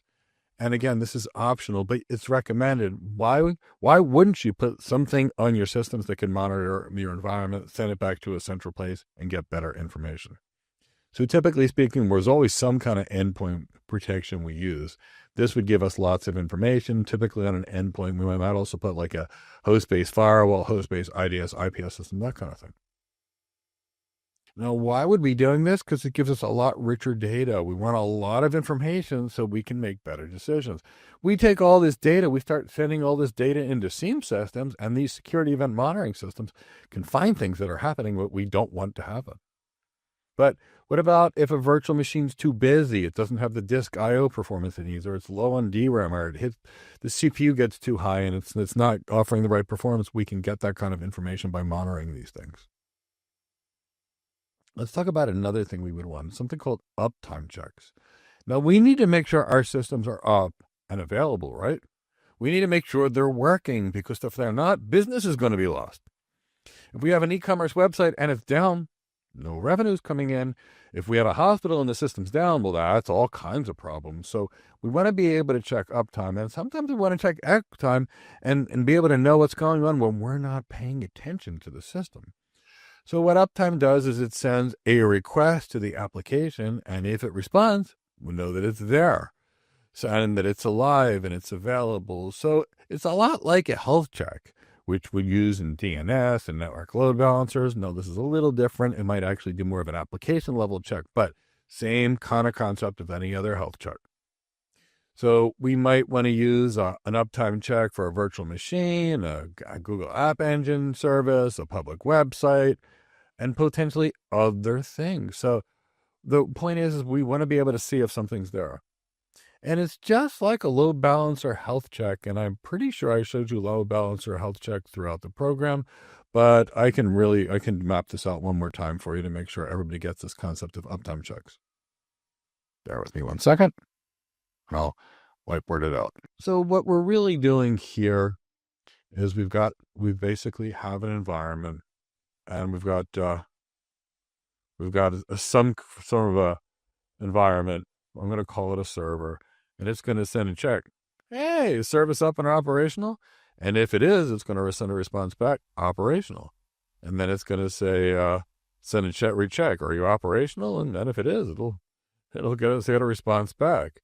So that's kind of the concept of a health check. Now, if we start not getting responses back, send a message and no response, send a message and no response, send a message and no response. Well, at that point, if it's a load balancer, it'll mark it as unhealthy or dead or whatever and send traffic to other servers. If it's DNS, it would do the same thing. Now, here we know there's a problem. Now, if this is an application that's down, for example, that's critical to our business, we know to go to fix it. And we know to fix it fast without losing business. So that's what we're talking about. It's going to help with error handling and incident response, because you're going to know things that are broken, where you might not even know something's broken without this kind of thing. So when a device fails to respond, the lack of response can trigger an incident analysis workflow or tell you something's broken. Now, we've got these uptime checks. Now, why wouldn't we want to set up alerting? So we can set up an alerting policy. So, for example, we can have an alert policy that triggers after 3 consecutive failures of a health check. So, or of an uptime check. So, are you there? No. Text message to systems administrators or whoever the operations people are to go fix this, or at least look into this. So, we can have a page and on-call person. We can generate a ticket automatically, even with diagnostic details, depending upon how we set it up in a trouble ticket system. We can fail over to another server, or we can do some type of automated response to mitigate the issue. So we've got an uptime check, and we can do something to respond to it. That's the whole point. So if we look at metrics and alerts, I want to talk about metrics are going to be collections of measurements that are going to provide insights into how your application and services are performing. Now, there are lots of predefined metrics. There's about 1,500 of them or more. So, the point is there's even metrics for other cloud providers, third-party services, even AWS, those types of environments. And we can, some examples of metrics might include request latency to a service, the amount of disk space availability on a virtual machine, the number of tables potentially in a relational database. Regarding metric metadata, it typically is going to include the source of the measurement, the timestamps, and the exact values of the measurements we're talking about. Now, of course, we can do custom metrics as well, and we can create custom metrics at the platform, application, or service level. And therefore, we can track various key performance indicators like availability requirements or performance requirements or bottlenecks in an application, or where we need to optimize code, those types of things in our code. And we can set up, this helps with our SLOs, our SLAs or SLIs, whatever you want to call it. And realistically speaking, we can define what our availability or performance targets are. And these metrics will check the availability and it'll help us get there. So this is going to give us some information of the service level indicators that we're actually there. What is the performance? We need to design 99.99. Are we getting there? Or we need to design 99.99. Are we getting there? So whatever that may be. Now we can set up alerting policies with our metrics as well. We can get something that tells us of system performance degradation, for example, or we can specify an alerting policy based upon the conditions. So if something happens that breaches a metric threshold, DRAM goes beyond a certain thing, we can, for example, get information. We can determine how we want these notifications to be communicated. Do we want to text them, email them, notify a third party? And all this information is going to really help provide detailed information that we can document what happened and what we need to do to improve things in the future. And we can figure out what are the triggers of an alert. So when an alert, something exceeds a policy, and cloud monitoring will show an event notification in its console, and it'll kick off notifications, whoever need to be for the defined people or services in the policy to help, with this normal workflow. Okay, well, we had our first, I guess it's our 8th day, wow, of the Google Professional Cloud Architect certification, and we've come to a close for the day. Tomorrow is going to be the last day. Tomorrow, I think you have a couple more labs, don't you, Leo? Unfortunately, no, Mike. The last lab was today. Okay, the last lab was today, so that means tomorrow is all the academic, all the geekiness, which means I'm on tap all day long, which is totally fine. This is the kind of stuff I love talking about. If you haven't told, I worked on my first cloud in 1993 in some way, shape, or form. It was the ISDN cloud, then the Frame Relay cloud, then the ATM cloud, then the VPLS cloud, then the BGP 2547 cloud, and then all these clouds that I've helped design and help build private clouds. So I love cloud computing. It's been the story of my life for the last 30 years. So give me a hashtag cloud architect, or give me a hashtag Google professional cloud architect, or give me something that I know you enjoyed the day. Maybe give the video a like, maybe subscribe to the channel, and I hope to see all of you tomorrow on our How to Become a Cloud Architect webinar. It'll be at 11 a.m. It'll be on Zoom. It's normally later in the day, but tomorrow's will be 11 a.m. on Zoom because of the boot camp. We'll get in, we'll talk about the role, we'll talk about the skills, we'll talk about how to get hired when you lack experience, what it is that employers truly care about versus what people think they care about, the real skills, how to stand out, and then you can ask me any questions, and it's all free. So hope to see so many of you in the webinar tomorrow. Have a great night, everybody. Leo, thank you so much for your help, and we will see you tomorrow. Take care, everyone. Welcome back, everyone.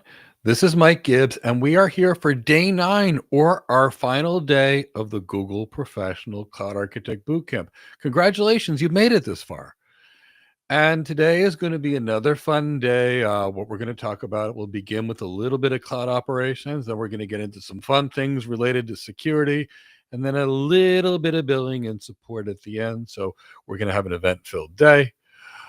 If you just joined us and you just found us on the 9th day, which happens all the time, the way YouTube does notifications of people just finding us, that's great. You can go back and watch the previous 9 days of this Google Professional Cloud Architect Bootcamp.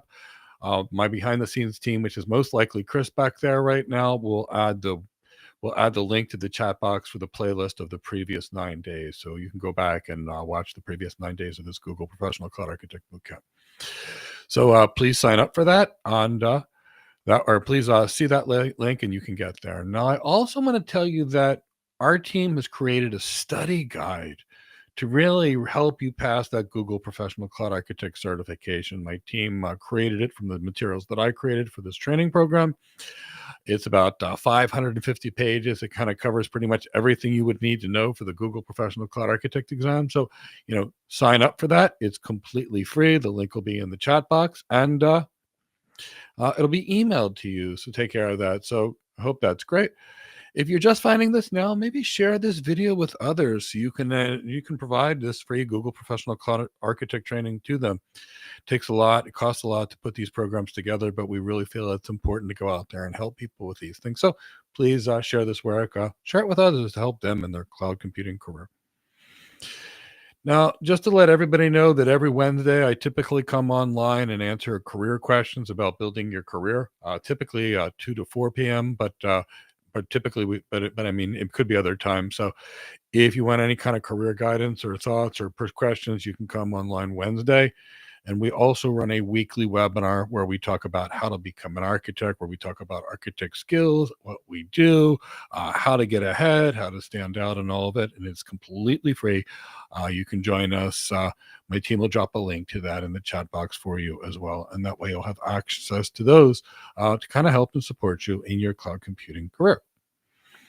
Now, at this point, we're going to get back into the content. We have about 45 minutes of content. Again, like I said, it's going to be just a little bit of cloud ops, and then we're going to go into security. And anybody that knows me knows I've loved security, trained so many others for security, and it's something that I'm pretty passionate about. And we can go about as deep as we can in a Google Professional Cloud Architect course. There's other courses on this channel, like the CSEK and the CCSP, which my team will drop the links of, that you can actually find those training as well if you're looking for a little more on cybersecurity. So, Chris, let's get started with this content. Continuing our discussion of cloud operations, let's talk about dashboards. The reason we create a dashboard is and we have a dashboard in cloud monitoring is so we have one place to kind of see what's going on with our organization, and we can take the most important metrics and look and see. Now, we have predefined dashboards that are already natively available in cloud monitoring, and there's no setup or configuration necessary. They're ready to use immediately. Now, if we want different information, for example, we have to create what's called a custom dashboard, and that can be configured using the Cloud Monitoring API. And that offers a lot of flexibility in terms of customization to suit specific needs. Now, if we talk about customization options, we can build custom charts and custom visualizations to analyze, for the most part, whatever metrics we really desire. We can export data for further analysis, or we can keep it in, say, export it to an external tool. We can integrate it with, say, maybe a Grafana, for example, to be able to visualize the data and see what's going on. And we've got a lot of flexibility here. The dashboarding capabilities in cloud monitoring are going to give you the ability to really visualize data very quickly through some form of predefined setup that you make. And that's going to give you the opportunity to really understand what's going on. And you'll have the freedom to create whatever customized dashboards, for the most part, you need to do. Now, when it comes to keeping systems up, a lot of it is really, resilience. So we have to think about all the flaws we have, and what it's really coming down to. So we can't have single points of failure, for example, and there's all kinds of single points of failure, and we have to be able to plan for failures and plan for systems to go down. And there's a lot more that would go into that. That's really not something you would put. That's part of the Google Professional Cloud Architect curriculum, unfortunately, but it's critical to the architect. That's why we have architecture programs that cover all these aspects. But we'll go back to the certification here. It gives us the ability to identify a significant system flaw from these operations perspectives, figure out what that flaw is, and then create a strategy to work around it. And in order to work around any of these things, we've got an incident, then we're going to have to go to the leadership. We're going to potentially have to make a change or a new architecture to go solve these problems. So it's going to take a lot of people working together on this. Now, we always have to think about the business and what's going on, and we're going to have to create some kind of business continuity plans. Now, what does that mean? Business continuity planning is really about determining how you'll keep the business up and operational during and after a crisis. So let's say we have a hospital, and all of a sudden we get a hurricane and the power goes out. How do we keep that hospital up and operational? What kind of systems would we need to power? How would we need to power these systems?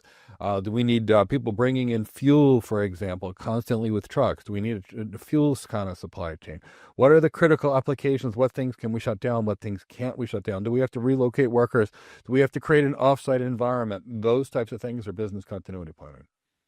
By comparison, we have disaster recovery planning, which is more about planning what happens when our systems go down.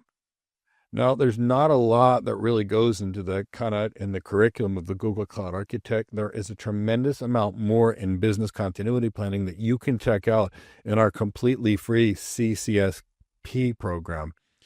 And again, the security concepts, which we'll get into soon, are going to be very light on the Google Professional Cloud Architect exam. But the Certificate of Cloud Security Professionals, the CCSP, that is the security professional for the cloud, is going to give you a lot more information on cloud security and a lot more information on business continuity planning or disaster recovery planning. So I recommend you go check that out. But the point here is we need to know what's going to happen before the business. We need to know what's going to happen during the outage. We need to be able to plan what goes on after the outage. So there's going to be a lot to that. And like I said, you can check a whole lot of that information in the CCSP program. It is a wonderful intro-level cloud security training program, highly respected certification, and it's free on this YouTube channel. Now, when it comes to resilience, we want to take it from the SRE perspective. We want to look at it first from an SRE perspective. That's site reliability engineering. They're there to try and improve this kind of thing. So we have to think about them being there and people monitoring operations and other people on the operations side.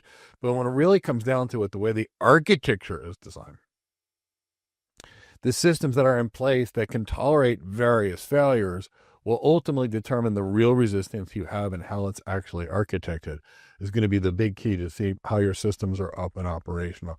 We're making sure you don't have those single points of failure. And if you do, how would you mitigate them? Those types of things. But in the end, we're talking about resilience. So let's talk about how we would validate resistance. So, testing alone isn't going to give us a full understanding of how our applications will work in the real world environment. Now, we can do a little bit of that with what's called chaos engineering, which is a discipline from site reliability engineering, where they try to inject faults into various places to simulate scenarios. Now, this is good, but depending upon how good they are at injecting faults and how real it is, can give you some information or some not. But these type of chaos engineering is often very good at simulating faults and then figuring out how the systems will actually handle those faults, from small to medium disruptions, and should be part of any organization's operations to keep things smoother. The better the architecture is designed, great. And the better as we monitor the architecture and see what's going on, gives us the opportunity to tune the architecture and fix it for the future. So these are the types of things. Now, an organization might try a multi-region environment. And then if they simulate the cloud going down, they realize how fast that would be there.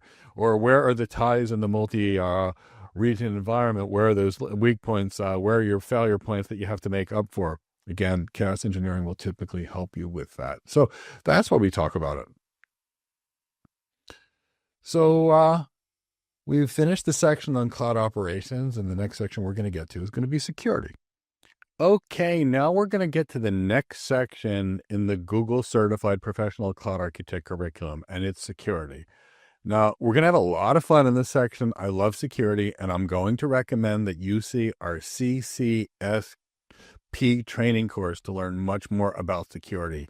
The level of security in the Google Professional Cloud Architect is very light, and security is going to be absolutely critical. And the CSEK training on our website is completely free, and it has a lot of cloud computing, and it has all that you need to know about cloud security. Well, it doesn't have all you would need to know to be an architect, but it will give you tremendous security fundamentals that will not only help you with this exam, but it will help you in your career. So I recommend you see the CSEK training that is completely free on our website as a companion to this.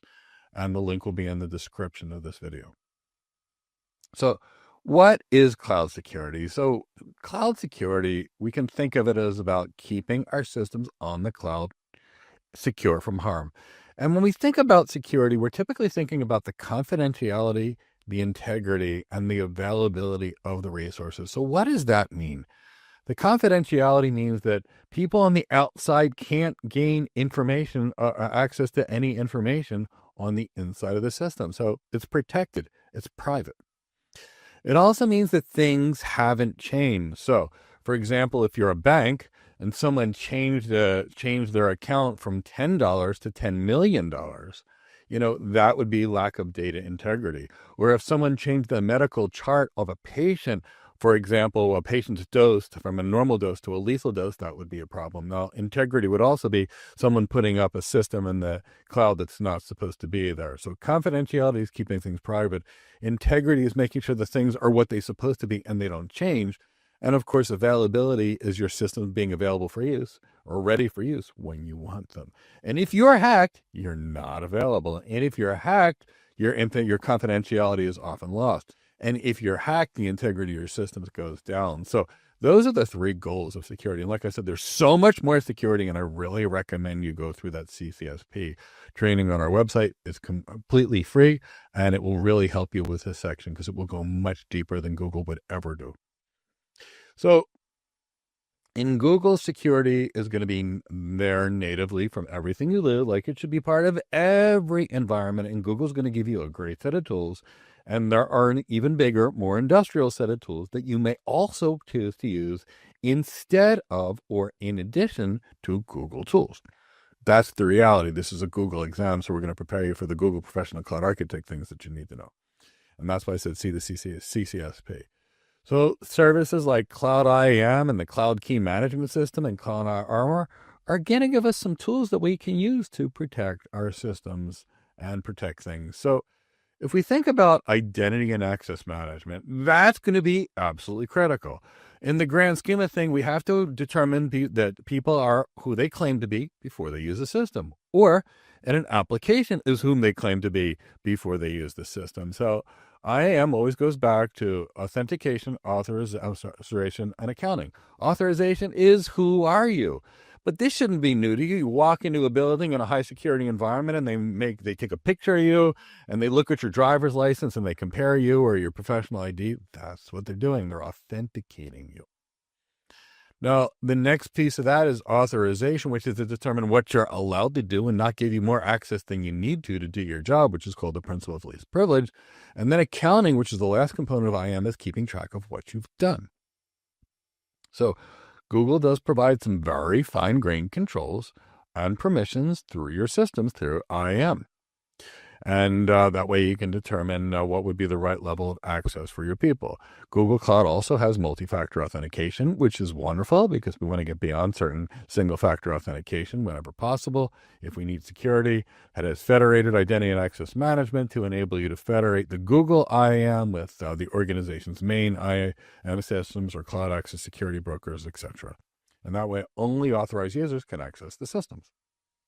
Now, when it also comes to security, we need confidentiality, right? Now, keeping people from breaking into the systems is part of confidentiality, but making sure the information that's stored or in transit can't be viewed by a hacker is also critical. So we talked a lot about encryption. Like I said, there's a lot more about encryption in the CCSP training program, but you're typically dealing with encryption of storage and encryption in flight. So typically when we store things encrypted on the Google Cloud, the default is at rest using AES 256-bit encryption, which is considered enhanced standard high security encryption. And when the data is in movement, it's secured using transparent layer security or TLS type security. Now, sometimes when it comes to encryption, you need heavy key management options. So we can use keys from default. We can use the encryption keys from Google Cloud by default. If we need greater, we can use customer supplied encryption keys, for example, or customer managed encryption keys. And we previously talked about that. So depending upon the level of needs, we'll be able to determine who and how will manage those encryption keys. But we have to adhere to whatever stringent security requirements are needed for our organization. Now, when it comes to security, there's a lot that gets done on the network. So we want to use network security to protect cloud resources and accesses from various things. So we could actually segment traffic in multiple VPCs, for example, if we want. We can create rules to determine what traffic's allowed to leave and enter a VPC, for example. So we've got a lot of components on the networking side and packet filters and things that we can use to protect the network. Nowhere close to what we would ever get in a data center in any cloud, but we've got the best we can do in the cloud. So we can kind of keep that in the back of our mind. Now, when it comes to DDoS protection, most cloud providers have some DDoS service. Google has what they call Cloud Armor, which is a DDoS mitigation service of traffic filtering, and it can safeguard some applications from attacks and other types of unauthorized components. Now, another component that's going to go into security is going to be security monitoring and threat detection. So we need to be constantly monitoring what's going on. And of course, Google gives us tools for security monitoring and threat detection so we can find things in real time. Now, more realistically, we're going to be taking those logs and we're going to be routing them we talked about a log router to some type of a SIEM system, which is going to be a system that's going to aggregate the logs and potentially uses AI to mine through the logs, finds problems, and potentially can fix them in real time. So that's the reality of what we're probably going to be doing. But understand Google has good tools for monitoring and threat detection. And the Security Command Center will give us a unified dashboard for monitoring security posture, detecting vulnerabilities, and tracking misconfigurations. And then we can use tools like cloud logging and event threat detection to further enhance visibility into these types of security events to give us some rapid response to these threats. Now, let's talk about Cloud IAM. And Cloud IAM is Google's centralized system for managing access to cloud resources. It simplifies role assignments and permissions assignments by having predefined roles like viewer, owner, editor. And of course, we can use custom roles. Now, here's again the reality. So the reality is we're going to typically federate or integrate with a third-party tools such as Okta or Azure AD or any form of Active Directory that we typically leave out there, or any other organization's major IAM tools. So typically keep that in the back of your mind. We're probably going to federate into that.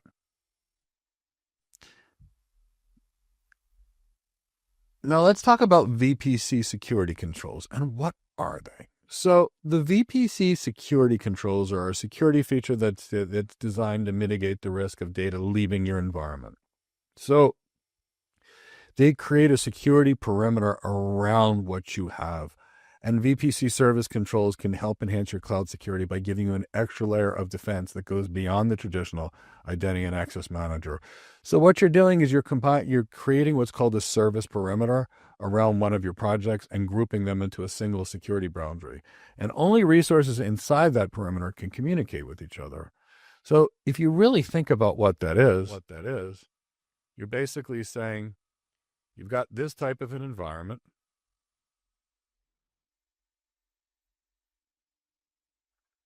And everything inside of this VPC service control can talk to each other.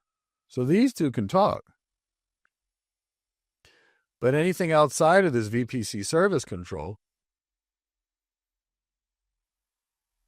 has no access to it. So we don't have the ability by default to communicate back and forth between these two. We have no communication. So what we have is what's called egress control. So we can specify a policy that says, this type of data cannot leave this perimeter. So that means if someone gains access to the resources, they can't send it out. You know, like a data loss prevention tool that's doing egress monitoring. So VPC security controls integrate with a whole lot of other Google services, which means if you can get away with the cloud native tools, it's pretty simple when you're using the IAM policies, the cloud audit logs, and you've got all these tools that are natively integrated with each other. Enterprises typically need bigger, more robust platforms because they're dealing with multiple clouds too. But understand there's a lot of information we get from these things. Now, we have the ability to do pretty much any kind of compliance we would need to with regards to the Google Cloud. They've got certifications for GDPR, HIPAA, SOC 2, ISO 27001. And there's regular audits to ensure that these services meet these strict requirements. Now, understand you won't be able to audit your cloud provider. They won't let you. So what'll happen is companies will do the auditing and produce a report that says it's good. Now, bear in mind, a cloud provider may be paying millions of dollars for someone to audit their systems, to say, yes, they're great. And most likely, if the company that audited their systems after being paid millions of dollars said horrible things about the systems, I don't know if they would be brought in again. So whenever we deal with third-party audits, we always have to think, is there the potential conflict of interest there? I'm not saying there is. I'm not saying there isn't. But we always want to think about that and as we do our planning. So let's talk about some security features that are default and native to Google Cloud. Google Cloud adopts what they call a security by default approach, basically meaning security is a part of everything. Data is encrypted when it's stored. It's encrypted when it's in transit. So it's really doing a lot of work to try to protect you automatically. Does that mean you don't have to add security and plan your security? Absolutely not. But they have a lot of built-in security features, such as firewall rules, which you can easily place, which typically come with a default deny all policy. So it reduces your risk of making errors. That does not mean you don't need good security architects and good security engineers. Now, we get a lot of security analytics and reporting. We got lots of Google Analytics tools, so we can take all those features. We can use BigQuery, for example, that great data warehouse that's native to Google, to be able to query and understand what's going on, for example, with our actual security environment. And this way, we can do some really advanced analysis of our security logs and help identify things and be able to visualize it with a tool to be able to visualize data in a data warehouse, which is great. And we can get security reports by security tools like the Security Command Center. And that will give us also information that can help us with compliant audits and improve our overall security posture. So there's a lot of good tools here. Now, we really have to think that security is just going to be a critical component in everything we do. So security is about managing risk. And really the focus of security is to understand the assets that an organization has and then create a strategy to protect those assets where that strategy costs less than the assets it's protecting.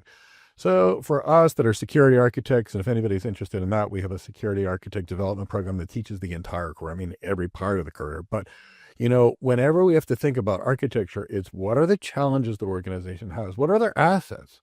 And then what is the right protection strategy? For example, if I'm protecting $1 billion formula for a new drug, that is going to be something that's probably pretty critical. And I'm going to need heavy-duty security for that. But if I'm protecting photos of my cat Cindy, as much as I love my cat Cindy, I'm not going to spend a fortune in protecting that because it's just photos of my cat Cindy. Now, if my cat Cindy was a celebrity and these were proprietary pictures and there were non-fungible tokens about her, then we might protect it because then there would be a different kind of a value. So when we think about security, we have to think about how do we protect that organization, And a security architect like me will say, do we transfer the risk to an insurance company? Maybe. Do we mitigate the risk with, say, a couple of firewalls and our administrative control or whatever else we need to do? Or do we accept the risk because we can't deal with it? So risk management is going to be very critical in the security side. Now, you have to understand that there are trade-offs here. If I make something incredibly secure, the employees may spend a lot more of their time going through security hassles, which will decrease their productivity. If I have a critical security environment and someone spends an hour and a half dealing with our security things each day, of an 8-hour day, and an hour and a half is gone, so now we only have 6 hours and 30 minutes. That's already taking up productivity. So there's always going to be a trade-off between productivity and security, balancing how easy it is for people to do their jobs, our customers to do business with you, for example, versus how secure you can make it. What good is it if you make a website so secure that no one ever wants to deal with the website? So you kind of have to think about that. There's always going to be a level of trade-offs. Now, the cloud introduces a different kind of risk that I want you to think about. Normally, we have the risks of our data center getting attacked. Guess what? In the cloud, we have the same risks of our VPC being attacked. But if you were a hacker, what would you hack? Would you try to hack a single business, or would you try to hack a cloud provider? So you attack the cloud provider and you get everybody's data. So the cloud providers have some of the best DDoS and security infrastructure in the world, and they're also the highest value targets for the hackers in the world for the most part. Like a state government would be, a big cloud provider would be too. So we've got to understand the competitors may want your data, employees may want to sell the data, potentially speaking, or it could be disgruntled and want to harm the company. There's plenty of malicious actors that are going to be there that want to exploit your systems. There's plenty of very good, well-meaning people that accidentally make serious mistakes. So there's a lot of things we need to protect for. So we need to plan for risk mitigation, and there's going to be a lot that we security architects do. And the cloud architects will need to work with those security architects to understand all components of those. So we need to make sure there's a culture of security awareness, that every day we're talking about security with the employees, that we're creating as architects security training programs, that we're thinking about all kinds of security forever and everything we do. So we should be doing that as humans as we walk down the street, scanning around us, making sure it's safe, looking for threats. When you're driving your car, I better not go here. Or there's a soccer ball, for example, or football that just pulled down the street. Let me slow down to make sure there's not a child attached to that ball. So we always want to make sure that we're protecting things and thinking security at all times. And obviously in the cloud, it matters, just like in the data center, it matters. So as these systems evolve in the cloud, and as new systems come out, there'll be new vulnerabilities and new threats, which means the cloud architect and the security architect and the security team really need to keep creating new strategies to protect against the new threats. AI can generate a threat, so we'll need AI to help fight the AI threats. Or whatever the point is, the world's dynamically changing, and we're constantly going to be adapting our environment. Now, we have to be sure we protect our environments. We have to think about how we reduce risk and promote security. Imagine an emergency care system down because it was hacked, or an air traffic control system down because it was hacked. So we have to really think about security and the implications of any kind of problem anywhere along the line. So we have to think about creating the safe type environment.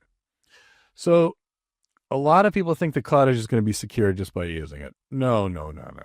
You have to turn on all the things. Security is a massive practice. It's got many domains. For example, security covers network security, things like access control lists, packet filters, route security, VLANs, VLAN tagging, VLAN trunking, encryption like IPsec, for example, private VLAN, all kinds of things. QoS, that would be things like network security, IDS, IP system, firewalls.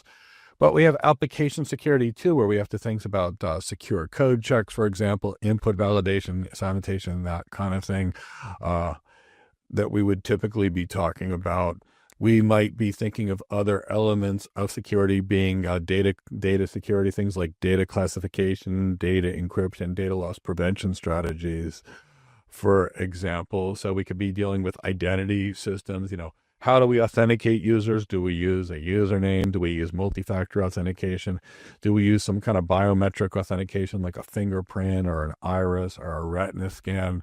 So it's going to go in IAM. What kind of IAM strategy do we use? Something simple and role-based, context-aware IAM. So that's another domain. So there's a lot of domains into security, and not only risk management would be another domain. So there's a lot that goes into security. And that's why I recommend seeing that CCSP. It's going to give you a lot of understanding of security, which will not only help you reason out questions on this exam, it'll make you better. So please see that CCSP training. But understand that security spans governance and risk management, compliance, policy, operations, disaster recovery, legal, marketing. It's the entire organization. It's not just the technical people. We need engineers and security engineers, but we need more than that. We need the leadership involved. We need people with a wide variety of skill sets because, this is a policy environment. We have to create the policy as architects. That's what we do. The incident response procedures, which we do as architects. The business continuity planning, the disaster recovery plan, and security is everyone's responsibility because all it takes is one person to do the wrong thing and it can compromise the organization's security. So this is way beyond this exam. Please understand what goes into risk management, things like identifying an asset and identifying the risk of the asset being compromised and how frequently you think that asset could be compromised. So like I said, see the CCSP.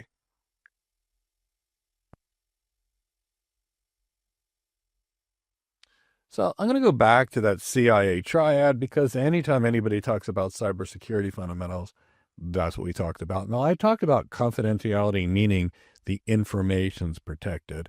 And I talked about integrity, meaning the systems haven't changed and the availability of the systems being up. But really, let's think about this. So, and we can talk about some things that are necessary. We'll all whiteboard it as we go through this. So let's say what we have, let's say we're just talking about data right now, and realistically speaking, the entire system. And I want you to see how it goes into many, many things.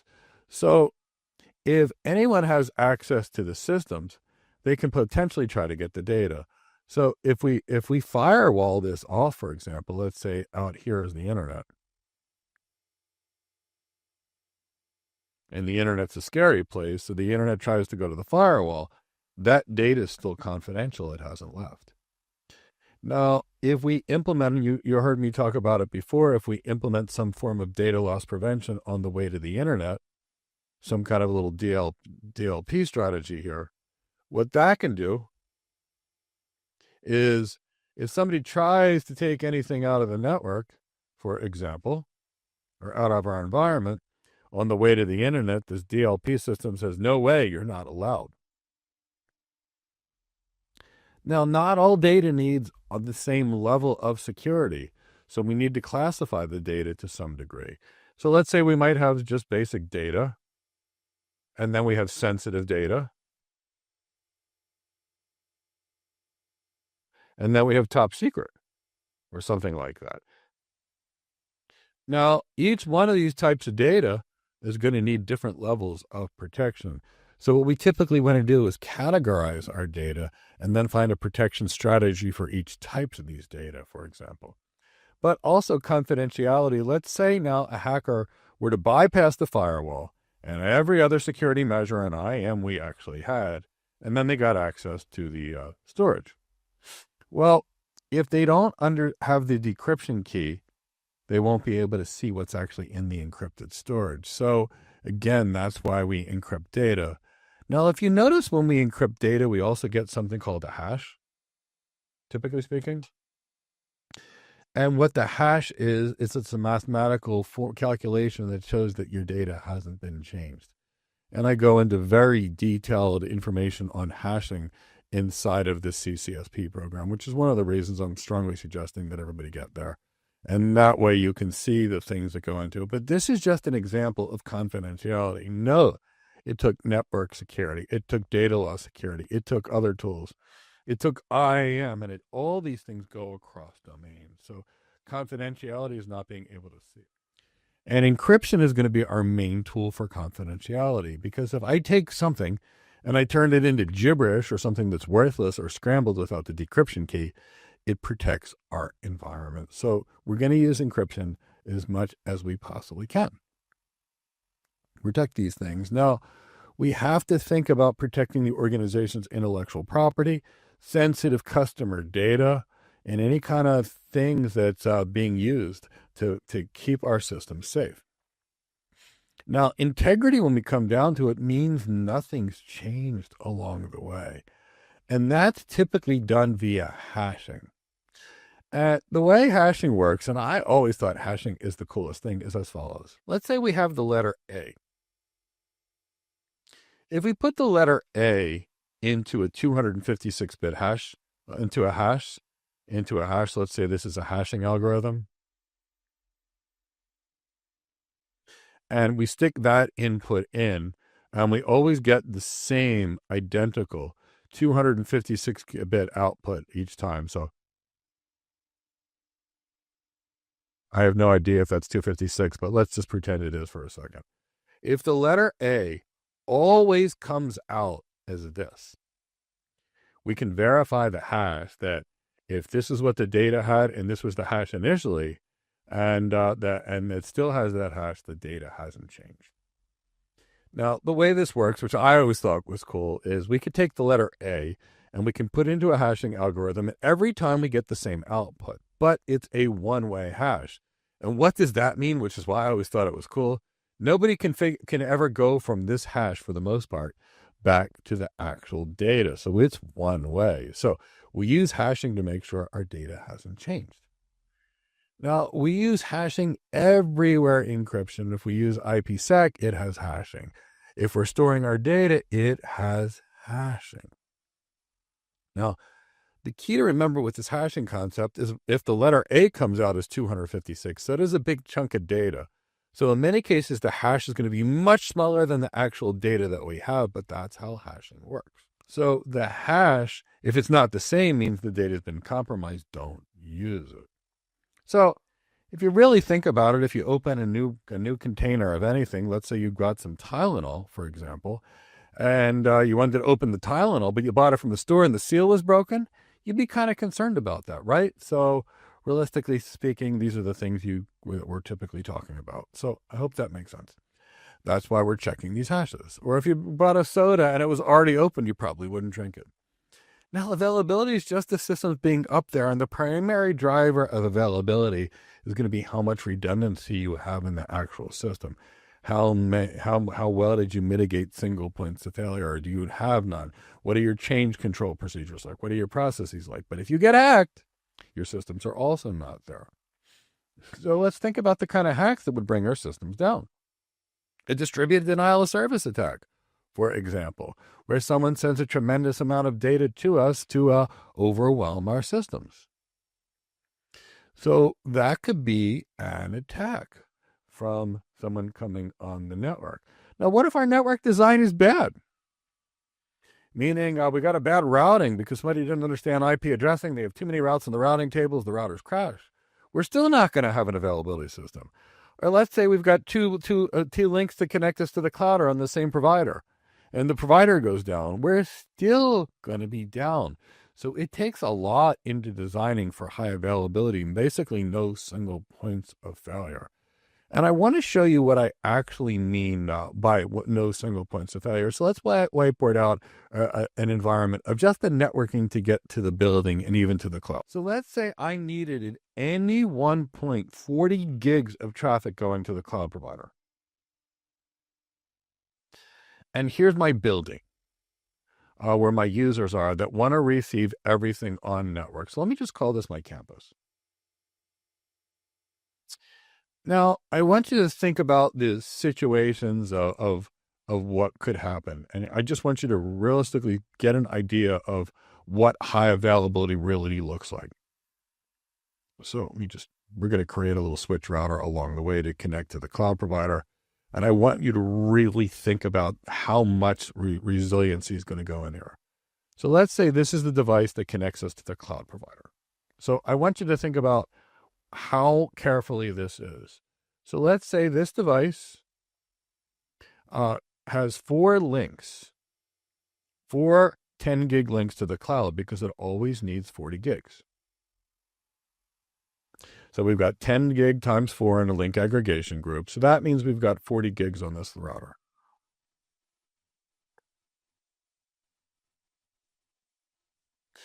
Now, the reason I'm showing you this is I want you to think about the router. Now, imagine this router itself, because it needs power, was plugged into a single power outlet, or where it's power distribution unit. And what happens if the circuit breaker to this router were to blow? That's on the PDU. So all of a sudden, the power is plugged into here, and the circuit breaker on the power distribution unit, which is sitting in the rack, goes. Guess what? All these connections to the cloud are gone because we don't have a device. So typically in a high availability device, and maybe I need a little more space. Oops, wrong way. So typically in a high availability environment, that router will have 2 power supplies. And why will it? And each power supply will be connected to a different power distribution unit. On a different circuit breaker inside of the building because we can't have the power failing. Now, what we might also do is in a high availability router, they typically have something called the control module, which is the brain of it. We don't want this thing going down, so we might put 2 brains in it so that in the event that the first brain dies, we've got a second one. Now, what we probably do is when we put these cables along the link, we're probably not going to put them all on the same card along the way. So let's say this port can support 100 gigs. We're probably going to split these lines across multiple ports. And by doing so, multiple cards, we can lose a card, we can lose a control module, we can use power. Now, the next thing we're going to have to do is we can't have a single router connecting us to the cloud, for example, because what if the router were to die, or what if the provider that we're using were to die? Well, in that situation, this would be bad. So let's say if this was AT&T, then the bottom link might be on the bottom set of links might be on Verizon. Just remove these power connections because it's good at this point. I think everybody got the point. So the bottom link would have to be on another provider, say Verizon. Now, if you think the connections to this cloud, we have to be also very careful. And I'm just showing you just the campus connecting to the cloud. So what happens if the connections coming in from AT&T and Verizon are sitting in the same underground conduit?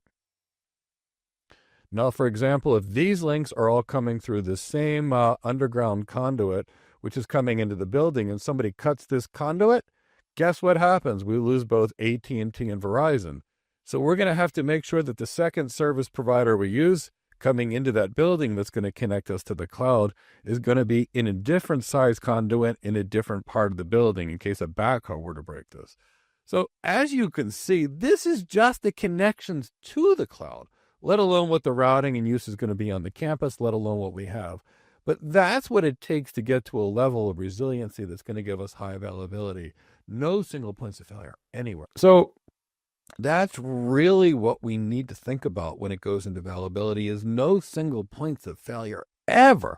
But If our systems are hacked, they're down. So when we talk about security, let's talk about these three kinds of controls: administrative controls, technical controls, and physical controls. And all of these are important. So at the security architect level, we're typically creating administrative controls where we start.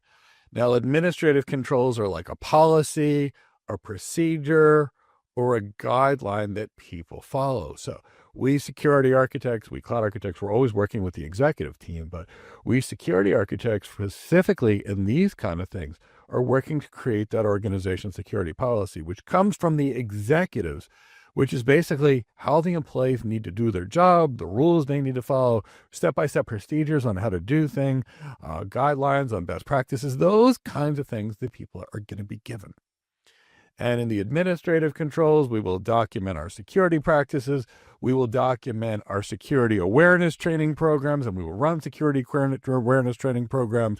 We will come up with incident response procedures, security principles, and best practices, for example.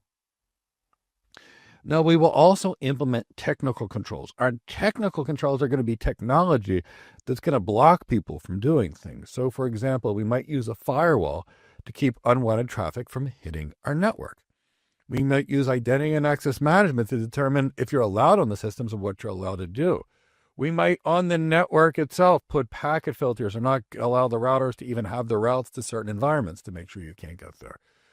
We could putting host-based firewalls, host-based IDS systems, anti-malware systems on the end hosts, and any other kinds of things we do in our environment. Now, physical controls are also going to be important. Imagine if I let you just plug into the router that connected to the cloud or the switch. Well, poof, you'd have access to the cloud. This could be a problem. So I might want to use fences, badges to enter facilities, guards, dogs, barriers. So lots of environments. So physical security is going to be pretty incredibly important. So if you really think about those three things, it kind of goes over the levels of security. So now if we talk about controls, we typically have preventative controls, detective controls, and corrective controls. And we'll talk about what they actually are. A preventative control prevents things from happening that we don't want to happen. It prevents. So a strong IAM policy prevents unauthorized access, for example. Firewalls tend to prevent you from doing something you're not supposed to be able to because you won't be able to reach it. Data security controls protect sensitive data. So preventative controls try to prevent security threats from actually turning into a real incident, to reduce your exposure, reduce your attack surface, if you will. And they're typically designed by the security architecture team and the policy teams, and they'll be implemented by the engineers.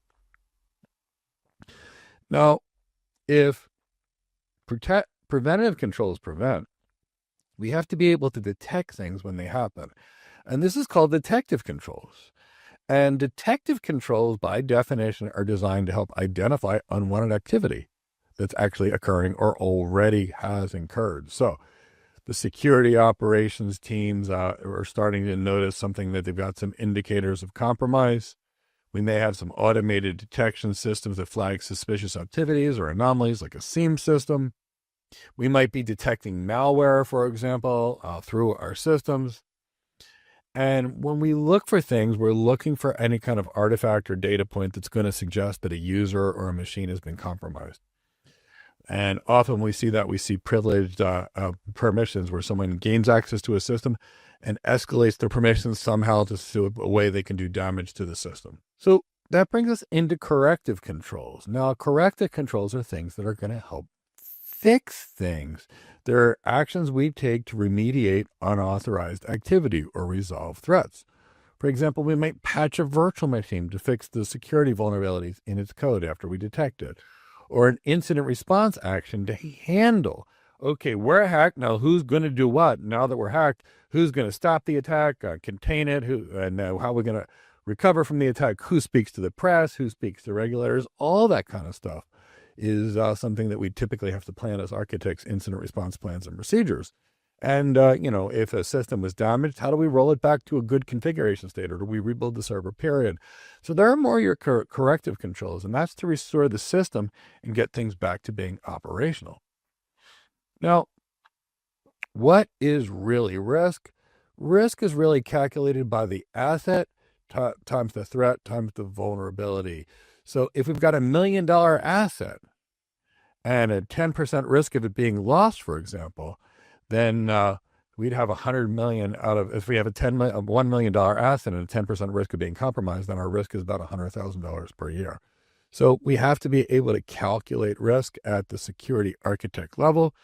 And risk is really the likelihood of something occurring and the impact if it were to occur at the time. So when we understand what our risks are, and like I said, we have a lot of great risk calculations in the CCSP. We divide a whole chapter, probably 2 hours to calculate, maybe an hour or more calculating risk, so I recommend it. But we have to build a plan to deal with risk. That's all it is. All security is how do we mitigate risk? So we compare the assets, we compare the threats, we compare the vulnerabilities, and we combine them. So if we typically think about the traditional security module that we always have had, we typically have security architecture teams and infrastructure architecture teams and data security teams and application security teams, and I'm not joking, security operations teams, risk management teams, and compliance teams. And they're all separate teams. Now, if we think about that, that can be a bit challenging. We've got to get these teams working together. So if we really think about having a team where we've got one team that's got another team, and it's almost like we've got little gates and checkpoints between teams, it's going to take a long time to find security problems. So we've got this kind of thing. Now, some security teams probably are so far away from the business that they don't even understand the context of the applications or how the applications will be used, which now means we're going to have a lot of overloaded people, because if we don't know how to design it right, the operations team is going to be overwhelmed with incidents. So we have to think about how do we tie these pieces together, get people talking. And that's really why cloud architects and security architects even exist. There are all these teams that do all these things in the organization, and they're very good at what they do, and they're filled with smart people. And we're there to kind of break down these barriers and work across each of those teams. And that's why architects don't touch the technology or configure it. They're busy working across these various teams to be able to bridge this business unit, this business unit, this business unit, this security need, that security need across the entire environment. So we're on the cloud, things are going to change a little bit. We're going to have what's called the shared responsibility model. And what does it really mean? It means the cloud provider manages their stuff and you manage your stuff. So keep that in the back of your mind. And we talked about the type of service model. For example, in a SaaS environment, pretty much you manage everything except for the underlying infrastructure.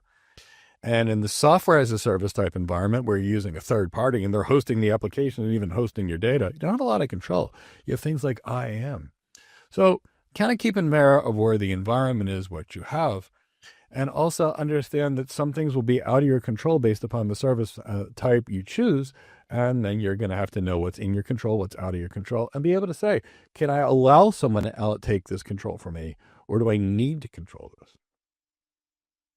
Now, understand that we can set up controls which can help, the provider can help manage, like the preventative controls to prevent things to happen, like a firewall, a detective control to basically scan something that's going on, like a SIEM system, and a corrective control, which is go fix it. So when we think about the cloud computing environment, we think of this pretty much the entire network and data center. So anybody that's working on these systems is responsible for security. The people that are developing the applications are responsible for making sure these applications are secure. And they don't allow things like cross-site scripting, and they don't allow you to put in bad things to make the server do bad things, for example. It's everyone. So if we think about various things and DevOps, for example, DevOps is doing a lot of automation, which basically makes things fast, which is great. But if we're doing things fast, we need to make sure that security is also being checked at the code level all along the way. So that brings us into DevSecOps, which is basically DevOps that's also doing some security things, more of the application security, not entire security, but the security of the development environment, and security is integrated into everything that's done as they speed up workflows, which is terrific.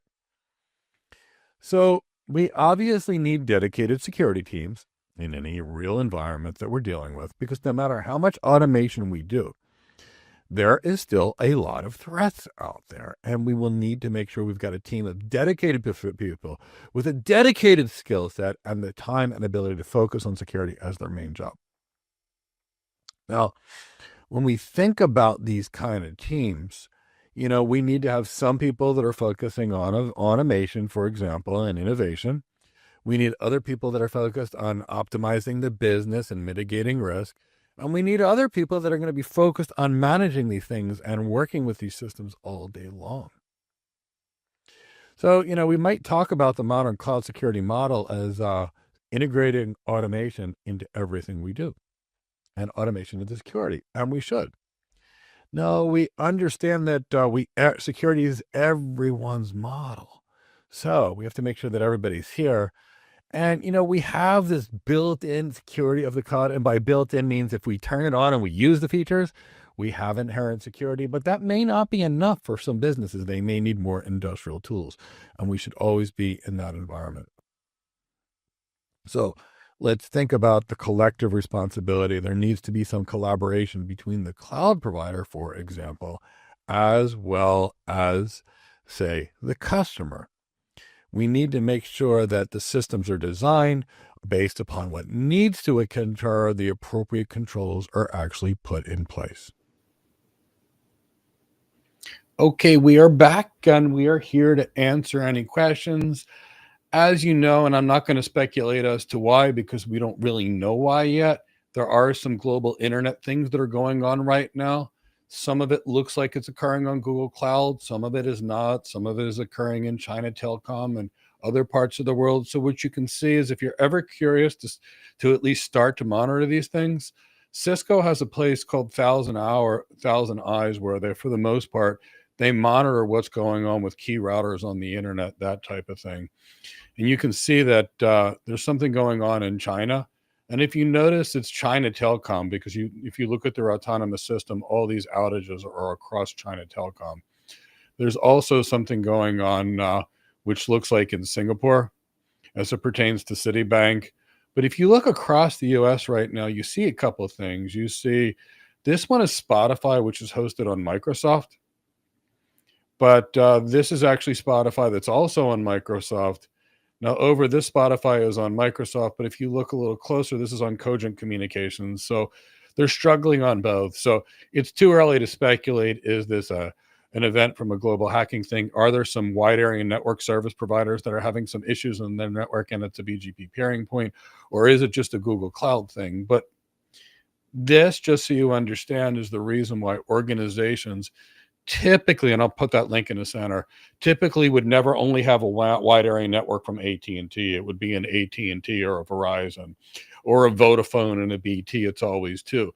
This is the reason why 98% of organizations don't use a single cloud, that they leverage multiple clouds, multiple data centers, because they need high availability, because they don't want their systems to be down. We may do a live discussion if we know more about this and we get real answers to what's going on.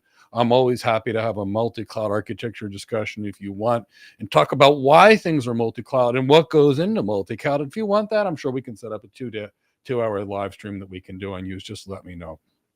To keep that in the back of your mind. That is Thousand Eyes. That is run by Cisco. I'll drop it in the chat box for all of you to see. Now, there are a couple of really great questions that popped in, and I want to make sure we answer that, and then we'll get into more content.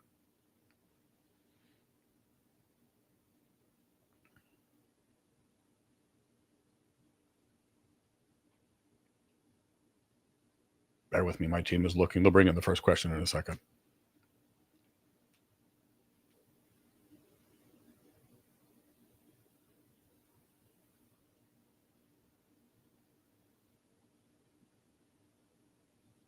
If not, I'll just find a way to read it.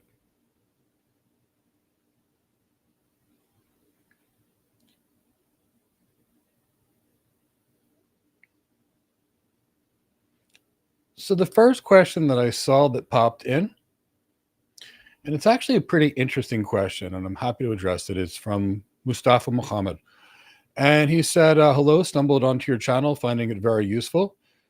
Your main question is, how can you be consistent when you're learning while you're all over the where? So this is a really great question, Mustafa, and I want to kind of give you my perspective on it.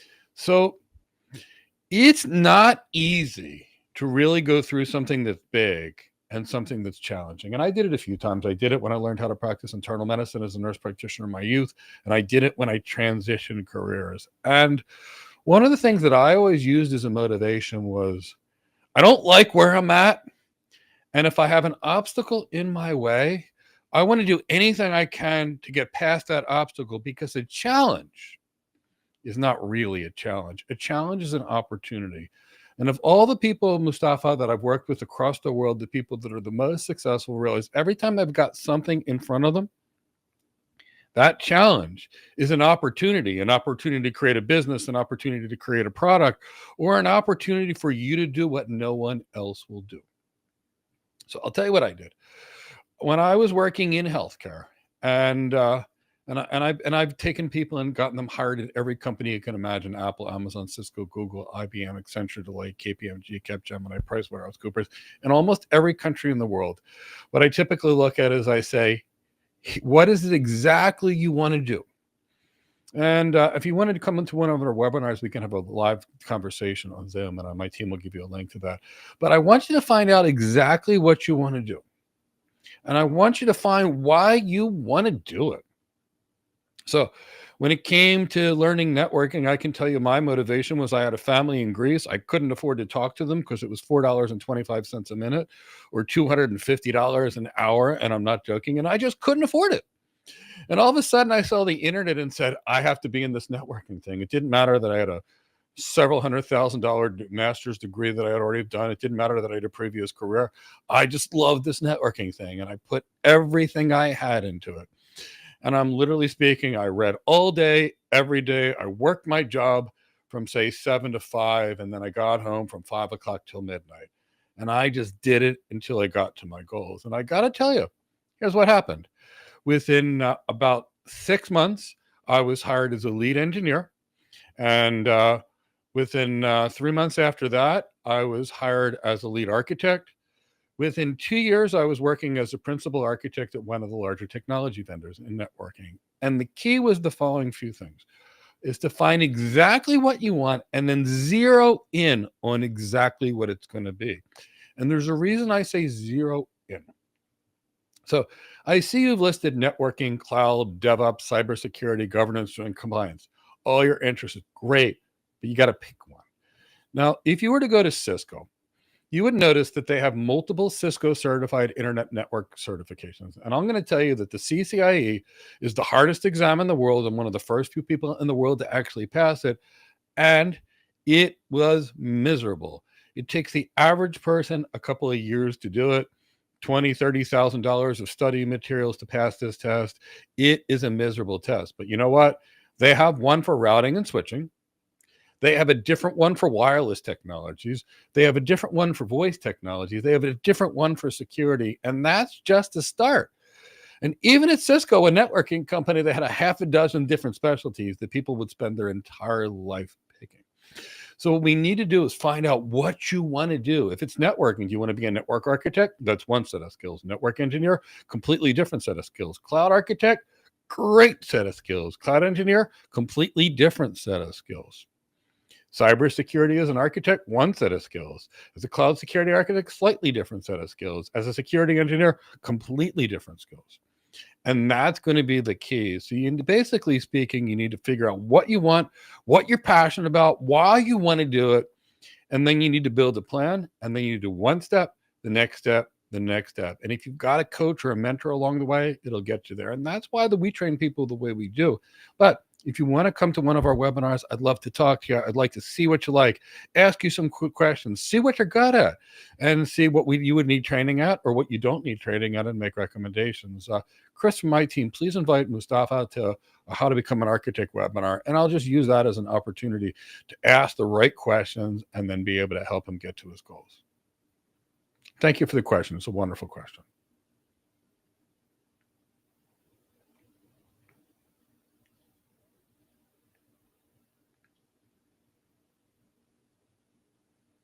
Is there anything else back there, Chris? It's hard for me to tell. Do you have any other questions you'd like me to answer before we go back to this content? Because I am more than happy to. Just let me know how I can help you.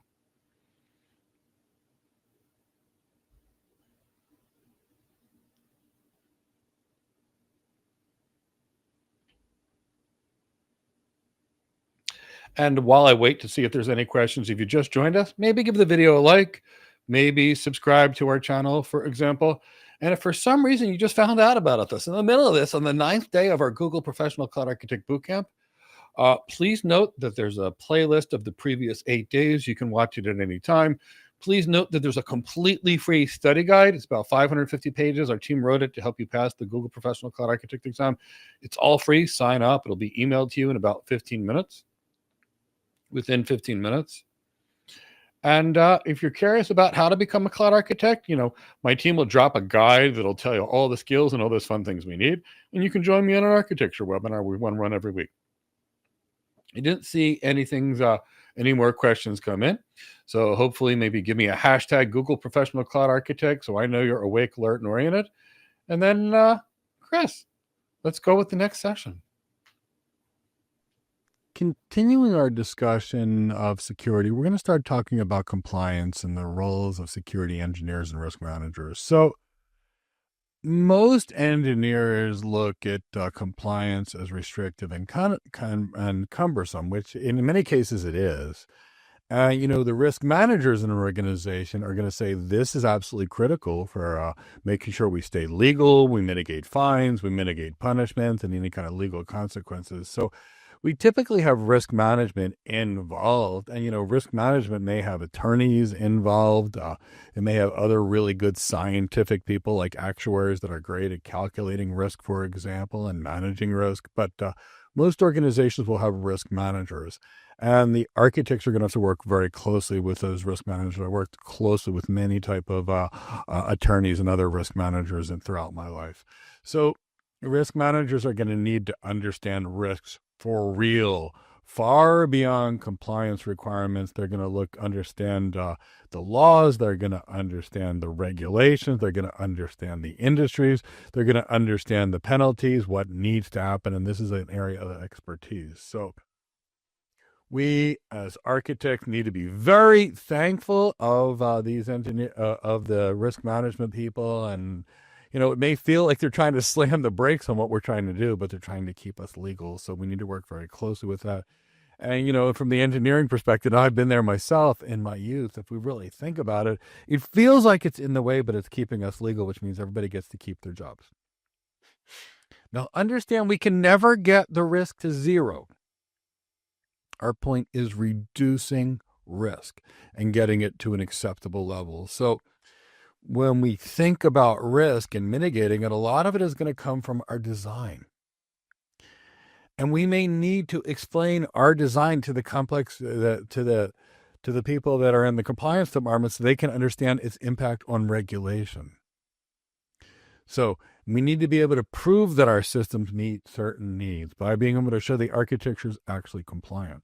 Now, if we manage our systems, there's a certain set of things we do. But if we're dealing with a cloud provider, they basically have various compliance things there, and their systems have already been done to theoretically support them.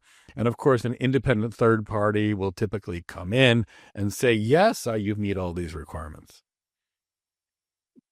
So one of the compliance things we need to think about is PCI DSS, which is the Payment Card Industry and Data Security Standard. Now, anytime we're dealing with an organization that basically processes credit card transactions, for example, they need to be compliant with PCI DSS. So one of the ways PCI DSS makes us to think about is how do we protect sensitive data? So for example, you may not show all sensitive data, or you may replace it with what's called a token or token sensitization or non-sensitive tokens. So you have something that's sensitive, you replace it with something non-sensitive, and you can't go back from the non-sensitive to the sensitive. That's really what we call tokenization. Now, there's other ways we can actually reduce data. We can do data hiding. For example, you may log into your account and then you may only notice the last 4 digits of your credit card number, not the previous 12 digits. That's ways to hide data as well to protect your data. So tokenization is a mechanism that they talk about to keep your system safe. And there's many more in that CCSP training. So we really want to keep this mindset that a breach is inevitable and potentially that we're always breached. So we need to get our mindset to the point that people are always trying to attack us. And at some point, they're going to get in. So we want to make sure as first, how hard can we make it to get in? And how do we mitigate it as fast as possible? So if we really think about it, when it comes to security architecture, let's say we've got an asset that we're trying to protect. We need to make it cost and feasible for someone that's willing to do it. So if we've got a $1 billion asset, we want enough security that it's going to cost more than $1 million to get to, or if we got $1 billion asset, we want to make sure it costs more than $1 billion to break in. And that way we're protecting the asset, because the people that can break in under really high security circumstances can do it with enough computing power and resources. But we want to make it infeasible for them to even want to do it. If it costs more to get it than the value of what you're getting, most criminals don't attack that system. So we always want to think about that. So when we can remove sensitive data, we remove sensitive data. When we can delete data that we don't need, we remove it. If sensitive data is in a database and that database is breached, we've got a problem. But if it's not there, we don't even have to think about the impact of it anymore. So the next compliance thing we need to talk about is GDPR. And there is a lot of compliance under GDPR. Like I said, see the CCSP or read the entire GDPR, or both if that is applicable to you, meaning you're working with systems in Europe, or you're dealing with European Union member citizens, even in a global business, which is for the most part, most people in today's world in a global business. So the key here is users have to consent. So with GDPR, you can't just keep customer data without their consent. And organizations must keep the minimum amount of data they need and only what's necessary. And some of the things we're talking about is the right to erase data. For example, a user has the right to have their data erased. They call it the right to be forgotten. So if we've got a U.S. organization that operates in the EU, they have to be GDPR compliant. Now, there is also data restrictions for the most part. So for the most part, if you're dealing in Europe, you can't store that information in the United States. It has to stay in Europe. No, there are workarounds to this. And like I said, this is heavy regulation. So either read it or see the CCSP course, because there's a lot more that's going to go into this and far beyond the Google Professional Cloud Architect exam. Now, we also have the COPE or the CCPA or the California Consumer Privacy Act.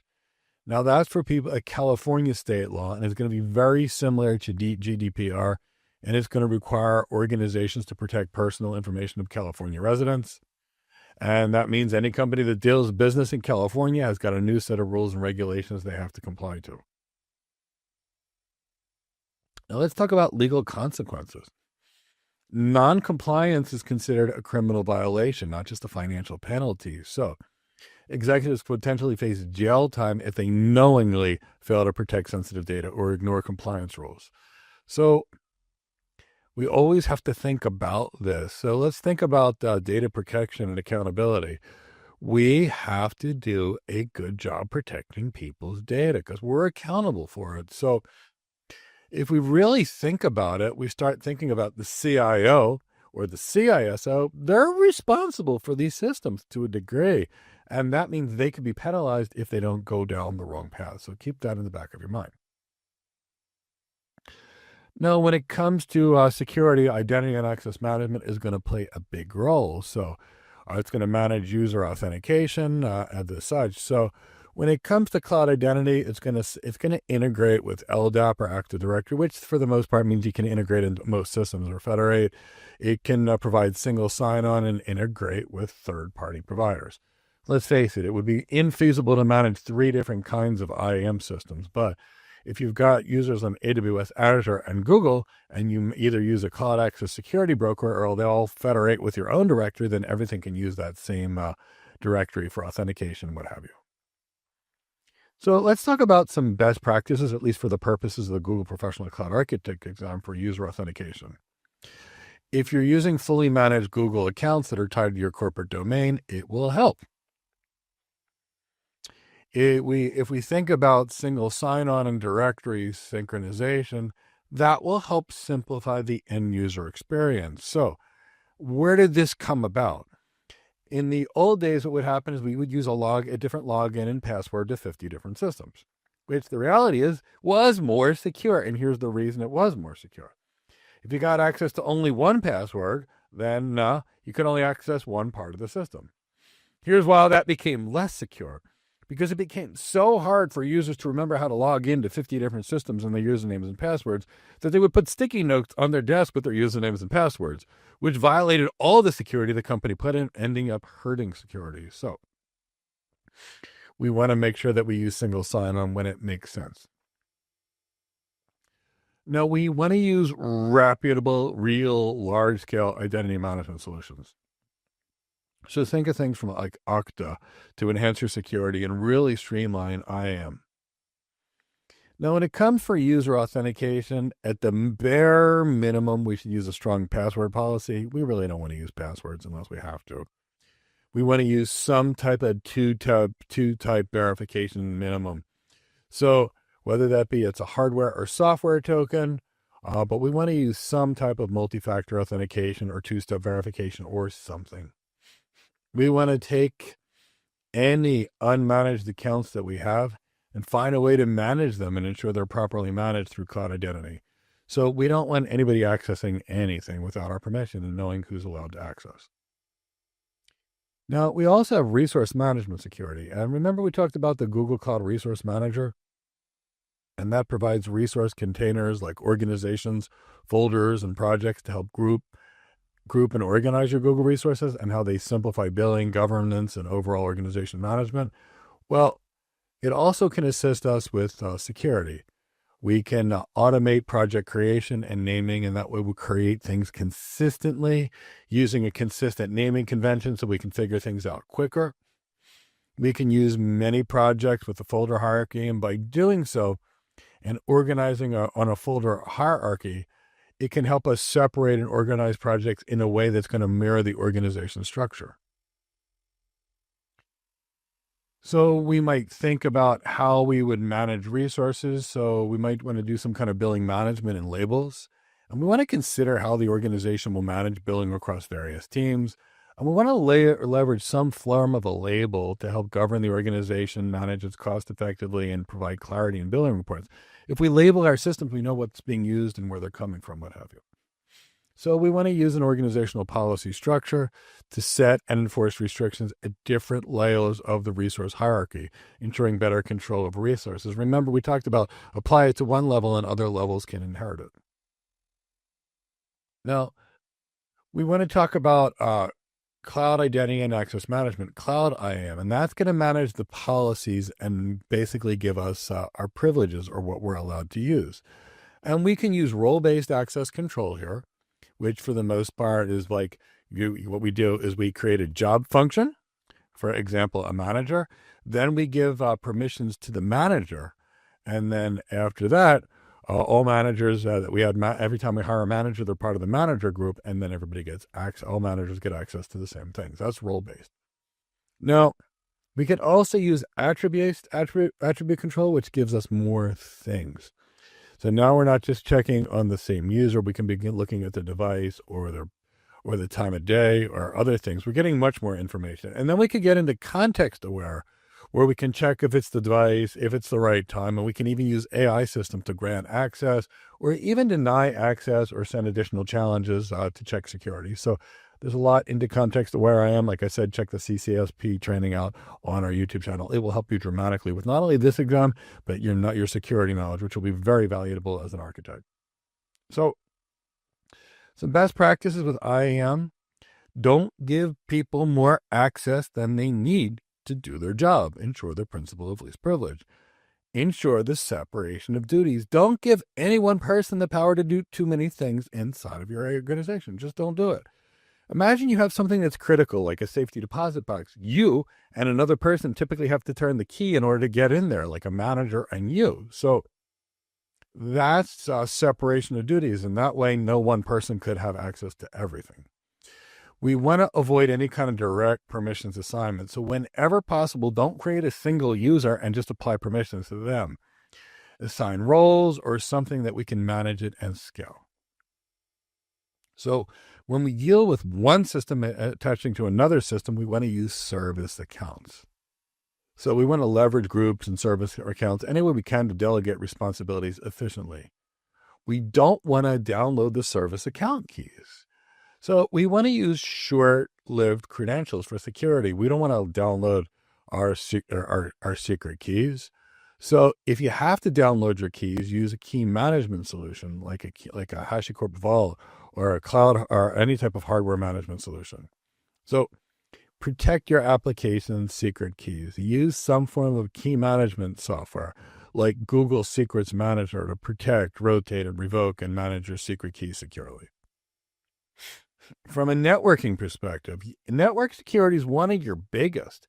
It can protect one subnet from talking to another subnet, protect system traffic from getting into one system, determine who could talk to whom. So we have a tremendous amount of security things we're doing on the networking.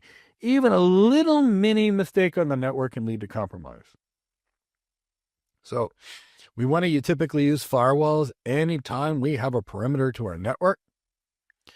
And we have other options that we want to think about. So typically think about firewalls and filtering patterns and not letting anything in. And if we need to place something available for use to spy someone else outside of our systems, use a demilitarized zone.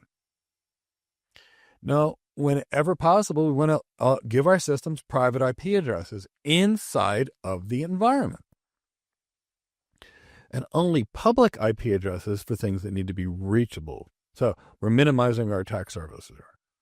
When we have an endpoint, we want to protect that endpoint too. So let's say we have a next generation firewall protecting our organization. And then we have a web server. First, we protect that web server from that next generation firewall. And then we might use a WAF too. So if we think about something like this, let's say here's dangerous internet. I'll call it dangerous internet because this is a scary place. And let's say here is going to be your protected resources to a degree. Maybe behind the dangerous internet, we use a series of firewalls to protect us. So we've got some next generation firewalls. And maybe we even have some IDS, IPS systems over here, even though they're included in the next generation firewalls.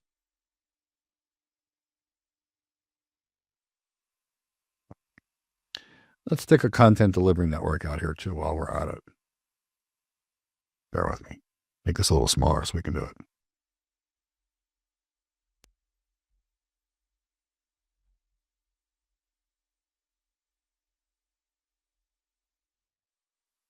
So we've got a content delivery network because that can help us mitigate DDoS attacks and do all kinds of things for the reasons I showed you. Now, let's say this is our load balancer over here.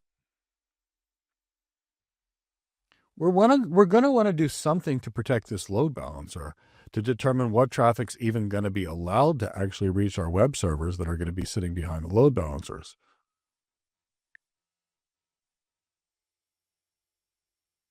So as you can see, these are all network security devices we're using. The CDN, typically speaking, has a good DDoS protection on it that won't send bad requests to your web servers. Your next generation firewalls, we can set it that it only allows TCP traffic port 443 if we want, or HTTPS, only going to this particular subnet or the particular address of this load balancer. And only web traffic's allowed to that load balancer. The IDS IPS system will be watching, and it can potentially stop and track, like reset a TCP connection if it has to. Then we protect the load balancer, and then we're protecting these web servers with endpoint protection, anti-malware. And we already talked about IAM and other things. So all this stuff is networking. And we're going to want to use as much of that network security as we can because it creates a lot of environments. Now, what we might do on the web servers or the load balancer is now we might put a web application firewall over here.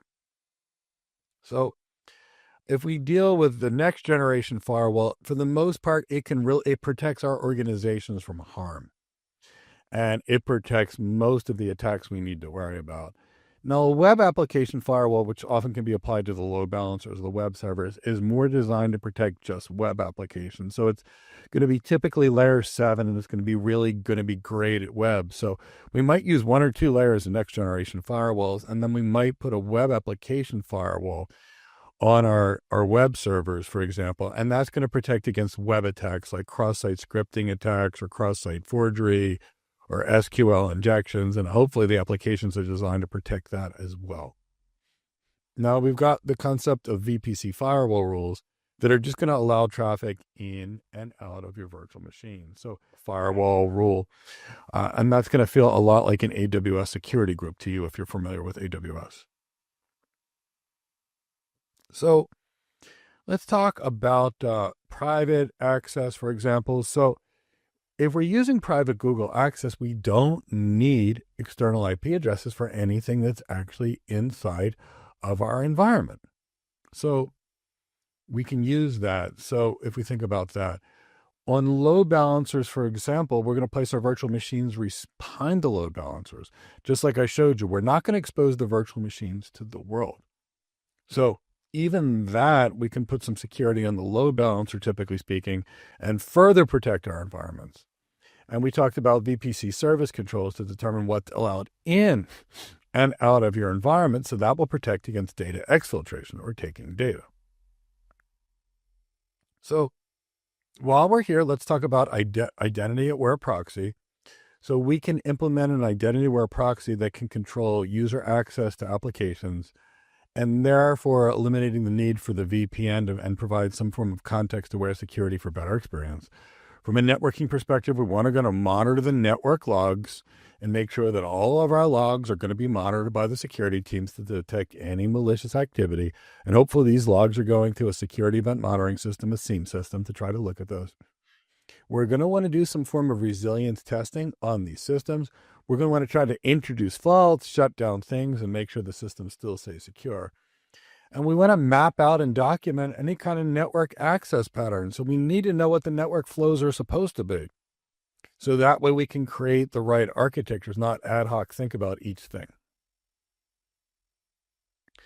Now let's talk a little bit about application security. Now remember, it is a shared security model. You're responsible for your stuff, and the cloud provider is responsible for their stuff. So one thing to think about at the application layer is we want to use IAM. So we want to follow IAM best practices, things like principle of least privilege, to secure access to our systems. We want to ensure that only authorized people can access the systems, and best practices include things like not using passwords, that kind of thing. Now we want to encrypt any traffic that's in flight whenever possible. So we want to avoid unencrypted things. So if we've got to manage something, the engineers have to manage something, we want them to use SSH, for example, to reach something, not clear text traffic. But why not use TLS security on any time your data is moving? So we want to encrypt our traffic anytime it's moving. And if we use certificates and certificate authorities, it's going to make it a lot easier for endpoint verification and setting up encryption using public key cryptography. So from a network perspective, we want to make sure that the traffic only flows on the network in the way we want it to. So that's why our network architects are going to help do this traffic engineering, if you will. Now, from an application perspective, we always have to harden our configuration resources, disable unnecessary service, minimize things that are exposed to configuration, anything we can do to reduce the attack surface. We typically want some good centralized logging with monitoring with all of our resources so we can catch events and correlate them in real time. And we should have a good image repository. So we should take images that we know that have been hardened down and locked down that are approved by our organization and put them in a repository so everyone can use the same hardened image or trusted image that we've determined we're going to use as a company. So, they would tell you best practices, leverage managed services whenever possible as part of your exam. I'm going to tell you as an architect, do what's in the best interest of your client after evaluating all trade-offs and the client's business needs. So use like an OS login to link SSH access to Google identities, and that'll make it easier to monitor and govern who has privileged access to virtual machines. We may want to enable automated upgrades and patch management when possible to keep systems secure and up to date. But we may also be in an environment that you need to test the patches before they deploy them for security. So all these things we need to think about the implications on the business. One thing that will help us is to use templates for infrastructure management. Programmatically manage these things. Use infrastructure as code. Template the perfect configuration and use that way to deploy it. And that way we don't have all the human intervention of 100 people doing it their own way. Anytime you can deal with APIs, you want to manage them and manage them well. Using something like Apogee or Cloud Endpoints to kind of protect access to your applications. There's all things that go into data security, and you need to critically protect your data. Secure your data, classify your data, encrypt your data, create the right policies of who can access the data and under what circumstances. Because data exposure gets expensive. It's estimated between $150 and $250 per person's records that are lost. So imagine having 100 million people's records lost at $150 to $250 each time. Gets pretty expensive. So we have to think about that. So we want to use default encryption at minimum, which is AES 256. If we need full control over encryption keys or we need higher encryption, we can use so. But external key management options we have for critical environments. Otherwise, we can use the Cloud Key Management Service and the Cloud HSM. For things like organizational management, we can use the Cloud Key Management Systems or Cloud HSM to securely manage and protect key encrypting keys. We would like to use client-side encryption whenever possible. So what does that mean? If you need extra layer of protection to be on server side, encrypt it on the client before you even send it to the server. Follow IAM best practices whenever. And when you send data from point A to point B, send it securely. Encrypt the data. Make sure the data hasn't changed with your hashing. And make sure that it's stored in an appropriate environment where it's still secure.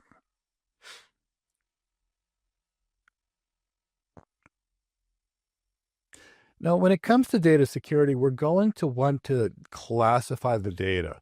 Sensitive, non-sensitive, top secret, protected, I don't know, but every organization is going to need to come up with a data classification environment and a model to make sure that various types of data are protected as they need it. We typically want to use some form of a data loss prevention tool. Google has their own cloud data loss prevention tool. They can discover, classify, and protect sensitive data, either when we ingest it or when it's at rest. And of course, DLP systems, some of them out there, the commercial ones can actually do egress monitoring. So they can monitor on the way to the internet if sensitive data is leaving your system, and it'll block it, if that's the case. So we want to use some form of tokenization or obfuscation or some form of data minimization information, especially personally identifiable information. We really want to tokenize that, replace it with something that's not sensitive, for example, to reduce the exposure of sensitive data. Now, when we have databases, we want to use good security on our databases, good schema design to make sure our tables are properly designed and secure, and also chain views to make sure that not everybody can access all data. Now, we want to integrate security into DevOps pipeline with things like SecOps. So that way the application security is in mind. It's tested for security vulnerabilities as it's being built, what have you. So we want to really integrate that security across the entire life cycle, from the time it started to the time it's going to be decommissioned. We also want to do threat modeling, and again, much more on the CCSP program about threat modeling, but it's designed to figure out what kind of threats and what kind of risk we face and what are the threat vectors or means of attacks that someone can attack us with, so then we know how to protect our systems and create the right architecture to protect us. From a code review perspective and peer reviews of the code, we definitely want that. So let's think about some best practices for securing DevOps pipelines. We want to do some vulnerability tracking and remediation tracking every time we create code. So we want to continuously track and remediate vulnerabilities. We want to do static code analysis, dynamic code analysis, penetration testing, ethical hacking on our systems when they're there. We want to deploy our systems, like I said, with infrastructure as code to make sure there's no configuration variation or configuration creep, if you will, from human error. Now, we want to make sure in our DevOps principles, we're very good with key management. We make sure we eliminate any kind of embedded credentials in the code. We definitely don't want that, especially when people put it in a public code repository and they leave their credentials there. That's a real nightmare. We want to manage privileged accounts so we can control who can do administrative things on our system and reduce that to as little people as possible. And we want to protect our service accounts, especially those that need very high privilege to go from one system and connect and talk to another one. So there's a lot that's going to go into security. There's really going to be two focus areas, either security of the infrastructure. Now that could be the network design, the secrets management, the data pipeline. But we also have to focus on the operations, the people that are running and managing the system. So that could be a SOC team, for example, security operations team. Which also means we need a good security operations center and some good detection and response teams, either or. So the whole point of having these security operations centers is to detect bad activity, respond to incidents, and provide feedback to mitigate and prevent future incidents. So in a small organization, this might be tough to have dedicated people that sit around and wait for stuff to go wrong and then fix things. But in a big organization, you may need this. Now, most enterprise organizations will have a dedicated team, and even medium-sized organizations, larger organizations probably still will. It's only in the small organizations that may be challenged. So if this is the case, maybe an organization might need to outsource to a managed service provider or a managed security service provider. Now, security people are going to need good, strong security skills, and that may be different technical skills than they would get from software engineering. I guarantee you they are. So when it comes to securing, there should be a good logging architecture where we take all these logs and we secure them into a place that makes sense, like a SIEM system. We determine how we're going to ingest the logs, and the security engineers will be working on that. They'll work with the cloud architecture team to help identify relevant logs and then build pipelines to get the logs. We want to be able to correlate the logs on alerts. So we get an alert and see all kinds of log changes. We want to correlate that and see what happens. So your times obviously have to be synchronized when you're collecting logs, but that's why these SIEM systems exist.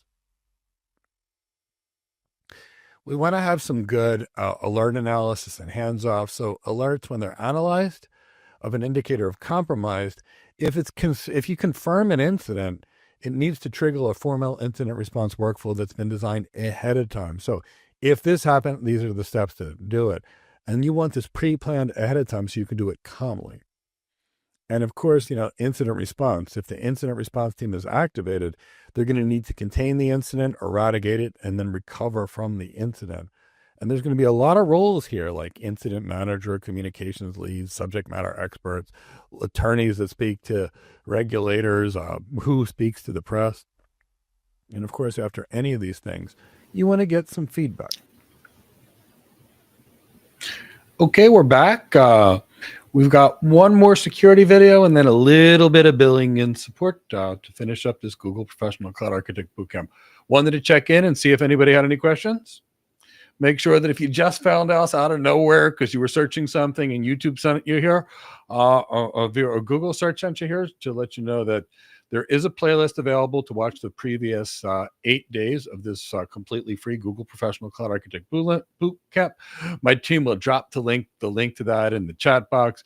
Please enjoy it. Go back and watch it again prior to preparing for your exam as necessary. and the such. So, kind of keep that in the back of your mind that we've got a completely free boot camp that you can do, and we've got a completely free study guide. My team will drop a link to that study guide to get you here. It is clear we are in the midst of some fairly significant outages that are going out there. There's some outages at multiple cloud providers going on right now that they're reporting it. There's some outages at various internet service providers. Here's what you can know about a good architecture. It works. If you notice, YouTube is still up in the middle of multiple internet service providers and cloud providers outages, and that's because they host multiple data centers.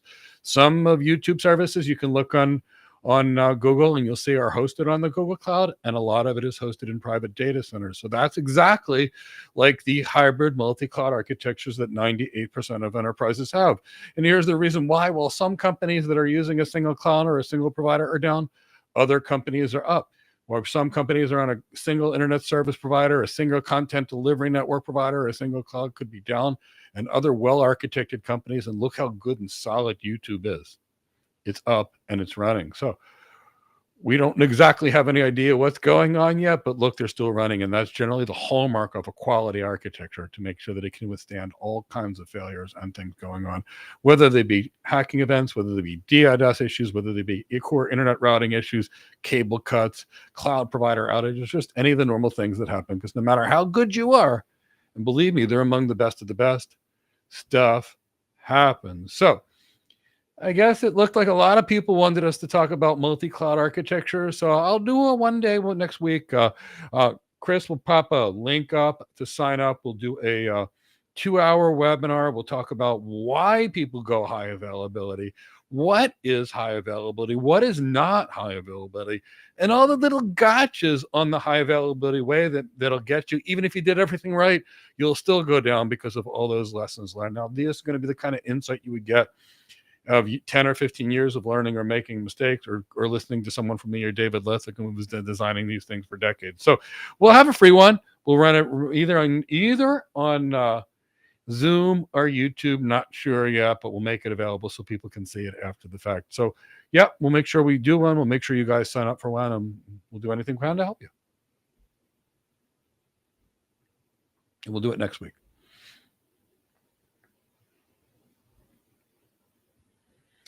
Jacques said, have I worked in my career for companies that required security clearance? So, Jacques, I'll tell you why I didn't need security clearance.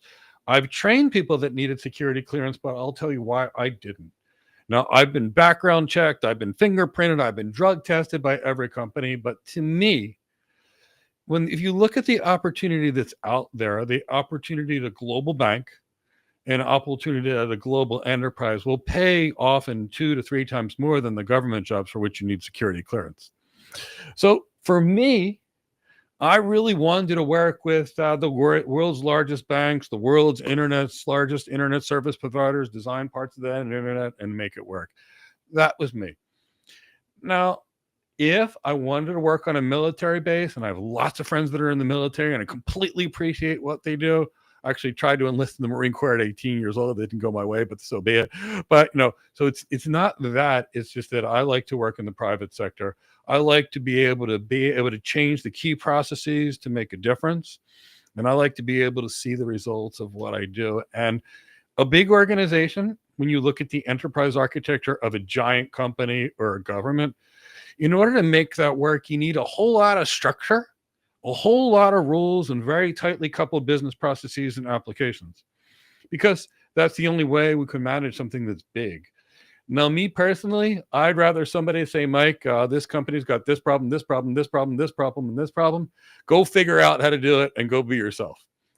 And my process might be go to the beach and practice yoga. And then in the middle of a savasana, I've got an idea that I want to go talk to people about. And that's the way that I've run my career. So kind of hope that helps. But there's lots of great jobs for people that want to work. And I've gotten people in military places where they need security clearance. But for the private enterprise, you typically don't need it.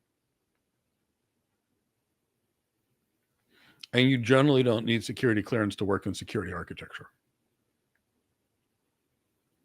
That's more of a government thing. Great question there.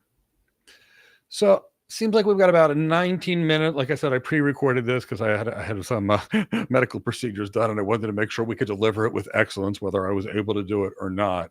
And then little video about support, which is probably about 15 to 20 minutes. And then we are finished, and we got through a little early, and you guys will be prepared for the Google Professional Cloud Architect exam, and look forward to hearing more.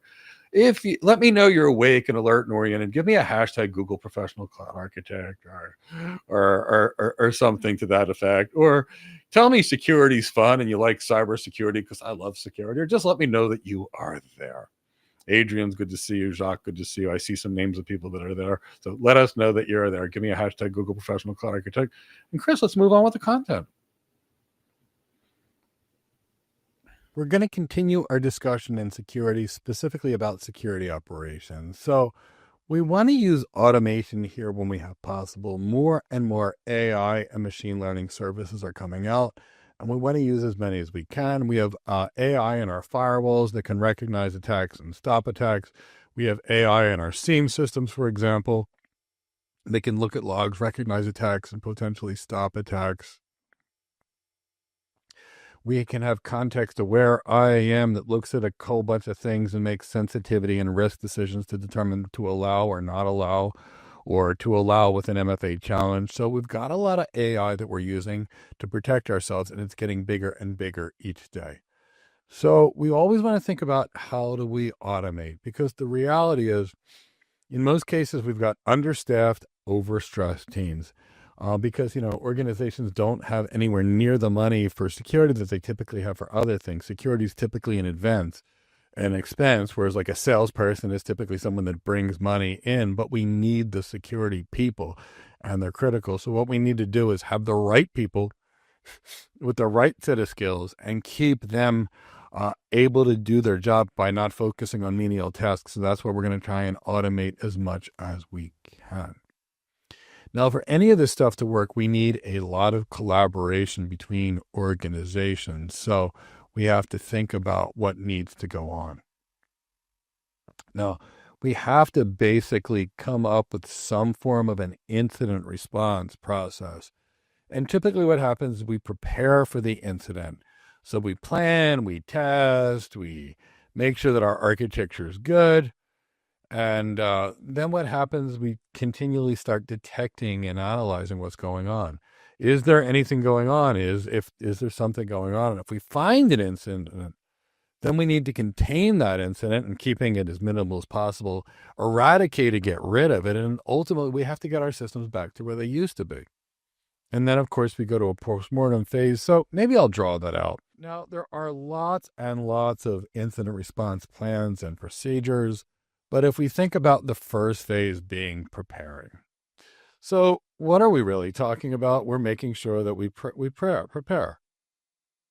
So we create an incident response procedure. Who does what teaches what. We then test the process. We then train people on the process. We put all our architectures in. We prepared for an attack, right? But no matter what we talk about, things will happen. So that's why we're doing all these things. We're now detecting. So we may have these logs. We're detecting with logs. Our SIEM systems are doing some detection. Our firewalls are doing detection. Our IDS, IPS systems are doing detection. So we've got all these kind of things that are going here. And then as soon as we get it in something, we want to contain the incident. So the first thing we want to do is contain what's going on. Because let's say they're in our systems. We want to keep them to maybe one VLAN or one server and not let them there. So the first thing we do is contain the incident until we know what to do. Then after that, we have to fix it, and it's considered eradication. We have to fix the incident. And then after that, we have to recover from the incident, which is bringing the systems back, re-imaging the systems, for example. Or build a new server, create a new security protection mechanism for this. We have to get back to what the system should be. And then after every event, we probably need some form of an after actions report, post-mortem or whatever you want to call it. So I'll call it after actions report. But here's where you assess what went well through any of these steps. what didn't go well that we need to do better in the future. And that's typically what we're talking about here. And all these things should go back into the better pro. So we have to inventory our assets, and that's going to bring us to a cloud asset inventory. If we don't know what we have, how can we secure it? And I'm going to tell you, in my youth, I used to go search around with a protocol analyzer, and I'd find systems on the network that nobody even knew we had. Now, the better we know what our systems are, obviously, the better we can protect them. So the cloud access inventory is going to give us metadata. Remember, we have metadata or information about our things that'll help us track and manage our resources and assets in Google Cloud. So it will give us some good visibility into the entire infrastructure, which is going to be absolutely critical for strong governance and management. So let's talk about it from an asset management perspective. Knowing what our assets are is going to be obviously important. If we don't have this visibility, how do we manage or even secure things if we don't know what we have? So asset management is going to be critical. We're going to have our assets. We need to tag them. We need to organize them. And that way it becomes easy to deploy changes or manage things when we need to. Now, we need to be able to detect changes. So cloud asset inventories can be used to scan the infrastructure for changes and detect unauthorized or unexpected modifications. So from a policy perspective, we need to think about how do we push policies across the infrastructure? How do we enforce our security controls? How do we enforce our organizational policies? So we might want to think about compliance auditing, and none of this is going to work if we don't know the assets we even have. Now let's think about an incident investigation.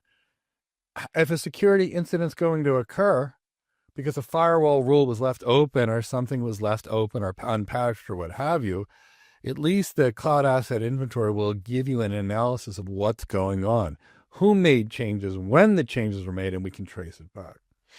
So we need to be able to know what happened, know when things break, and know how we can fix them. So by building us a good asset inventory ahead of time, we can make sure all the teams are talking before we have a problem. We'll be able to think about how to secure everything before we have a problem. And typically organizations are supposed to have very good architecture repositories with diagrams and documents explaining things, explaining how these things. So hopefully you've got a good architecture repository. But I've got to tell you, unless an organization has a very good architecture practice, and typically a lot of cloud architects and enterprise architects, they're not going to have very good documentation. And then we may need to use this cloud asset inventory as a means to start being able to document things. Now, we typically need what's called the Security Command Center.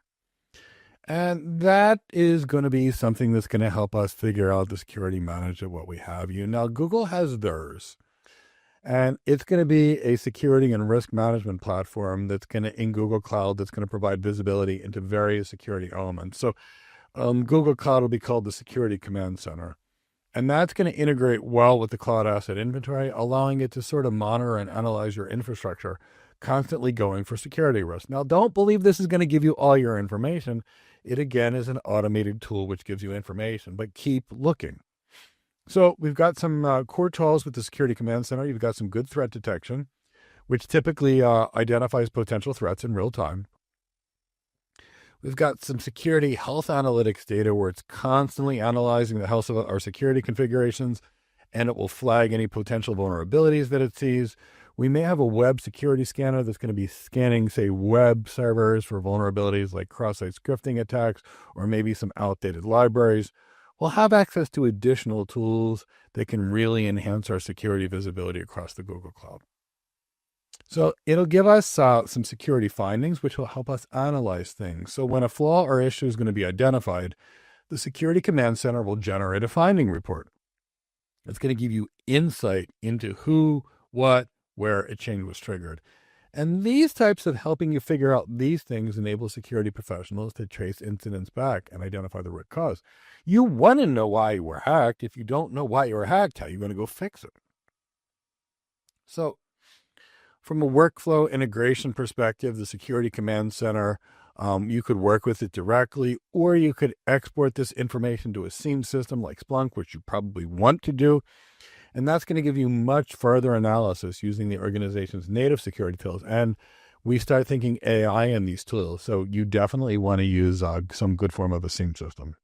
Now let's talk about detecting threats. So you typically want to have some type of environment to figure out what the risks of your environment are.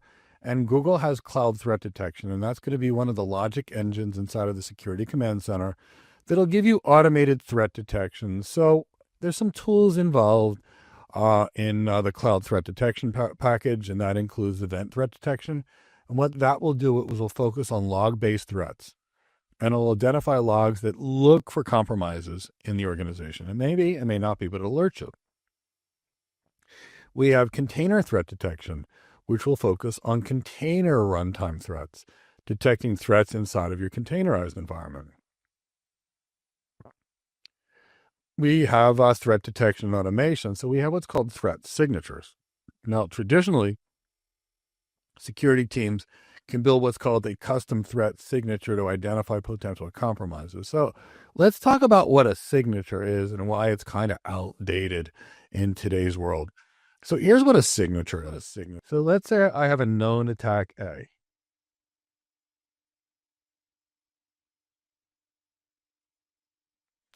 In a signature-based model, what I can say, I can say, we know what known attack A looks like. It's got a particular signature.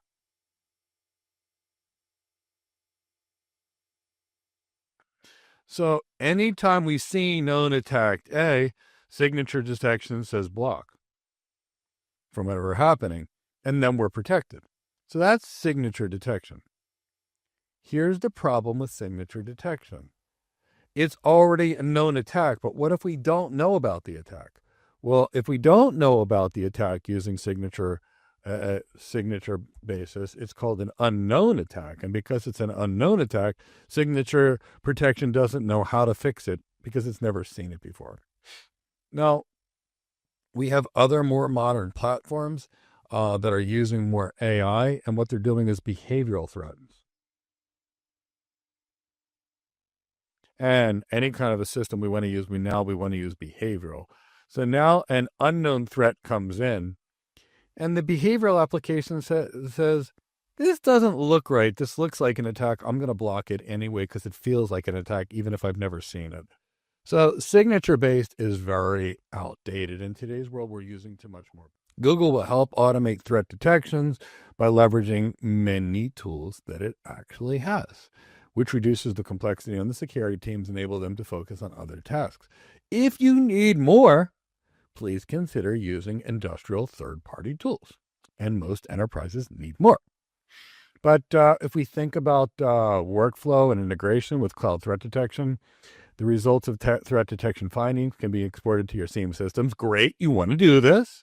And that can enable your security operations centers and other teams to basically have good information in close to real time to do something about it. So for smaller organizations don't really have a budget for a security event monitoring system, they can use the Security Command Center to get good enough information if they are not high risk. Realize enterprises will probably need more. They will probably need a real SIEM system here, or a heavy-duty industrial SIEM system. But cloud threat detection does give you a lot of efficiency because it has some pre-built detection type controls that can look and protect you from an environment. It has some things that are automated, and it will help an organization improve its security posture. So let's talk about security health analytics, and that is also part of what we're looking for from the Security Command Center. And security health analytics is going to be another tool. Now, it's going to be focused on Google-specific vulnerabilities, such as an open firewall rule that you left, or an open Google Cloud Storage bucket that could be accessed from the internet, for example. It's going to look for host-based vulnerabilities like those that are covered in virtual machines, which are not going to be covered by secure health analytics and would typically be handled by other tools. So we have to think about what it's covering and what it's not covering. It's going to be Google-specific things. So those kind of host-based things you're not going to get. So you might need another tool for that. Now, when it comes to security health analytics, it's going to be constantly scanning, or at least periodically. So it will scan your inventory, the cloud asset inventory, about every 12 hours to detect vulnerabilities in your environment. And it's going to have pre-built scanners that are going to just scan your environment and detect vulnerabilities in Google. If we think about where this is going to happen, because we've got the ability to export them, we can deal with two separate teams. We've got the vulnerability management teams that are typically going to be responsible for remediating vulnerabilities, not the SOC team, the security operations team. And then we've got the security operations team that's more focused on threat detection and incident response. So, and while the vulnerability management teams are going to patch systems, so we're going to need a lot of people working together. Now, let's talk about the organizational structure. In some organizations, vulnerability management is conducted in the operations teams, but the job functions are distinct. So whatever we're dealing with, security health analytics team supports vulnerability management by automating the discovery of Google vulnerabilities, enabling faster remediation of Google Cloud things. Now, we also have something called a web security scanner. Now, that is a tool inside of the Google Cloud platform that's going to scan public endpoints for web-based vulnerabilities. So anytime a web vulnerability, it's a web vulnerability scanner. So it could be an internal web-based application or an external web-based application, anything you're using like HTTPS, for example, or HTTP. So it can work with a lot of resources such as Google Compute Engine, think virtual machine, Google Kubernetes, think Google managed Kubernetes, Google App Engine instances, those types of things. And the website scanner is going to scan for common web vulnerabilities that you might see, like a cross-site scripting, the ability to do a cross-site scripting attack or clear password fields or anything like that. And vulnerabilities that are going to be detected are going to be based on the OWASP top 10 web application security lists. So if we think about the web security scanner, we're going to focus on applications. It's going to be there protecting of web servers. It's designed to identify security issues on web servers hosted in the Google Cloud, which gives us the ability to be proactive and protect our applications for things and make sure we detected things, for example, insecure password fields or cross-site scripting, anything we can do to strengthen the security posture. Okay, well, we are back, and that is the last of the security section as it pertains to the Google Professional Cloud Architect Bootcamp. We still have more content today. Now, I do want to say there is only a very small amount of security that's actually in the Google Professional Cloud Architect certification. And, if I was going to train a security architect, and I have security architect training programs, we give them everything that it takes to be great at their career. But if security architecture is not where you're going and you're more into cloud architecture, I still recommend you learn more. And if you're in an engineering side, I still recommend you learn more. And at least something that'll give you a little more of what you need to know is the Cloud Certified Security Professional that we have, the CCSP program. That is going to give you some extra cloud knowledge. It'll help explain the idiosyncrasies and the challenges in cloud security that are different than traditional security. It is a highly regarded professional security certification. And my team and I put a lot of effort into creating a free CCSP bootcamp. And if you wanted even more basic, we've got a free CCSK bootcamp, which you could do and then do the CCSP bootcamp. Not that you would need to, but if you wanted to. But I want to make sure you know there's many more cybersecurity resources that are actually here to assist you. And if you want a full blown out security career, then join me on a webinar on how to become a cloud architect, and I'll cover the security architect role. Now, the next part is just going to be a little bit covering billing and support. It's a very small part of the exam, and that's why we've got a small component. We'll talk about it for about 30 minutes. And then after that, we've completed the 2-week Google Professional Cloud Architect Certification Bootcamp. And of course, you've got that free e-guide. Please go get it. For the Google Professional Cloud Architect, sign up. My team you'll sign up. My team will drop the link. It'll be emailed to you. So hopefully you're having a good time. Maybe you can give the video a like. Maybe you can share these videos with others that you know, because it takes a lot to put these together. Maybe you want to join our channel, hit the bell to be notified of other stuff in your career. So do that. Give me a hashtag CCSP so I know you're awake, alert, and oriented, because we really want to try and give you as much as we can. We'll go through this next 30 minutes, and then congratulations, you finished it. You'll be all prepared for that Google Professional Cloud Architect exam. Maybe you go through it a couple of times first, but you'll be prepared. Chris, let's roll with the content. In this section, we're going to discuss billing, migration, and support. And of course, this is to prepare you for the Google Cloud Certified Professional Cloud Architect exam. So we'll begin with billing, migration, and support. Now, we have to think about billing. Now, in order to optimize your cost, at some point you need to know what your bills actually are and then figure out what's working, what's not working. Now, the key to minimizing bills is the proper architecture in the first place, moving the things to the cloud that make sense to move to the cloud and not migrating things to the cloud that don't.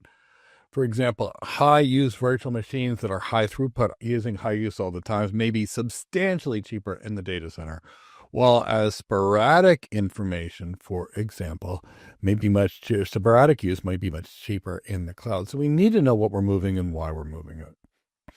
And there's going to be lots of different billing environments we could deal with. We might have a startup who basically puts their cloud expenses directly on the CEO's credit card. Now, if we're dealing with a large organization, they may funnel expenses through a single division, or they may require each business unit to manage its own cloud costs. So when organizations get big, there's lots of ways they're going to be managing these costs, especially when you start thinking of a multinational corporation with multiple various discrete business units. So what we can do is we can do organizational labeling of the Google Cloud, the account. And that way we can ensure that the proper cost management is there for each division. We're tracking cloud expenses, what have you. So when we think about going from the data center, we know what our expenses are going to be. They're basically going to be the same power, the same employees that we've always had, but the type of technology, we can control it. We bought it, and unless we buy new, we're not paying extra. We're just paying either nothing because the gear's paid off, we paid for it in cash, or we're paying the financing charges on the gear that's there. One of the two. Now, that's a capital expense for the most part, buying the gear, whether it's financed or not. Now, when we go to the cloud, that becomes an operational expense, and instead of paying for things, we pay a lot more for each thing that we typically use. And now that becomes an operational expense, which could be good, could be bad. It all depends on the organization's capital structure and other factors. So keep that in the back of your mind. But imagine getting one giant bill for an entire organization with 10 divisions and not knowing where it's come from. So that can be overwhelming, and it would require careful accounting. So we can think about how we do the billing and how we separate it out. So think about that. Now, when we go to the cloud, it's going to cost a lot of money to do it. We have to think about all the planning, all the steps that need to occur. For example, all the people that'll be there, the architecture, creation of the architecture, the training of the users. So there's a lot that's going to be there, and we've got lots of options. Do we just pick it up as it is? Do we tinker with it a little bit? Do we completely re-architect it? So there's going to be a lot of options what we can do, but proper planning is going to be the right one. Now, we have to make sure that we have the people that can even use the systems on the cloud. So we have to think about that. Do we have the people that know the cloud? Can they use it? And then we need to think about support in the cloud. So we don't just have our own stuff that we need to worry about in the data center, which is what we do. Now we need to worry about the cloud provider stuff going down. So what happens when they're doing upgrades or maintenance, or the developers are making a mistake? And believe me, mistakes happen. One of the clouds went down for a day, practically a day, because someone made a BGP error. Other clouds get hacked or are down. So there's lots of things that are going to go on from an operations perspective, and issues will arise from your cloud providers. So you want to make sure that you've got strong support, and that you're dealing with an organization you trust, and that you're following best practices, and you're doing everything you can to enhance the overall reliability of your architecture.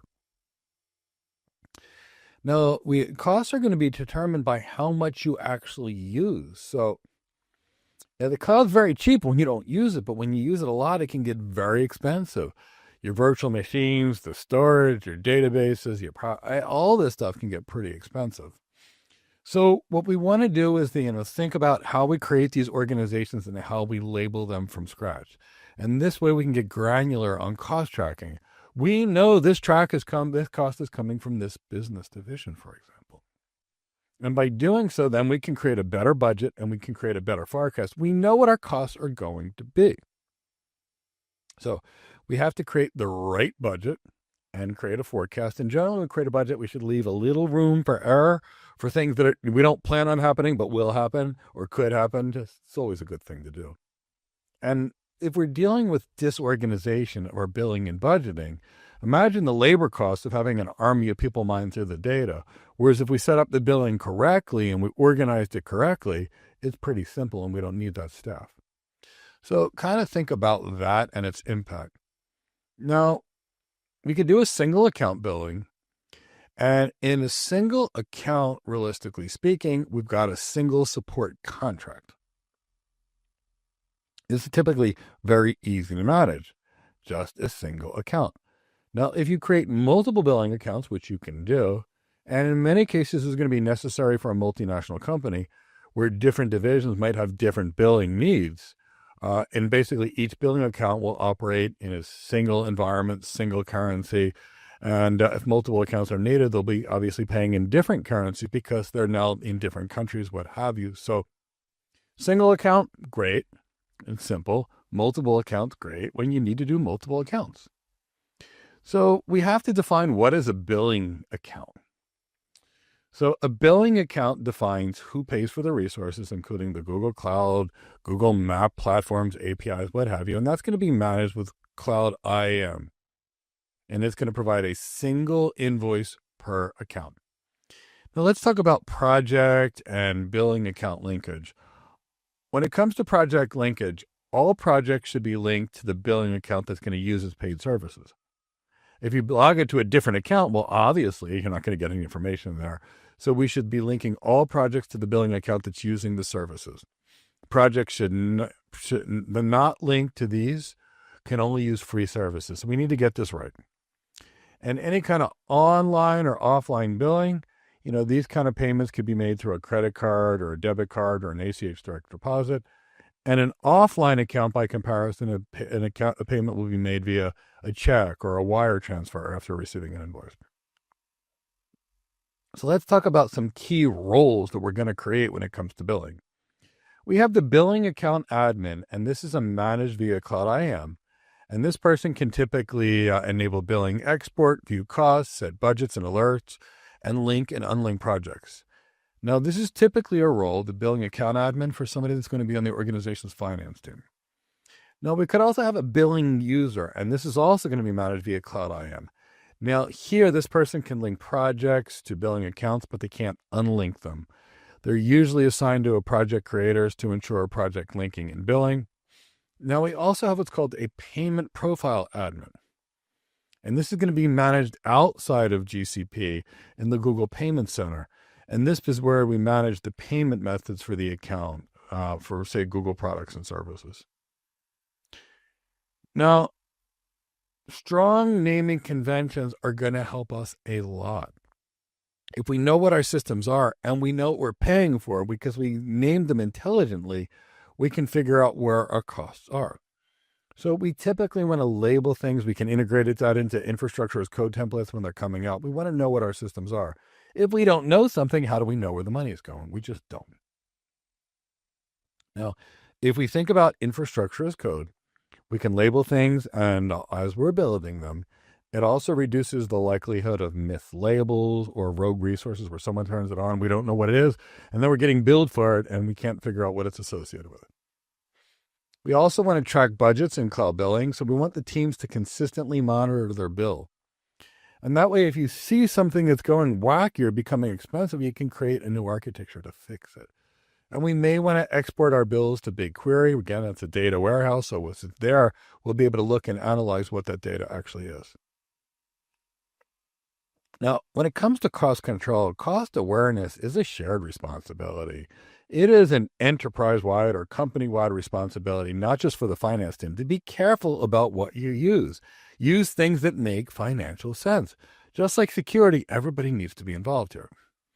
And we have to be very careful of the risks of uncontrolled costs. So imagine we've got a large query, such as a petabyte size query in BigQuery.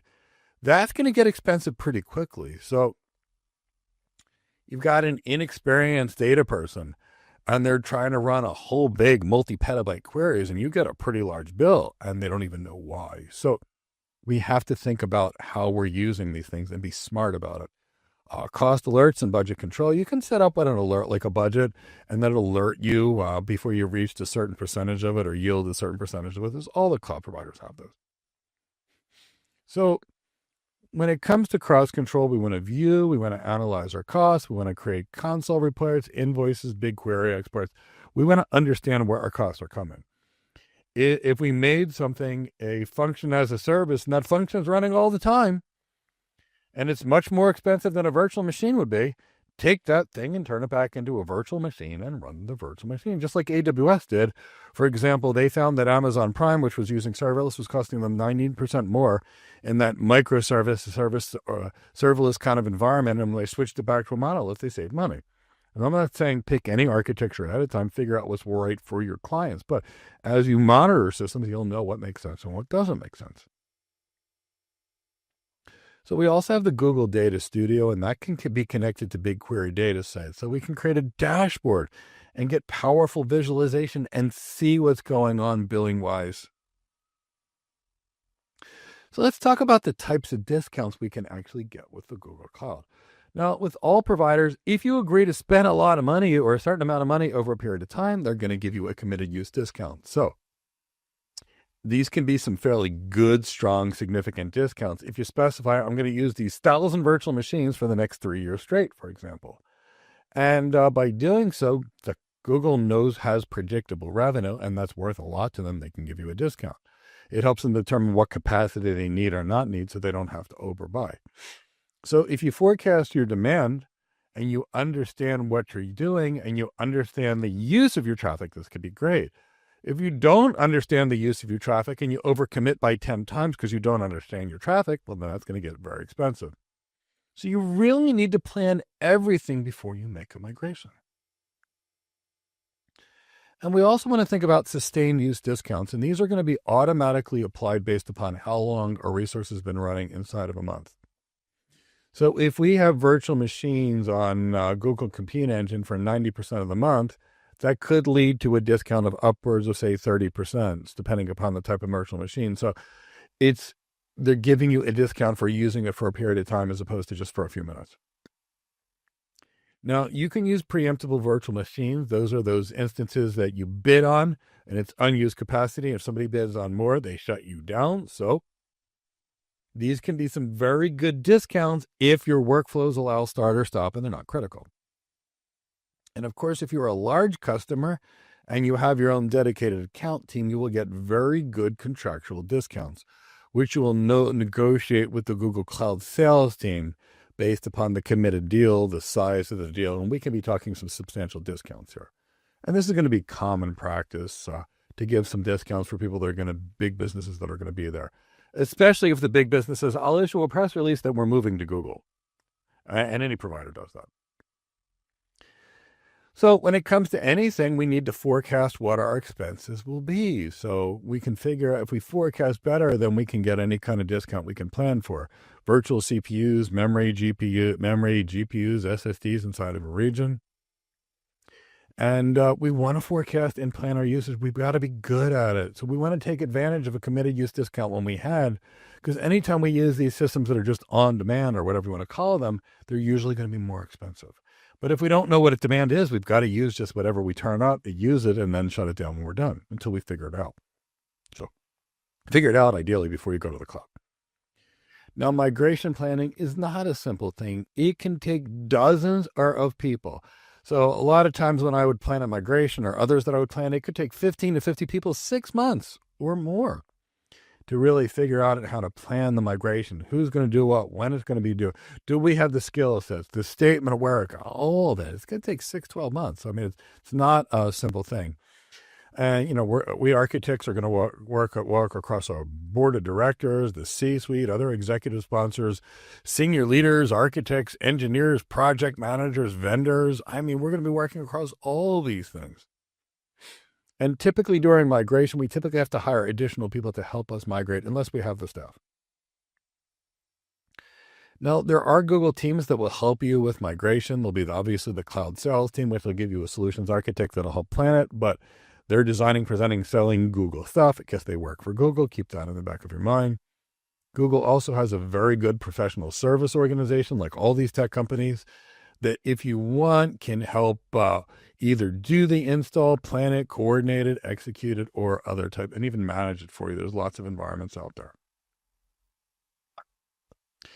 So the Google Cloud migration methodology is like anybody else's.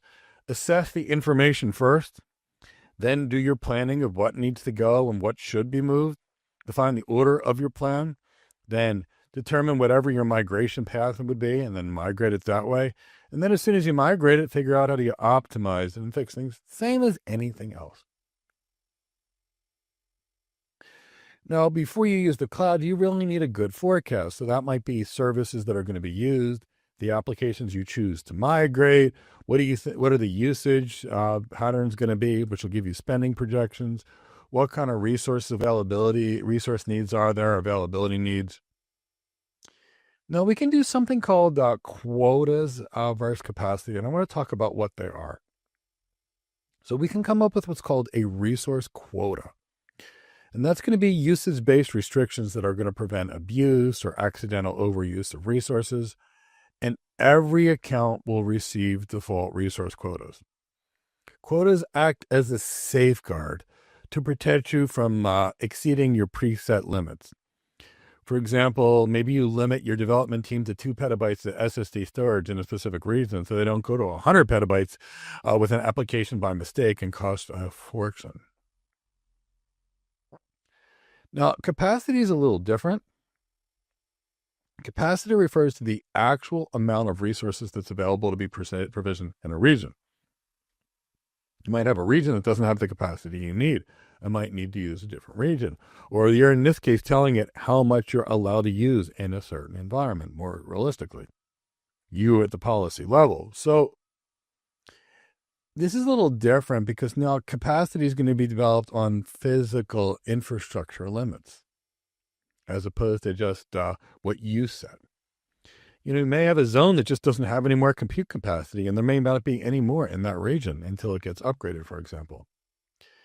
For example, you may request a quota increase for 2 petabytes of SSD storage in one of the regions, and the quota will limit what you can do. But if you need more, maybe in the region they don't have the capacity to get you past that because the infrastructure is already maxed. So let's talk about capacity reservation. So you can actually reserve capacity, things like memory, disk, and CPU for your organization by ensuring they're available when needed. Now, you may pay for reserve capacity regardless of whether you use it immediately, but it means that you don't have any resource constraints. So you might be in an area where there's limited extra capacity and you want to pay extra to guarantee that it's there. Reminds me of the early days in cloud computing where you commit to a certain amount of guaranteed traffic going through your systems.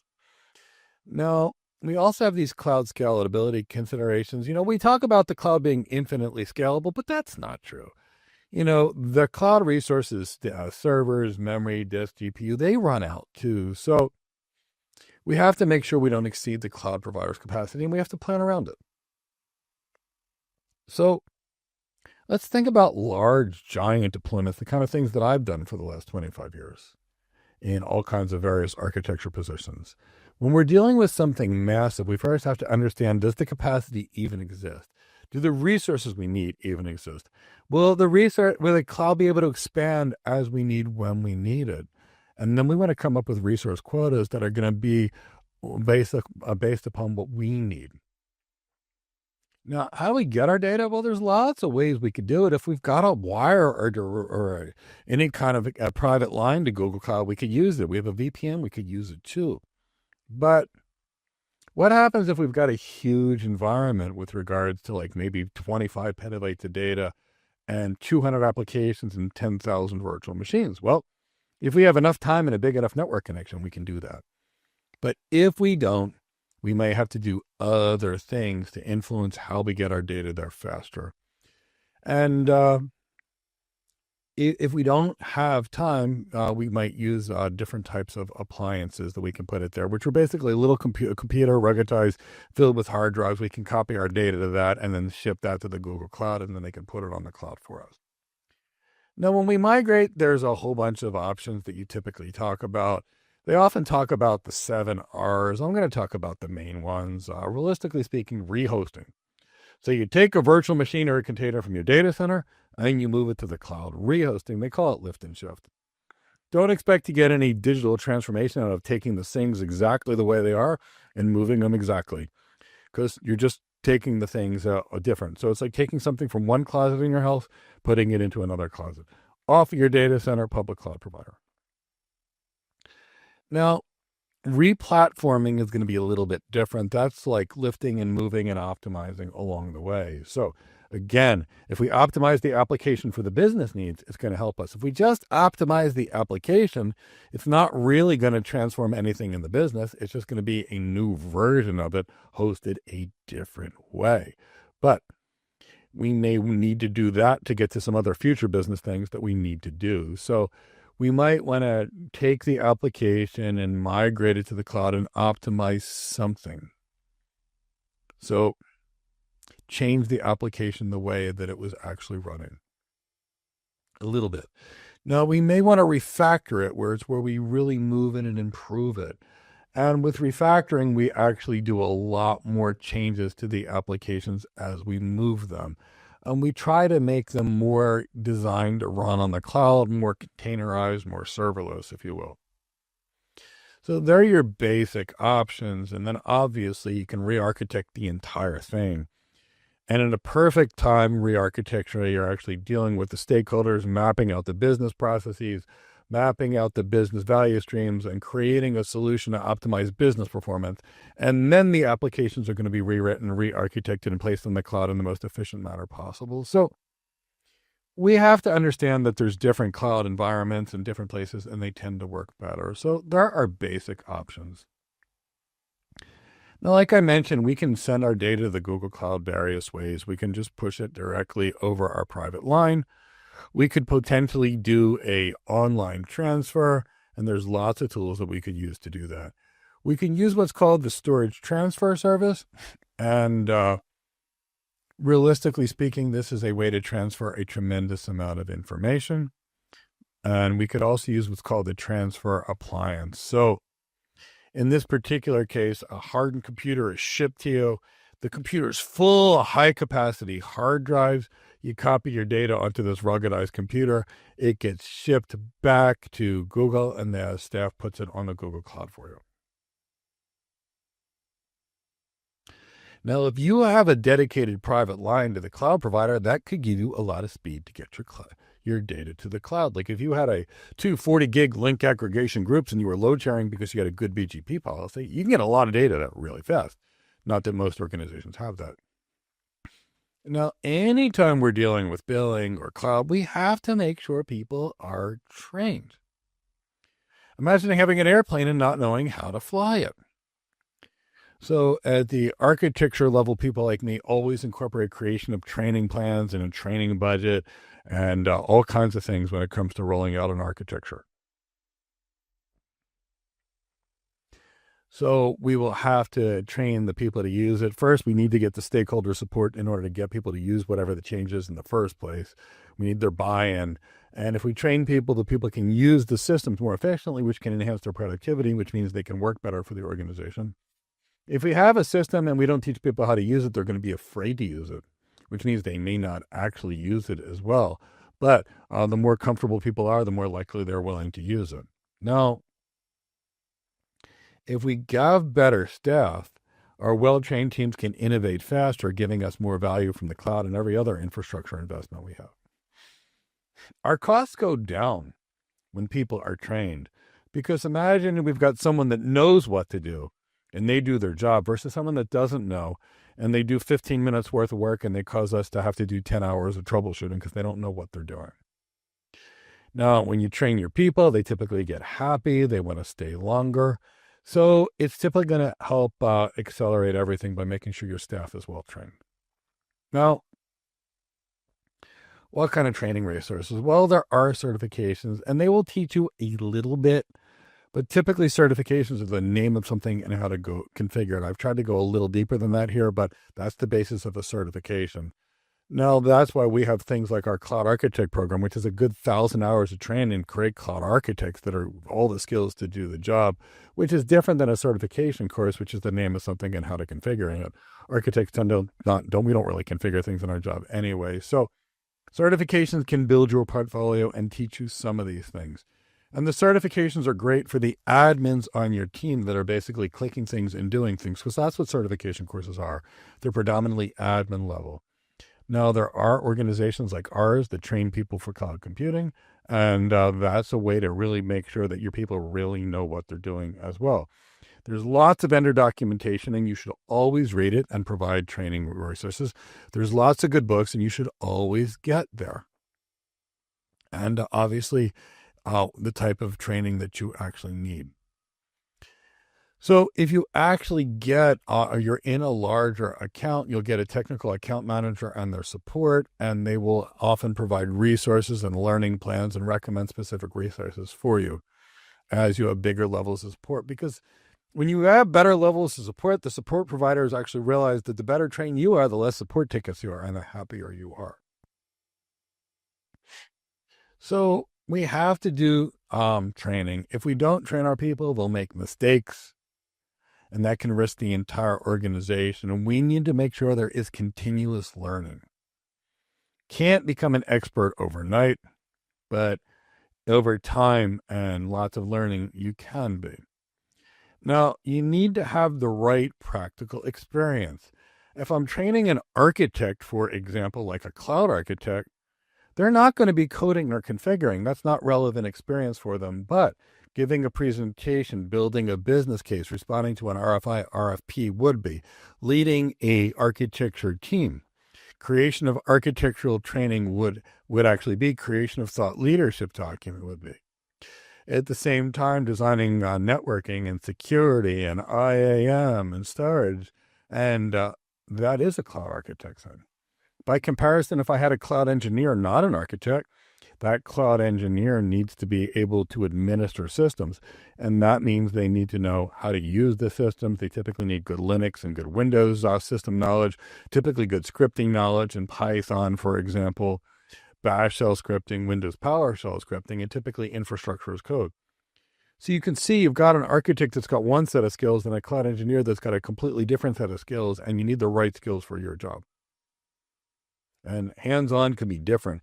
Hands-on for an architect might be giving a presentation. Hands-on for a DevOps engineer might be creating a Terraform script. Now, whatever we want to do, we want to constantly enable continuous learning. Now, we also understand we do have good support operations, for example, and Google will have various support operations based upon an organization's scale, size, and budget. We have role-based support, which is typically cost-effective for a small organization. We have premium support, which is going to be comprehensive support that's aimed at enterprises. And they're typically spending millions of dollars and are going to need real heavy-duty support services. And when we think about it, we need to think about support availability. And role-based support and premium support differ. So with role-based support, we might get 24-hour-a-day coverage 5 days a week. With premium support, it could be 24/7. Now, these things change over time, so keep that in the back of your mind. I would check part of the exam because they always change if you take this course 6 months from now. And response time's also different. So if you're a high-priority ticket, you get faster response times, for example. But your support offering will also determine how fast people get back to you. Now, there are differences in the support method based upon the support service you have, like a phone versus chat support. And how your things will be escalated internally to other people and more significant resources inside of support will be different based upon what you have. So escalation process is a little different. Premium support gives you much more. Premium support gives you a technical account manager, for example. They'll be assigned to your premium support customers. They'll act as a dedicated resource to help align your organization's strategic needs and technical goals or tactical goals. There'll be a bridge between the organization support and Google Cloud. So you've got someone you can call to really escalate things that's always going to be looking out for you. And typically when you're dealing with a big organization, they're going to need some previous level of support. Okay, everyone, that was our last session for the day. I'll check and see if anybody have any questions. I know I've enjoyed the last 9 days with you. Maybe tell me where you're at in the world. I always like knowing. I know Team Escalated is in South Africa. Polar Techie, thank you so much. I'm so happy to hear that. We really want to try. Team Escalate, I know you're there in South Africa. Thank you for joining us. I know it's getting around 10, 11 o'clock at night. So thank you for joining us. We're happy to have you here. Always happy to have you here. Jacques, it was so nice to meet you today as well. Mike, Leo, and Chris, thank you for providing this boot camp. It's very important. That's exactly our goal, is to help out. Lonzo, also from our team, kind of helped out with this. I think Chow helped him a little bit. So a lot of people at our team really worked to put these together, and I'm so happy everybody's learned a lot so far. Adrian, it's always wonderful to see you. I know where you're in Arizona, and it's always good to see you, and thank you so much. Little Rock, Arkansas. I have to get out there. Plus, I have to get to Mississippi because I saw the show called The Ozarks and it looked great. And I've been like all over the world except for that part of the world. Colorado, I used to go out there and consult with IBM in Boulder all the time. It was an extra good workout because if you were going to swim, the air was a little thinner, so it was a little harder. I always loved that.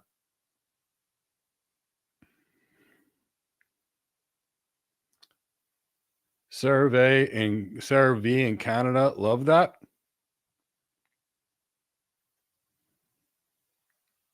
Adrian, thank you so much.